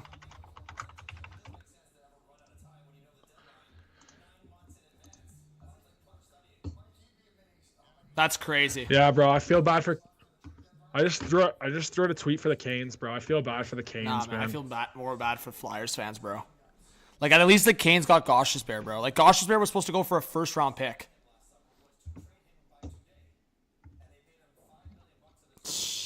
Buddy, you can't be pranking me. This guy in my DMs just tried to prank me as if Sam Reinhart went to Toronto, yo. You can't be pranking the prankster, man. Joel Edmondson wasn't moved. Habs are done for the day. Honestly, nah. Nah, bro. I actually can't believe you. I cannot believe he wasn't moved. Bro, I'm sorry. That's crazy. Like, what? I think I'm just going to make a rant video at some of these GMs, bro. Like, you've got to be out of your freaking mind. What about we haven't heard anything about Klingberg yet, eh? Nah. Nothing from Klingberg. If JVR and both JVR and Klingberg don't get dealt, so this is Fabro's deal, 1 year, 2.5. Like, what are you possibly doing? Here's the thing. Even if the deadline was busy, I'd be reacting the same way, bro.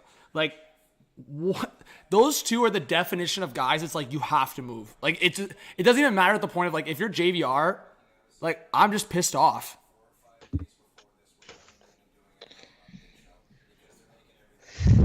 Yeah, I mean, but it's also possible JVR didn't want to move to Detroit. Like, maybe he wasn't, like, all gung-ho about it, and they just decided maybe it's better to hold on.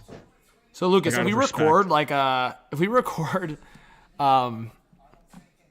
like a winner losers video, like, I guess we have to go for the week because we don't get enough from the day. I mean, I was gonna do that anyways, but like we have to do it for the week. The day did not give us enough to talk about winners and losers. Yeah, I think Tampa's actually a big loser. If they didn't get Klingberg, if they didn't get a defenseman. Well, I mean, yeah, I feel like that will backfire me if I call Tampa losers. It'll backfire on both of us, Lucas. No. But they still have a deep team. But I mean, they just didn't get any better, really. I mean, they got Jeannot, and that's it. Like, they didn't add anything to the blue line. It's crazy, bro. And like, if you're a Montreal Canadiens fan or a Philadelphia Flyers fan, how you don't sell with some of these assets that are UFAs and just get picks, it doesn't make any sense to me.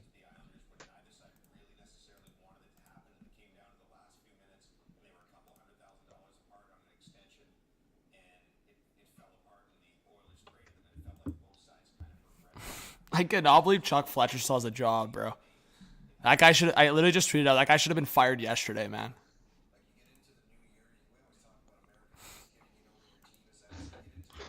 Like, it's freaking crazy, man. Yeah. So Besser, JT Miller remain with the Canucks, but no confirmation on Garland yet. Another big trade. LA Kings have traded Austin Wagner I to the saw that. Blackhawks for future consideration. Oh, huge. Big deal right there. Does Yeah, that bring us to brings us to 15? So we need one more to reach the over. Bro, you actually hit the 15 and a half perfectly. That was a Guys, good can line. we get hey, at the very least, can we throw respects on that? My line for trades today in the morning, I said 15 and a half over under. So can we throw respect on that? I had a vibe on what was going on this deadline, guys. I didn't pull that shit from anyone. Frig, man. Oh. But thank you again. I hope you guys please hit that subscribe button. We're going to be posting videos, post-trade deadline, playoff predictions. I'll also be posting winners and losers of the trade deadline. And, yeah, spoiler, the Flyers are on losers. Like, I'm sorry. Like, I don't even have to make the video for that. Frig, what a disaster. But we're going to still have trades come through, guys. Let's try to get 1,000 likes here at the end. We're 160 likes away. If everyone drops a like, we'll get 1,000 easy. But trades will still drop through, guys. I've been in a stream, Lucas, believe it or not. I've been in a stream for a trade deadline where a trade got announced at 4. At 4. So, I mean, until I see all 32 teams say they're done, right now, guys, my predictions are this. I think one of Reimer or Kakinen got traded. Yeah, I'm with you on that. I'd be shocked otherwise. I still think Klingberg got dealt. The fact that there's nothing being said about Klingberg, I think he got dealt. I'd be surprised. And then we'll probably get 1 or 2 deals after that. So, we'll probably end up finishing with like 17 or 18 trades, which, again, aligns with other deadlines. So everyone's saying by far this was the worst deadline. Bro, in the last 7 years or 6 years, Lucas, we've had 4 deadlines under 20 trades on the day. So everyone that was like on this, again, to me, it was underwhelming 100%, but like, it's not like it was much worse than other years. Shout out to Zeta. I'm going to read some comments. Are Leafs done? Probably Thanos. Mike says, deadline was a little like Hall clearly in the puck out of the Z zone. Not impressive. George says, Van Riemsdyk trade from Flyers to Red Wings falls apart before the deadline. Yep. Buck says, Tampa made late move. We'll see. Do I think Detroit's cooking up some? Oh, there you go. There you go. See, I knew it. Klingberg traded to the Wild. Wow. Oh. Klingberg traded to the Wild. Wow. The Ducks got it done just under the wire. Man, Billy Guerin, man. That's a deal. That's a deal and a half. Billy Guerin. Billy Guerin was the most Billy active Guerin, bro. today. Billy Guerin's going to get a dub for me, probably. Especially if this price is like a third or less. Billy Guerin's going to get a dub for me.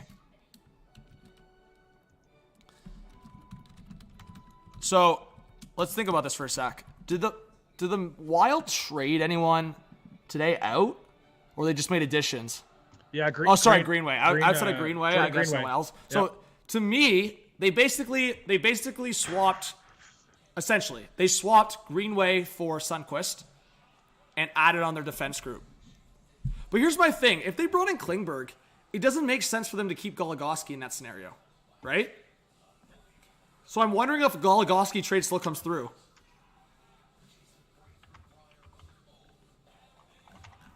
I wonder. Oh, I told you, Lucas! The Ritchie brothers are reunited! Nick Ritchie to Calgary! Where? Yeah, bro. Nick and Brett Ritchie together in Calgary. I told you, bro. What did I say earlier, guys? I told you Arizona's going to trade Ritchie, man. Bro, there it is. We hit on the... yeah, I told you guys the over hit. I told you.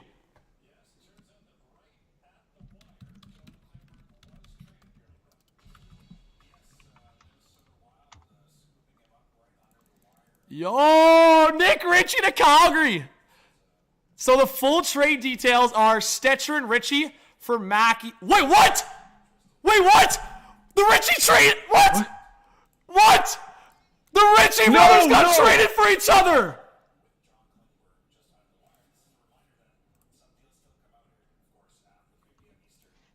Has that ever happened?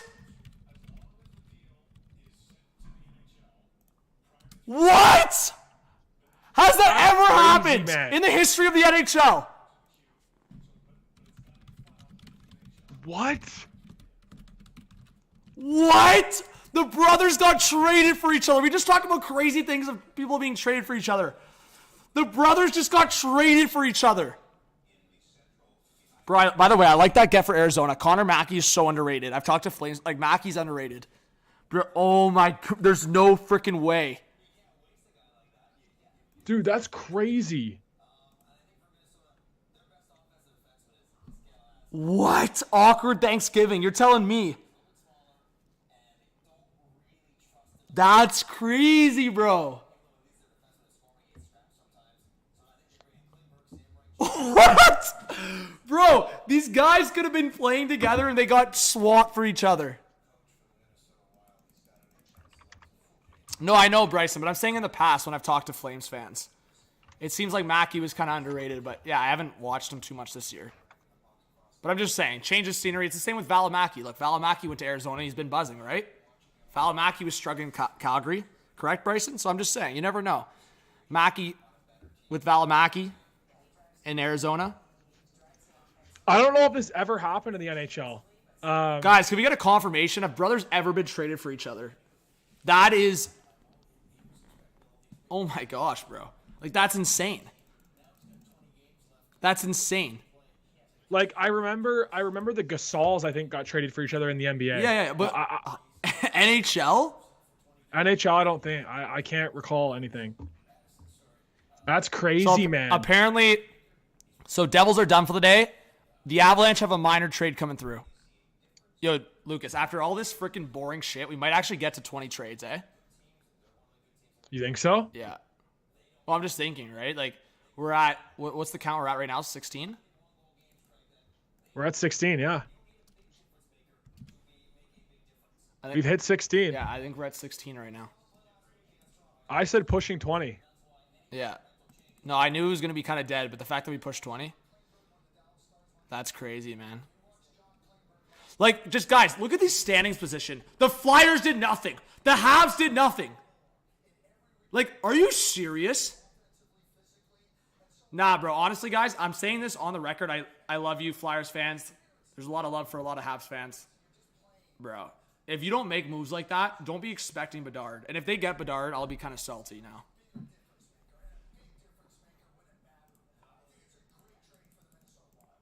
Bro, can we find out what they gave up for Klingberg? Like, before we start calling this the biggest W of the century, man? Bro, what did they get? Yeah, what did they give didn't up, I man? say, Lucas, what was your prediction? I think I said 17 trades. I said over. I said 17. You either said 17 or 18. Yeah. I said close to 20. Yeah, you did say pushing 20. I think I was around 17, 18. I'm telling you guys, I think Klingberg is a phenomenal fit with the Wild, but I'm truly waiting for the return. Like, to me, I feel a little bit differently if it's a second and something else, right? Like, yeah. Like, if they got him on the cheap, like, as a last-minute deal for, like, a third, this is, like, an unreal trade for the Wild. If it's anything more than, like, a second and a prospect, I don't know. Like, Lucas, I can't comprehend that, bro. That's insane. Brothers got traded for each other. Dude, that's definitely never happened. Just, who would be cruel enough to do that? Like...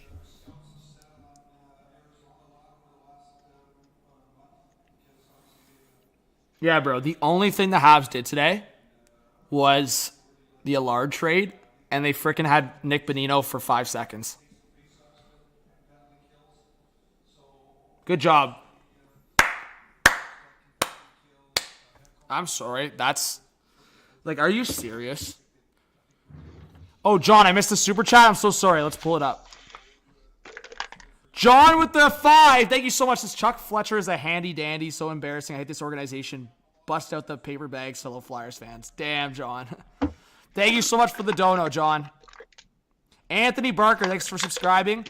Yeah, guys, again, I don't know if you have to leave. I would stick around because we're going to get a couple more trades. But please, as I said, hit that subscribe button if you're new. I really appreciate it. And hit that like button. Yo, I think the Klingberg trade just became official. Yeah? Yeah, let's see. No, maybe not then. Sorry, I thought the Wild tweeted out the Klingberg trade. It's a Sundqvist trade. That's such a steal, though, bro. The Wild got freaking Sundqvist for a 4th. Like Sundqvist, I mean, Lucas, I feel like you've watched him more than I have, maybe. Guy Yeah. has some bite on him, eh? He'll fit. I like that. He'll fit. I love that. Yeah, bro. He'll fit the Wild style. If the Leafs hadn't like gotten so many forwards, like for example, if they hadn't got Sam Lafferty, I would have loved for them to trade. Well, I'm just thinking, right? Like, yeah. all right. Well, Dan, you're freaking psycho, bro. Anyways, Yo, Dan, you gotta relax, bro. Dan, take it easy. bro, I haven't down. freaking spoken to this or addressed this guy like once in the live stream. Like, man, rent free, bro. I don't use that saying too often, but freaking rent free. It's embarrassing, man. Haven't addressed you once. Anyways, I think Tampa's done. Man. are you upset with the Leafs after the moves they made this week? Nah, I'm not upset. I mean, to me, it just goes back to that Sandin trade. Like, clearly Dubas was just like, yeah, we're going to keep that first. We might flip it for a couple seconds around the draft. Yeah, I don't know, Jeremiah, what he was talking about before. I never saw his comments, but I appreciate you. I mean, what a disaster of an individual. Okay, relax.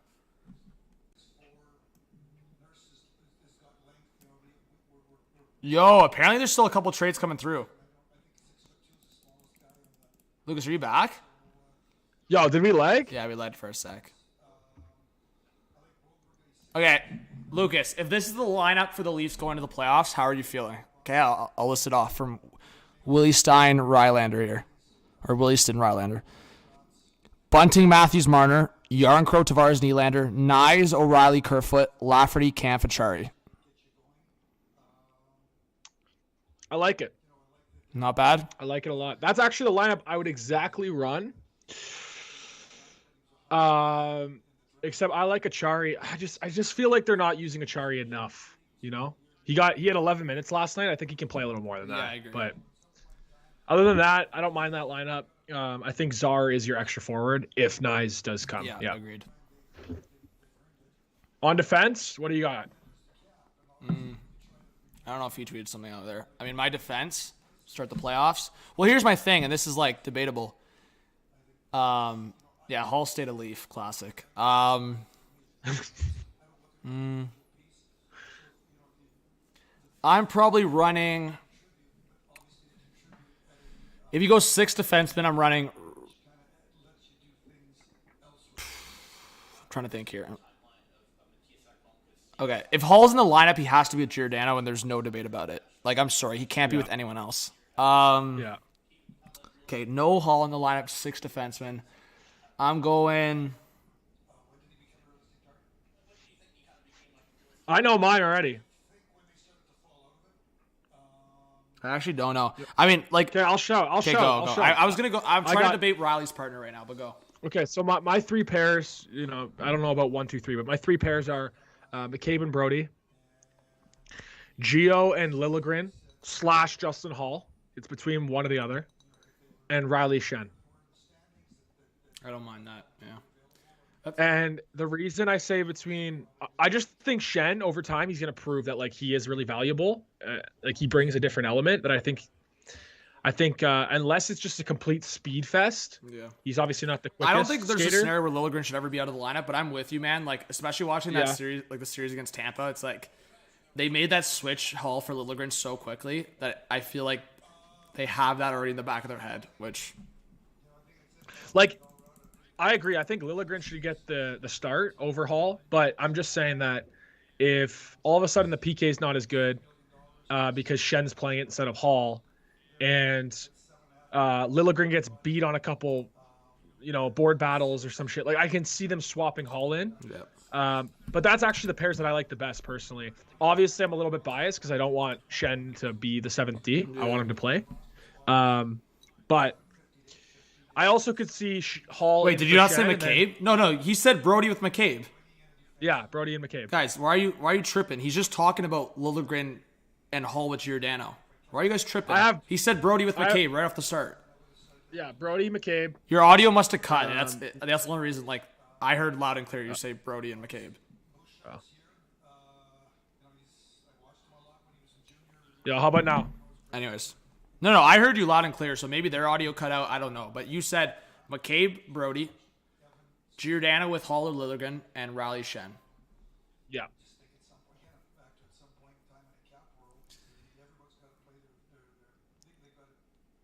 Nah, bro. Okay, people are tripping in the chat. I don't have patience for that. That is, oh my gosh. That's it. Is that it? Are we done? That's it. Look, bro. Look at the Klingberg return, bro. Oh my God, Billy Guerin. Oh my. I want to search up more on Nestorenko. Bro. Billy Guerin, man.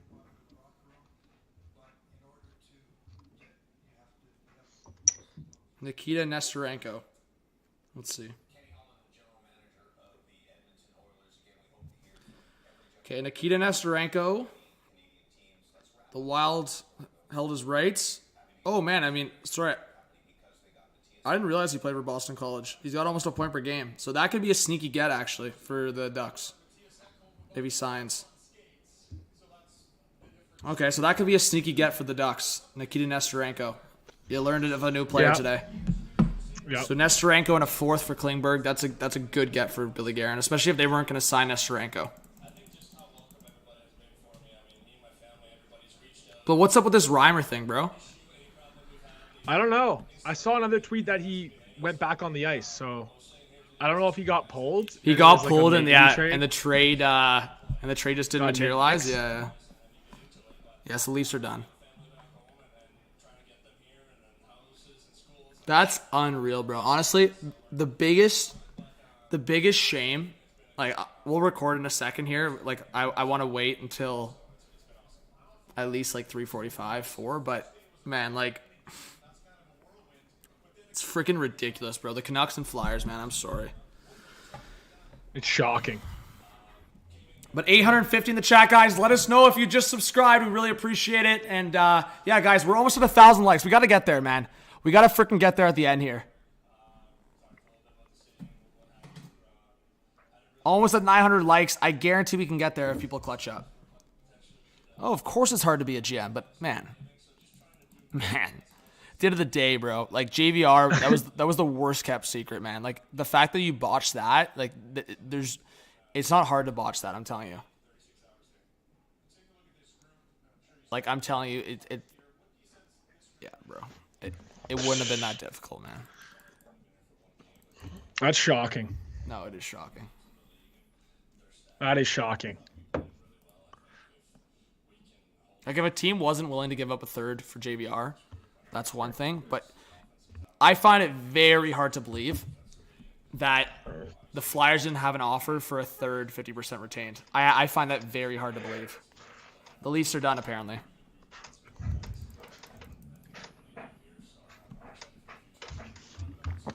That's tough. Yeah, the Wild getting Klingberg. Man, the Swedes, Klingberg with Brodin. It's a pretty good pair.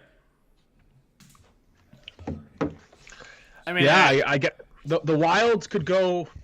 I don't know. They're gonna be probably playing Colorado, right, in the first round, unless Colorado's able to win the division, or the Wild are. But it's interesting. The Wild are shaping up. It's like they have a chance to win a round and see where it goes from there. But I don't know. Yeah. But I think overall, like, man, I'm a big winner on Bill Guerin's moves. Like I think he won. He did some smart dealing today. Agreed.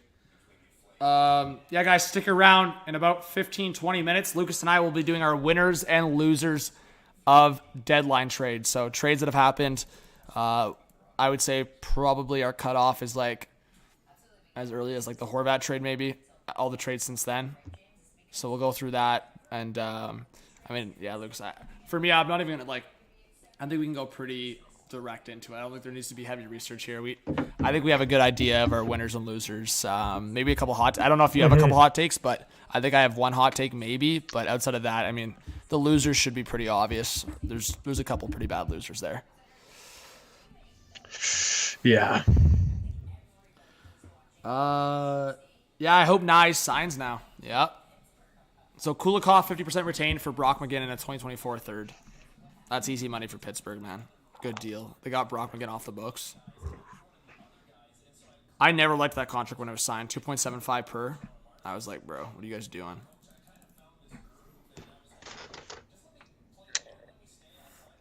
I'm just saying, guys. I know there's like, I know we want to like make excuses and stuff, but yeah, bro, there should have been more trades in terms of like some of these obvious ones. Again, I feel like the number was always going to be down, but the fact that guys like JVR and Edmondson, like, there's no excuses, bro. If Montreal doesn't, for example, extend like Edmondson or like JVR, like, just doesn't make sense to me.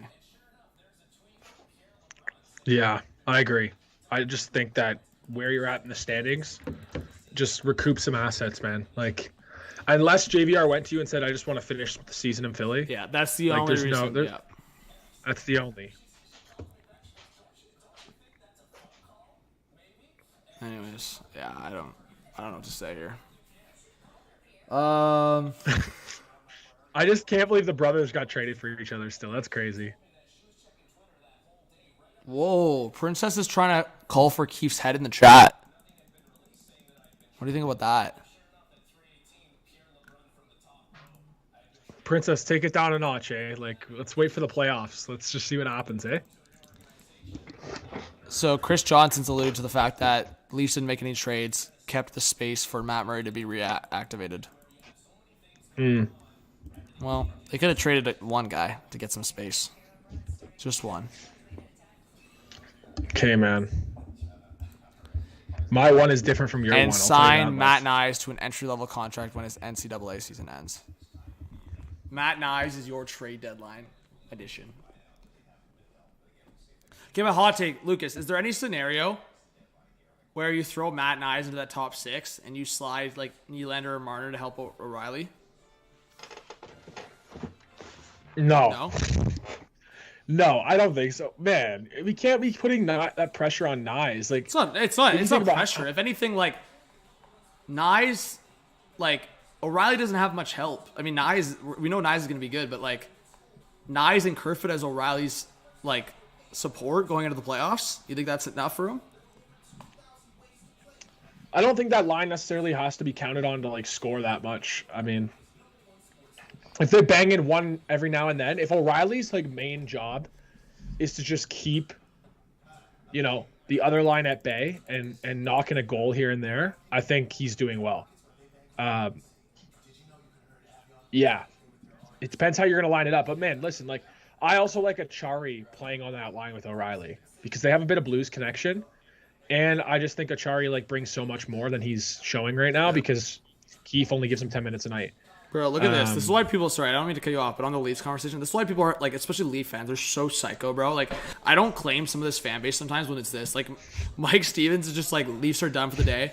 Probably getting a bunch of DMs from, like, these weird Leaf fans that are, like, 12, like, these 12-year-old Leaf fans. Hey, man, like, you can't, like... Nah, bro. Like, Mike Stevens, though, like, you just don't... Just ignore it, you know? Like... You're giving them more power. Avs with a minor deal, yo. A big deal for the Avs? Mario says Nyes is an unknown in the NHL. Okay, guys, at this point, like, if Hull screws the Leafs in the playoffs again, I mean, you'll get good content from me because I'll go psycho. So, like, what do you guys want? Like, it's a win-win situation. Hull scores the winner in Game 7. Leafs move on. Hull screws up Game 7. I lose my shit. Win-win. Kane's Twitter, down bad. Nah, bro. Well, down bad. Anyways, guys, we're going to, in about 15 minutes, we're going to make our winners and losers. We are 40 subscribers. I just checked. We are 40 subscribers away from 47.2. Hit that subscribe button if you're new. Hit that like button. Appreciate all the people in the chat.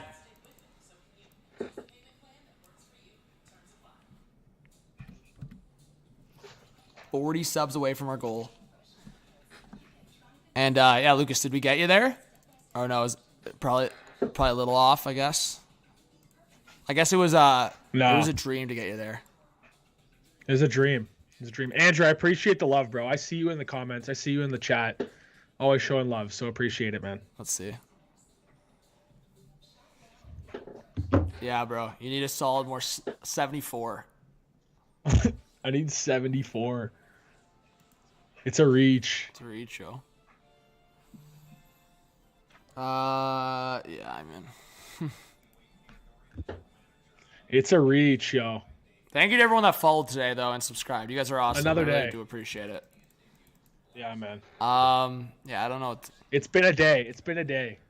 Had a good time. Yeah, bro. Thanks for joining, man. I mean, yeah, I don't think I would have been able to do it without you. That was painful for a good stretch there. Honestly, I'll claim it, guys. Even though I told you so, the number ended up meeting exactly what I said. It was underwhelming, bro, in terms of like the couple deals that didn't happen. Like, nah, like. Yo, Yeah. Johnny, this is super random. I got a work thing that came up at 4:00, so I'm gonna have to bounce. All right, no worries. But I've never seen this before. It's a meeting out of nowhere. Interesting, but yeah, I gotta bounce. But I'll message you based on what happens. But if it ends up being like a little bit too late, we'll figure it out. Yeah, no worries. Do you want to give like a quick winner loser based on your eyes before you head out? Yeah, I can do that. Just to give the chat a little preview. Absolutely, my loser today. I'm not going to take your boys in Philly. I'll take Montreal. I think Montreal lost out today a little bit. I think they could have moved. Obviously, Edmonton. They were offered for Josh Anderson. Maybe not today, but in the past, leading into the deadline. I think Montreal fully could have moved some bodies out, accumulated some more picks and young players, just because we know where they're at and they're building towards a really good future. But right now, it's just not there. So I think Montreal. From that standpoint, I feel like could have done a little bit better today. Another loser for me is the Tampa Bay Lightning. We'll start off with the losers. Today, Tampa Bay is a loser. Now, they might go to the conference finals or the finals again. And I'm not even going to say prove me wrong because we know they have a really good team. But I feel like they could have added some more to that blue line. I feel like their blue line going into this playoffs is going to be the weakest that it's been, in the previous 3 runs that they've had, especially on that right side. And when you also don't have Ryan McDonough on the left side, like there is a bit of concern there for Tampa on the blue line. So I'd say Tampa not adding John Klingberg, especially what you saw Bill Guerin pay for John Klingberg. How did Tampa not step up for that? I mean, they blew a boatload of picks on Jeannot, but that's another discussion. So I'd say Tampa's a bit of a loser today. Winners for today. St. Louis gets a win for me. I mean, picking up Vrana, I think it's one of the best trades of the deadline. It was just so low cost. And Jacob Vrana is going to go out there and, he's got the talent to be a 25-plus goal scorer. We've seen it. And I don't know. It might not happen this year. We don't know, as John and I discussed, we don't know what went on behind the scenes or what has gone on behind the scenes. Only hoping for health and good things for Jacob Vrana. But Jacob Vrana is a winner, St. Louis is a winner for acquiring Jacob Vrana because he's going to go in there and get minutes right away and help his development going into next season. I bet he'll play with Kyrie or Thomas, one of them off the rip, based on St. Louis's forward depth right now. So I'd give them a winner, and I'd give Minnesota a winner. Minnesota's a winner today. They move out Jordan Greenway, who obviously was like a sort of a core guy there. He's been there for a while, obviously having a really poor season. But when you flip him and get a second and a fifth, and then you add Oscar Sundqvist and Klingberg, as we discussed, I think Minnesota overall got better today. For this season, they got better. And Minnesota's in that tough spot where they're dealing with, the cap hits still and the buyouts. But Minnesota overall today, I think, is better than they were coming in. So my winners, I'd say, are Minnesota and St. Louis. And my losers today, I'd say, are Tampa and Montreal. All right, bro. When I shoot the video, I'll give you a shout on your picks. And hopefully I didn't take your picks. No, you're good. I got a couple more picks I can use. But all right. Yeah, man, you gotta go dip. off on Philly, man.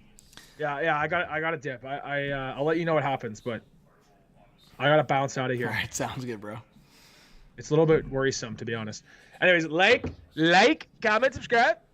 All right. Yeah, shoot me a message after, bro. Thank you, man. Guys, big shout out to Lucas. Hype him up on the way out. Thank you, bro, for joining, man. We'll chat later. Or chat after when you're done. Chat later. Thanks a lot, everybody, for the love. Yeah, go follow NHL Lucas. See ya, bro. We'll chat. Peace. All right. Shouts to Lucas. All right.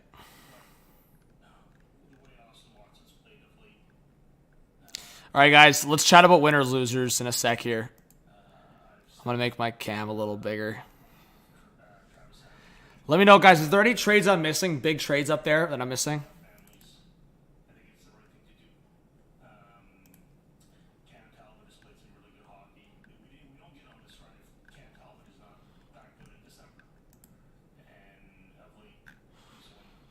All right.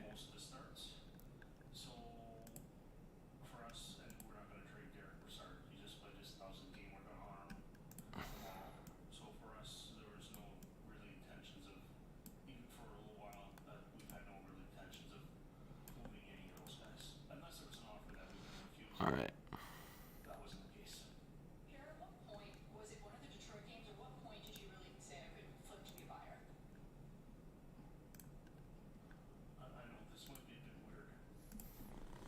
Boston game. We lost. I said we can play with this team on a back-to-back. Dorian, buddy. That's bold. All right, I don't think anything else came through, guys, so that looks like it's it. I think the final count 17 or 18, I think.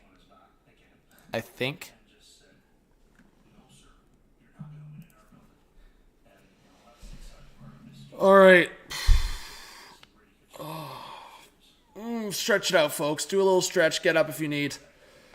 Ooh.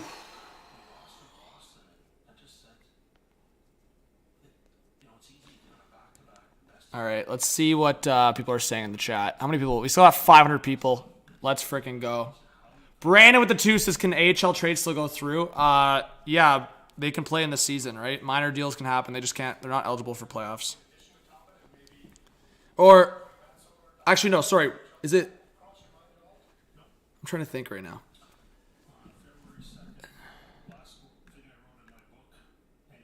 LeBron? Hey, you followed Lucas. There you go.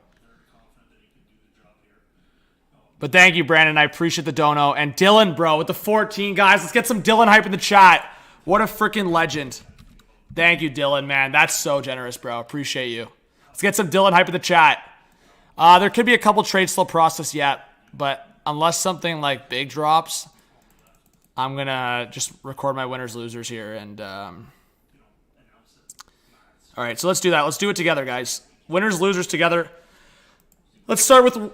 Should we start with winners or losers? What do you think in the chat? Should we start with winners, losers? Again, guys, let's try to get to 1,000 likes if we can. Or at least 900, at least. Winners or losers first?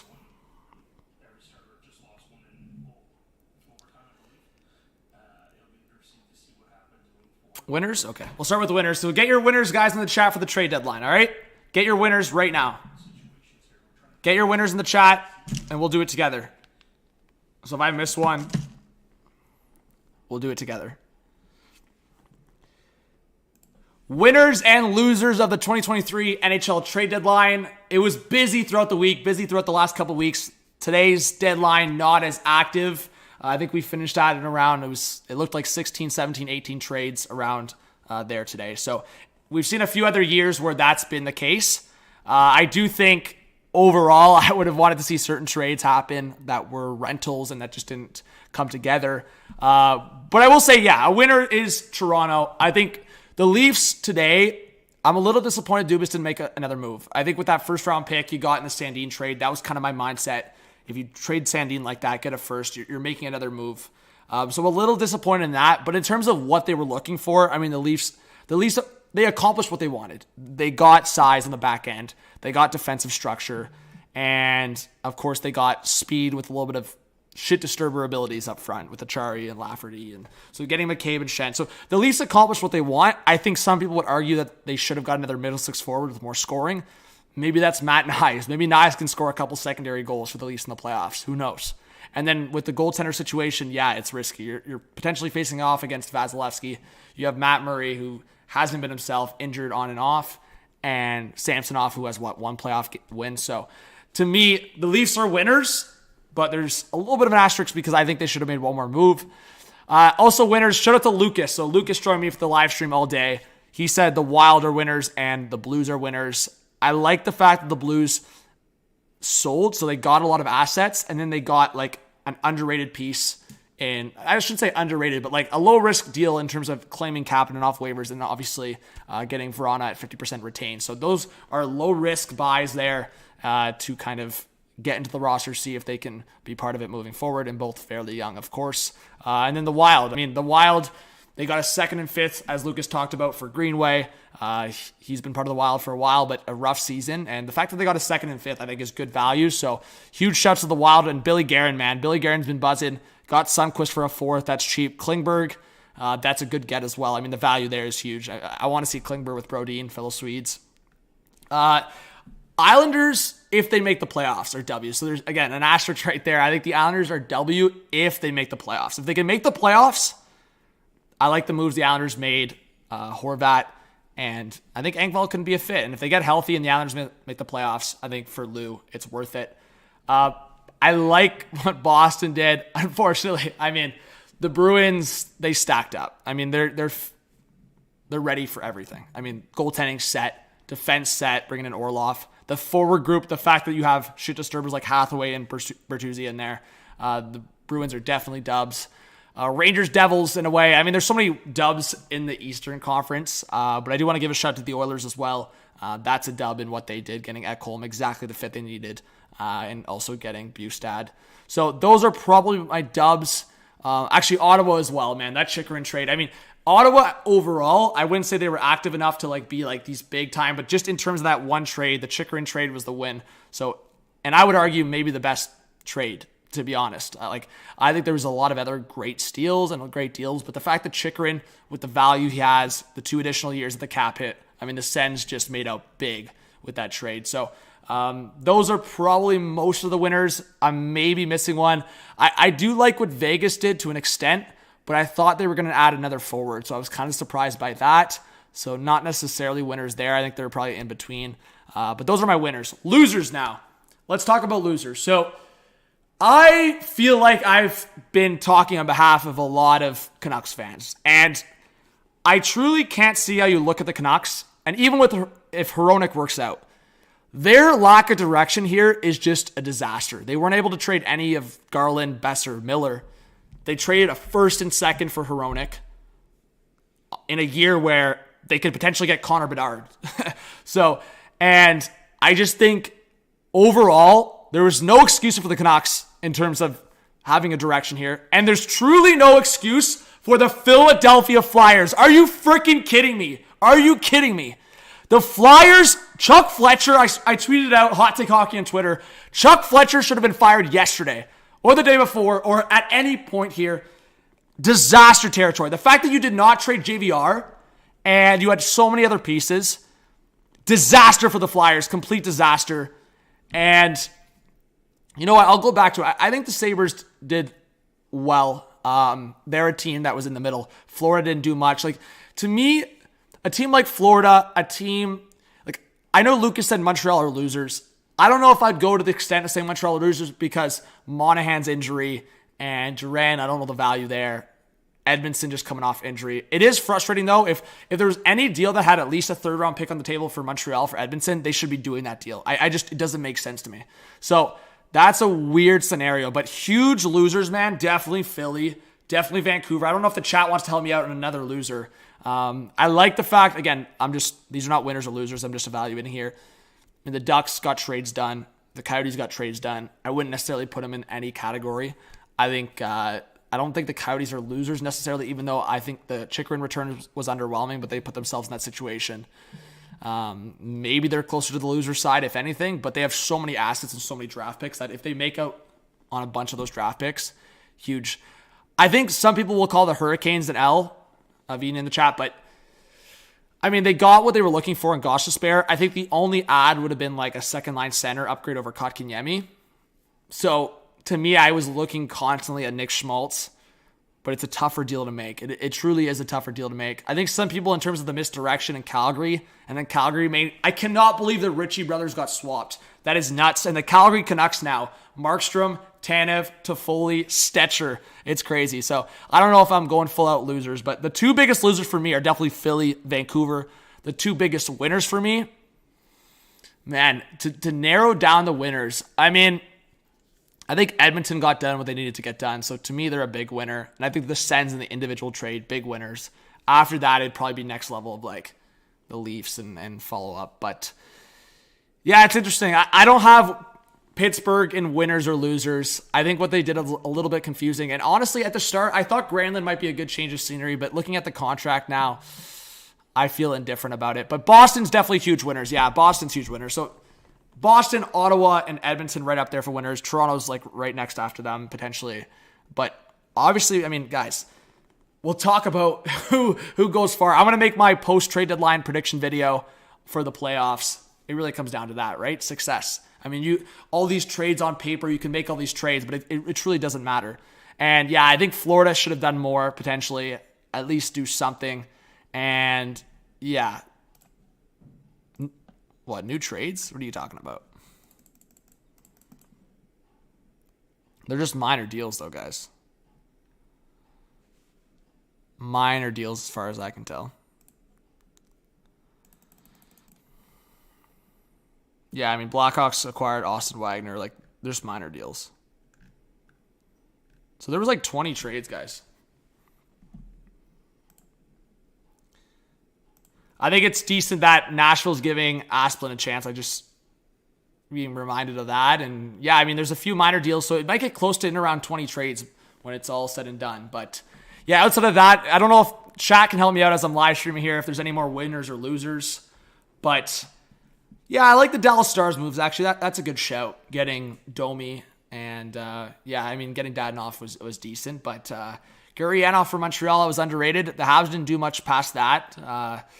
We'll see if the Kings, that Gavrikov and Korpisalo trade works out for them. I can't really make them clear winners or losers, but it's really hard to determine past that, guys. But yeah, call me your thoughts, guys. What you think? I think overall, underwhelming deadline a bit.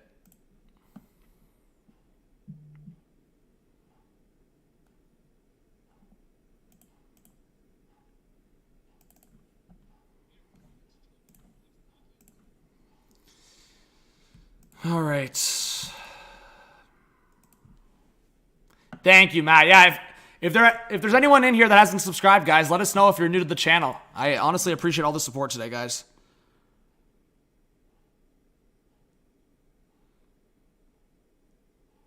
Wow, Chuck Fletcher just said, I didn't even get a clear offer for a 4th round pick.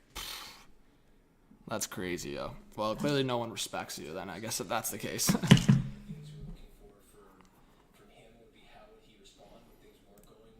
That's crazy, yo.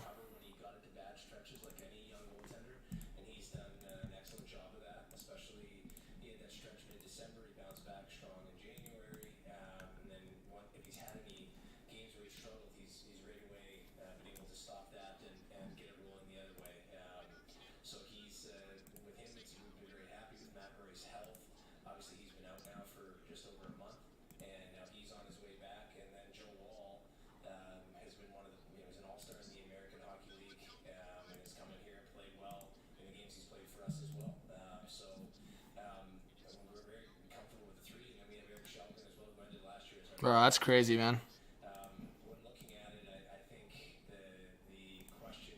All right, any other questions, guys? Yo, we need 14 more likes to 900. We got to get at least 900 likes. Come on, guys. I know you can clutch up. All right.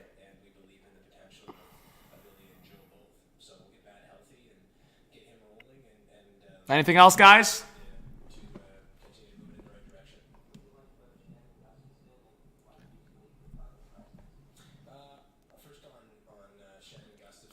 I'll probably end the stream here in a minute or two.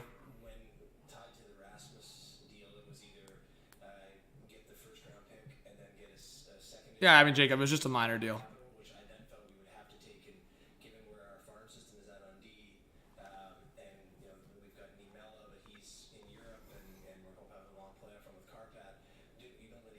Hi, Adam. All right, guys, stay by on the way out. If you are heading out, I'm going to be heading out here in a second. We need 2 more likes to 900. And again, let us know if you're a new subscriber. I really do appreciate all the new subs today and everyone that's been supportive over the weeks. As I said, guys, the Ron McLean podcast interview is coming out in the next couple days. I'll keep you guys updated on that. And as well as a lot of live streams, guys, over the next few weeks and leading into the playoffs. I'll be live a bunch during the playoffs, so I hope to see you guys a bunch during the playoff live streams. O'Doyle, J-Dub, Zachary, Dave, thank you so much. Yeah, I mean, the Sens have a good shout for the playoffs, guys. And yeah, on the way to 1,000 likes on this stream, you guys were awesome today. So to the donations, to the memberships, to the subscribers, to the likes, you guys were showing so much support. And you know what? It was still good chats. I mean, there was tough times there where we were trying to pick up the excitement, but it was good chats throughout the day. We still had good hockey chats, talking about playoffs, talking about trades and all that good stuff. And then there was a lot of trades throughout the week. So